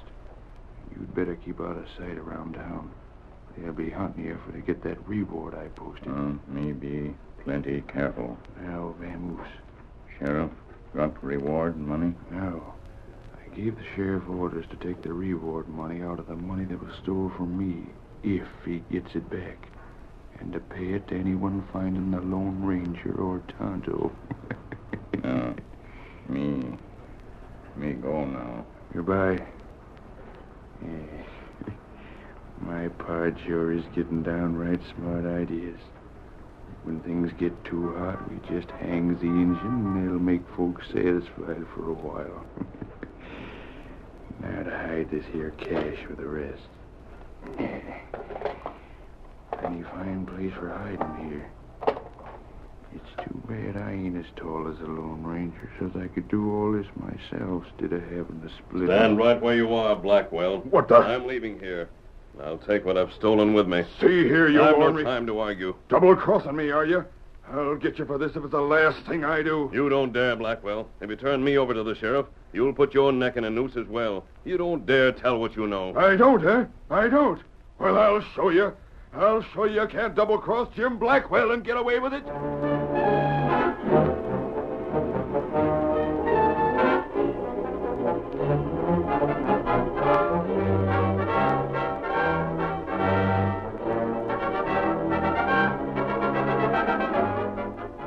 The Lone Ranger took most of the loot that had been hidden in Blackwell's smithy. As soon as the masked man had gone, Blackwell set out at top speed for the home of Sandy Town. Meanwhile, we find Lige Potter driving a small wagon toward the office of the sheriff. In the seat with Lige are Polly and Tonto. The old fellow says, I don't know why you're doing this, Tonto. It's part of the plan. Was it really the Lone Ranger that come and fetched you to our place? You get reward from me. But the sheriff, he likes not have you hung. He was robbed himself last night, and he's sore as a mule. That's right. Oh, if it means that this Indian's going to get hurt, then I don't want no reward money. But the Lone Ranger says to take him in, and I'm for doing what he asks. I wish I knowed more about the Lone Ranger's plan. There's the sheriff's office. Whoa there, whoa, boy. Here comes Sheriff. Hey there, Lige. Sheriff Emerson, this here Indian, I'm bringing him in. I know. The whole thing's been explained to me. What do you mean? Get going and I'll ride alongside you. There's other boys joining us on the way. What's this all about? Where are we heading? Ain't no time for questions now. But this Tonto, this here Indian... I know about Tonto. Come on now. Whip your horse up and get going. Get up. Get up. Go on, get up.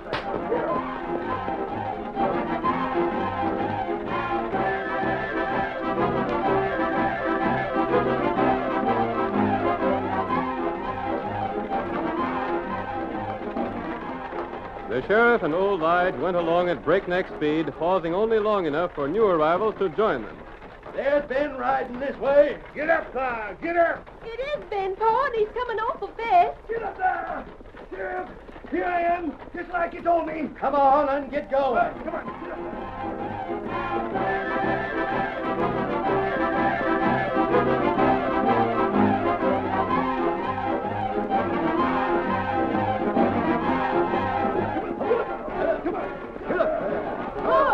Pa, there comes two other riders.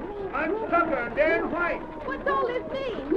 Sheriff, what's it all about? Never mind questions. Just pick them horses up. Get up there, get up. Come on, boys, and make it fast. We've got a lot of ground to cover.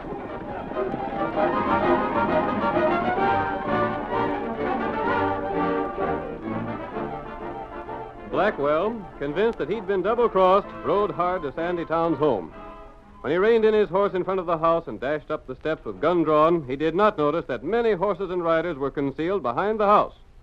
Blackwell jerked the door open and shouted, Stand right where you are, Sandy. What? I'm here to talk to you, you rat. And what about? What in thunder's got into you, Jim? Shut up. I come here to tell you what I think of a double-crossing, low-down skunk like you dirty polecat. Now, see here. I'll do the talking. You figured I wouldn't have the nerve to come and call you, didn't you? You thought I was afraid the sheriff would hang me as well as you. Well, he won't.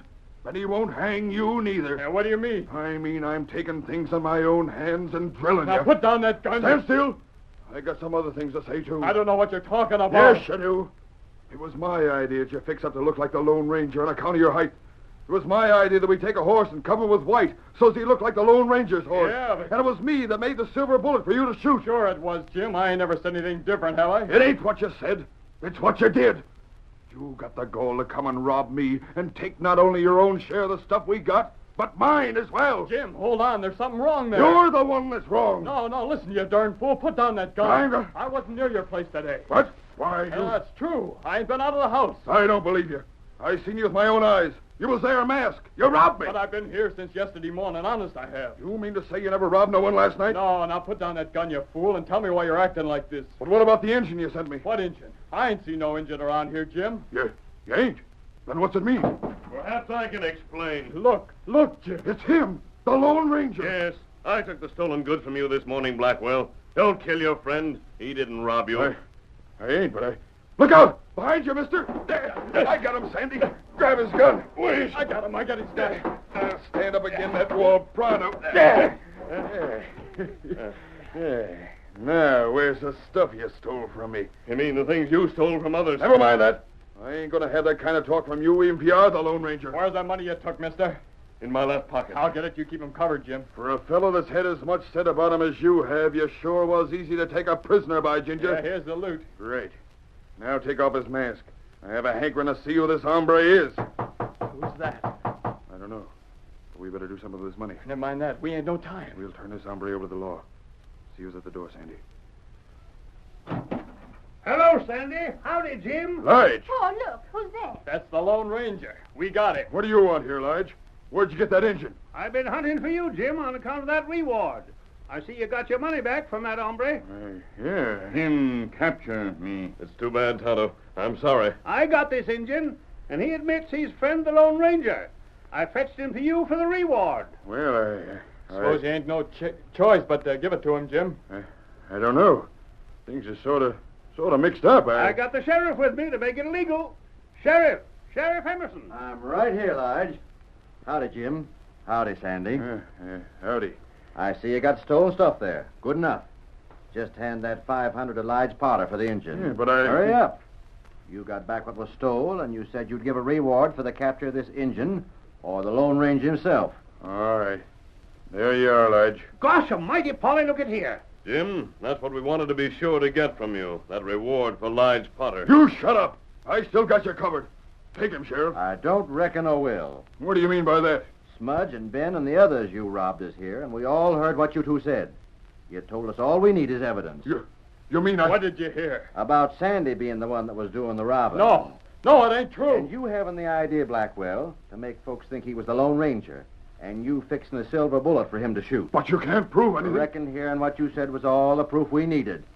Come on in, boys, and get your money back. It's here. What sort of game is this? It's a game that you can't win, Blackwell. That's what it is. You tried to make different rules, and it didn't work. Yeah, but you can't get me for robbing anyone. I got enough evidence to prove all I want about both of you. I got the bullet you made for Sandy to shoot. And I got a silver bullet from the Lone Ranger's gun. What, a silver bullet? The only thing about them that's the same is the fact that they're both made of silver. But I didn't rob you last night, Sheriff. That was the real Lone Ranger. You can't prove that you didn't rob everyone else. Nope, I got you, the two of you. And as for that spavin' no-account nag you've been using, Sandy, shucks, you ought to see the real Lone Ranger's horse. That's a horse. But what was the idea of the whole thing? Tell us that, won't you, Mr. Lone Ranger? Yeah. How'd you ever found out it was these two that done the robbing? Lige, silver doesn't melt easily. I didn't think anyone in town could make a silver bullet except the blacksmith, so I watched him. You mean you suspected all along? Yes. You sent that engine. You tricked me. It took a trap to catch a rat like you. I didn't want you alone, Blackwell. I wanted your partner as well. But, mister, what about having the engine captured? Your father proved himself a true friend, Polly. As long as there was to be a reward, I thought he might just as well have it. Oh, shucks. After knowing so many good things you've done, how could I change toward you? By darn, it's downright slick having that ornery crook Jim Blackwell hand over reward money. But, Sheriff, I knows I've got a right to the reward. Keep it, Lige. Land's sakes, keep it. I got these two prisoners, and I'm satisfied. I could put the money to good use. There's people around here I could help out. just as the Lone Ranger would like to see. I thought that money was being put into the proper hands. We'll all get back what we lost, won't we? Sure you will. And the crooks get what they deserve. He's leaving. You gotta stop him. He robbed me, Sheriff. He robbed me this morning. Don't make me laugh, Blackwell. Don't make me laugh.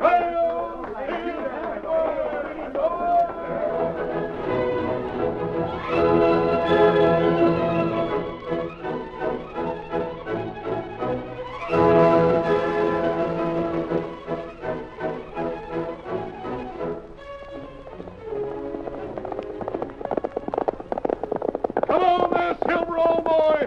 Stretch out those great legs. Tonto's waiting on the trail ahead. Hi-yo, Silver! Away!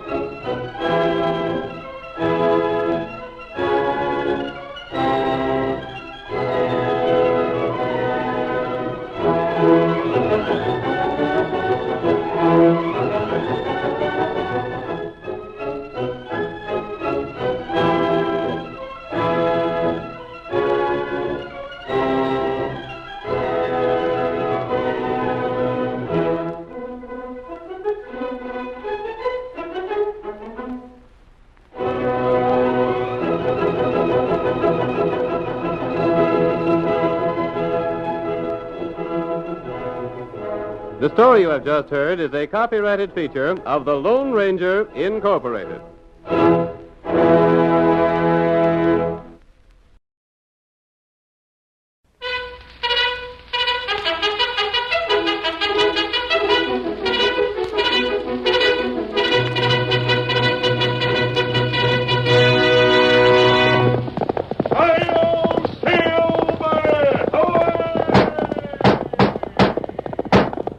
A fiery horse with the speed of light, a cloud of dust, and a hearty hi-yo Silver, the Lone Ranger.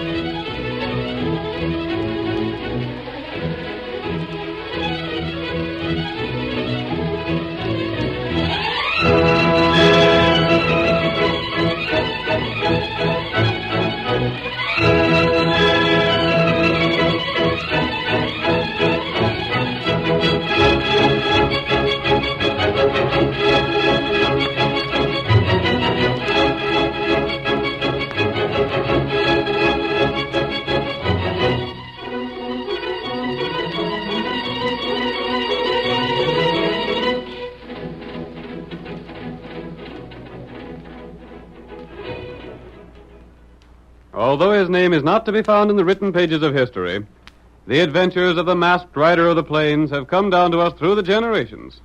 With his great horse Silver and his faithful Indian companion Tonto, he fought crime and criminals throughout the western United States. No man did more to bring law and order to a lawless frontier. Now return with us once more to those thrilling days when the West was young. The Lone Ranger rides again. Come on, Silver! We're heading for the hills! Tonto's waiting there! Hi-yo, Silver!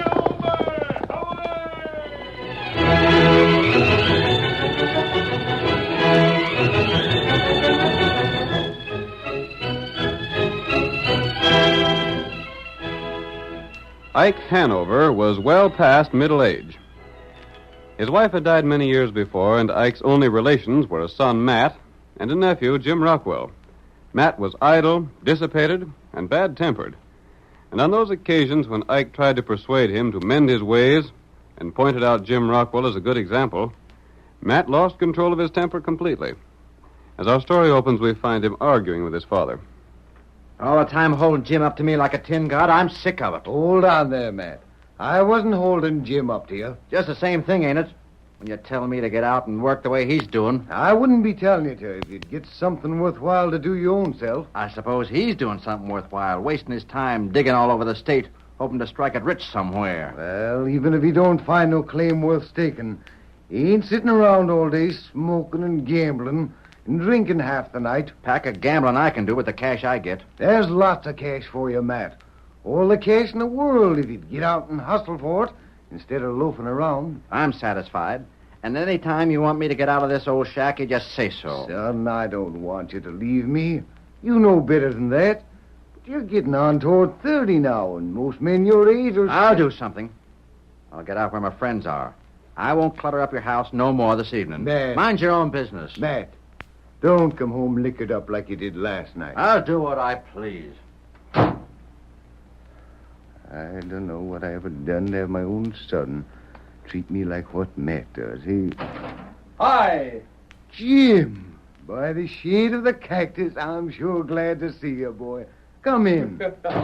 Say, what's the matter with Matt? He wouldn't even say hello. Never mind. Did you just get in town? Just this minute. I come here direct. This is your home, Jim, any time you want it. What are you doing back here so soon? I figured you'd be going another 2 or 3 months anyhow. Nope. I got news for you. What do you mean, Jim? I found it. You mean... Gold. I found a claim that's a corker. It's going to be worth thousands. Jim, you don't mean that. You really struck it? Look at this. Just a few samples, but it'll show you what the ore's like. Why, say, there's outcropping right on the surface. I'll bet it's the best strike yet. Gosh, Jim, you sure have got some good samples here. Better than any I've ever seen. Have you got the claim registered yet? Nope. Ain't that risky? No, it ain't. You see, I want to go back there and work it a little bit more, and then, well, make sure it's just the same under the surface as on the top. Then I'll register it. You're smart, Jim. You sure are. What's Matt doing these days? Jimmy ain't worth the powder to blow him up. He ain't, huh? I don't know what to do with him. He's getting into trouble all the time. Drinking and gambling again? Yep. Sleeps till noon every day and then gets back at the cafe again every evening. It's about time he'd done something. I know it, I know. Have you said anything to him yet? I talked myself hoarse. It don't do no good. I offered to start raising cows for him. I told him I'd start farming for him or stake him to a prospecting outfit. But he tells me to mind my own business. Good old-fashioned licking would do him a powerful lot of good. I wished he'd get it. Say, hold on, I have an idea. What's that? I'll take Matt back with me. I'll let him be a partner in my claim. And when he sees a chance to get a half share in a first-class gold mine just for working it... No, Jim, you couldn't do that. Why not? There ain't no call for you to give Matt half your claim. Oh, shucks, Uncle Ike. If he gives me a hand, we can work it just that much faster, don't you see? There's more than enough gold there for both of us. Well, I don't know. Besides, the trip will do him good. If he'll go. I'll fix that, all right. Just let me tell him how rich he can be in a few months, and he'll jump at the chance to go.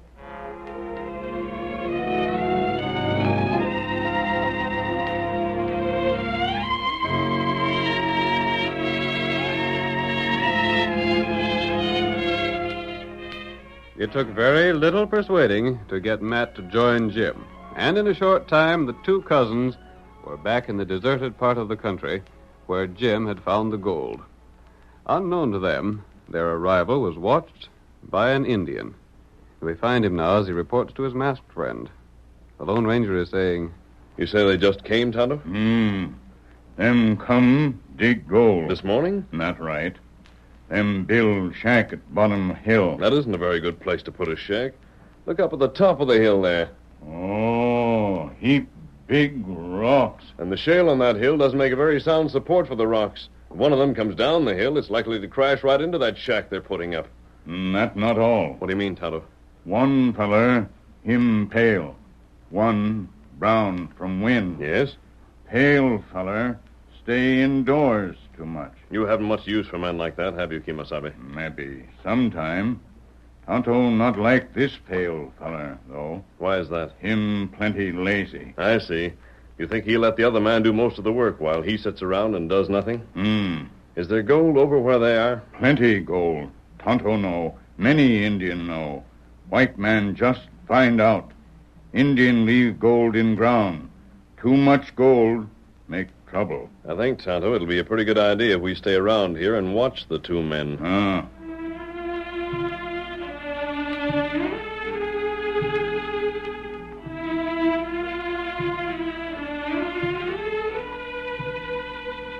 In a few days' time, Jim and Matt had their shack built and were ready to start tunneling into the hill.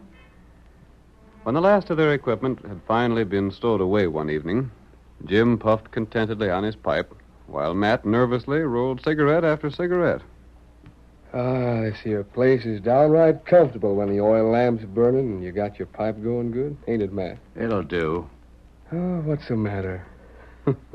Can't wait to get your hands on the pick and shovel and get after the fortune that's waiting for us, huh? The sooner the better. You'll have your chance, Matt, first thing tomorrow morning. Yeah. We'll have to clear away the loose shale first, then we can tunnel in. Why can't we just blast? Well, maybe we can save time by using some blasting powder, but we've got to do most of the work by hand. We could stake the claim now. That wouldn't be so smart, Matt. You see, we only claim so much land, and if we stake the claim now, there's no telling whether the vein will run off our land or not when we get down to it. I see. We're going about it in a level-headed way. You see that, don't you, Matt? Toss me a match. Here. Thanks. Seems to me you're smoking a heap of them cigarettes. What's it to you? Nothing at all. Then shut up about my smoking. Say, I hope you ain't been kidding me about this here claim. Kidding you? That's what I said, ain't it? What do you mean, Matt? If this claim don't prove out a blame good one, it'll be a pile of trouble. You've seen the samples yourself, Matt. I know it. But you might have fixed this up with the old man, you know. Just to get me up here away from my friends. And if you did, I'll see here, Matt. You won't do nothing. I've had enough of your ornery cussedness, and I don't think I'm going to stand for much more of it. Oh, you ain't. I've done 3/4 of the work on this shack, and maybe more. Well, it was your idea. We had to have a place to live in, and it was easier to do the work myself than to try and get you to help. Besides, I figured maybe you'd get used to work gradual, but I guess I was wrong. Well, what you aiming to do about it? Just this. From now on, you're going to work right along with me digging that tunnel. You're going to get half of what we find. And if you don't do the work, you won't get that half. All right. Shut up now, will you? One thing more. There's to be no liquor. Get that? You've only seen me take one drink since we come here. Yeah, because you couldn't find no more. And you're not going to find any more, understand? I hear you. If you're through preaching now, I'll turn in. Good night.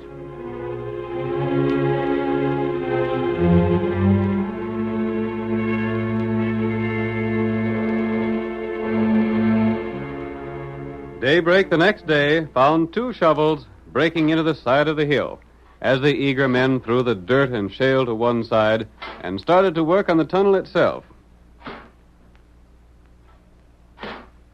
For the first hour, the work went smoothly.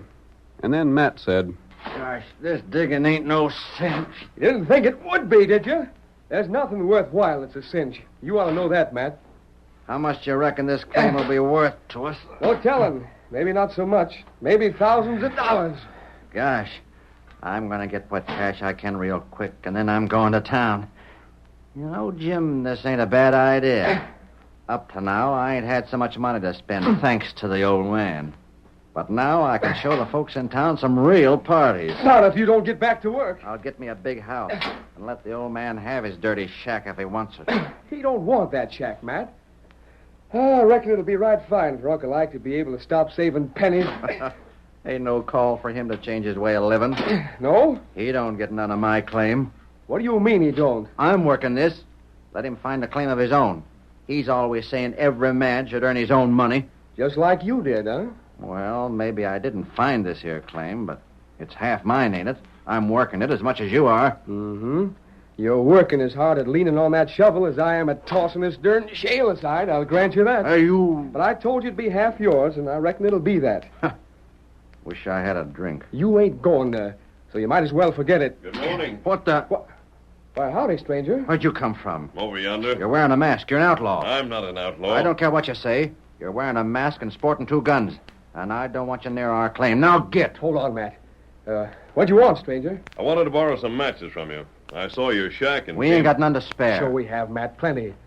Here you are, stranger, and welcome to 'em. Thanks. You sure you ain't dodging the law, mister? No, I'm not. You wouldn't be wearing that mask if you wasn't. Now, see here. You can't come around here and try and jump our claim. Get going before I put a bullet in your hide. Shut up, Matt. This fella ain't trying to jump no claim. There's lots of room here. You're right, Jim. I don't want any part of your claim. I just thought I'd better warn you that you'll have to be careful of rocks sliding down the hill. You're tunneling in, I see. Yep. We aim to tunnel in away and then file our claim at the government office. Better watch out. This is loose shale. If one of the rocks on the hill above should slide down, it might block your entrance here. Thanks, stranger, for the advice. But we ain't taking it.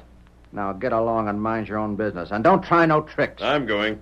Here, Silver. You was hiding your horse around the bend, huh? I wasn't hiding him, Matt. Yep. Good day. Hi-yo, Silver! I'll get that outlaw. What'd you knock my gun up for? Because you ain't going to shoot a man in the back. Whatever he is, don't make no difference. What was the idea, anyway? He's an outlaw. We don't know that. Well, blast it. He'll fetch a whole gang of men here to file claims near us. What if he does? That's his privilege, ain't it? We can't claim this whole territory. But we're the only ones that know about this place. Now the news will spread. Let it. But don't shoot at a man when all he does is ask for matches and warn us about the rocks. Got any more to say? It's no use talking to you. The next time you try a stunt like that, I'll take a hand at it myself with a 6-gun. Now I'll get to this tunnel again and dig. You can't boss me that way, Jim Rockwell. I'll boss you as long as you keep on showing you ain't capable of bossing yourself. But half of this claim is mine. I said dig. You'll regret this, Jim. Dig!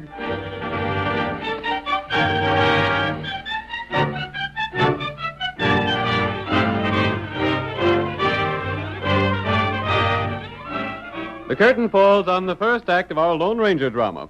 Before the next exciting scenes, please permit us to pause for just a few moments.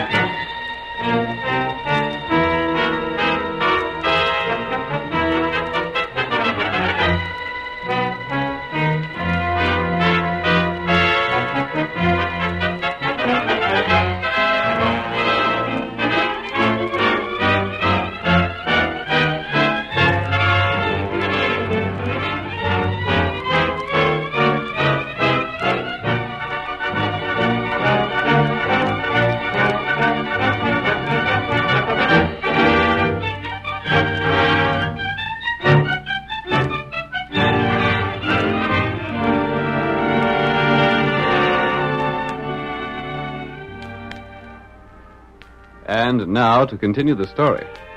Jim Rockwell offered to share his gold claim with his cousin Matt Hanover in an effort to get Matt interested in something besides drink and gambling.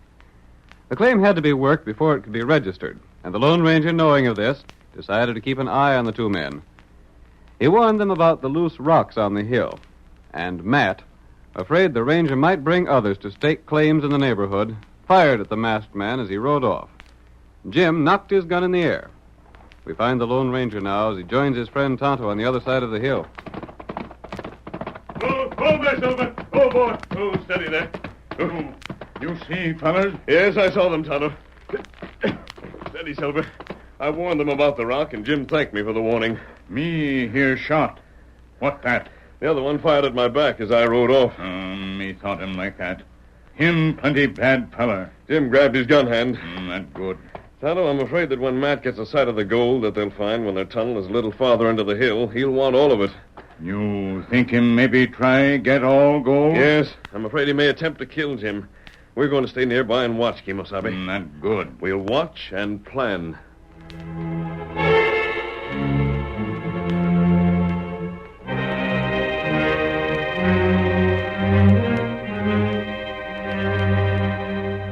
When Hard Rock was reached, Jim brought out the blasting powder, and for several days, the sound of drilling carried through the hills with heavy blasts at regular intervals. Finally, when the depth of the tunnel had reached 20 feet, Jim straightened up excitedly. Matt, look at this! Is that the gold? The richest bait I ever seen. Matt, we're all set now. We're rich, Jim, rich. We're both rich. We will be when we get this claim file and the gold dug. Then we got to get the claim file now. We can't take no chances. That's right. Here, I got it all made out. This is the right wording, ain't it? Huh? Say, when did you do this? I couldn't sleep the other night, so I made the paper out. You were sleeping. It's all right, ain't it? Yeah, looks to be. Oh, well, sign it then.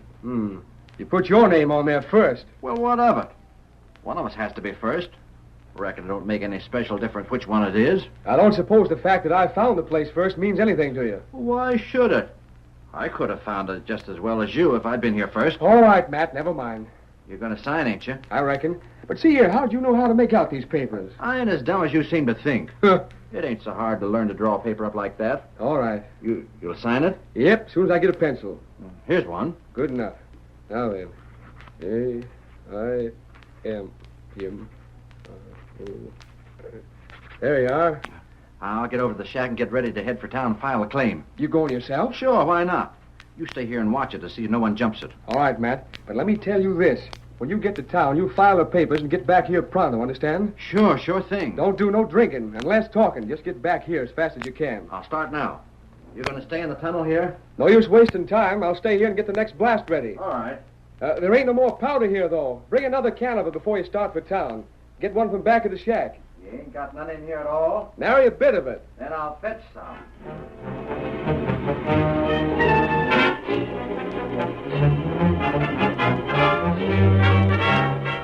When Matt reached the house, he looked back to make sure Jim was still in the tunnel. Then, reaching behind his bunk, he brought out a bottle, still half full of liquor. One long drink was followed by another.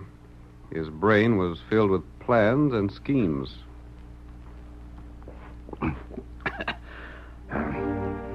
Thought I didn't know enough to make out a claim. He thinks he's the only one able to do anything.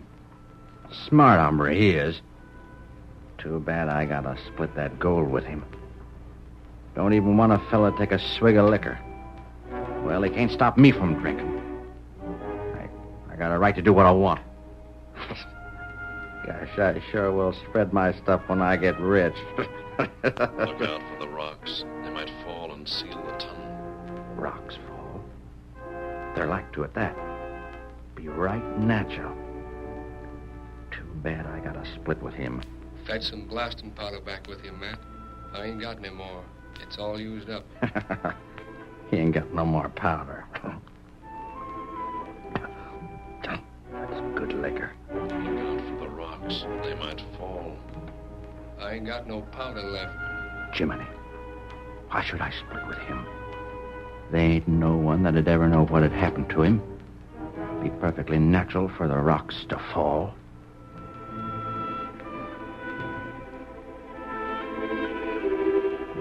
Matt sat on the edge of his bunk for some time, thinking, hearing whispers around him, listening to the ideas that seemed like spoken suggestions to his liquor-soaked brain.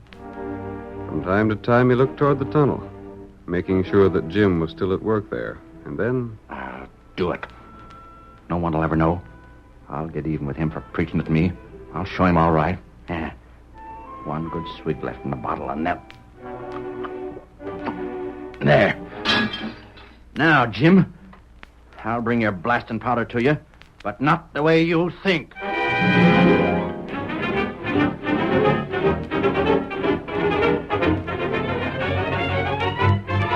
The Lone Ranger and Tonto watched the figure that staggered up the side of the hill with a keg of blasting powder. Matt avoided the tunnel and went up above, where the huge rocks were poised, ready to crash down and seal the entrance.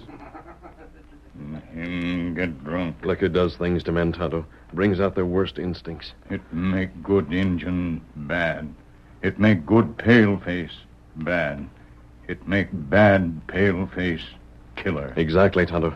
Him fix some powder under rock. Yes. Rock fall over tunnel. We stop now. No, Tonto. Let him go ahead. Watch Matt and see what he does. We stopped him now. Perhaps Jim would forgive him. It would happen again some other time when we weren't around. Oh, that's right. He's lighting the fuse now and running. Rock's inside. Yes? Jim, Pat, him fine now. It'll take a lot of strength to move the rock away, more than Jim has. Maybe him blast from inside. He has no powder inside.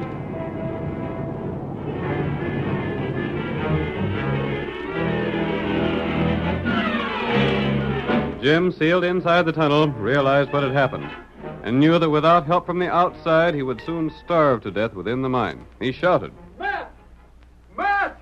Are you there? I'm here, Jim. Matt! Them rocks must have slid down from above. Get some powder and break up the one that's sealing me in. Matt! Can you hear me? Are you there? I hear you. You bet I hear. Matt! Get powder! Drill! I'm doing what you told me. I'm heading to town to file a claim. I'm filing a claim for myself, see? You won't need to be cut in for half now. It's all mine now. All mine. Matt! You're crazy! Matt! So long, Jim. I'll be back in a week. Maybe 2, 3 weeks. I got some spending and drinking to do in town. I'll file a claim first, and then I'll celebrate. Matt!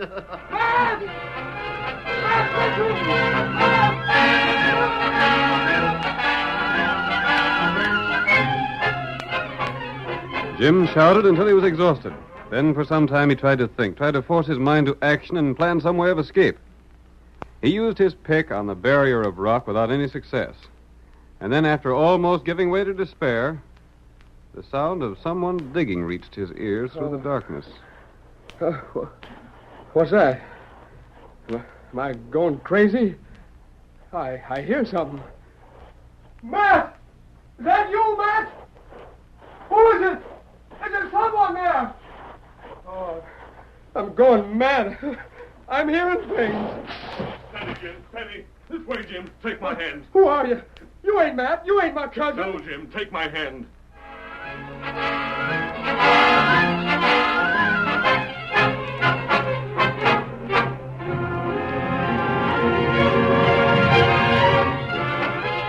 Leading Jim out through an opening in the side of the tunnel, the Lone Ranger paused to let the young man gather his scattered wits.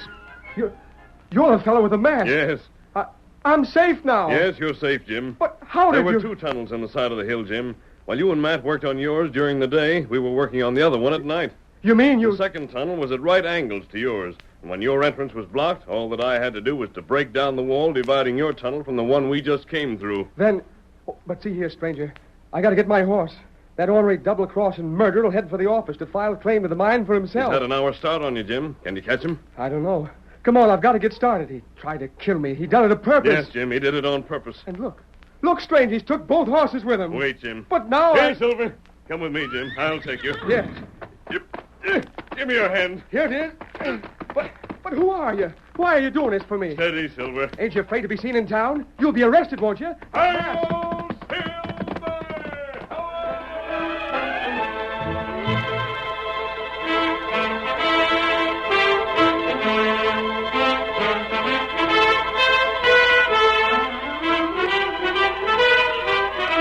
The great horse Silver, carrying his double burden, swept toward the town, the ground flying beneath his silver-shod hoofs. Some time later, we find Matt in the government office, about to register the claim. Well, there's the papers. I reckon they're made out all right. Yeah, seem to be. Your name Matt Hanover? Yep. You ain't old Ike Hanover's boy, are you? That's right, and I've struck it rich. Seems to me I hear that you and young Jim Rockwell started out together to work on a claim. Ain't he in on this, too? No, he ain't. I'm afraid he won't be in on anything anymore. Well, what do you mean by that? We had some hard luck with the mine, and Jim, he got caught in a cave-in and killed. No, you don't say so. Yeah. I tried to get him out, but when I got the rock away, he was dead. He'd smothered to death. That's a shame. He was your cousin, wasn't he? Yeah. Sort of busted me up. We was good friends. He done a lot for me. What'd you do with him? Bury him? Yeah, I thought it'd be best to bury him right there. You done everything you could to save him, huh? Of course I did. Right sure of that. Say, what's the matter with you? Nothing except there's a claim already on file for this here land. What do you mean? You're crazy. There couldn't be no other claim. He means that I got the claim filed. What? And I filled out the claim in your name and mine, like we agreed. You just lied yourself into jail, Matt, and there's witnesses aplenty. I reckon your pa can use your share of the claim. But I... Yep, Matt. Looks like what you told me is evidence enough that Jim's story is true. That means you're going to jail. You see, I ain't the government man at all. I happen to be the sheriff.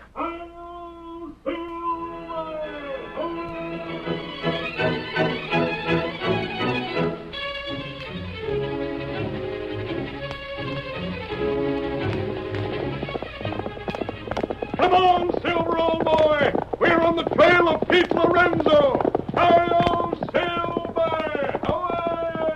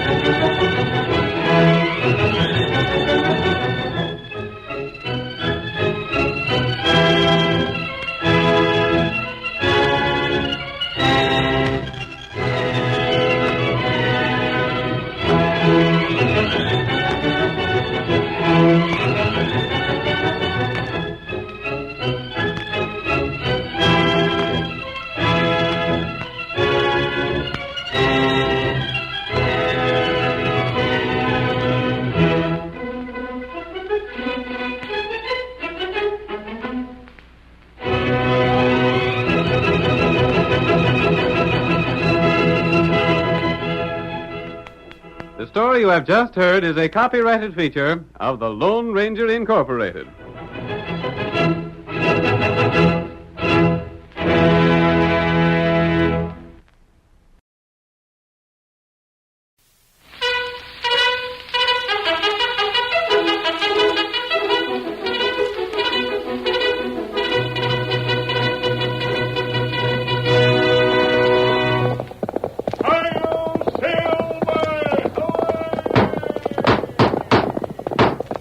A fiery horse with the speed of light, a cloud of dust, and a hearty hi-yo Silver, the Lone Ranger.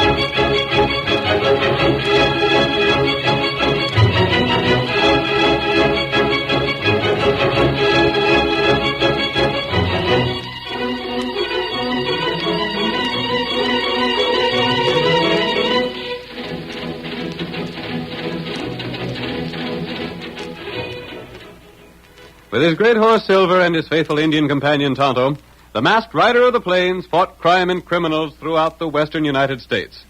His name has not come down to us in the written pages of history, but no man did more to bring law and order to the frontier. The cry of Hi-Yo Silver was the battle cry of justice. Now return with us down the trail of adventure to those thrilling days of yesteryear. From out of the past come the thundering hoofs of silver. The Lone Ranger rides again. Come on, Silver! They're opening homestead land to settlers. Tonto's waiting for us. Hi-yo, Silver!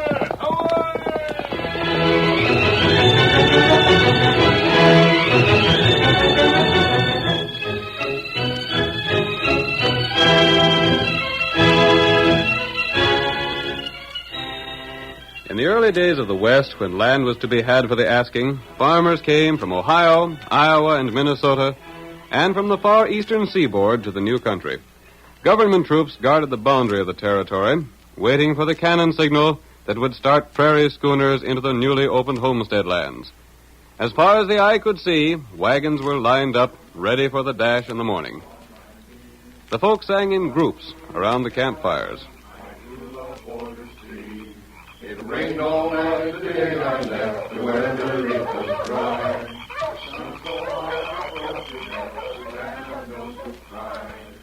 Inside their wagon, Aaron Stewart and his wife Mary are talking. Now, Aaron, don't you worry so about me. I'll be all right as soon as we get settled. Sure you will, honey. It's been a mighty hard trip overland, but it'll be worth it. Tom Granville and me have a place all picked out. We're going to race for it as soon as the cannon fires, and we'll go partners. Aaron, I wouldn't trust Tom Granville too far if I was you. Now, Mary. I know you think it's silly of me, but there's something about Tom Granville that I don't like. And that friend of his that he calls Skeets is even worse. You shouldn't say things like that, honey. Tom Granville's been right friendly with me. He's been friendly, but he's never yet done anything that he didn't get the best of it. Oh, shucks. Half your sickness is just from worry. Maybe so. I've been expecting to see him try some underhanded scheme ever since we left the East. And he hasn't, so that ought to prove he's on the level. I wish you hadn't told him about the place you located when you rode on ahead to look around. But I had to tell him. Shucks, I was out here long before the wagon started. That's why I went all the way back east again. Tom Granville will do you out of that land, Aaron, if you don't watch your step. Don't say that, Tom. But it's so. He's had a grudge against you ever since I married you instead of him. Nonsense, honey. Well, don't you remember how I had to argue with him to get him to come out here with us? That was because you wanted him to stake you to the cash to get here. I know where the best strip of land in the whole country is to be found. I know. Good water, good timber, right at the foot of a hill, and good grazing. It's prime. If you can get it. I'll get it all right. We got the best team of horses, the wagon all set to roll. But if someone else gets there first and files papers... They won't. You just wait and see. What if Tom Granville gets there first and decides that he'll claim it for his own? Shucks, there's plenty for two people there. I sure hope you're right, Aaron. That's all I can say. I hope you're right. Everything's going to be fine. Now, don't you worry, honey. You're just sort of let down from a long, hard trip. Hey there, Aaron. Oh, there. That's Tom now. You just stay right here and try and get some sleep, honey. I'll go see what he wants. Hey, Aaron. You in your wagon? I'm coming. Aaron, I want to talk to you. A little business. Sure. What's on your mind? It's about that money I loaned you. Oh, that. Oh, yeah. Step over here, Tom. Mary's kind of worried and nervous tonight. Suits me. Reckon this is as good a place as any, ain't? Now, what about the cash I owe you? $200, I believe. I got your note here. Oh, sure. I reckon you can read it. Says it's payable on demand. If you ain't got the cash to pay it, I can levy on your goods. Well, that's what I put in the paper, but you know, Tom... I'm demanding a $200 now. You what? If you ain't the cash, I'll take your horses. But you can't do that, Tom. If you take them horses, how'll I get to the land we're going after? I don't know how you'll get there, but I reckon I'll make it all right. Did you tell him about it, Granville? Yes, Skeets, I told him. Skeets, he can't be... I told him he'd take his team instead of the cash if he didn't have the cash. Yep, that's fair enough. You ought to be glad to sell that team of horses for $200. But you can't do that, Granville. I located that land I told you about. It's me that found it. I'm the one that brought you out here. I don't reckon you'll have trouble finding another strip of land for yourself. You're doing me out of the land, Granville. You can't get away with it. No? I don't know why I can't. You planned this all the time. You mule-eared... You remember a few years back, Aaron, when you done me out of the girl I loved? I didn't. She chose me instead of you, that's all. It wasn't my fault. Save your wind, Aaron. But Mary's sick. You know she's sick. What'll I do if everyone goes and leaves me stranded here? She's your wife and your worry, not mine. Now, look here, Granville. I'll tell you what I'll do. You go ahead, take the land. Take it for yourself. Just leave my horses here. I'll find some other land. You better find some way to head back east where you come from, Aaron. That's the place for you. But I can't even get back there if you don't leave me horses. That's too bad. I reckon them's the horses pegged down over yonder, Skeets. Go take 'em and lead 'em over next to ours. You're all right. Too bad we gotta do this. But it's all legal. There's your paper, Aaron. I'm marking it paid in full. And now you don't owe me nothing. Granville, listen, wait. Skeets, you can't do this. Get up there. Get along there. Wait a minute. You can't leave me stranded here. Well, you can't do it. You know Mary's sick. You can't do it with no horses or anything.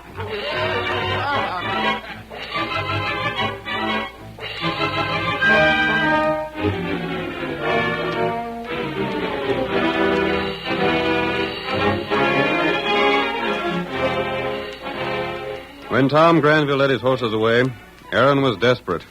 Leaving his own wagon, he went from one family to another, asking, begging, beseeching that they help him. But you got 4 horses. You can let me take a couple. Sorry, Aaron. I need all 4 of mine. Just let me take one. Just one. I can't stay stranded here. Can't do it, partner. Got a heavy load. I'll need all my horses.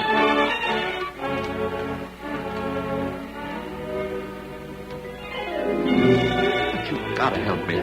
My wife is sick. Can't do it. We'll be spread out so far we never see you again. But I'll give you my word. I'll return the horse. I can't move from here without some sort of horse. Sorry, Aaron. But starting with the cannon in the morning, it's every man for himself. We ain't a wagon train no more.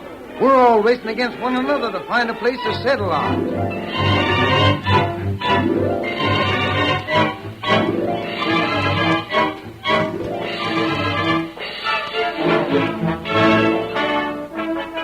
You gotta help me. You gotta do it for my wife's sake.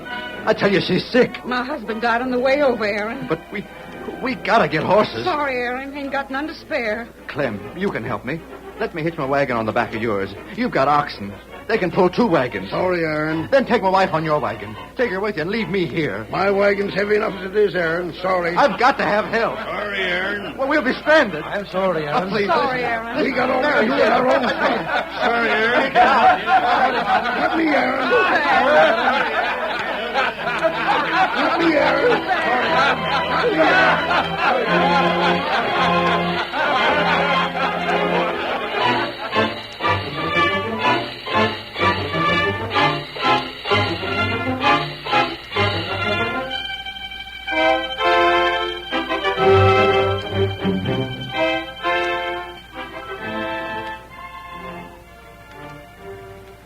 Bless you, Mary.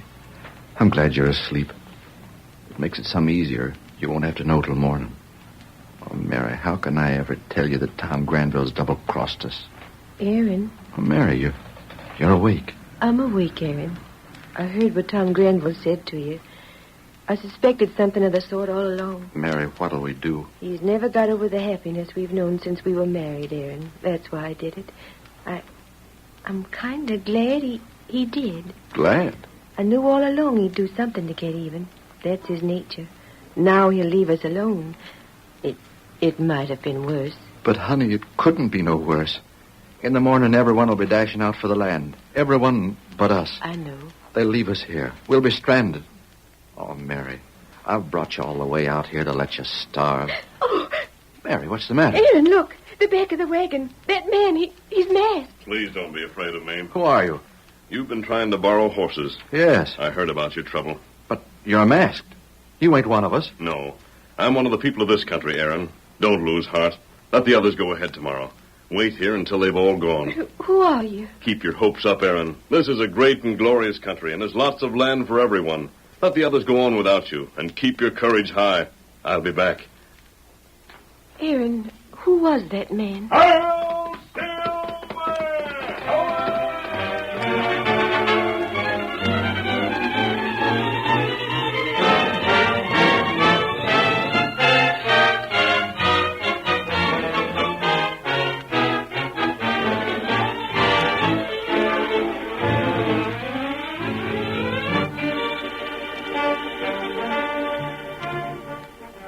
Early the next morning, an army bugle sounded a warning call, and pioneers, with their horses hitched, Families and luggage safely loaded, whips and reins in hand, awaited the cannon. Hundreds of men leaned forward eagerly, their whips ready to lash their horses into frantic speed at the signal to break new land for homesteading. Then, suddenly...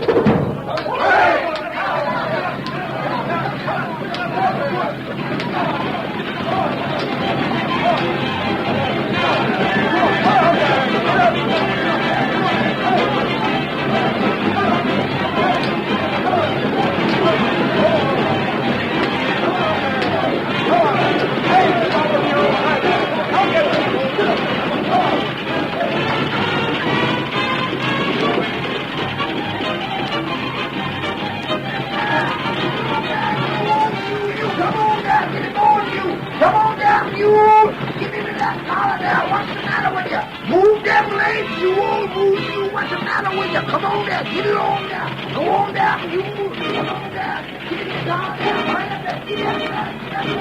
What's the matter with you? Come on down. Get it on there. Get it on, you. Get it on. Come on there, you fool. They've gone, Mary. They've all gone but us. Don't give up hope, Aaron. Don't give up hope yet. There's nothing to hope for now, Mary. That masked man last night. I don't take much stock in what he said. But I do. There was something about the way he spoke, Aaron. And I was right. Look, there he comes. See him? And there's another rider with him. But it don't seem possible. It's an Injun with him. And they're both riding white horses. Look at them come. I see them, but Don't give up yet, Aaron. We're still alive. And while we're alive, we can still hope. Oh, Silver! We'll hitch our horses to your wagon, Aaron, and pull you into the homestead land. Tonto, harness our horses. Me do 'em. But it's too late, stranger. No, it isn't. There's land that won't be claimed by anyone. It won't be claimed. What do you mean, stranger? That just don't sound like sense. After you're settled there, we'll suggest to Tom Granville that no one knows the secret that land holds. It isn't desirable to look at, and everyone would pass it by except those who know the secret. The secret? But what is the secret? You'll find out when you get there. Ready, Tonto? We're taking Aaron and his wife to their new home.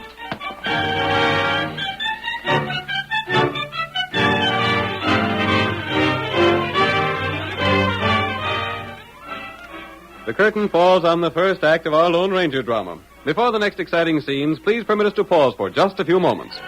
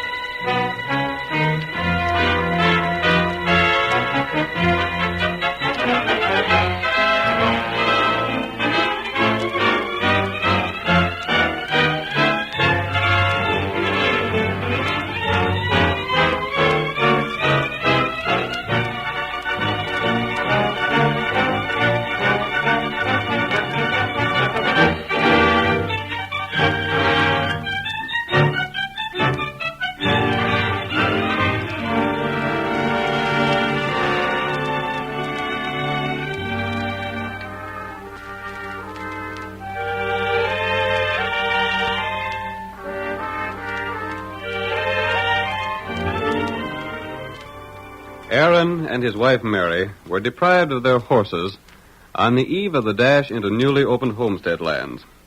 Tom Granville planned to claim for his own the land he and Aaron had agreed to hold jointly.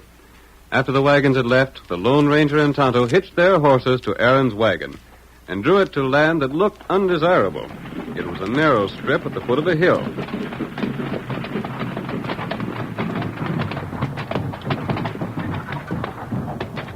Aaron looked out of his wagon when the stop was finally made and was surprised to see that it joined the hillside land that Granville had claimed. Granville approached the wagon, saying, "Oh, you finally got here, huh? With the help of an engine and a masked outlaw. Hold on now, Granville. Well, you can take yourself off. I don't aim to settle on your land. Well, what are you doing here? Move on. You ain't claimed this narrow strip at the foot of the hill. There ain't enough room here to do anything with. Nevertheless, Aaron Stewart is going to claim his acreage on the hill. On the hill? The only part in the hill that ain't been claimed is too steep to do anything with. Well, as it's the only land that ain't been claimed, it's the only land I can get, ain't it? All right. and take the narrow strip where you are, and the steep slope above, and see that you stay on your own land. Skeets, come here. Yeah, Tom, what's the trouble? Aaron aims a saddle next to us. If he sets foot on my land, shoot him. He'd better keep off on our land. You hear that, Aaron? See that you keep off. You've sure turned ornery all of a sudden, Granville. Just how do you figure you can live on that hill? I'm going to dig myself a cave. A cave? That's a good one. That'll do to keep the rain off on us, and I'll be on my own land. See that you stay there. And what's more, when your food runs out, don't come around begging for meat. We'd sooner starve than ask a favor of you, Tom Granville. Come on, Skeets. Let's go and leave these blame fools to dig their cave. Remember what we told you, Aaron. Some things are more valuable than level watered land. I will, stranger, and 1,000 thanks. Come on, Silver.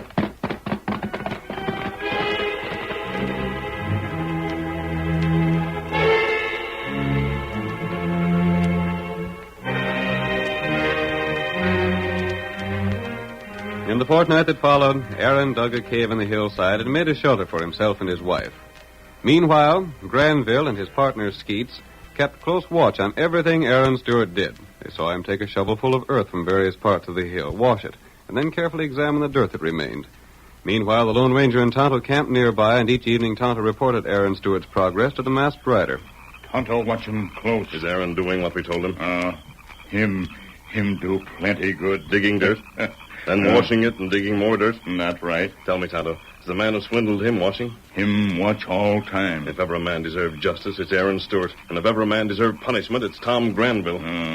Maybe Aaron feller get even. I think tomorrow, Tonto, it'll be a good idea for you to take this dust and go to Granville's land while I ride for the government office at Pine Ridge. Tonto go. You know what you're to do?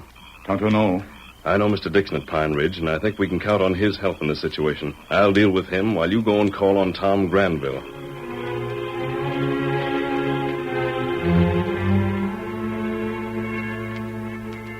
The next morning, when Granville and Skeets looked toward the foot of the hill, they saw Tonto industriously engaged in washing out dirt that he'd taken from their land. Quickly, the two made their way to him and watched him for a while. Say, you. What are you doing here? This here's my land. Maybe you let Indian have dirt, huh? We don't let no one have nothing. Now get out of here. Me not want much. Hold on a minute. What do you want that dirt for, Injun? You own hill yonder, too? No. What do you want to know for? Maybe you get fortune on land. You look here in pan. What do you mean? Me wash 'em dirt. Look what left. You see small speck? Yellow speck? Jumping snake's pod. It's gold. Gold? Give me that pan, Injun. No, you give me dirt. I'll see about that. Where did all this come from? Is it all around my land? It washed down from hill, maybe. From the hill? Washed down? Then they must be... Skeets, I gotta talk to Aaron. He won't be any too glad to see you, Granville. No matter, I'm going now. Wait here and don't let this Injun take anything off our land. I'll be back soon enough. You not give Tonto dirt? No! Get out of here. Hey, Moose, beat it. I'm not going to stand having you around stealing what's mine. There's Mary over yonder now, Skeets. I'll be right back. Mary! Hey there! What do you want? Where's Aaron? I got to talk to him. He ain't here, and I don't want nothing to say to you. Get off on our land. But this is important. I got to speak to him. Well, you can. I told you he ain't here. Where'd he go? I don't know. Like as not to the government office. That's where he was heading for. The government office? Yep. In Pine Ridge. On foot? Sure on foot. You got the only horses we had. Skeets, I got to hurry. If what I think is right, I got to go to the government office myself. Hitch up a horse. Quick.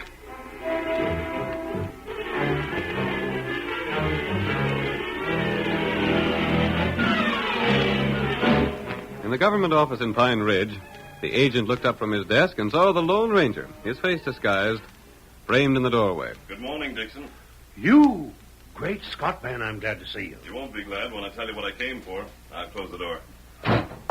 You want me to help you out on something? Exactly. And it won't be pleasant for you, Dixon. But what is it? First, I'm going to tie and gag you and put you on the floor behind the counter. I guess you know what you're doing. It'll be all right. Here's my hands. I'll make it easy for you. Good. It won't take long. What's up, anyhow?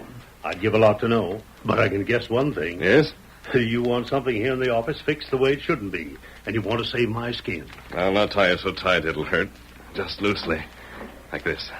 There. And now my feet. Yes, I'll have to tie your ankles. But what's up? Can't you tell me yet? Not yet. You'll know later on. Now, that'll do. The gag. Don't need to. I won't open my trap. Very well. You can say that you were threatened with death if you made a sound. Here comes the man I want to see now. He just stepped from the wagon. On the floor with you. I must take my mask off. I'm down. All right, just in time. I'm Tom Granville. Yes? You're the government man, ain't you? Who else did you expect to find in this office? I was just making sure, mister. Will you make a test of this and tell me if it's really gold? Those tiny specks? Right. There isn't enough here to test. You'll have to have more. Yeah, but what's it look like to you? You can tell something that way, can't you? I can't be sure, but it's the same color as gold. It might very well be. The only place around here where there would be gold, though, is in the hills. Did this come from a hill? Well, maybe so. Maybe from level land. Are you saying there's gold in the hills? Lots of men have found it there. It comes in pockets. Pockets? What's that? The way they find it is to dig in different places in the hill and wash the sand and gravel until they find pay dirt. Then they work to each side until they find dirt that no longer shows a trace of gold. Yeah? Then they dig up the side of the hill in a fan shape to the pocket. They make tests all the time.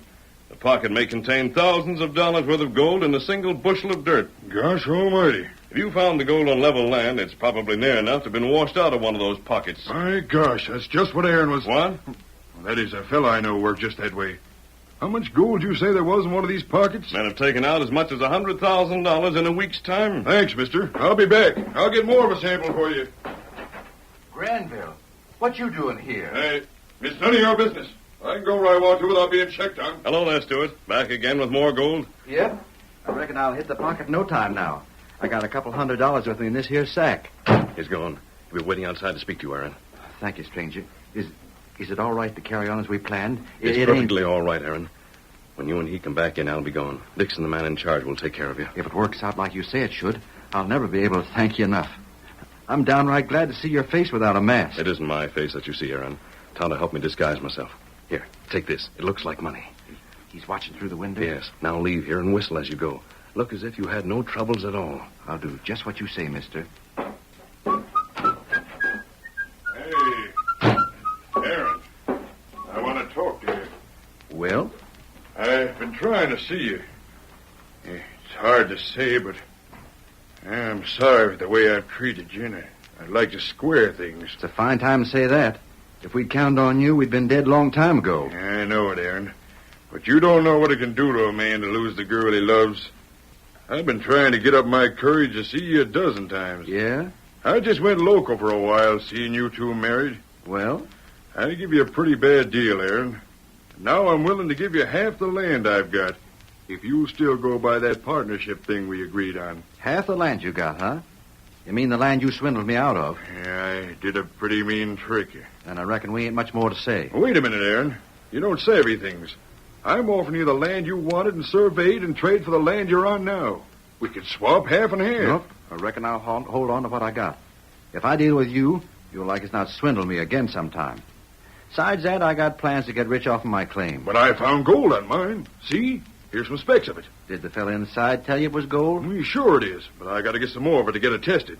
It's sure enough gold. Ever figured that there might be more in my hill?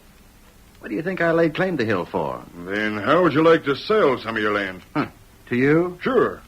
That don't appeal to me none. The less I have to do with you, the better I like it. I'll tell you what, though. If you get the idea that you'd like to prospect for gold, I'll deal with you. How? Well, prospecting don't appeal to me much. It's a little hard on Mary. What's your proposition? I like farming, and I want to be able to grow things and live comfortable. If you wanted to swap land just as it stands and throw in the house you built and the horses for my hill and the cave I dug, why... Hey, you mean swap even? I have whatever I find? Yep, that's right. But you're getting the best of it even so. It's done. It's a deal. You got your papers with you? Yep, I have. You? Sure. Come on in with me and we'll get the government agent to fix it up right now. But mind you, Granville, I ain't making no promises. I don't guarantee you'll get rich on that hill. I'll take that chance. Come on inside.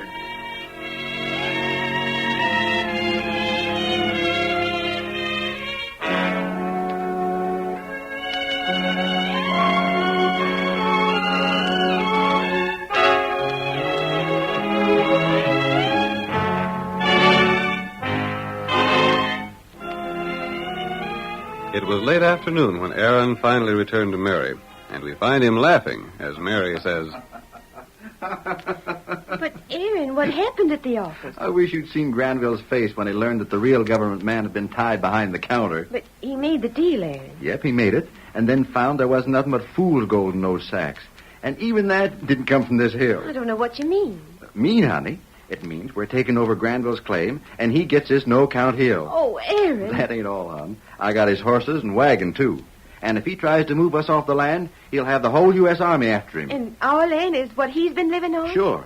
Well, now we gotta vacate this old cave so Skeets and Granville will have a place to live. From now on, this is their property. But, Aaron, how did it ever happen? We have the Lone Ranger to thank for that, Mary. He's got us fixed up in great shape. We've got the best section of land in the whole state, and Tom Granville has the worst.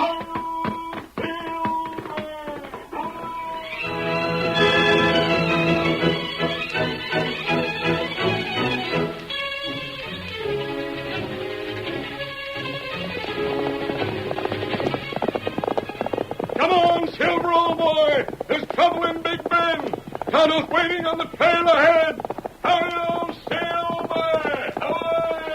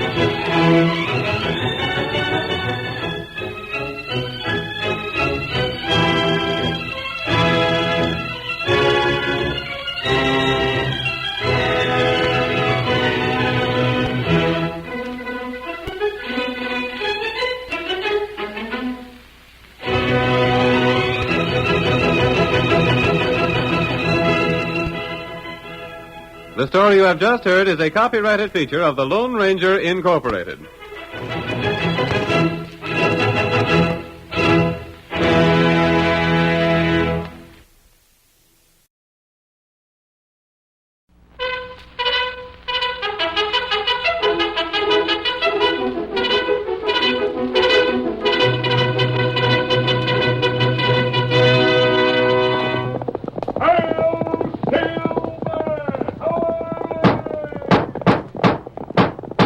A fiery horse with the speed of light, a cloud of dust, and a hearty hi-yo Silver, the Lone Ranger.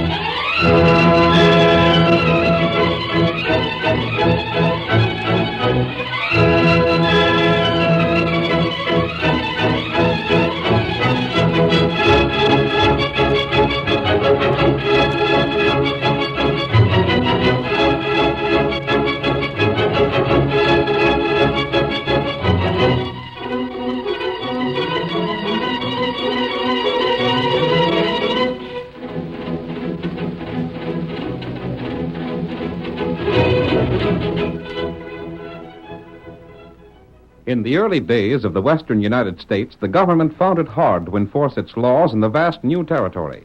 The local sheriffs gave the marshals their cooperation, but the man who did most to bring law and order to the frontier was the masked rider of the plains. Astride his great horse Silver, he led the fight for justice, and the stories of his daring and his courage have come down to us through the generations. And now return with us to those thrilling days when the West was young, and adventure lay at the end of every trail. The Lone Ranger rides again. Come on, Silver! We're heading for the Rio Grande! Hi-yo, Silver!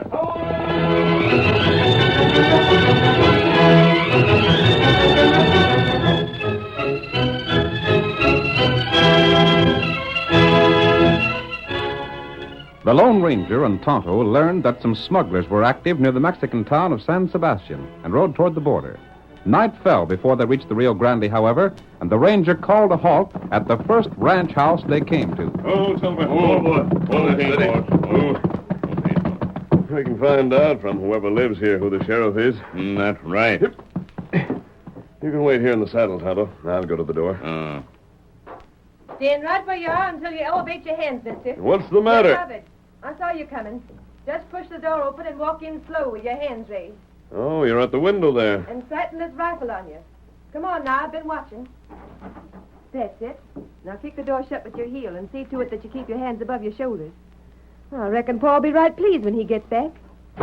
Just who is your father? As if you didn't know. I guess you've crossed trails with him many a time, mister. Now take that mask off and we'll see at least one member of the dope smugglers. Dope smugglers? That's right. Take that mask off. But you're making... Come on, quick.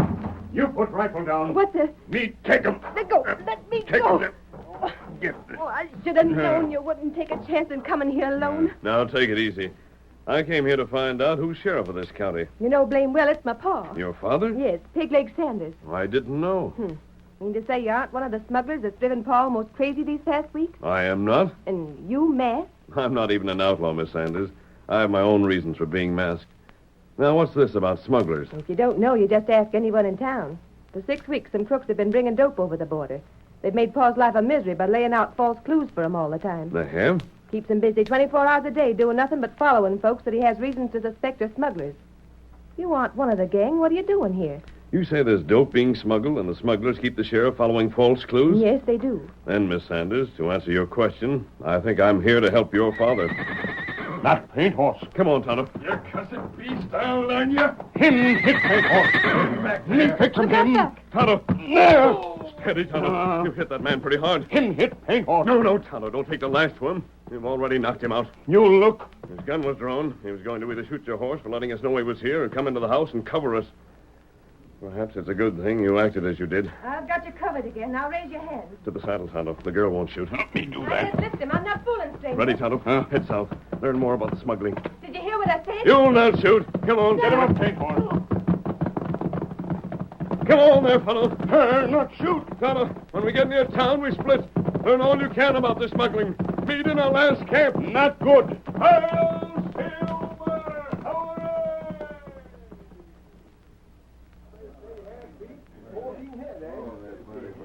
Hadn't you better be getting back home, Pegleg? Maybe there'll be another clue there. All right, barkeep. Never mind trying to be funny. The only way to run down these polecats that are bringing in the dope is to follow every lead I get. First, you follow a medicine man, make him unload all his stuff in the wagon. Then you tail a sky pilot over the border. Next, you suspicion a couple of old half-breed women of being men in disguise. I reckon maybe the U.S. Marshal is right after all. I'm a doddering old fool that ought to resign from office. Oh, shucks now, Pegleg. I didn't mean to rankle you that much. Why, land's sakes, you was never one to take a thing to heart. Barkeep, I've had a good record for the 12 years I've been in office. One of the best, Pegleg. And the man that says different has me to fight. Now along comes these smugglers, and along comes a new U.S. Marshal, and along comes government orders to get them smugglers or get out in office. No. Is that what you was told? Same as. Drat it, I'm willing to resign, barkeep. But I'd like to step out in my office with the record clean. As it is now, these coyotes are making a monkey out in me. What happened tonight? Same as before. I got what I thought was a good lead. Left yesterday afternoon and followed a couple of men south. Yeah? Spent last night across the border. Then picked up them 2 men and followed them back again. Got 'em on this side of the border and searched 'em and got 'em mad enough to foam at the mouth at me. There wasn't smuggling, eh? No. Not only that, there was government men working agin the smugglers, same as I was doing. Seems they got the same sort of false lead I did. It's a doggone shame, Pegleg. Oh, what'll it be, Indian? You fix some food. Me take out. Want a supply of victuals, eh? Here, list. I'll send it back to the kitchen. That good. Well, I reckon I better be getting back to home. I left Betty there. You got good hands there, Pegleg. They'll take care of the place. Yeah, but I better get back anyhow. I'm tired. Evening to you, barkeep. Evening, Sheriff.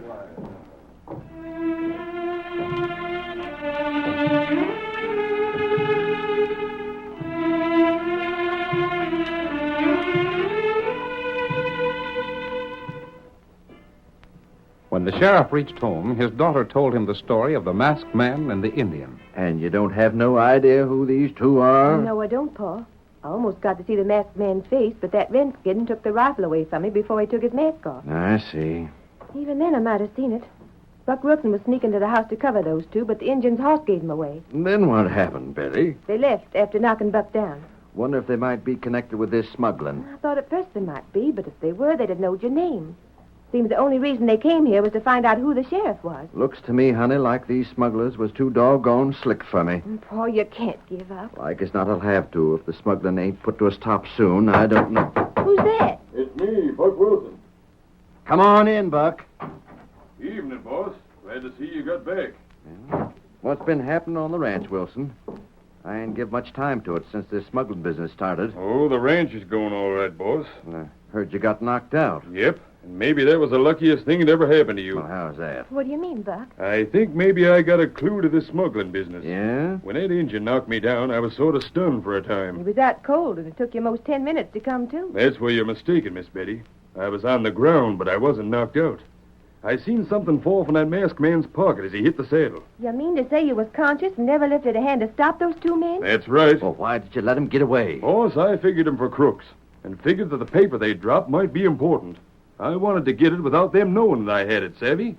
As things turned out, it's doggone good I done so. Why? That paper has some plans writ on it. Plans? What sort of plans? Smuggling. Let me see it. You sure about that, Buck? Sure as I'm sitting here, Miss Betty. Now, if only the gang goes through with the plans without changing them, there'll be a darn good chance to corral the gang. Where's the paper? Here. What's it say, Pa? Biggest load yet.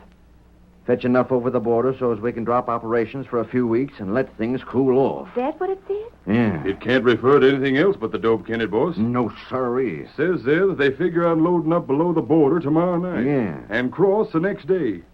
Boss, I know you had a lot of false clues, but I'll bet you this one is straight. It's the first one that ain't give me someone that I was supposed to follow on search. Yep. The biggest load yet. And the last load for a time. If I don't get them crooks this time, it's likely my last chance to get them will be gone. That's what I figured. Now, look, boss. Other times you either worked alone or took a deputy with you. Yeah? Now you can't even trust a deputy. Tain't for me to try and tell you how to run your business, but... Go on, Buck. Well, Well, that is, if you wanted me and some of the boys here to go along with By you... thunder, that's what I'll do. The work on my ranch can wait. We're right handy with 6 guns. I know you are, Buck. I wouldn't have asked you to go, but I'm doggone glad to have you now that you've offered. I'll tell the boys about it, and we'll clean up our 6 guns and get ready for a showdown. Thanks, Buck. If we get these crooks, I'll see that you boys share in the reward. Oh, that's all right, boss. See you in the morning. Right. Now, by ginger, I'll bet we get somewhere. I wouldn't be too sure of it, Pa. Now, what do you mean, Betty? Pa, every time you get a new lead, your hopes rise up like smoke from a wood fire. The higher you get to hoping, the more of a letdown you have when you come back empty-handed. I got a feeling, Betty, we won't come back empty-handed this time. Call it a hunch if you want. But there's something tells me that this time we'll corral them smuggling polecats for good and all. Well, look at this letter. The biggest load of all. The last trip for some time. I know. I read it. Only thing that'll make us fair will be if that crook that come here changes the plans after finding he's lost the letter. But... Well, what's the matter, girl? You have a hunch that you're going to get the crooks. Just so. Well, I got a hunch too, Pa. What's that? I can't somehow feel that the man who was come here was a crook. Well, sure he was. This letter proves it. Have it your way, then. But I still can't think of that masked man as a smuggler of dope. Hey, what are you doing there? That's Buck Wilson. Hey, fellas. Someone's out there. Well, let me get out. Stop! Here we are, I'll fire. Drop him, Buck. Who is that? Oh, you missed it. Shoot again, Buck. Get after him, boy.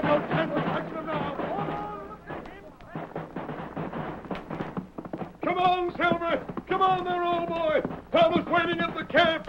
Hi-yo, Silver!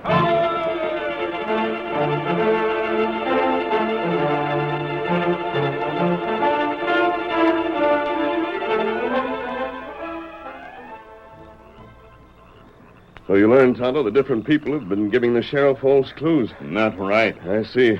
What you here? I followed Sheriff Sanders when I saw him heading for his home. Took some time to sneak up close to the house. You hear him talk? Buck Wilson was in the house by the time I got there. Oh, him foreman? Yes, the man you knocked down. Buck found some sort of letter. I don't know where he got it, but he was offering to go along with the sheriff tomorrow. Another lead? Yes, Tonto. And from what I heard, it's to be the last trip of the smugglers.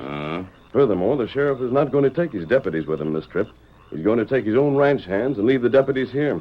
What we do? We're going to take those deputies. You got math They'll on. follow me, Tonto, if they think that there's a chance that I might be the smuggler. Oh. If they do follow me, they'll be on hand when they're wanted. Not right. Get your horse inched up. We're going to start right now. Me do that. I'll go on ahead and locate the deputies. When they're aroused to the point of chasing me, I'll head south. Here, paint horse. Yep. And I'll meet you, Tonto, south of the town. Come on, Silver.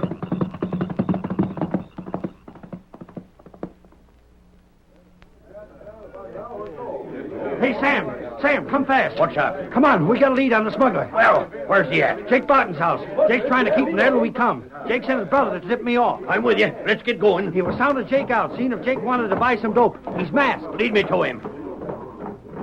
Do we walk? Bet your horse. You may need it. Ain't but a step down the road. Come on there. Hey, there's someone running out of Jake's place. That's him. He's on. We're after him. Firing on him. Get along there. Get up. Get up. There he goes. Get going, horse. Get after him. He's our man, all right enough. Get up there. Come on, Silver. Come on, boy. There's Tonto waiting. You come. Come on, Tonto. Get off, paint horse. They're after us, Tonto. That's what we wanted.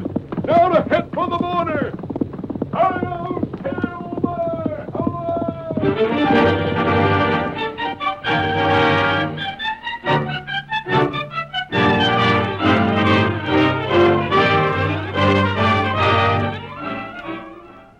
With the Lone Ranger racing for the border, sheriff's men pursuing him, the curtain falls on the first act of tonight's Lone Ranger drama.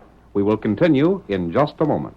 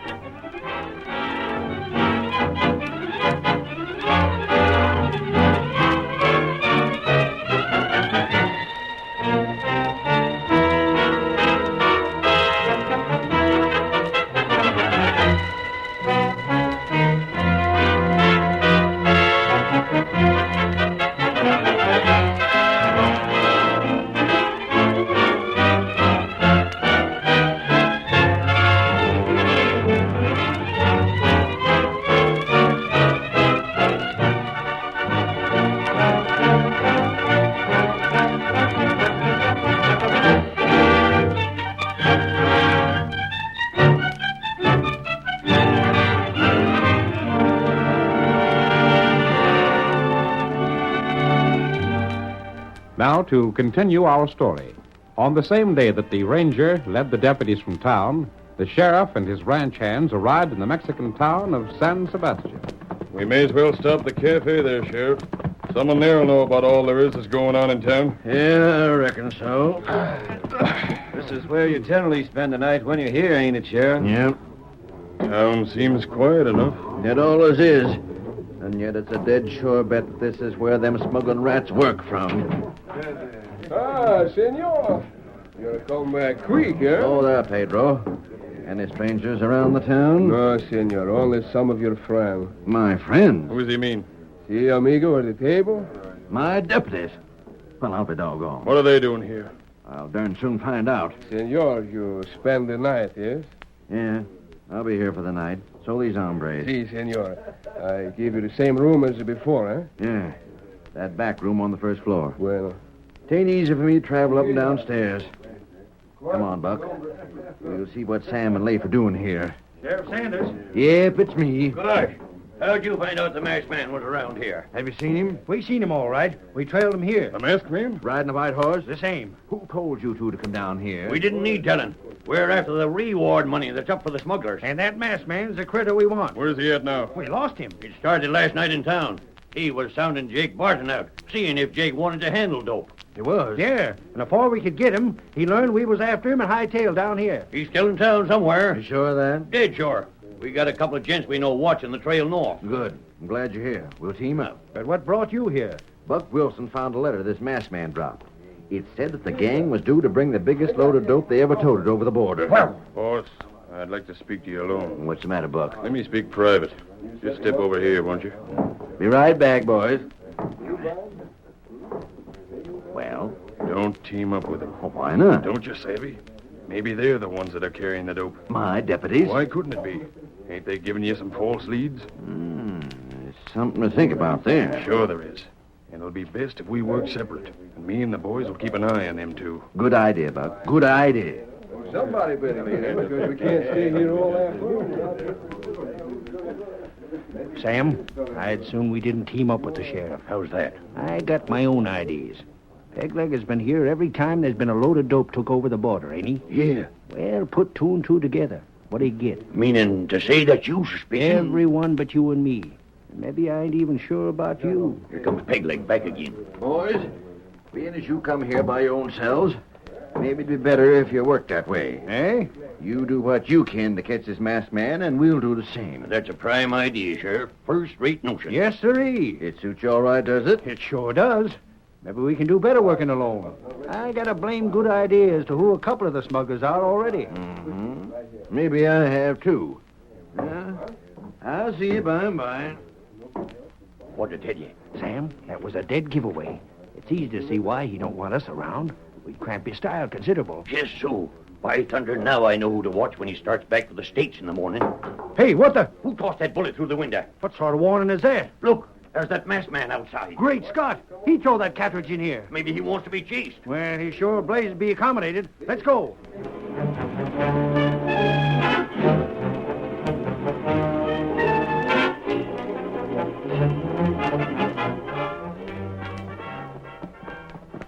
Sam, I never did see such a roundabout trail. Where in Tucker do you think that masked man is heading? Headed for wooded land, that's sure. Can't be much further away. How's that? Grass still springing up where he rode, see? Gosh, we must be close onto him then. You reckon this might be some sort of a trap? There he is. Hoist your hands, mister. We got you covered. I'm close to the camp. I've been waiting for you. What's that? I said I've been waiting for you. Oh, there. Waiting for us, huh? Well, just keep them hands high and take that mask off. 1 minute. Get off those horses. I led you here because I wanted to talk to you. Yeah? Well, we want some words with you, too. Did you examine that cartridge closely? For what? If you did, you'll have a fair idea who you're talking to. Let me see. Hey, this is a silver bullet. Yes. Then you don't mean... Now will you talk without demanding that I keep my hands up and unmask? I don't know. This is a swell chance to have a look at your face. No, it isn't. Because you're being covered. Covered? Me watch you. What the... The redskin. That's the one we heard about. Dead Never mind, Sam. You win, stranger. What's the play? What do you want us here for? In the first place, I wanted to make sure you weren't the smugglers. Wait, what? I wanted several people to think I was a smuggler. You want them to think you were? Yes. The real smugglers would know I was not and wouldn't waste their time in trailing me. And we, trailing you, convinced you we wasn't in the gang. Is that it? If you had been in the gang, you'd have been so busy getting ready to take that load of dope across the border in the morning that you wouldn't have wasted time trailing me. Well, now that you're convinced, suppose you show us that you ain't a smuggler disguised like the Lone Ranger and sporting silver bullets and a white horse. I don't need to convince you. We're deputies. Not in this country. You can't make an arrest here. By thunder, that's right. You'll have to wait until you've crossed the border into Texas. Well, when we cross the border, And then the best way to be sure I'll be at hand to search will be for you to travel with me. With that Indian holding a gun on us? No. Come on out, Tonto. They'll not use their guns. Let me watch 'em. All same. You seem blame sure we won't use guns, mister. I'm sure because neither of you men are foolish. If you arrest or capture me now, I wouldn't be able to do a thing. If you let me go where I please and go with me, You'll be free to act as you please when we reach Texas tomorrow. That's the deal, then. Good. It's a truce until tomorrow. But mark my words, mister. No matter what you do tonight, as soon as the Rio Grande is behind us tomorrow, we're searching you and that redskin with a fine-tooth comb.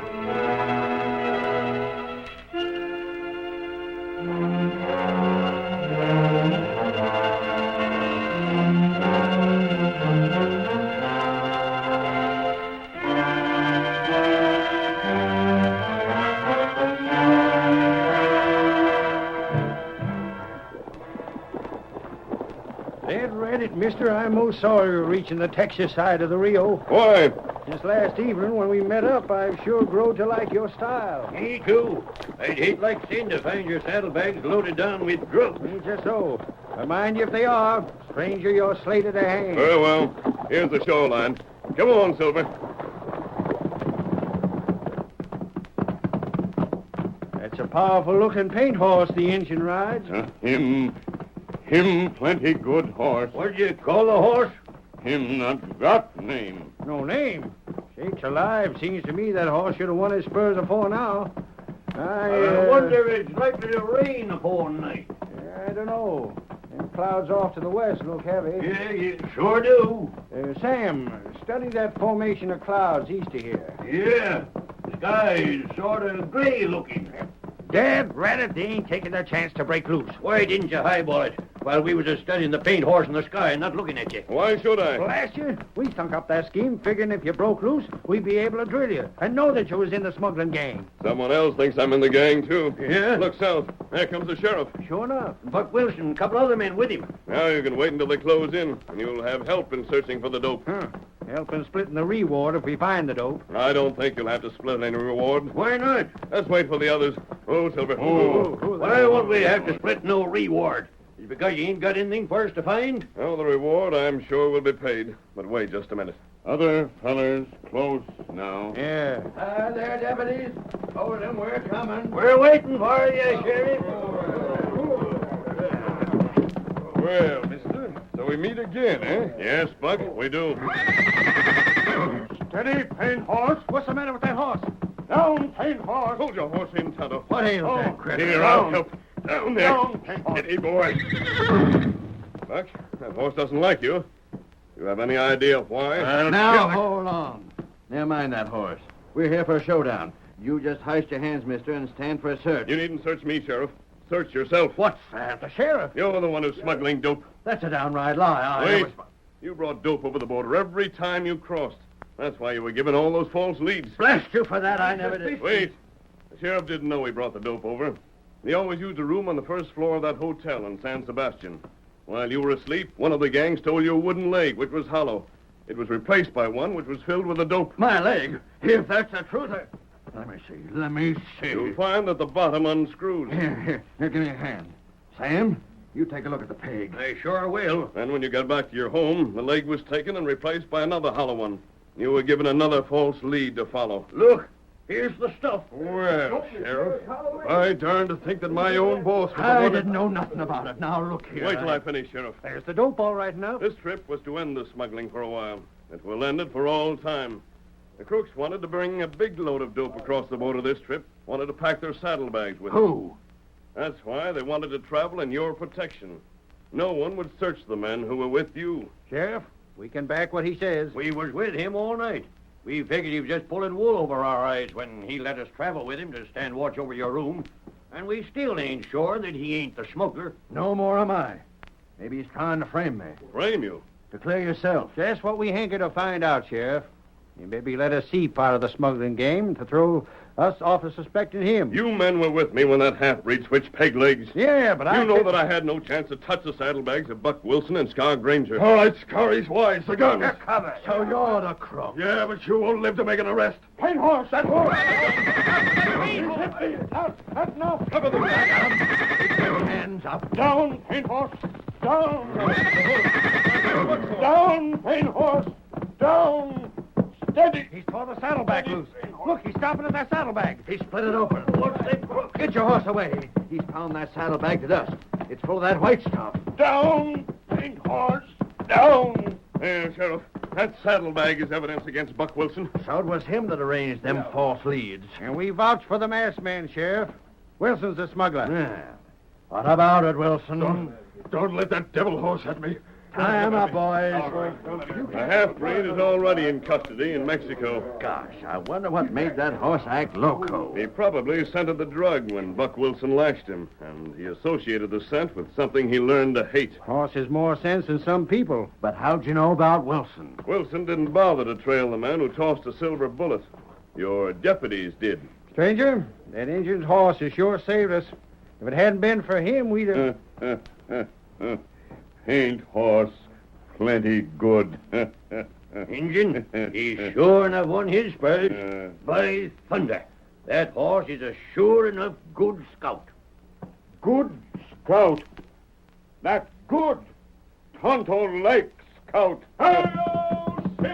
Get him up, scout.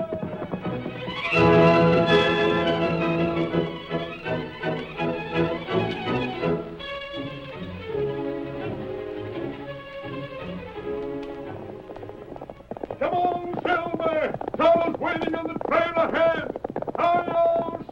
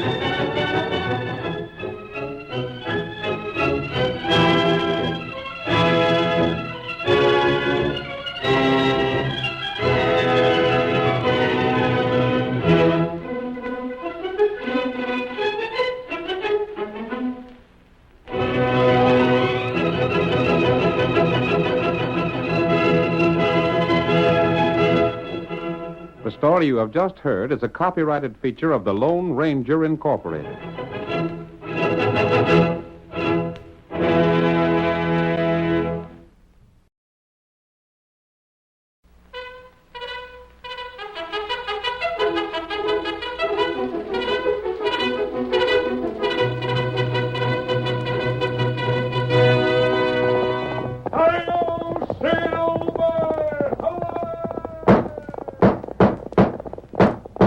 A fiery horse with the speed of light, a cloud of dust, and a hearty hi-yo Silver, the Lone Ranger.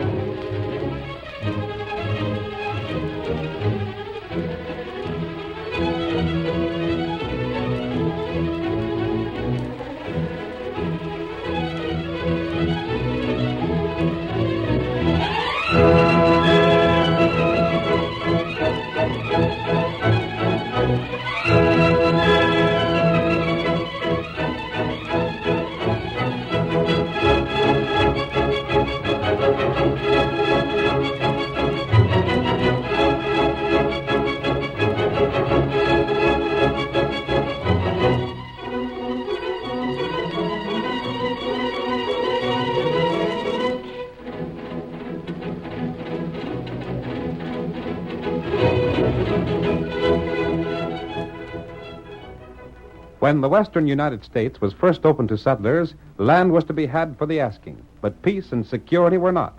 Outlaws robbed and killed, and the local sheriffs, elected to protect the honest people, often worked with the criminals.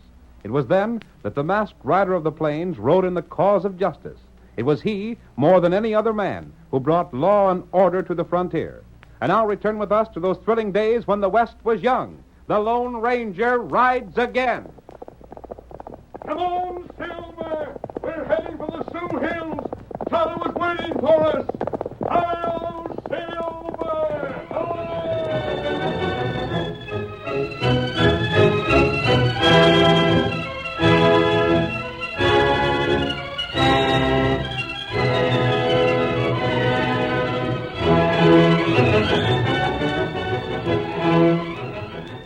The Bar X trail herd had covered many difficult miles and had survived a score of dangers since first it had left the home spread.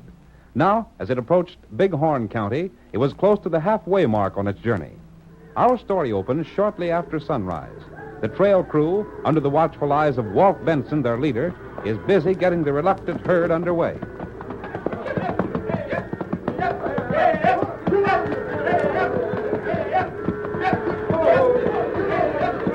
Keep moving, you ornery critters! Get along there, Flasher!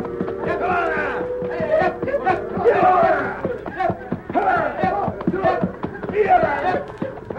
on! Idaho! You calling me, boss? Come over here! Come in! Get up there, boy! Get up there! What do you want, Walt? Look over west. What do you make of that? The rider, ain't it? Yeah. Looks like he's heading this way. Maybe just somebody wanting to pass the time of day. Maybe. I can make him out now. He's riding a paint horse. He's waving his hand. Say, there's some horse that fella's got his saddle on. It sure is. I'll be blowed. It's an Injun. Wonder what he wants. Hi there, Redskin. Oh, paint horse, oh. Right now, Injun? Tonto want to make talk with you. Yeah? You go Bighorn County?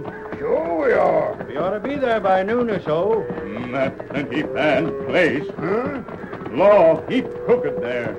Maybe make you pay plenty trouble. What do you mean the law's crooked in Bighorn County?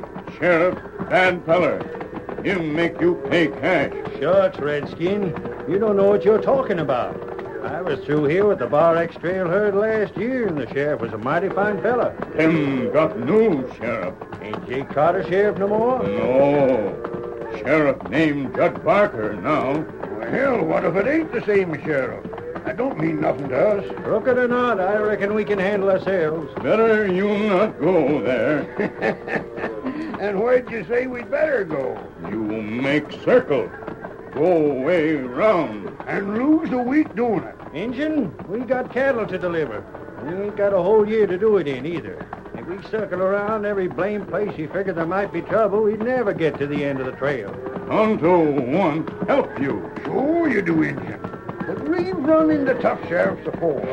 And none of them looked so tough when we was through. So I reckon we'll just keep on the way we're going. You make heap big mistake. I don't guess so. You keep on? Of course we are. We ain't scared so easy. Maybe Tonto see you later. You're welcome to ride a ways with us anyhow, Redskin. Sure, hang around for Glove later on. No, me go now. Get him a paint horse.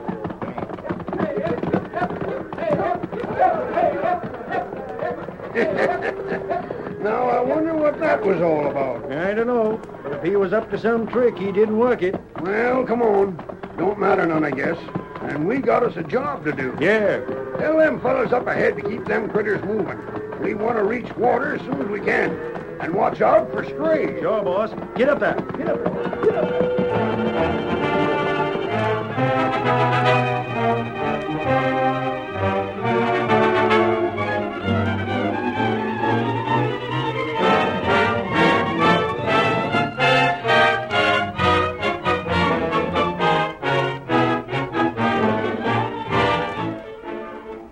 The sheriff of Bighorn County had his office in the town of Red Rock. Judd Barker was a heavy-set man with small, shrewd eyes and a cruel mouth. We see him seated in his office in conversation with Martin Weaver, the county cattle inspector. The sheriff is speaking. Martin, you and me have been doing right well for ourselves. Not bad at all. Let me see. We've been holding office for only about 10 months, and already we've made us close to 10,000 apiece. Not counting what the county pays us. That's only chicken feed again the other. And we've made that cash during the slow months, too. We'll be doing a heap better as soon as the trail herds start coming through more often. Where's your deputy? Sid? I sent him out to ride up the trail a ways and see if there's any herds heading this way. But he ought to be back before long. Well, that looks like Sid now. Yeah. And it looks like maybe he's got good news. Any news, Sid? You're blame right there's news. Good. Listen, the Bar X herd from Texas is on the trail. I seen him just outside of The town. Bar X? That's the best news yet. That outfit always comes through with a big herd. They got a real big one this time. Well, Martin, I reckon that means you and me get busy again. I'm ready. Sheriff, you want I should get the rest of the boys and ride along with you? There won't be no need yet. Besides, if it's just Martin and me talks to him first, it'll look more legal. And I'm sure dead set on everything being legal and above board. Yeah. Come on, Martin. I'm with you. Your horses are just outside. Sam brung them around. If we ain't back in an hour, you might get the boys and ride out that way, Sid. I'll do that, Sheriff. You say the Bar X always comes through with a big herd? They sure do. They got one of the biggest outfits in Texas. Steady there, boy. There. Then by the time they come to terms, we ought to be a couple more $1,000 to the good. You're blame right we will. And there ain't nothing they can do about it either. Get up here. Come on.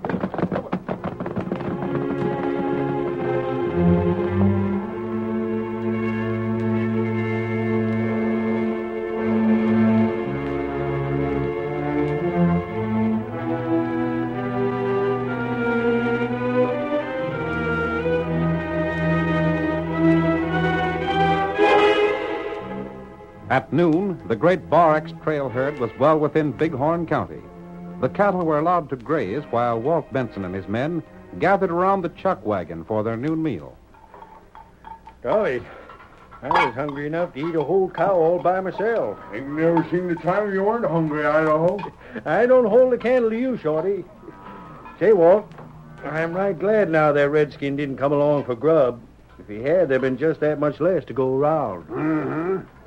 I've been wondering where that's all the trouble he was saying we'd run into when we got to Bighorn County. What's that about trouble, boss? Oh, Idaho and me met up with a redskin that said there was a crooked sheriff here. Yeah? Well, if he is crooked, you're likely to find it out right sudden. Meaning? Meaning there's a law riding this way now. You can see where the sun hits that badge of his. Sheriff ain't riding alone. There's another fellow with him. Maybe that Injun had the right of it. You ain't scared of no sheriff with a tin star, are you, Walt? No, but Where's the trail boss of this outfit? That's me, Sheriff. Over there. Oh, there. Oh. What business you got with me? Nothing that'll take long to settle, I reckon, if you're reasonable, gents. Yeah? This here's Martin Weaver. He's the inspector hired by this county. Howdy. Inspector? That's my job. What kind of an inspector would this county be needing? These, Texas cattle, ain't they? I reckon you knew that. We're mighty careful around these parts with Texas cows coming through. Just what are you getting at? What I mean is, we don't want no Texas fever bothering our cattle. Texas fever? You're loco. Are you trying to say that this trail herd might be bringing fever here? I told you we're mighty careful. So what do you So we'll have to inspect your cows before we let you go on. Well, I'll be doggone. This is sure on new and on me. It's the law of the county, and I'm here to see it enforced. But look here, Sheriff. We still got a long ways to go. We can't afford to be held up here too long. I can't help that. How long would it take? Well, that's up to the inspector. What do you think, Martin? Well, I'm right busy these days. I can't promise when I'd get at it. All I can say is I won't be no longer than I have to. Yeah? It might be, it might be no more than a month before I could get around to you. A month? You are loco. Of course, that's just a guess. It might be a week or two longer. And then besides, there's the actual inspecting to do. Now, that'll take quite a spell, seeing the size of your herd. You can't do this to us. We got to keep traveling. As long as you're in Bighorn County, you'll abide by our laws. But ain't there something we can do so we won't have to wait? Well, there's a couple things you might do. What's that? You might take your cows and go around by the Sioux Hills. The Sioux Hills? That'd mean we'd have to cross the Whitewater River. Uh-huh. But it's outside the county, so I couldn't stop you if you had a mind to. But there ain't no way to cross the river without losing half our cows. Well, there's still another way. Yeah? You couldn't expect us to take the risk of Texas fever without getting something for it. But you can keep right on going through the county for only 1 cow in 5. Huh? Now, that ain't so bad, is it? A fifth of your cows is better than being held up here for a month or two, and it's better than trying to cross the Whitewater. You low-down skunk. By golly, the Injun was right when he said the law here was crooked. Hold on there. You'd better be darn careful how you talk to me. Careful. Why, you rotten range-rattle polecat. Where we come from, gents like you would make a hearty breakfast for a tadpole. You're defying the law. Crooks, you mean? Sheriff, you'd better get... Why, You pull cowpoke. Walt, he's drawing his gun. Yeah? That'll teach you. On my shoulder. I'll take the sheriff. Don't shoot. Up with your hands. Reach. I'm reaching. You too, Inspector. But my shoulder... Reach for the sky. I only grazed you. You'll pay for this. When I get my deputies, I'll come... Shall we let him have it now, Walt? Wait. It's the Injun we seen afore. Well, You come. you want to talk with me? You hear what Tonto say? Go ahead, Walt. The redskin tried to do us a good turn the first time. Me and Shorty will watch these fellers. All right, Redskin. What have you got to say? Come back here. Tell these fellas to let us go. You stay right there for a spell. What do you got to say, Injun? You let Sheriff go. Yeah? You tell him wait till sunup. Then you make up mind. Tell the sheriff to give us till morning to decide? That right. But, Me got white friend. Him help you. anybody that can help us out of the fix we're in has got to be smart. You do what Tonto say? I reckon I will. If I'd listened to you the first time, we wouldn't have got in this trouble. You let lawman go. Then Tonto tell you plan. Come on. I'll send them cheap crooks on their way, and we'll talk this out. That good. What did the redskin have to say, Walt? I ain't heard all of it yet. Look here, Sheriff. We're letting you go. But you can come back in the morning for your answer. For what you've done, you're going to pay twice as much to get through the county. Quit the palaver and climb on your horses. And if you don't pay, you'll either wait or go by way of the river. Come on, Sheriff. Let's get out of here. I'll fix these fellas for this. Get up there. Come on, get up. Get up.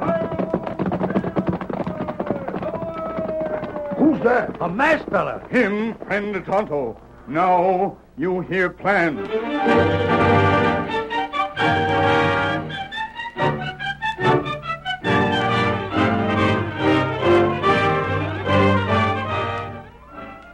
The curtain falls on the first act of our thrilling Lone Ranger drama. Before the next exciting scenes, please permit us to pause for just a few moments.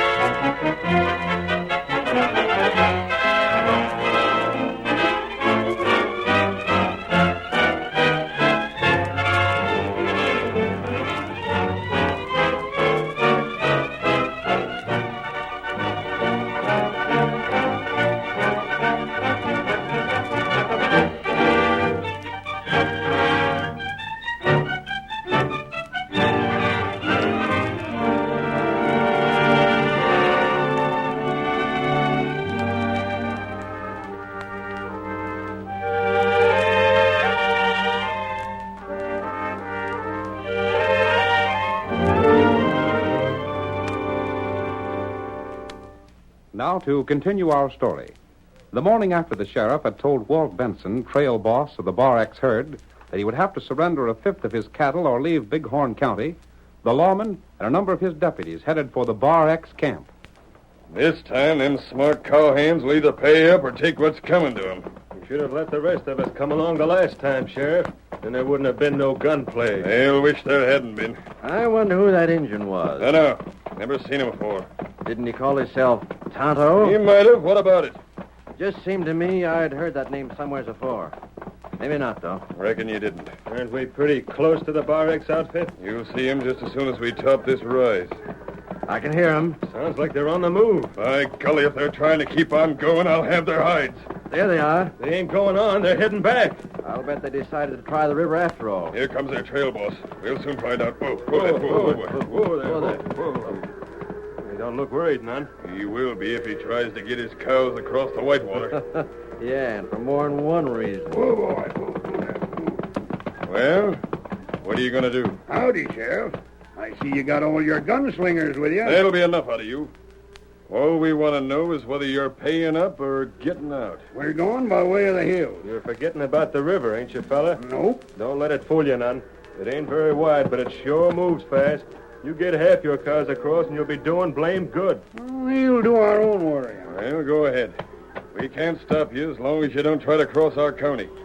But if you double back, you'll sure wish you hadn't. Uh-huh.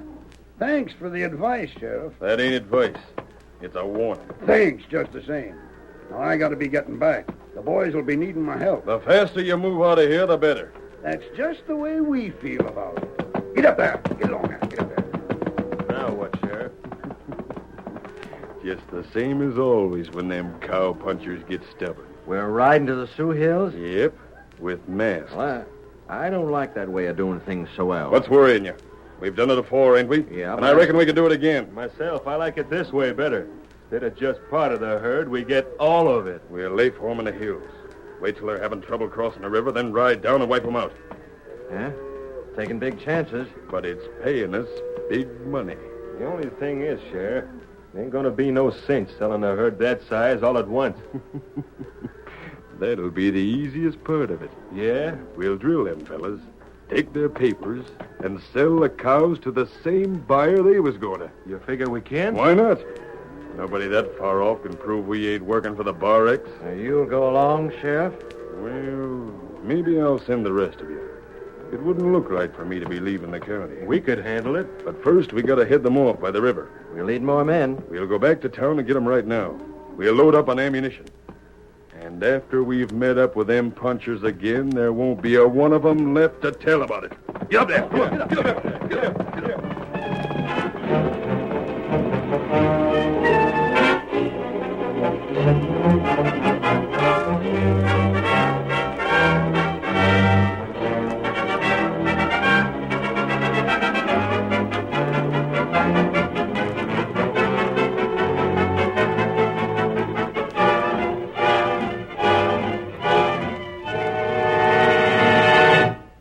When Tonto talked to Walt Benson, he not only outlined the masked man's plan to get the herd across the river safely, but also repeated everything the Lone Ranger and he had learned about the tactics of the sheriff and his men.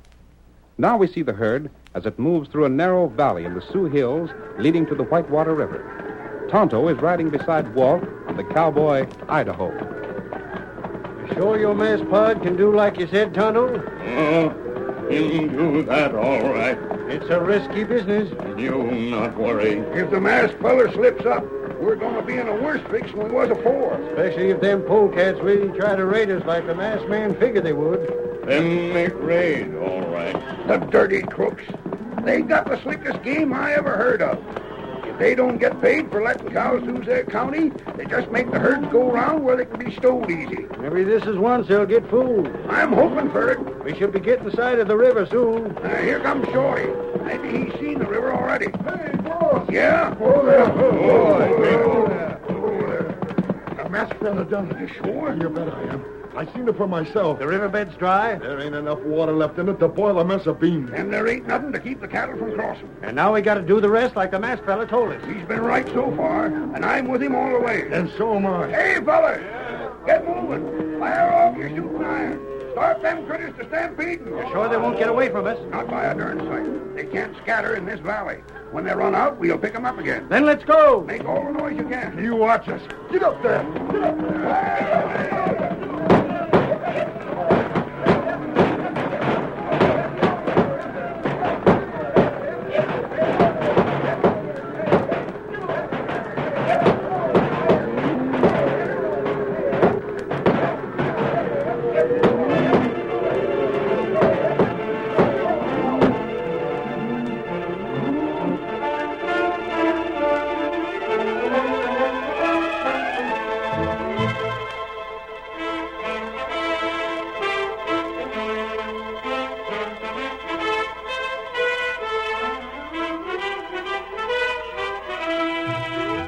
The sheriff and his men, armed for the attack upon the Bar X trail herd, rode out from town and made their way across country toward the Whitewater River.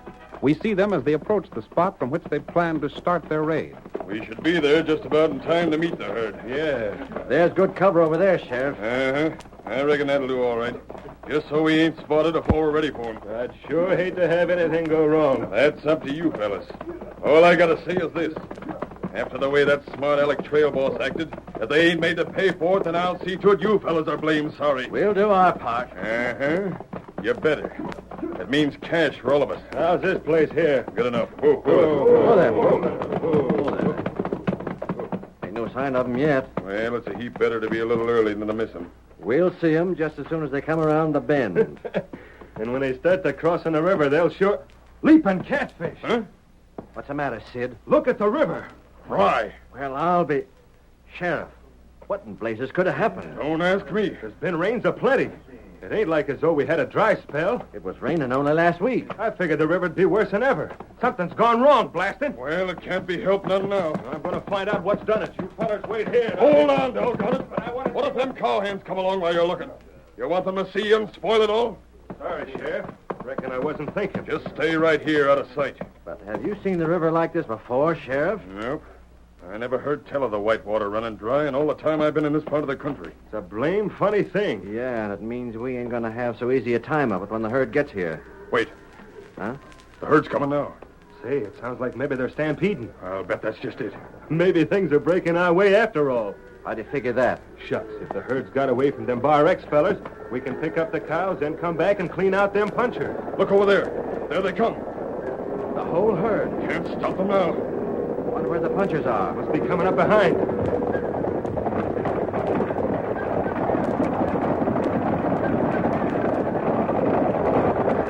Look at the critters run. We'll have to let them get by before we can take out after them. I sure wouldn't want to be in front of a stampede like that.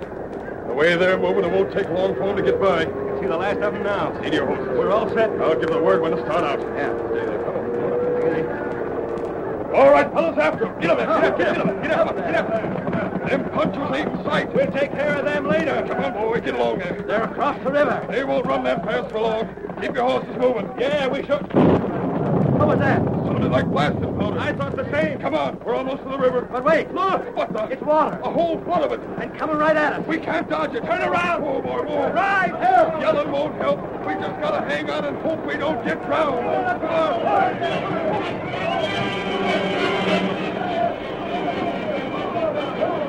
The water rushing in a great flood from the hills swept along the dry bed of the river with the force and speed of an express train. The sheriff and his men were caught in the torrent, carried helplessly along, then flung aside, bruised and battered as the flood's initial force subsided.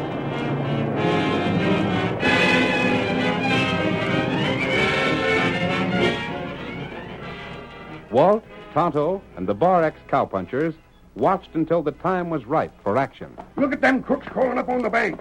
They won't do much fighting now. Let's take after him. There comes a masked fella. And the U.S. Marshal with him. Now we get him, bad fella, You're blamed right we will. Get up there. Get him up here. Get him up. Come on, masked fella. We'll round up them crooks. Just look at their white horses riding. It even beats the Injun's horse. Come on. We'll get him. You bet we will, Marshal. The sheriff's getting ready to fire at us. He's getting his men together the best he can. But it won't be half good enough. They're shooting now. All right. Let him have it. I aim to pick off that sheriff. That'll show him we ain't fooled him. Fire some more. Hey, the sheriff's trying to shout something. They're dropping their shooting irons. And raising their hands. We give up. Don't fire no more. Holster your guns, fellas. But I tell we you... can't fire on them when they give up. Whoa.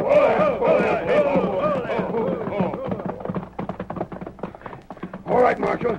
Here's the men we set out to capture for you. Sheriff, I'm taking your badge away and jailing the whole lot of you. Wait, Marshal, listen. I've seen what you done. You can't do this. We were just trying Keep to do... still. The masked fella brought me here and told me all about your scheme. If that water hadn't trapped us... But it did. And you can thank the masked fella for that, too. Huh? He thought up the whole plan. First, he used blasting powder to dam the river so the cattle could get through.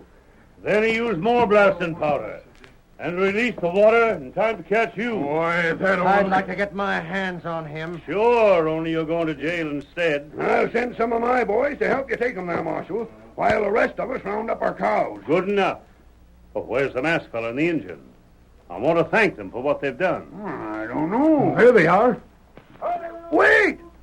It's too late now to thank him. They're gone for good. Well, maybe they are. But they done enough for us, so I ain't never forgetting them. All right, let's get these crooks to the jail.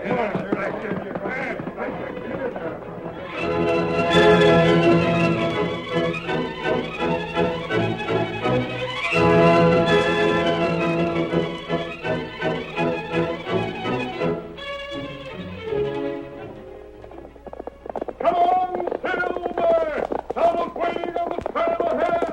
Ho, Silver!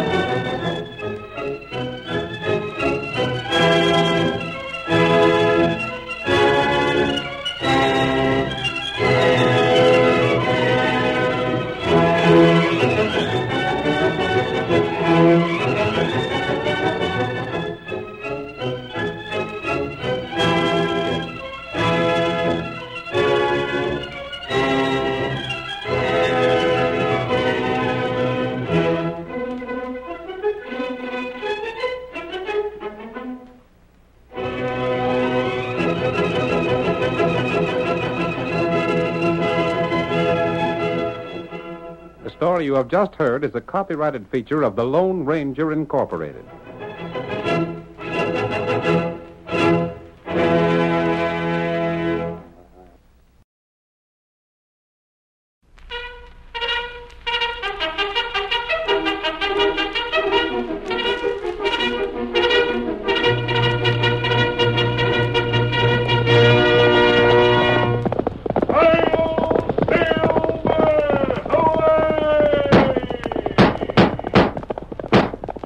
A fiery horse with the speed of light, a cloud of dust, and a hearty hi-yo Silver, the Lone Ranger.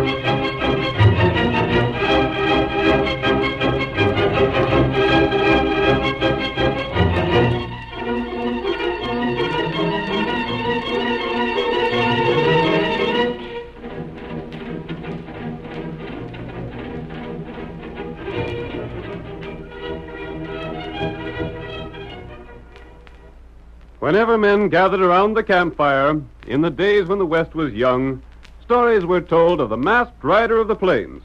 Astride his great horse Silver, he fought crime and criminals throughout the western United States, and no man did more to bring law and order to a lawless frontier. Now, from out of the past come the thundering hoofbeats of Silver. The Lone Ranger rides again. Come on, Silver! Someone's waiting on the trail ahead! Hi-yo, Silver!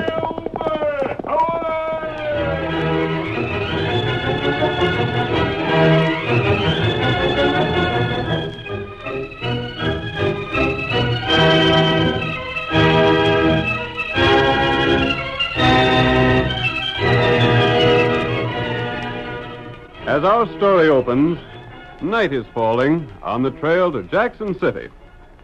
The Lone Ranger and Tonto have been riding for the greater part of the day and are now preparing to make camp. There, good place. Yes, Tonto, I think it'll do. We make camp early. We get up early. We're both tired from our trip. We get good rest. This is fine here. Oh, Silver. Oh, fine, fella. We can find plenty of wood around here for a fire. That's right. Well, it looks as though others thought this was a good camping place. There's plenty track here. You can see where they built their fire. Doesn't look as though they could have been gone long. Maybe 4, 5 hours. How many men would you say were here, Kemosabe? 5, 6. Probably cowboys who stopped to cook a meal. Look there. Cigarette stuff. Oh, them loco weed. Loco weed? That's dangerous stuff to smoke. I've seen it turn men into killers. Many bad fellas use them. Perhaps those men weren't cowboys after all. Tonto, not know.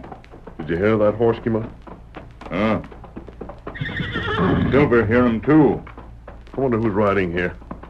Maybe more fella make camp here. I'd rather not answer questions about this mask. Horse come this way, all right. There he is, and he hasn't a rider, Kemosabe. Here, old fellow. Look, he answered all right. Here you are, boy. He won't go back. He acts as though he's trying to tell us something. What's the matter, old fellow? That's plenty strange. I think he wants us to go with him.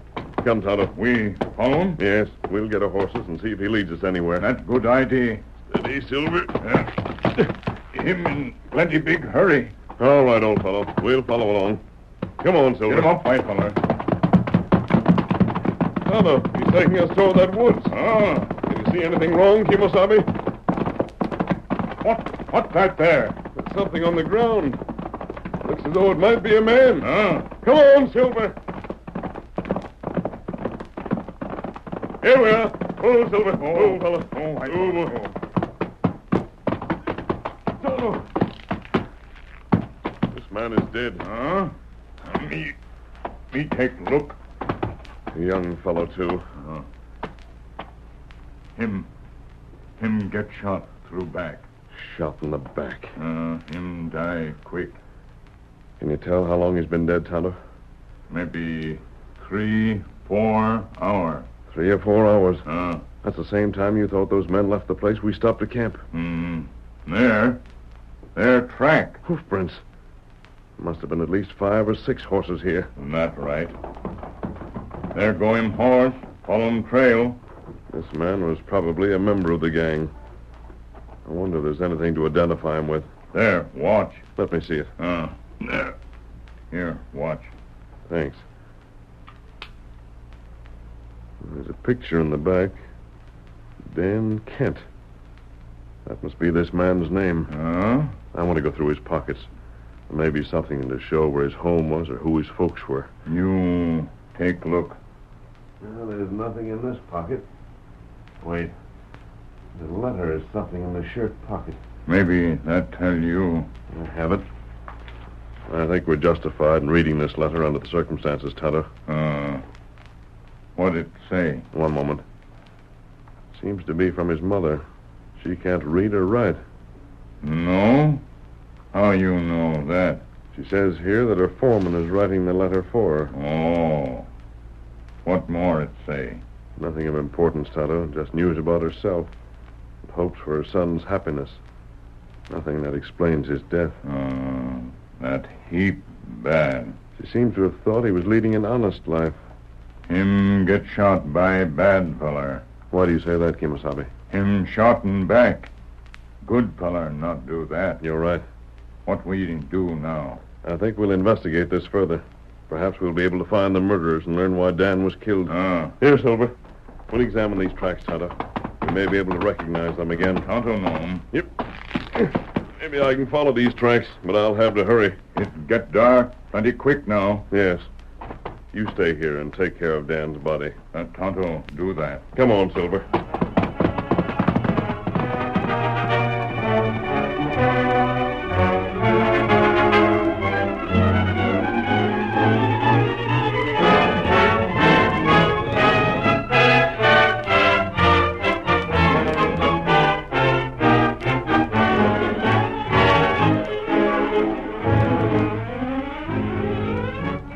Jackson City was a typical Western town.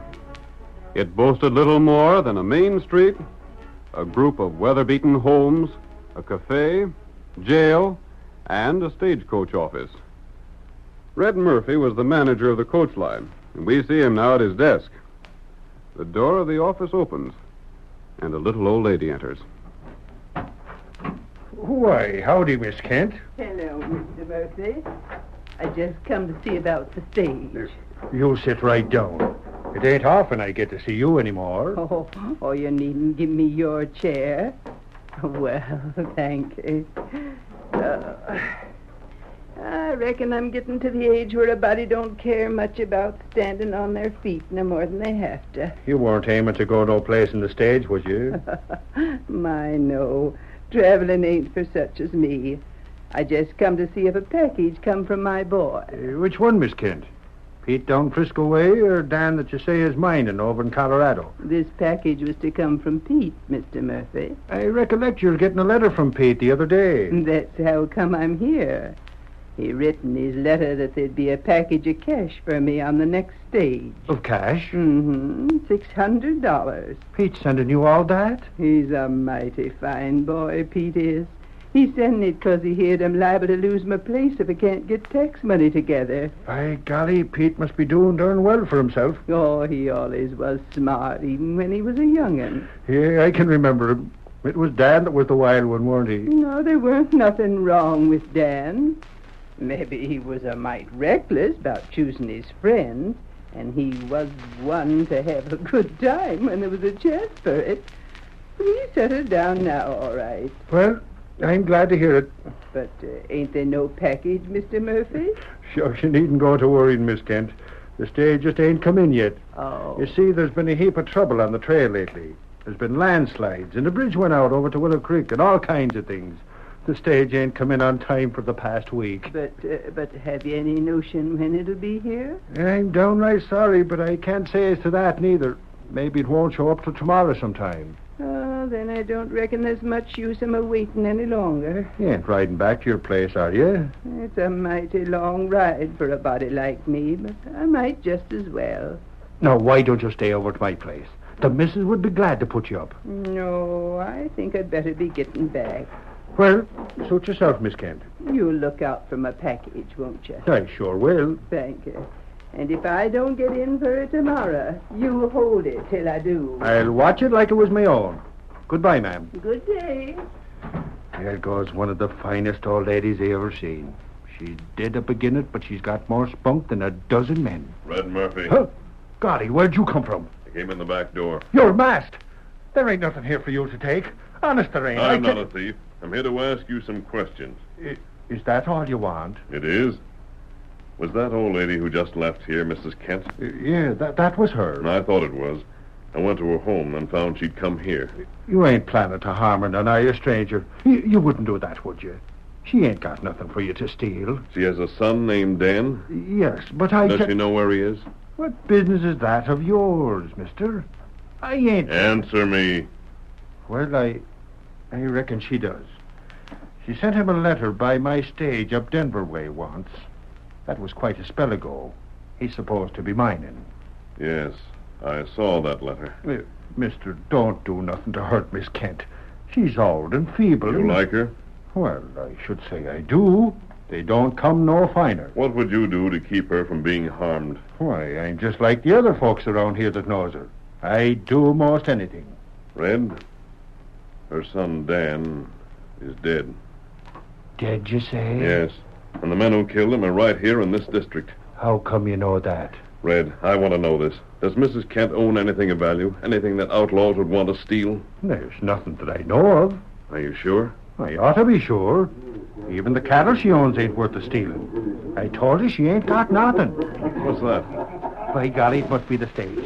Drat it, Miss Kent just missed it. She was looking for the stage? I ain't got the time to talk to you now, stranger. I got to see to the stage. But you stay on. There's things I want to ask you. I'll wait for you.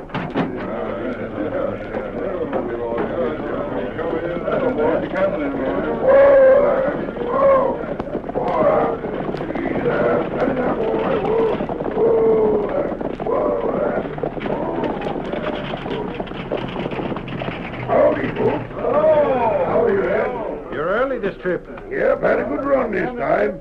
Here, take this package. It's for Miss Kent. Throw it down. There you are. I'm taking this inside. You go on with the unloading, then unhitch the horses. I'll be out to help you. Sure, Ed. Oh, golly, I forgot you were still here. What's in that package for Mrs. Kent? I don't know. Don't lie to me, Red. But it may be important. Well, I'll tell you what it is. It's cash, that's what.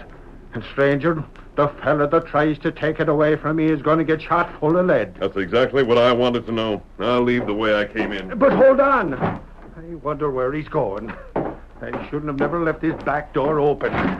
Hey, wait! Silver! Called his horse Silver. And I was wondering if he was straight or not. Well, I should smile.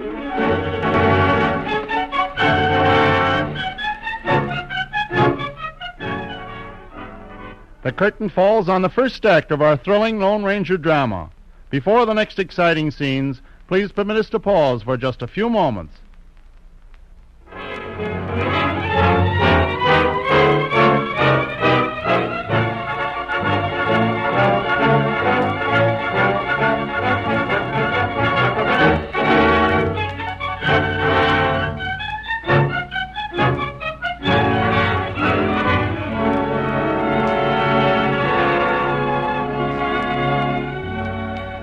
Now to continue the story. The Lone Ranger and Tonto, stopping to make camp near Jackson City, were met by a riderless horse that led them to the body of Dan Kent, who had been shot in the back. The masked man and his companion followed the tracks of the killers to the Kent ranch. Then the Lone Ranger rode to town, where he learned that a package of money had just arrived from Mrs. Kent by the stage. As our second act opens, we see the masked man reining in his great horse at the camp he shares with Tonto. Oh, Silver! Oh, boy, steady there. Oh, boy. Tonto! Yeah. You get back soon. I think I've learned why outlaws rode to the Kent ranch. Why that? Mrs. Kent is expecting money from another son. How outlaw know about cash? I'm not sure, but I believe I know the answer. Kent woman knows son Dan outlaw? I don't think so. And we won't let her find it out unless we have to. Not good. There are still things we have to do before we can catch the outlaws. That's right. I want you to find the sheriff and his deputies. Don't tell them anything, but learn where to locate them if we need them in a hurry. How to do that? We must be sure to be ready for whatever happens.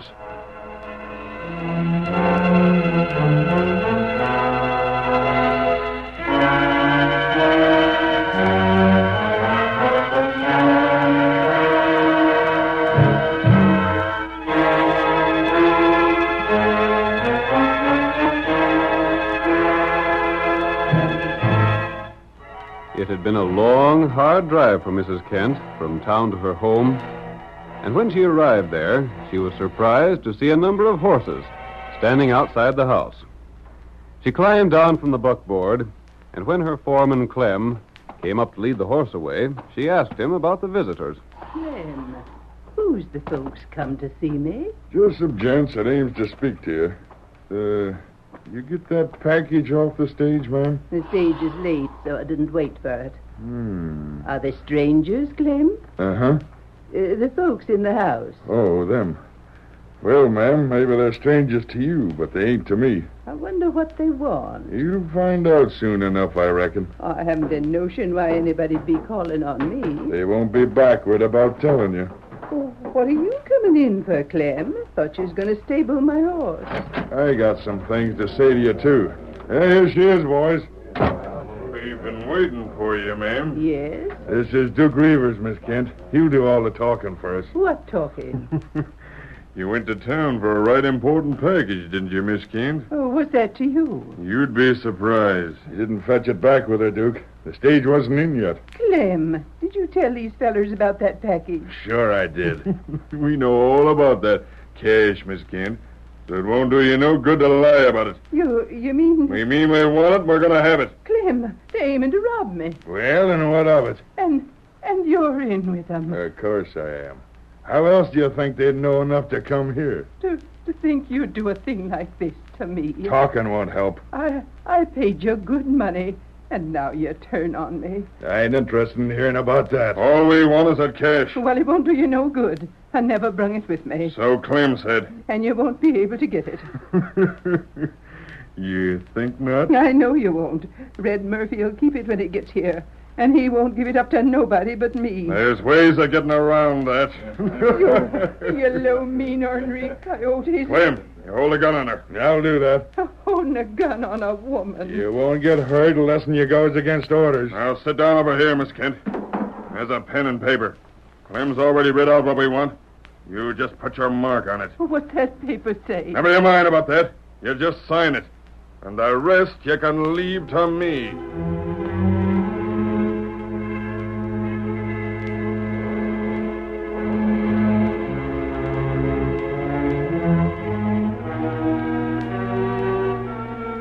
Mrs. Kent, helpless in the hands of the outlaws, signed the paper written by her foreman and gave it to Duke, who immediately left the house, mounted, and rode for town. Get along there. Get along. Come on. Get along there. Get up here. Come on. Get along. Get along. Get along.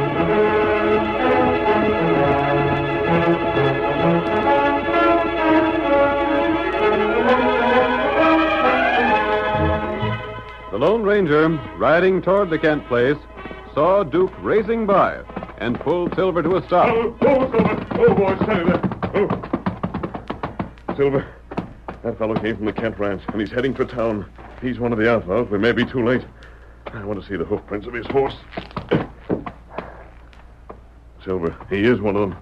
Tonto and I followed that same track before.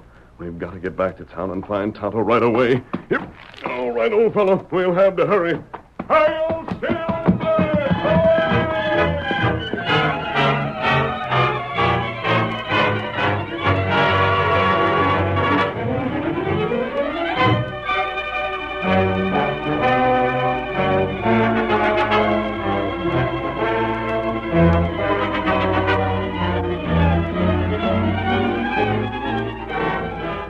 In the meantime, Duke continued on into town.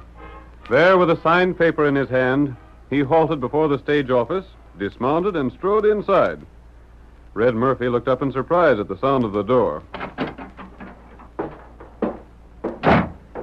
You the manager here? Uh-huh. What can I do for you? Read this here note. It'll tell all that needs to be told. Yeah? Give it here. It says Miss Kent wants me to give you the package that was to come addressed to her. That's what it says? I didn't know nothing about it. She just handed it to me and told me to ride here with it. Uh-huh. Stage come in yet? Oh, it's been here all right. Was the package on it? Yeah, it's here. Then give it to me if that's what the note said. I gotta be getting back. I don't know about that. Huh? I sort of figured she'd be coming after it herself. She was here once, wasn't she? Didn't she have the whole trip for nothing? Yeah, I know. Then what's troubling you? Well, I don't savvy why she sent back for it so soon. She told me she'd be in tomorrow. Maybe it's something she wants real bad. It's that, sure enough. But I don't know. Blast it, hand it over and be done with it. Just who are you, anyhow? You work for Miss Kent? Of course I do. I wouldn't be here if I didn't, would I? It's a powerful important package. I can take care of it. Uh-huh. And for all I know, maybe you take care of it too darn well. Say, Just what are you hinting? Oh, nothing. Nothing. I was just sort of thinking out loud. Doggone it. What do you want that old woman to do? Ride all that ways back to town just because you're too stubborn to do like she asks? I got another idea. Yeah? There ain't nothing much doing here now. Maybe I could spare the time to run out there with this myself. Blast it, there ain't no need of that. Oh, shucks, it won't be no trouble. I just... Let this man take the package. A masked fella. You here again? Give him the package. It'll be dark before he gets to the ranch now. Why should I do what you say? I think you will. No, wait. There ain't no reason to get your hands so blamed close to them 6 guns. Take the package, Duke. Yeah. Take it to Mrs. Kent.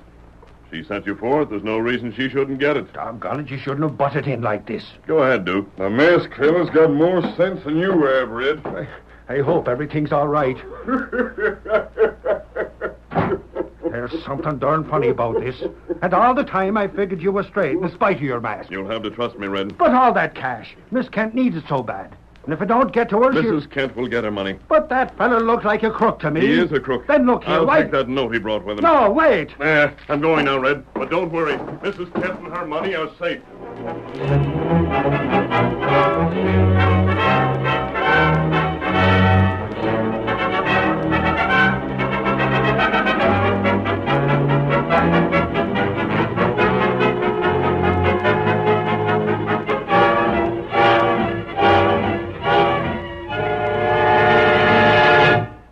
The rest of the band of outlaws had made themselves comfortable in Mrs. Kent's home while they awaited the return of their leader. Mrs. Kent tried to face them bravely. And as a last resort, she attempted an appeal to the treacherous foreman. Clem, haven't you no decency at all? Can't you see the wickedness of what you're doing? Keep still, won't you? The only reason I want that cash is so I won't lose my place. It's just enough to cover my taxes, and if they ain't paid, everything I got will be took away from me. Shucks. You ain't got long to live anyhow. The cash is worth a heap more to us fellas than it is to you. Clem. Yeah? There's Duke pulling up in front of the house. You got the package with him? He's holding it under his arm. Good. By golly, it worked, Duke. That Murphy fellow was darn stubborn, but I got the cash just the same. We'll divvy it up and then get out of here. Yeah. I was just wondering. What's the matter now? We got the cash all right, but I don't like the idea of leaving anybody behind that can tell the law about us. Yeah. I was thinking the same. You mean we ought to... You wouldn't do that. You wouldn't do It's that. us we gotta look out for. Maybe you're right, Clem. I don't see nothing else to do. But as long as it's your idea, you can take care of it. Sure. All you fellas set to pull out? We're settled up. Now that we got the cash, there ain't nothing holding us. You just think there ain't nothing holding What's you. the law? Come on in, boys. How'd they get here? Don't try to go for your gun. We ain't got a chance. Sheriff, thank heavens you've come. It was the masked fellow brought us, Miss Kent. He's the fellow that made Red Murphy give me the cash. I did that so we'd have enough evidence to arrest you. Clem, you're a lure and a snake for what you done. How did you trap us? The masked fellow followed your trail here. He followed... Careful, Sheriff. Thanks, Sheriff. I was sort of forgiven. I know what the sheriff was about to say. Yes? He was going to tell about Dan. Get him, Tonto. Get him. Get that rope off of me. Hold him, Tonto. Me do that. We hold you. You not get What did away he from start me. to say, masked man? What is he going to say about Dan? I'll tell you later, Mrs. Kent. Well, we might as well be taking these fellows along to jail. You ain't taking me. Let's make a break for it, Clem. You're darn right out. That'll hold you. Oh, you winked me in the shoulder. Well, I'm darn sorry I didn't finish you up. My hand. That was a darn quick shot, stranger. I saw him go for his gun. My hand is smashed. Smashed. The masked fellow just shot the gun out of it. Take these men away, Sheriff. Come along, you fellers. If the masked fella hadn't meddled in... But he did. You blame lucky thing. Now get out there. My deputies will take care of you. I can't thank you enough for what you done. There's no need. You said something about Dan. We saw your son, Mrs. Kent. You did? I know you're worried about him. Well, sometimes he didn't always do just what he should. There's only one thing I can say. You needn't worry about his going wrong any longer. You sure of that? Yes, Mrs. Kent. Come, Tonto. Oh, but wait. There's more I want to ask you about Dan. We may meet again, Mrs. Kent. I sure hope so.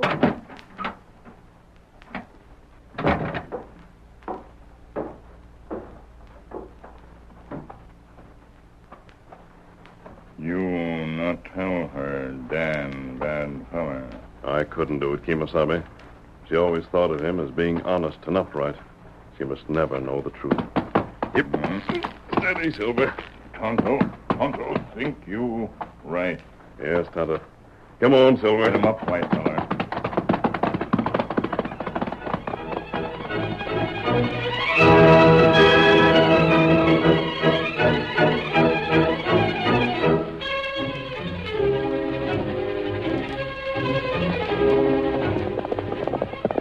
Come on, Silver, old fellow. We're heading north to the Oregon Trail. Hi-yo, Silver!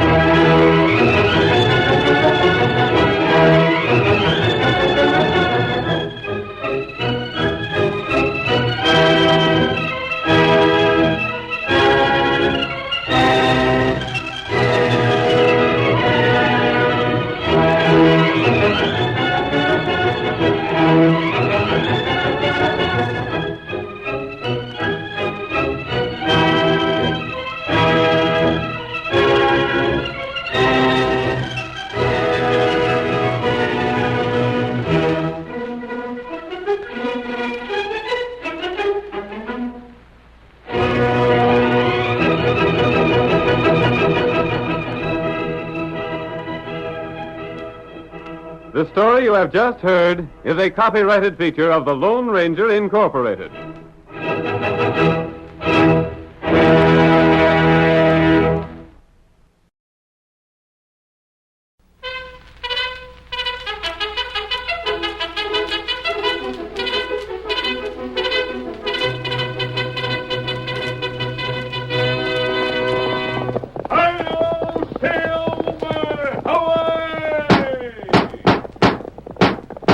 A fiery horse with the speed of light, a cloud of dust, and a hearty hi-yo, Silver, the Lone Ranger.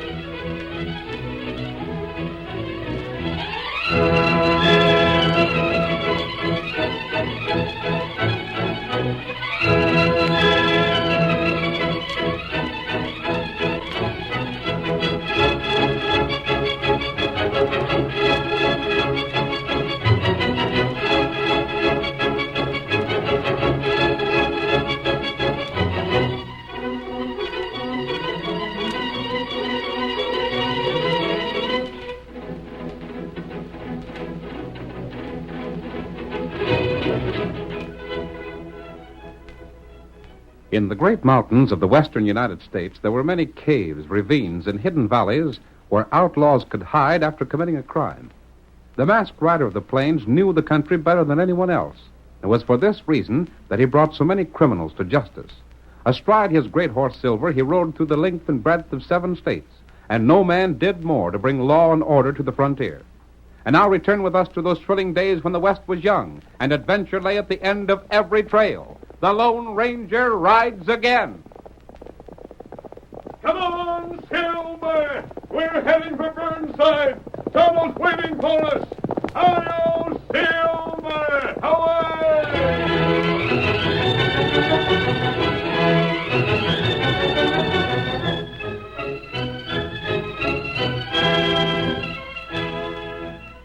The mining town of Burnside lay at the foot of Eagle Pass.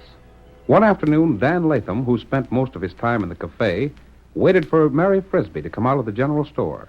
When she finally appeared with her arms full of packages, he stepped forward and touched her shoulder. Mary, I want to speak to you. Oh, Uncle Dan, I didn't see you. You don't bother to see me, in spite of the fact I'm your uncle. My arms were filled. An awful lot of shopping. Yeah, you dropped a package there. I'll get it as soon as I get these others in the buckboard. Must be nice to have so much money for spending. Now, don't start harping on that again, Uncle Dan. You drop package. Oh, thanks, Injun. Maybe this feller lazy. That'll do from you. I don't take nothing from a redskin. There's a lot you could learn in the way of good manners from some of them. Good day. Wait! I ain't done talking. Maybe your pa's told you things about me. He's always saying things that don't do me no good. Let go my arm, Uncle Dan. Pa's told me the whole story about you and him. And a pack of lies, I bet. You and he worked the claim the two of you staked out as partners, but you drank and gambled so much you split up. He done me out in my share. No, he didn't. He divided the claim and you took first choice. Your half petered out to nothing, and he found a new load in his half. He got rich. He's rich right now. And look at me. His wife's own brother. Down and out. Not a decent vest to my name. Not even the price of a drink. Please, let go my arm. I know what Pa's done for you. He's given you thousands of dollars that he didn't have to, just because he felt sorry for you. Lies, I tell you, it's lies. All he's ever done for me is to give me enough cash so he could lord it over me, so he could always say I was in his debt. That's not true. Instead of appreciating what he's done for you, you resent it. If you'd saved your money instead of drinking and gambling, you'd have had plenty. Now, please let me go. I must get home. I got something for you to tell, Ned. You ain't going till you hear it. Then please hurry. I ain't done with him. He swindled me. That's what he done. He swindled me, and I won't stand for it. Is that all you want me to tell him? Just tell him that. You've been saying that for as long as I can remember. Well, I ain't fooling. I mean it. You let girl go. You keep out in this. This is a family affair. Tonto here. Uncle Dan, I want you to take your hand off my arm at once. I won't. No ornery redskin is doggone you. Now, you go. Oh, thank you, Injun. Me name Tonto. Then, thank you, Tonto. You tell your old man that. I'm sick of hearing that. Get up there. I'll get square. I'll fix things someday. I ain't going to be the underdog all the time. You wait, Mary Frisbee. You and your old man will get what's coming to you. You, he big fool. And you, too. You'll get yours for slapping my arm away. You just wait.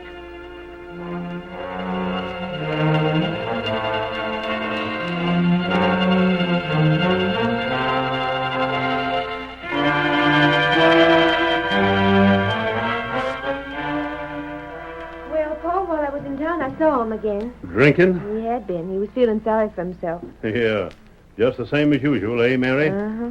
Blamed fool. It's too bad he didn't straighten himself around, get a job of some sort. He was half crying at the way things had been going with him. Broke? I guess so, Pa.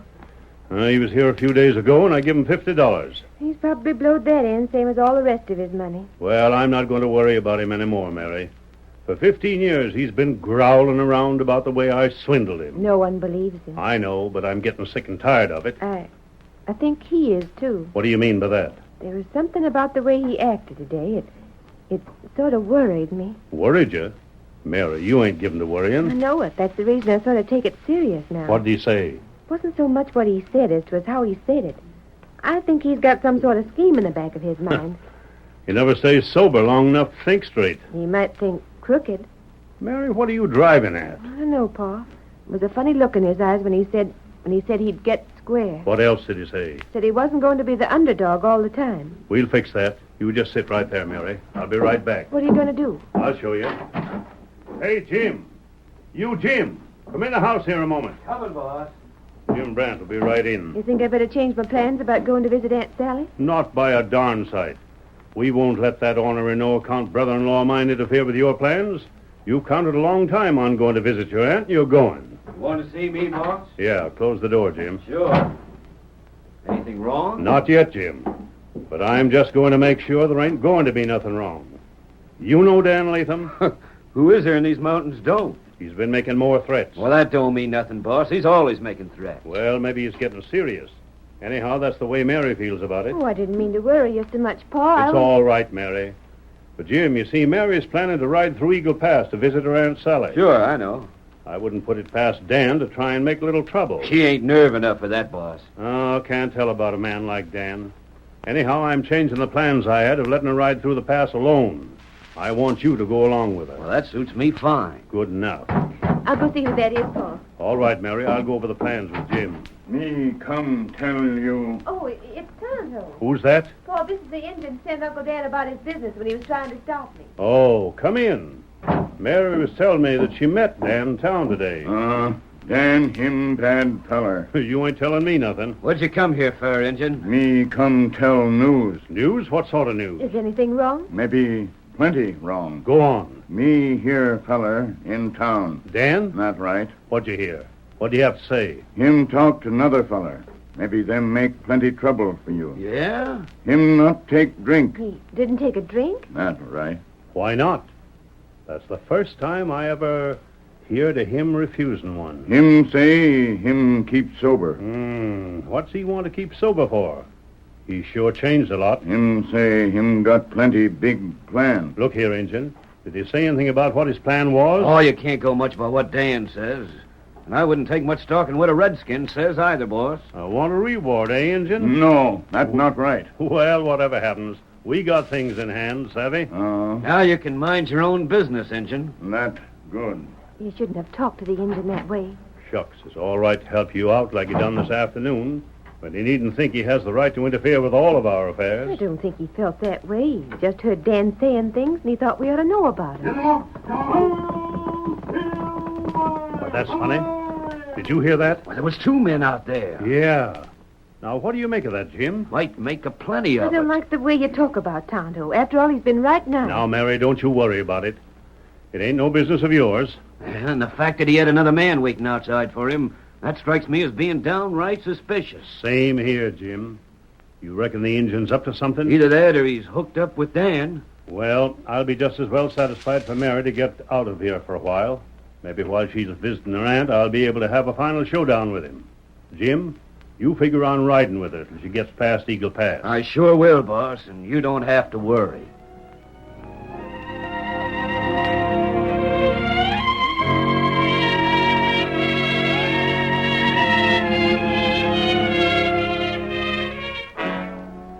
As Tonto and the Lone Ranger rode away from Ned Frisbee's home, they discussed what Tonto had overheard and what Jim Grant and Ned Frisbee had said.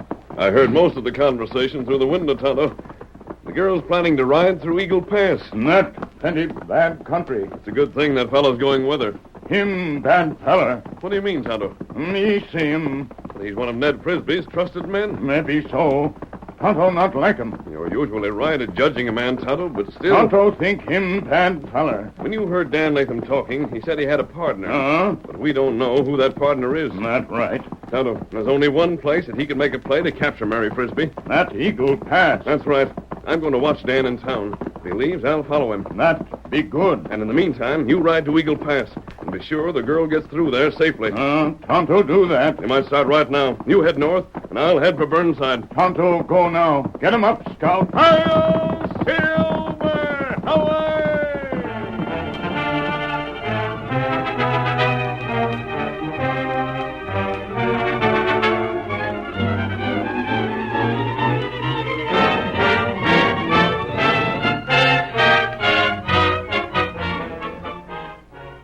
Late that night, while the Lone Ranger hunted through the town of Burnside for Dan Latham, the man he sought met Jim Brant in the dark shadows of a grove of trees close to Frisbee's home. Everything is set, Dan. Good enough. Remember, whatever I get, you get half. I'm counting on that. Things worked out even better than we figured. How's that, Jim? I didn't even have to ask the boss to get time off to visit friends. You didn't ask him. Then how in blazes are you going to get to Eagle Pass? You'll laugh when I tell you. I'm going to ride there with a girl. With her? That's right. The old man's sending me along to protect her, in case you try any stunts. That sounds good. It'll work out perfect. Once we get in the pass, there's plenty of hiding places alongside the trail. I'll just tie her up. Savvy? Good enough. And I'll be free to handle the deal with Frisbee. Before I'm done, I'll have what's rightfully mine.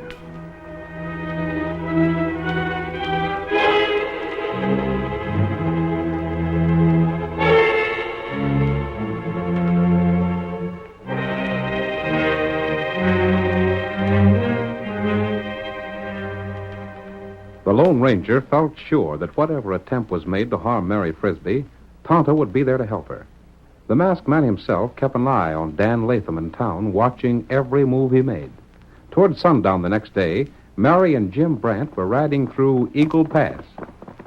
I'd hate to come through here after dark. I bet there's a plenty of wild animals in the hills here. Yeah, right patterns. We'll be through the pass and into the open before it's dark, won't we, Jim? Well, that's hard to say, Mary. Lots can happen before we get out of here. What do you mean? Well, let me see. Where's that rock? What are you looking for? Oh, there's a rock near here, right along here somewheres.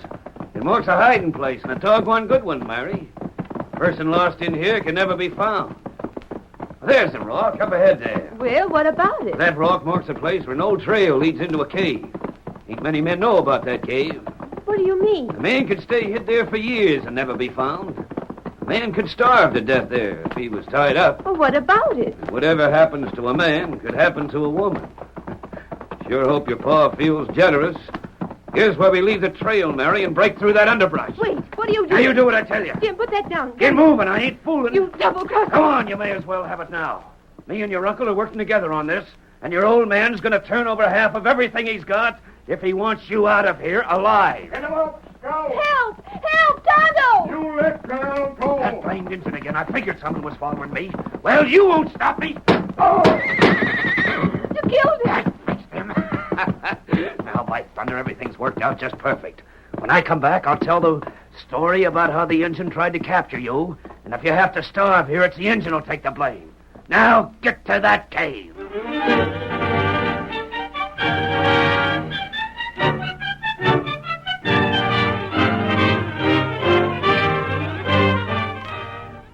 Tonto, the faithful companion of the Lone Ranger, lay on the ground beside his horse.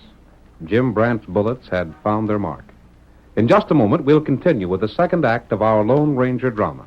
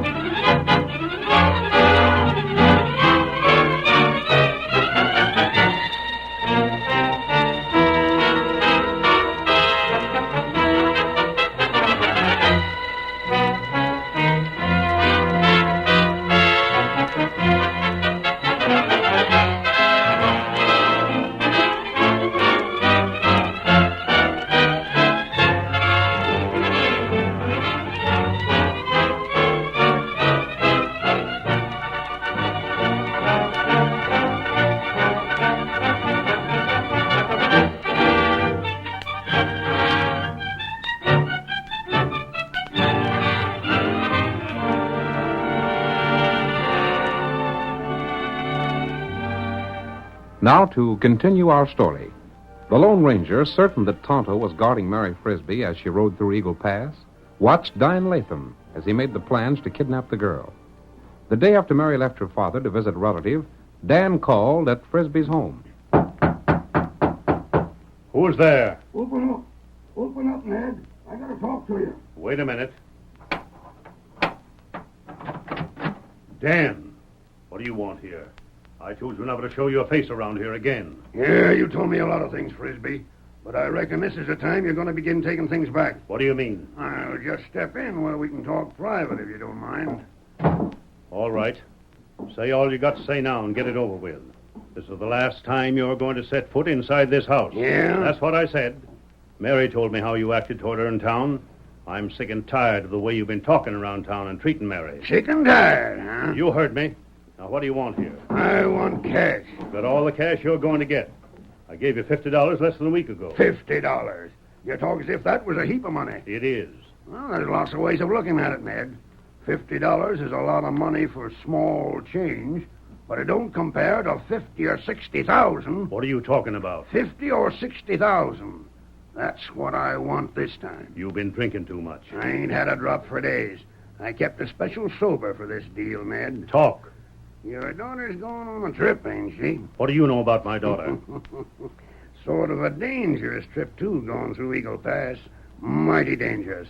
Lots of things can happen there. Bad places in the trail where a horse could slip and break a leg. And if the rider was throwed from his horse, he could lay there till he starved to death and never be found. I get it. Well, let me tell you something, Dan. That Injun told me you might be scheming something. Yeah? And he told me plenty about you. And because of what he told me, I sent Jim Brandt to see that Mary got through the pass safe. Jim Brandt ain't much protection. Ain't a handier man with a gun in the part of the country. What would you say if I told you Jim Brandt and me was going to split the cash that I'm going to get from you? What's that? That sort of surprises you, don't it? You mean? I mean what I said. Jim Brandt was planning to ask you for a few days off to visit relatives. He was going to use them days to lay in wait for Mary when she came through Eagle Pass. Instead of that, you played right into our hands and sent the girl along with him. Why, you dirty old Ain't no use coyote. getting excited. There ain't no use trying to find them. You could send a scouting party to scour the whole pass, and you wouldn't find the hiding place, savvy? I ought to put lead through you. That's the surest way I know of to kill your daughter. You give me the money I want, or you won't get Mary back. Stand right where you are. What the? Mask! You're coming. Don't reach for guns. Now, see here. Who's this? Another of your killer friends? No, I never seen him before. Frisbee, I was here the other evening when the Indian came to see you. Indian? You call your horse Silver? That's right. Tonto and I knew that your daughter was to go through Eagle Pass. Tonto didn't think that Jim Brandt was on the level. I always thought he was, till this skunk come here. Tonto followed the two. If Brandt makes any attempt to abduct your daughter, Tonto will prevent it. Yeah? Why, you... Sit still. Are you sure of that? Tonto has never failed before. Don't pay that man any money. Now, Dan, you've stuck your neck in the noose. Stranger, I don't know who you are or where you come from. That doesn't matter. But it's my guess that Providence sent you. This polecat had me where I'd have had to pay him all I owned to save Mary. I heard what he said before I came in. But hold on. How'll I know that Mary's safe? She'd go right on to her aunt's place. Tonto will come back with Jim Brandt a prisoner. Your daughter will likely ride back with them to tell her story. Dan, I'm going to see you hang for this. At last you made the break that'll put you where you belong. Stranger, I'm drawing my gun. Not to kill. Oh, don't worry. I won't kill the rat, much as he deserves it. I let the law do that. You've done a heap for me. Now, if you'd just do me one more favor and ride to town and send the sheriff here to get this coyote... I will. There's horses coming now. Maybe that's the redskin and my daughter. That isn't Tonto's voice. Hi there, Ned. We're fetching bad news. The sheriff. Hey, what's this mean? A masked man and Dan Latham. It means just this. Latham schemed with Jim Brandt to kidnap Mary when she went through Eagle Pass. I know. How'd you know? You finish talking, then I'll tell my story. Come on in, Stan. I'm coming. I just tethered the horse. Go on, Ned. Dan Latham, like I said, schemed with Brandt to capture Mary.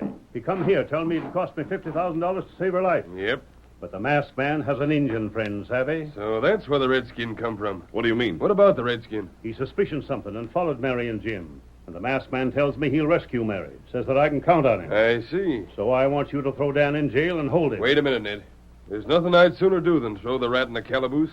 There's nothing I hate more than the dicker with his breed.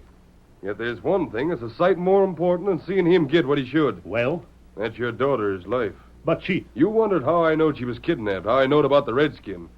Well, Stan here can tell you the whole story. What story? Go on, Stan. Well, I was riding this way, coming through Eagle Pass, when I seen a horse blocking the road ahead. Where? Right at the end of the pass, this end. That don't show that the hideout is near here, though. The horse might have been led there, then tethered till someone come through, just like I did. There was a note fastened to the saddle. Whose horse? Your daughter's. Go on. The note said the girl was captured and the redskin shot. Shot? That's the man you spoke of, eh? Tonto, shot. That means he failed. For the first time. And if he failed, it means that Brandt has Mary. There was all the instructions on the message, Ned. It looks like the only way to save the girl is let Latham go free and pay what he asks. You see? Your scheme fell through after all. Now put down them guns and get out of here. Can't you scour those mountains and find that hideout? Stranger, it'd take years to search them all. And even then, we'd be likely to miss where the girl's hid.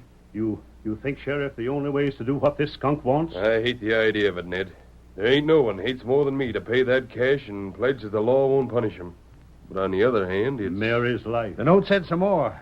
Said that the cash had to be paid by sundown. Was there any proof that Tonto was shot? Yep. Here. What's that? This here bundle was fastened to Miss Mary's horse. Let me see it. It's an Injun's jacket. Tonto's. You can see the bullet holes and where Yes, and this stain. Ain't no question, Wood. He's inside it when them holes was made. If only there was some way to track a man or horse in that pass. But there ain't. It's all rock. Frisbee. Huh? They want the cash by sundown. Yeah. I'm heading for the pass. Don't pay a dime until the last minute. What's your idea? I'm still not convinced that Tonto has failed. I'm riding for that pass. But you can't get there and back by sundown. Not with an ordinary horse, but I'm riding on silver. You won't find them. You won't find them, and if that cash ain't You paid... shut up. You're staying right here till that man gets back. I'll be back. There might be hope, Ned. He called his horse Silver. He's masked. But I don't savvy. Go on, mister. Ride that horse. Hit for Eagle Pass. You know him? Ride, Lone Ranger, ride.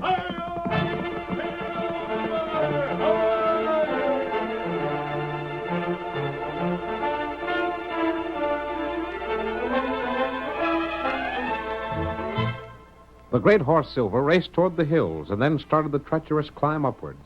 There was scant hope, however, that the Lone Ranger would be able to find the girl and Tonto.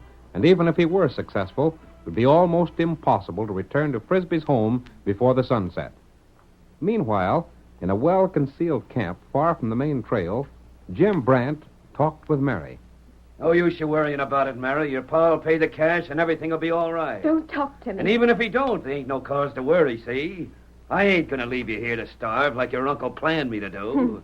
No, I wouldn't do that. I'd take you away and me and you will get married. You'll make a good wife. I'd sooner stay here and starve. Nah, that ain't no way to feel about it. After all, I ain't a bad hombre. I'm just taking the chance of a lifetime to get plenty of cash. You own me. Lot of spunk, huh? That's the kind of woman I like. You see, me marrying you, it'll sort of keep the cash right in the family. Leastwise, the half of the cash that I get. How's that Injun? I ain't interested in You him. might at least do what you can for him. He's wounded mighty bad. Hey, let him die. If you don't want to help him, untie my hands and let me... I ain't untying your hands, and I ain't wasting my time playing nurse to no redskin. Too bad he didn't die right off the bat. Maybe I should sort of help him out. Please help him. All right. I'll help you, Mary. Wait, I didn't mean that. That's too bad I didn't think of it before. He's already got one bullet in him. Another one will finish him. Please don't. This'll be interesting. Wait, Jim. Save your breath. You let him shoot. But Tonto... Tonto, not mine. There, you see? Me ask one thing. Yeah? Well, reckon that's all right. Go on and ask. You come close. Tonto got secret. Can't you talk no louder? Come close. Tonto got secret. All right. Go on, tell me what's on your mind and be fast. You got Tonto hand tied tight. I don't take no chances. You think wound make Tonto plenty weak. All right, I think the wound made you weak. You think Tonto hand still tied. But them not tied. I'll shoot you. Get free. Get him, Tonto. He take gun. Knock him down. Get him, Tonto. It's you. Oh, you got him. Tonto, you got him. No. Now me get you free. How did you do it, Tonto? Tonto find sharp rock. Cut through rope. You weren't hurt as bad as he thought. That's right. Bullet not hurt bad. Never mind hurting my arms. Get No. these ropes off. Be cut. We've got to get back to Paw fast. There. Rope gone now. What about Jim Brandt? Tonto fix him. Put rope on him. Here, Scout. Can your horse make Tonto go too late? We try. Now, Tonto fix this fella. Fight.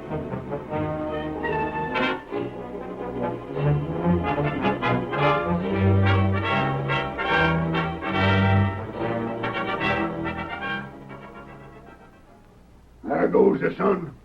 Now you better hand over that cash and sign the agreement fast. What about it, Sheriff? Well, Ned, I've been hoping and praying that in spite of all the odds against it, the masked man would do the impossible. But it don't seem he's done it. He ain't. And if I don't get that agreement that me and Jim won't be jailed, then the whole deal is off. I've got to start now if I'm to send the signal to Jim that the cash is delivered. Open that door. Let's see the sun. It's going down, Ned. That settles it. Here's the cash, all of it. I'll sign the agreement now. You have to sign it too, Ned. Yes, you sign it, and then the deputy can sign as witness. You can't back out on your promise. Untie me now. Let me have that cash. Hold on. Why, what's that? Look, there he comes. He's riding back. Look at that horse come. Look at the Lone Ranger ride. Hold that money till he gets here. Come on. Oh, boys, steady there. What's the news? Don't give that man a dime. Get him to jail. But what about my girl? What of Mary? They're coming behind me. I met Mary and Tonto on the trail. Brand is tied in the cave waiting for you, Sheriff. There they come, just breaking from that row of timber. And the way that girl is riding, Ned, there ain't a thing that's wrong with her. Tonto was wounded, but Tonto didn't fail. Mister, if you'll take a reward, you can have this cash that I was about to give the polecat. Hi-yo, Silver! Away!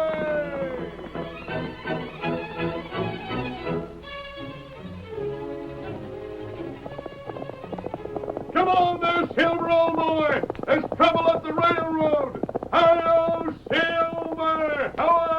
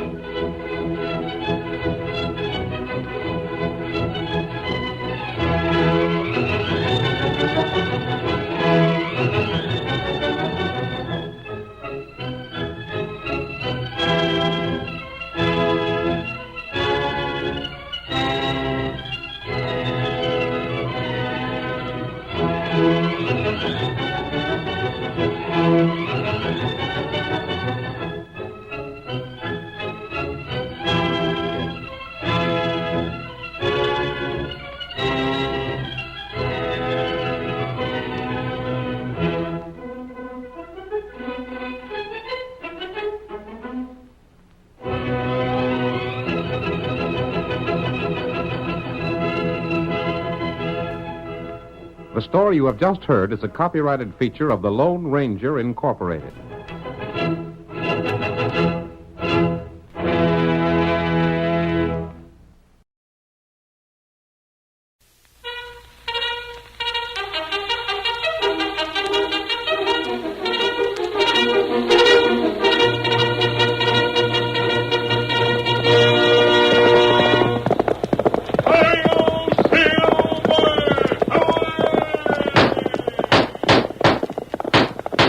Fiery horse with the speed of light, a cloud of dust, and a hearty hi-yo Silver, the Lone Ranger.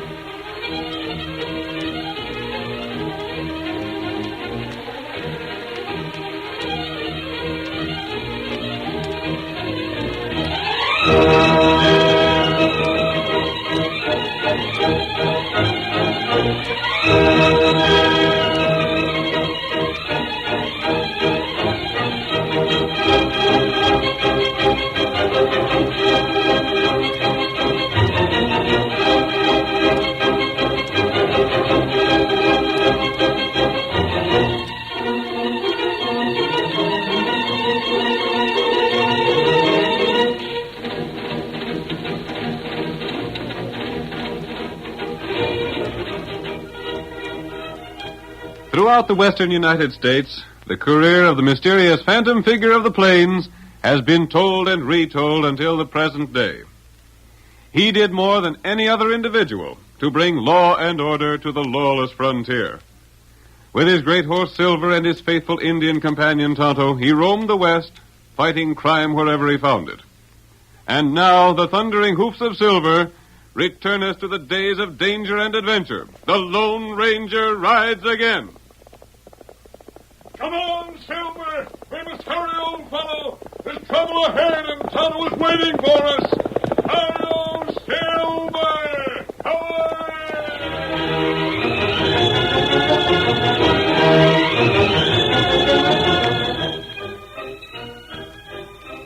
As the Lone Ranger and his faithful Indian companion Tonto came to the top of a small hill, they heard the distant chant of Indians rising from the valley.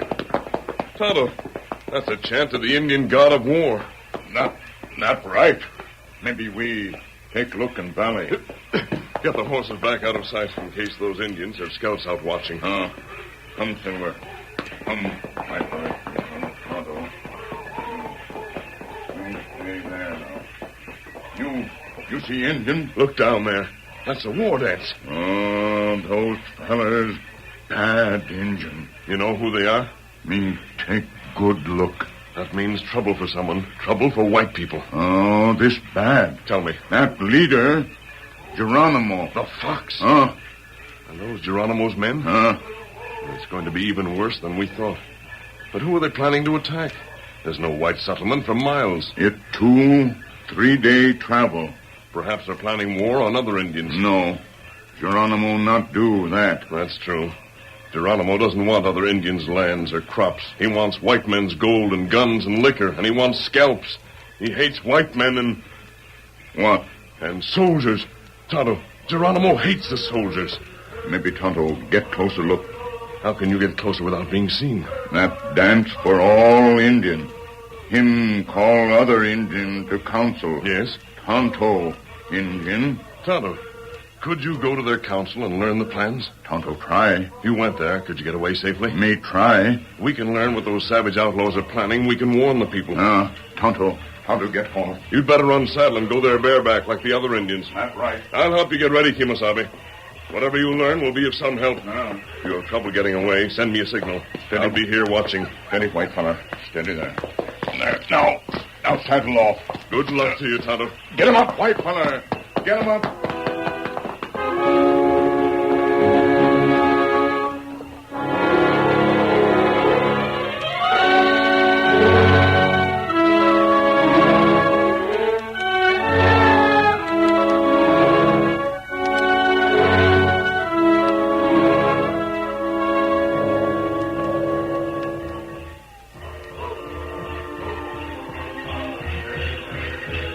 The savages continued their war chant far into the night. No one noticed Tonto as he joined the other Indians who came from many surrounding hills in answer to the call of Chief Geronimo. When the moon was high overhead, the leader raised his hand. The chants and dancing stopped. Only the throb of the tom-toms continued. Many time white man drive Indian back. Many time red brother fight. But war God smile on white man. Thunder gun of white man better than arrow of Indian. That why white time man all time win. Red brother, better fortune head. I lead to white man fort. You get gun like white man. Geronimo. Who speak? Me. Tonto speak. What say? How you get white man gun? You think Geronimo fool? Geronimo called Fox. Red Fox. With plenty cunning. Soldier in fort many time drive red man back. This time, red man go with peace pipe. Ask soldier counsel. 50 men go with Geronimo. Under blanket, knife, tomahawk. Once inside fort, we fight. You go as friend with peace pipe? You break oath. Oath? Who you, Tonto, speak of oath? Geronimo want gun of thunder. Geronimo get thunder gun for braves. We're fighting. Inside fort, gates open. Other braves come in. We win great victory. No white man live. All red men win 2 feather of eagle. We be favored children of thunder god. We win great victory. Much food, drink, much gun, powder. Red brother then rule valley, not white soldier.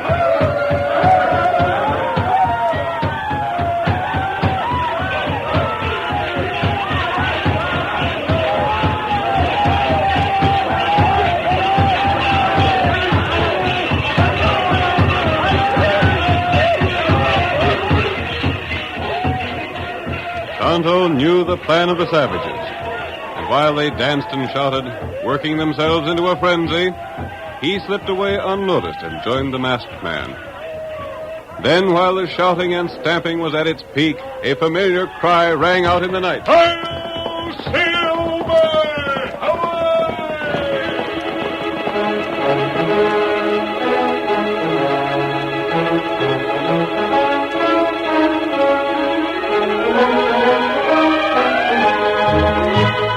Miles away at Fort Custer, 123 men answered roll call the next morning. The commander of the garrison, Captain Ruddy, returned to his quarters after the ceremonies of the morning were finished. He turned to his aide and said, Peterson, think we've heard the last of those confounded redskins? I wish I could feel convinced of that. What? Any reason why you can't? Been over 6 weeks since we repelled them the last time. Yes, sir, I know it. Prior to that, they raided every few days. Took quite a lot to convince them that our guns were mightier than their arrows. True enough, sir. Their arrows were worthless against the stockade. Well, then, what more do you want? Declare you're harder to convince than the Indians. Geronimo is their leader, sir. What of that? Well, he's known as the Red Fox, and he's earned the name because of his tricks. I think he's shown us his last trick. The food situation is getting critical. Eh? Our scouts and hunters are coming back practically empty-handed. You think? I think, if you don't mind my saying so, that Geronimo is planning to starve us out. The devil! And the rate the food's coming in, and the rate the supply is decreasing, he's in a fair way to succeed. Peterson, you know Geronimo better than the other soldiers, don't you? I've fought him a long time, sir. Is he smart enough to think of driving all the game from around here? He's smart enough to think of anything. And he's smart enough to want our guns real bad. Suppose we sent a messenger to find him and tried to make some terms of peace. He'd agree to anything, but he wouldn't keep his word. No? Not as long as he can benefit by breaking it. Geronimo hates white men. He hates soldiers in particular, and he loves fighting. He's the most treacherous skunk alive. I know, sir. I've seen Geronimo in action at close range. What's the trouble? I don't know, sir. I'll go see. What's this mean? Shoot him! Steady there, Silver. Captain Ruddy.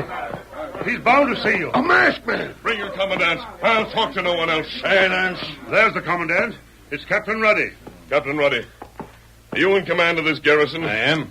Then you're the man I want to speak to. Captain, we done our best, but him and that Injun with him wouldn't stop. You had your orders. Yeah, but you can't shoot a man down like that. Your guards aren't to blame. He just grabbed my gun. And the Injun grabbed mine. And in they come. What do you want? To speak to you alone. Who are you? Remove that mask if you want to speak. I'll speak with the mask on. My identity doesn't matter. I've come with news of Geronimo. That snake? Capture the man. Remove the mask. Stand away from me. Look at them guns. Did you see him draw? Captain, if you want to prevent the loss of every man in your detachment, you listen to me. This Indian is a friend of mine. I don't care for Indians, no matter who they are. What's that got to do with it? Why, actually. Tonto had just come from a meeting of Indians in a valley quite away from here. Geronimo is calling them together. So he's still making plans, huh? I know what his plans are, and I came here to give them to you, Captain Ruddy. Do you want them? What are they? Come into your quarters. I'll tell them to you there. Tonto, you take care of my horse. Come in, then. Peterson, stand at the door and keep your hands on your guns. You men guard the Indian. Watch the two horses. Yes, sir. Thank you, Captain Ruddy. Sit down there. I prefer to stand. Very well, stand. Now start talking. I've tried to come to you as a friend. Then remove your mask. Geronimo is planning to attack you with men enough to outnumber you 10-1. Let him. He's tried that before. We've been able to repulse him each time. But this time he's coming forward and leaving his savages a short distance away from the fort. He's going to bring only about 50 men with him. And he'll carry a flag of truce. Geronimo? Quiet. Yes, sir. You say Geronimo's coming here with a flag of truce? That's his plan. Not to surrender? No. Or talk terms of peace? No. Then what?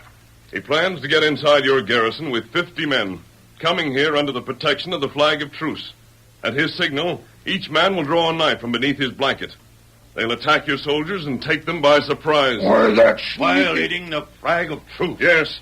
While your men are fighting with the 50 savages, the gates will be opened so the entire force of Indians can enter your fort. So that's his plan. Knowing of it, you could, of course, refuse to accept the flag of truce. And merely postpone the fight that's bound to come. Exactly. And stay here until we're starved out. Are you short of food? Yes. We thought Geronimo was planning to starve us out. That might be his next plan if this one fails. Thank you for the information. I'll use my judgment in regard to acting on it. That means you'll do one of two things.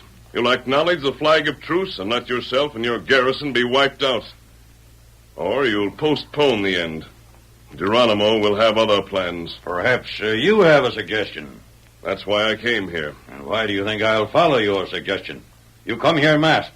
You don't reveal your identity. I have a plan which I think will end the war against Geronimo for all time. Plan? Yes. Will you listen to it? I'll listen. I won't agree to accept it, however. Captain Ruddy, you're a hard man to convince. I don't know how long you've been in the West or what messages your scouts have brought to you. I've been in the West for a long time. My scouts bring me news of what happens. Very well. Then look at these bullets. Bullets? Examine them. These are not lead. No, they're not lead, Captain Ruddy. Silver. This looks like silver. They're made of silver. Then you must be... I begin to understand. Suppose you outline your plan to me. Thank you, Captain Ruddy. Sit down. Sit down there and talk. Peterson. Yes, sir? Leave us here alone. Alone, sir? I said to leave us here alone. I'm going to listen to the plan of the Lone Ranger. The curtain falls on the first act of our Lone Ranger drama. Before the next exciting scenes, please permit us to pause for just a few moments.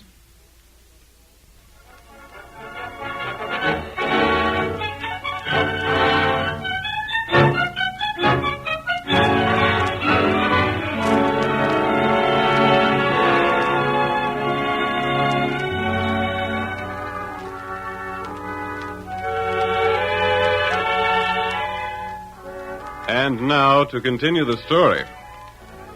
The Lone Ranger and Tonto learned of a plot by Geronimo and his savage followers to attack a garrison.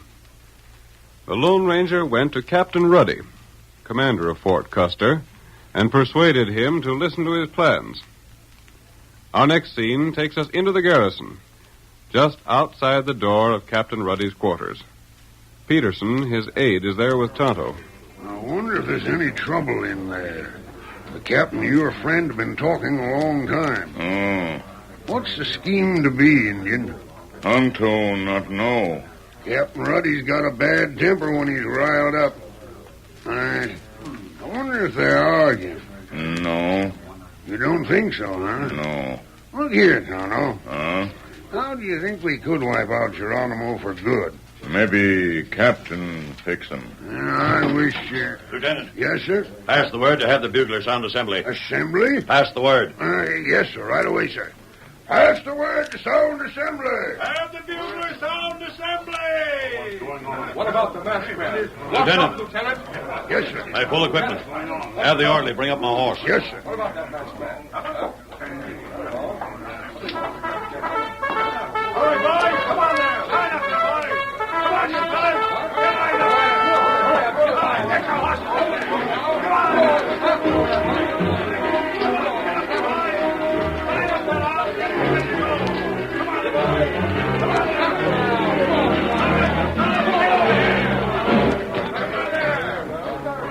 now. When the men were lined up, there were expressions of surprise and wonder in their faces. Finally, Captain Ruddy spoke. Men, we're threatened with starvation if we remain here. If we can drive out the outlaw savages under Geronimo for good, we'll have no further trouble. We're going to make a move that will accomplish one of two things. It will either hasten our finish or make this country secure for all time from the massacres of Geronimo and his followers. I'm not asking you to make a choice. I've already made it for you. We're going to leave the garrison behind us.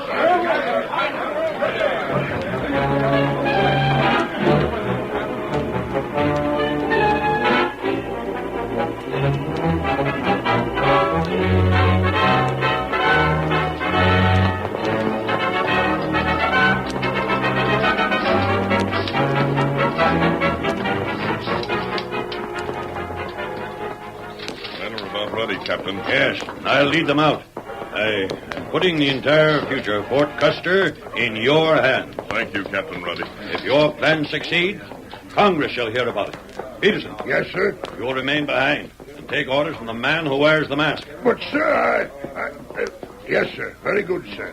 Your horse, Captain. Now, my friend, may heaven guide you.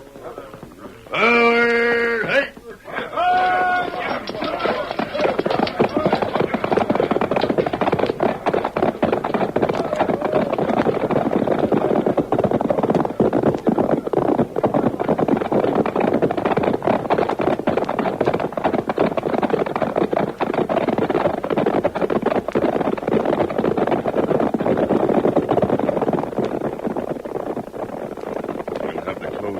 Behind them, Peterson. I wonder why he left me behind. Because he trusted you. You, the Indian, and me.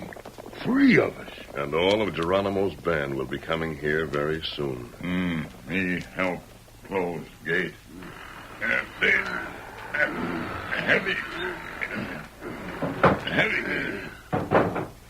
There. Barred and set tight. Now, what's orders, sir? Now, Peterson, we have nothing to do but wait until Geronimo arrives with his false flag of truce. I don't think we'll have long to wait.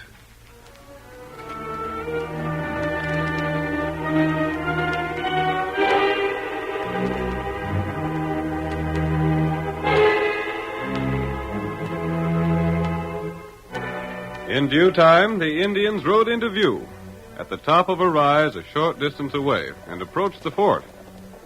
210 of them, with blankets draped from their shoulders, reined in their mustangs while Geronimo himself rode a few paces forward, carrying the flag of truce. Captain, your red brother would speak of peace. Answer him, Peterson. You think he sees me? Yes, he's looking right at you. What do you want? It is Geronimo who comes. What do you want? I come talk of peace. Who are those men with you? They come unarmed. You guarantee they don't carry weapons? I give word. Open gates. We come make terms. Shall I tell him to come in? Yes. We'll open the gates. Come in single file. Leave your horses outside. We obey command. There. I reckon the next few minutes will see things happen. Yes. Now to get that gate open. Tonto helping you. That way. Now we get... Not too wide, Tonto. Just enough for one man at a time to slip through. I told you what to say, Peterson. Yep, I understand. I'll do my best. I'll keep in the background where they won't see me at first. There they come. Come in single file, Geronimo. You first. The others right behind you. We're going to let you in one at a time, understand? I come flag of truce. That's all right. Just step right inside here. All right, close the gate. This trick. The rest of your men will be admitted just as soon as we look beneath that blanket you're wearing. Me come flag of truce. Search him. Here. Here, knife. You. All right, Geronimo. You violated the flag of truce by coming here armed. We took the right to search you. You not trust We don't Geronimo. trust you at all. All right, Tonto. Let the next man in. You come. Look beneath this Indian's blanket. I've got him. Here's a knife. All right, Redskin. Get over there beside Geronimo. I'm holding a gun on you. Not a word of warning from you, Geronimo. At the first outcry, you'll die. Now let the rest of the men in one by one. We'll find weapons beneath every one of their blankets.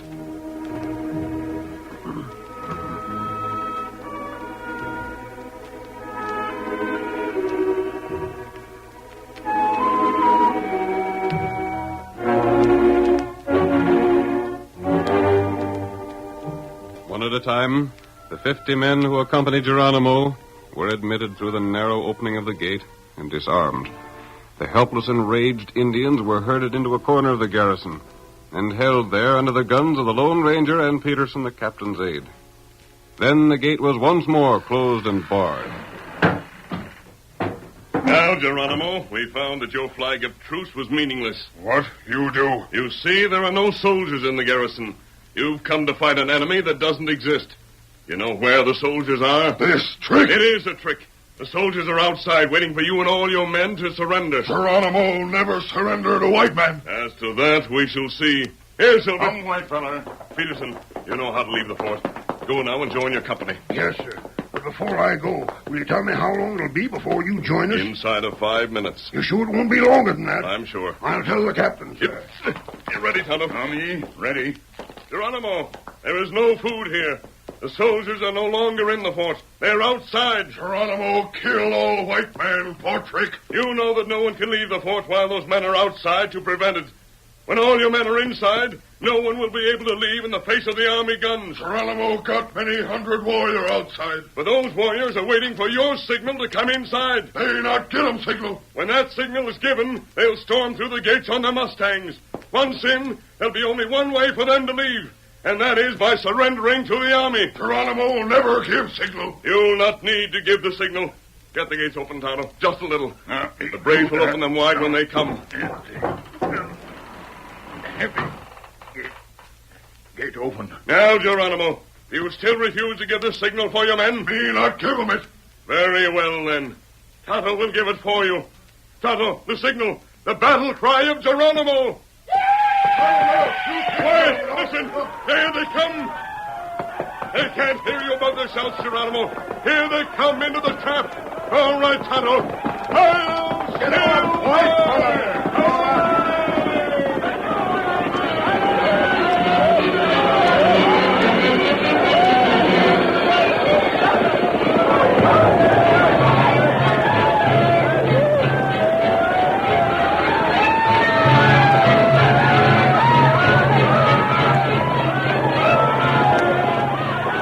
The Lone Ranger and Tonto rode out through the gates of the fort as the savages rushed toward it. The Indians, intent on the massacre and the eagle feathers that would reward them, paid little attention to the 2 white horses that dashed away. Meanwhile, Peterson joined Captain Ruddy and the cavalry. What do you report? Stand ready, Captain. The first part of the trick worked. What of the masked man? He sent me out the rear gate. Is he safe? I don't know, sir. If he's trapped inside the fort, we'll have to attack. Try to rescue him. But, sir... Stand ready, men. Yes, sir. The Redskins must have discovered the trick by this time. Why don't the masked man show himself? What's happened to him? He must be... There he comes. Look, he's got away. Look at him riding down here. He's safe. He's away from the Indians. And there's the Indian with him. Come on. There's no sign of pursuit yet. Good for him. Steady. Captain Ruddy, wheel those cannon around and hurry. Hear that, men? You give the orders. My men will obey. Is the cannon loaded? Yes, sir. Aim for the main gate of the garrison. Are all the savages inside? Yes. Send a detachment to guard the rear gate. Lieutenant Carter, take charge. Take the 1st and 2nd troop with you. Keep those Indians inside the fort. Don't let them get out. Come on, men. This way. Hey, they're opening the gate. Look. Drop a shot beside the gate. Are you ready? Ready, sir. Fire! A perfect shot. Right alongside the gate. They've slammed the gate shut again. There, Captain Ruddy. You can keep them from leaving by the main gate. Indefinitely. The lieutenant and his men can keep them from leaving by the rear gate. You've taken all the food from the fort. It's all with us. Then you're in full control. Those Indians will surrender or starve. And I don't care which they do. Your hunters will be able to get food now and bring it to you. Geronimo and his men are defeated for all time. And by the simple means of giving them what they were ready to fight for. I never heard the like of this. Sir, if you'll give me your name, you'll be cited by Congress for what you've done. We go now. Hail, Silver! Wait!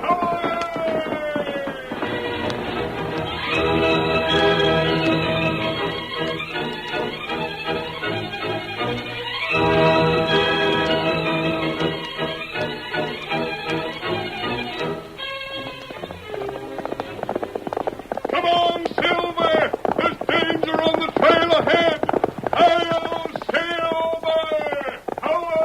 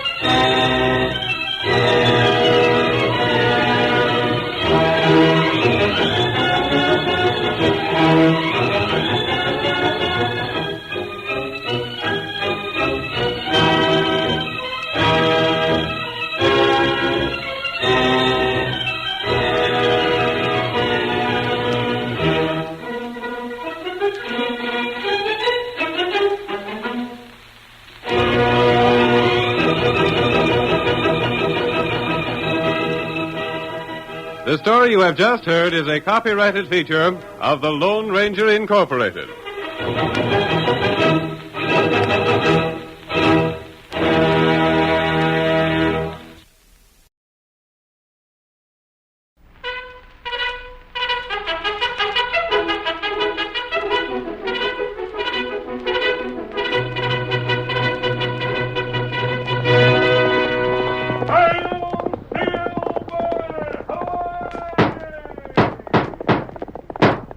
Fiery horse with the speed of light, a cloud of dust, and a hearty hi-yo silver, the Lone Ranger.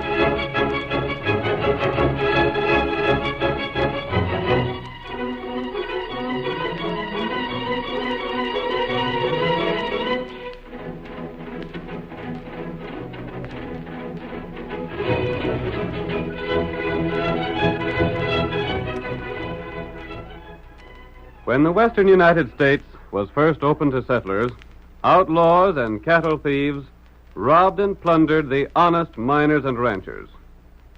It was many years before law and order was established on the frontier, and from the stories handed down to us by those early pioneers, we know that the masked rider of the plains led the fight for justice.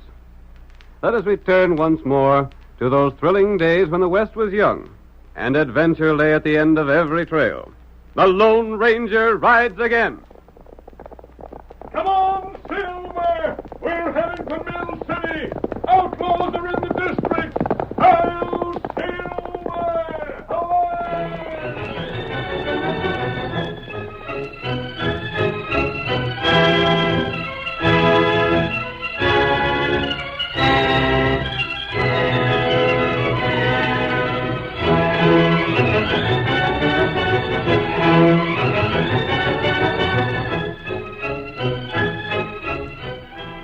Gold had been discovered near Danville, and the region boasted more than a dozen rich mines. But though the yellow metal brought prosperity, it also brought trouble. The stage carrying the gold to Mill City was held up several times, and the robberies continued in the face of every effort to stop them. As our story opens, we see a group of outlaws taking shelter in a ravine beside the stage trail. They are mounted, and the leader, Matt Klein, is speaking to his right-hand man, Squint Porter. You got your mask ready, Squint? Yeah. I'll slip it on before the stage gets in sight, Matt.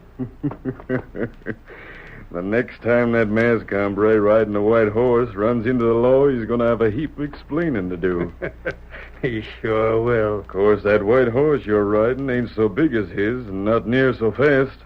But no stage driver looking into the business end of a six-shooter is going to pay any mind to details like that. I'll bet my saddle he won't. It'd be better yet if we had a redskin working with us like he's got.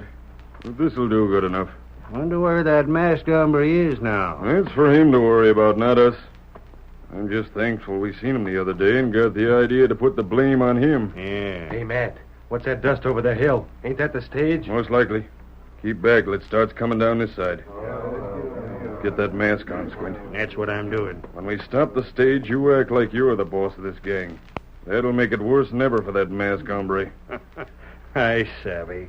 There it is on top of the hill now. Yeah. Quiet, fellas.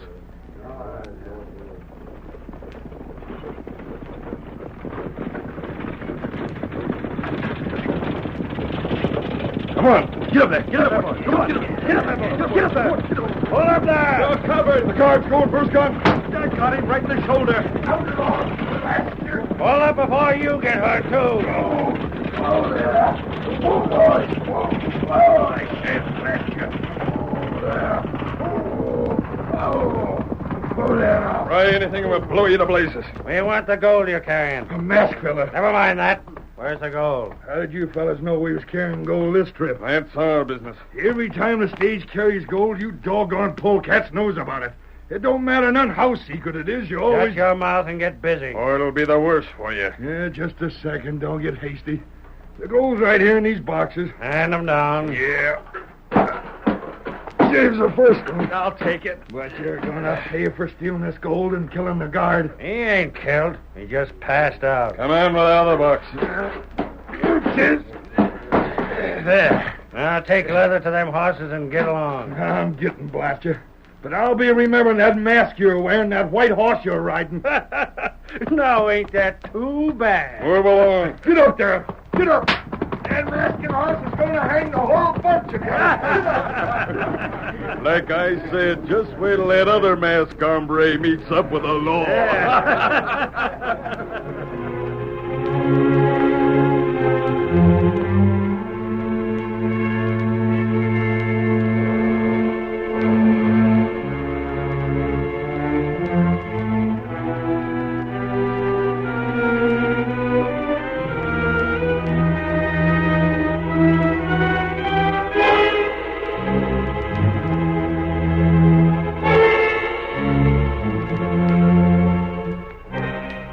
Jake Faust was not only the agent for the stage company in Mill City, he edited the town's weekly paper and raised fine horses on a ranch not far from town. We see him now, shortly after the holdup, in the office of Bill Abbott, the sheriff. With them are Ray Davis, a special investigator for the Wells Fargo Company, and Andy Symes, the sheriff's deputy.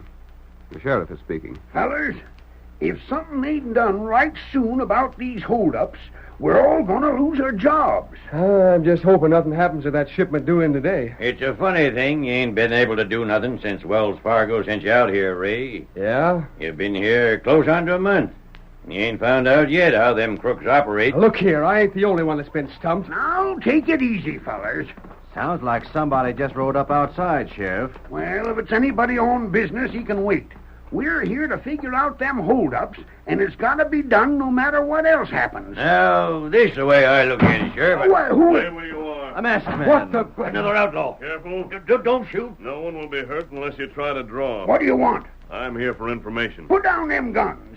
We ain't giving information to no mask hombre. I'm not an outlaw. Then what are you I want to wearing? help you. You're loco. We ain't fools enough to listen to any story like that. Wait.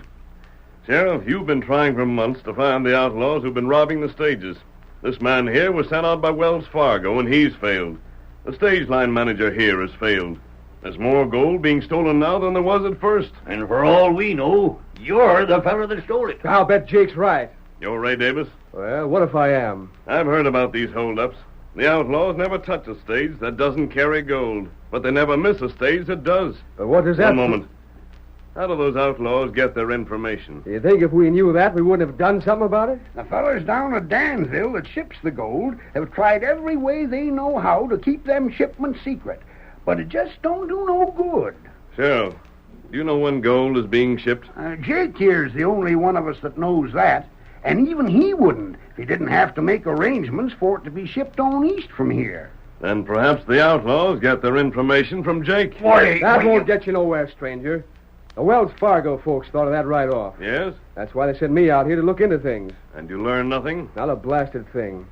Jake, you never knew it, but I trailed you for 3 weeks steady. There was 2 stages held up in that time.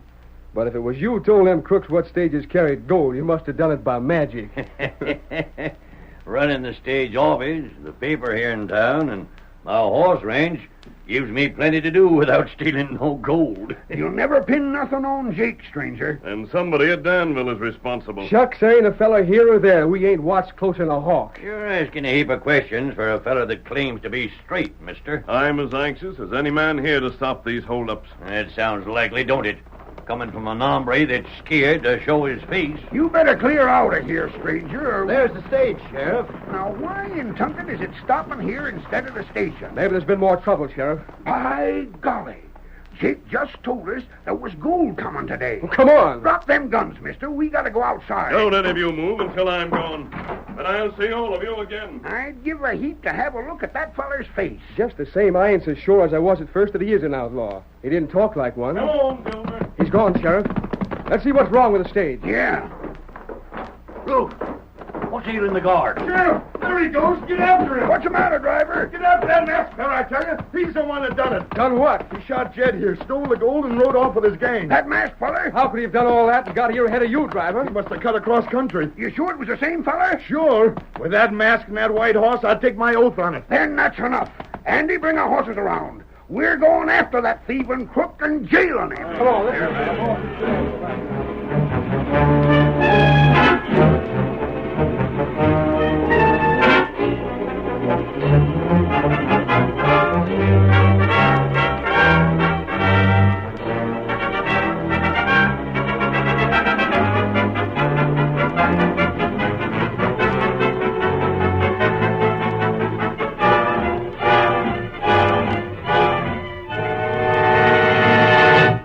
The sheriff and his posse attempted to pursue the Lone Ranger, but the great horse Silver soon carried his master to safety. At his hidden camp, he waited for his faithful Indian companion Tonto, who joined him finally with news of the latest holdup. Together they determined to visit the scene of the robbery and learn what they could. But now let us flash ahead to the camp of the outlaws. Their leader, Matt Klein, is speaking. You got the gold counted yet, Squint? Every darn penny of it. Yeah? How much was it? Over 5,000, boss. And that's not counting the share I put aside. Careful of name, Squint. Sorry, I was forgetting. Ain't nobody around these parts to hear us, but it's just a good idea to get used to not saying that name. One of us might make a slip sometime. And if that happened, we wouldn't have nobody to tell us when the gold is going to be shipped. Yeah. Did you send more to town? Uh-huh. He ought to be along soon. Maybe that's him. Yeah, there he is. Got the paper in his hand. Come here with that paper, Mort. Whoa there. Whoa. Any news? Plenty, Matt. Yeah. Let me see that paper myself. Yeah. Let's see. There ain't nothing about the holdup in it. Shucks. They wouldn't have had time to print nothing about that. Yeah, I guess that's so. Let me see now. Here we are.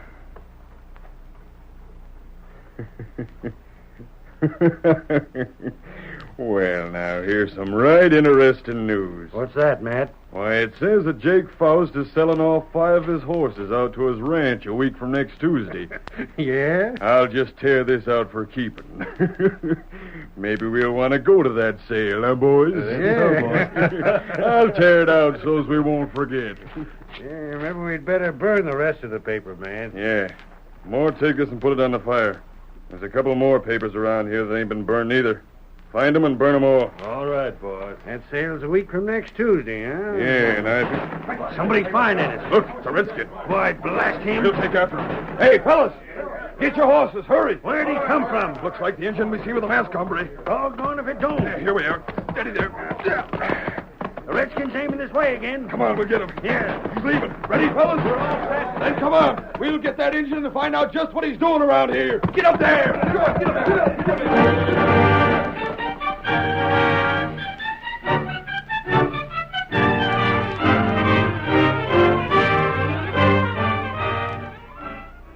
The curtain falls on the first act of our thrilling Lone Ranger drama. Before the next exciting scenes, please permit us to pause for just a few moments.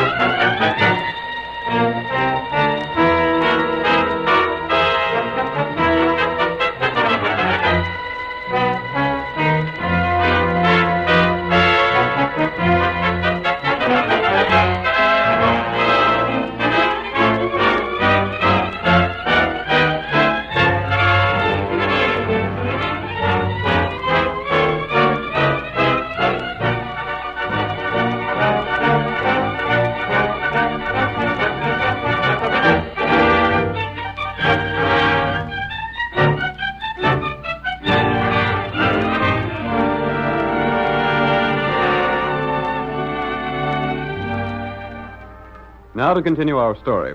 In spite of every effort to keep secret the date when gold was to be shipped from Danville to Mill City, the outlaws held up the stage whenever a shipment was on board. Matt Klein, leader of the gang, had one of his men wear a mask and ride a white horse, hoping to place the blame on the Lone Ranger. Later, the outlaws were fired upon by Tonto, and they pursued the Indian without success. We see them now as they return to their camp.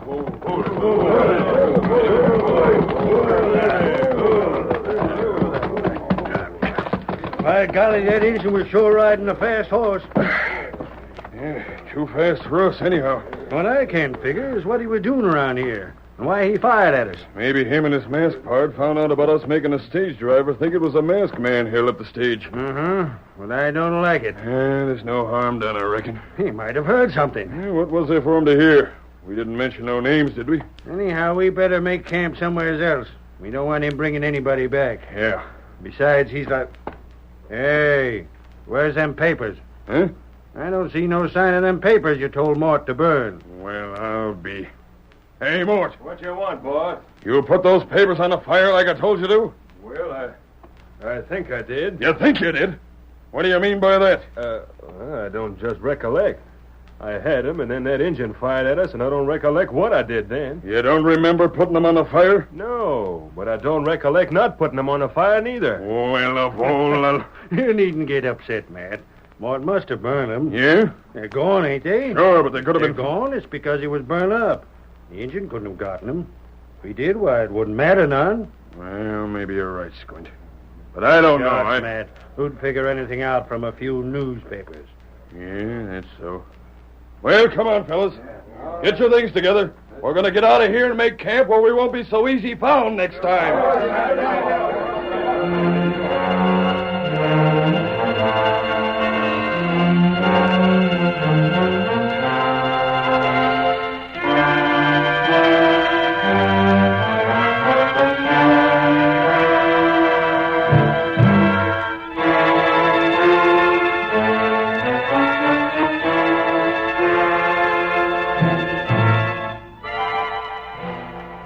It was the night of that same day that Jake Faust, stage line manager, newspaper editor, and rancher, worked alone in the office of the Mill City Bugle, editing the news for the next edition.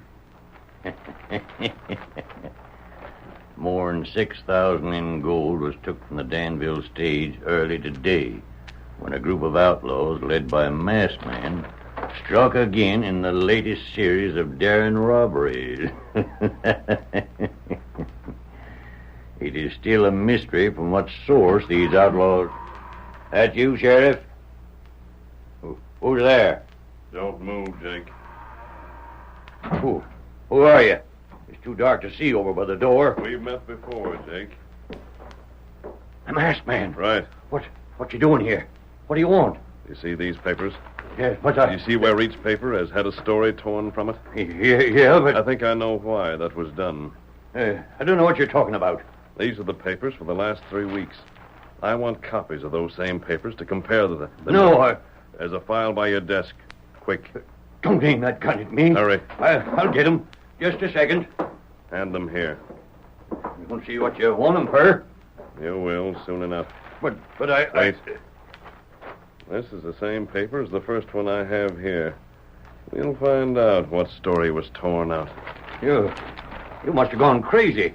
Today is Friday, and it says here that you were selling 6 horses from your ranch today. I did. My foreman sold them. Now look at the next paper. You advertised 10 horses for sale a week ago Saturday. And I sold them. I can prove it. There's one more paper. 3 weeks ago, Jake, you advertised 8 horses for sale. I can sell horses if I want to, can't I? I'm in the business, ain't I? Don't those dates mean anything else to you? What do you mean? I think you know what I mean as well as I do. This week's paper, the paper that was published today, says you're selling 5 horses a week from Tuesday. I am. No, you're not. But I tell you... Pick up your pen.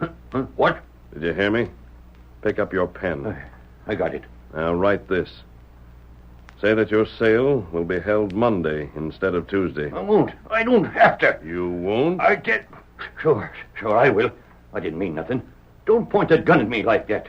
Write what I told you. Yeah. Sale be held Monday instead of Tuesday. There it is. Now get out of here and leave me be. You're not through yet, Jake. Take another piece of paper. I will. Good. Now leave a note for your printer, telling him you're called out of town suddenly. I can't do that. Now he's to print this correction you've just written. I guess I got to. You do. And when you finish that, you're coming with me. There, I wrote just what you said. So I see. Now get up. Whoa, what you going to do? I'm taking you along. Let go my arm. Come on. Me for this. Perhaps. I'll fix you. The sheriff will get you. Open your mouth to yell and I'll shoot. You ain't... Get in that saddle. Steady, Silver. I'll be hung for this. I doubt it, Jake. Hail, Silver!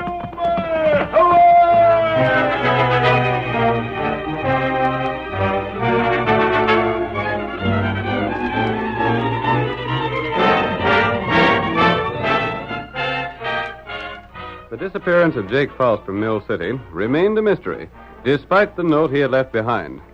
The sheriff asked questions of everyone, but learned nothing. We see him now more than a week later with his deputy Andy and the Wells Fargo investigator, Ray Davis. It's the blamedest thing I ever heard tell of. Jake just writes that note and leaves town without a word to nobody. I don't know what to think.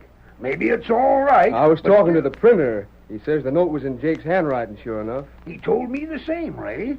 But that wasn't no way for Jake to leave. Stage line is liable to fire him for it. I can't help thinking that masked fella we seen might have had something to do with it. What makes you say that? Well, Jake was mighty free accusing him of being the stage robber. Shucks, the driver said the same, but the masked fella never done nothing to him. Yeah, but you're forgetting the driver didn't say it where that masked hombre could hear him. Andy, I figure you're plumb mistaken. Yeah? The masked fella is the leader of them crooks, all right, but what in blazes would he want Jake for? Well, and even if the masked fella did have some reason, he wouldn't... There's the masked fella now. He's just outside. Well, I'll be... Come on. Let's get him. Hold on there. You're under arrest. Get on your horses. He's riding off again. He won't get away from us this time. He ain't got the head start he had before. He's heading down the trail for Danville. Then it's the last trail he'll be riding for a spell. Get up there. Get up there. Get on. Get on there. Get up there.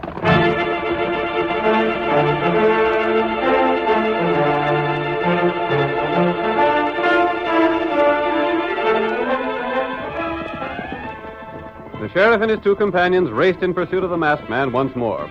But although the great white horse failed to outdistance them, they also failed to gain. We're keeping him in sight. Get up there, boy. Get up. Wonder why he don't leave the trail and cut off across country. I don't know, but he's going to wish he had.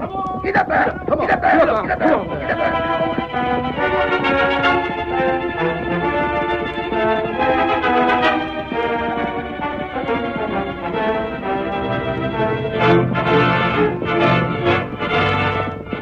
Almost half the distance to Danville had been covered when the sheriff and his companions saw two horsemen ride out from the side of the trail and join the Lone Ranger. Who are them two fellers? One's an Injun and... By golly, the other's Jake. Jake? You can see where his hands are tied to a saddle horn. Then it was the masked fella took him, just like I said. But we'll get him back. And when we do, the masked fella will be sitting in jail for the rest of his life. Get up there. Come on, boy.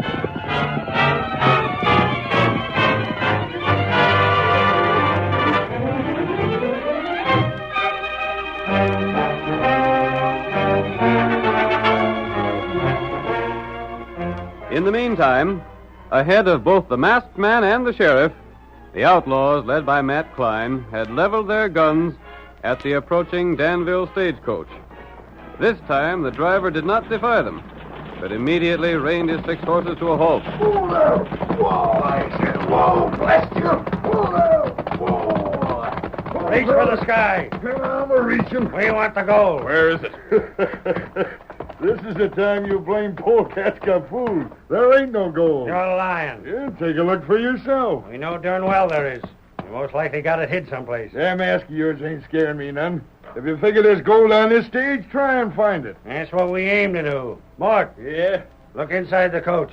If the gold ain't there, we'll make this maverick tell us where it's at. I'll have a look, Squint. Look all you're darn pleased. And while he's looking, suppose you look at these here shooting irons.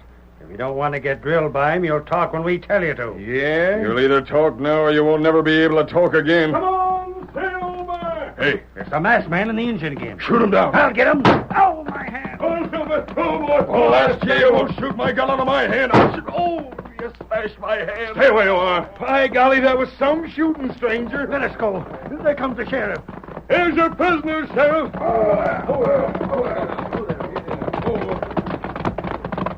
These are the men that have been holding up the stages. You don't have to tell us, stranger. We seen you get him. And they were caught holding up an empty stage. Empty? You could break up the stage and you still wouldn't find gold in it. But the paper said that... Still, Matt. Just a second.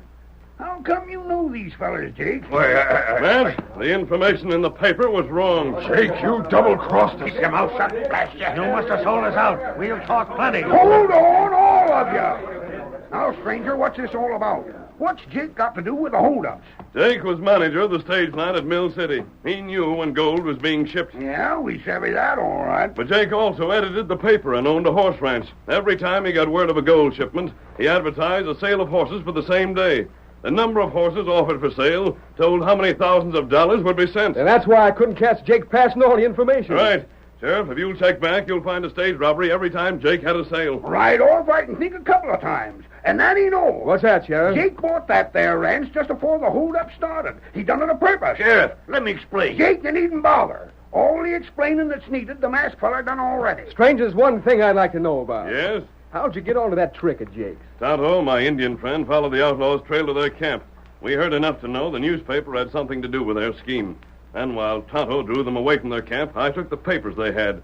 And every one had the notice of a sale torn out. Shucks, if you trailed them outlaws, you'd have let us know. But you believed I was an outlaw, and this man here in the mask was the reason. Yeah, we figured you to be an outlaw, all right, stranger. But I reckon you proved that two fellers, both wearing masks and riding white horses, can still be as different as they make them. Hey, wait! Let him go, Ray. He done what he set out to do, and if he don't want to wait to be thanked, why, I reckon that's his business. All right, you coyotes. You're going to jail, and you're going pronto.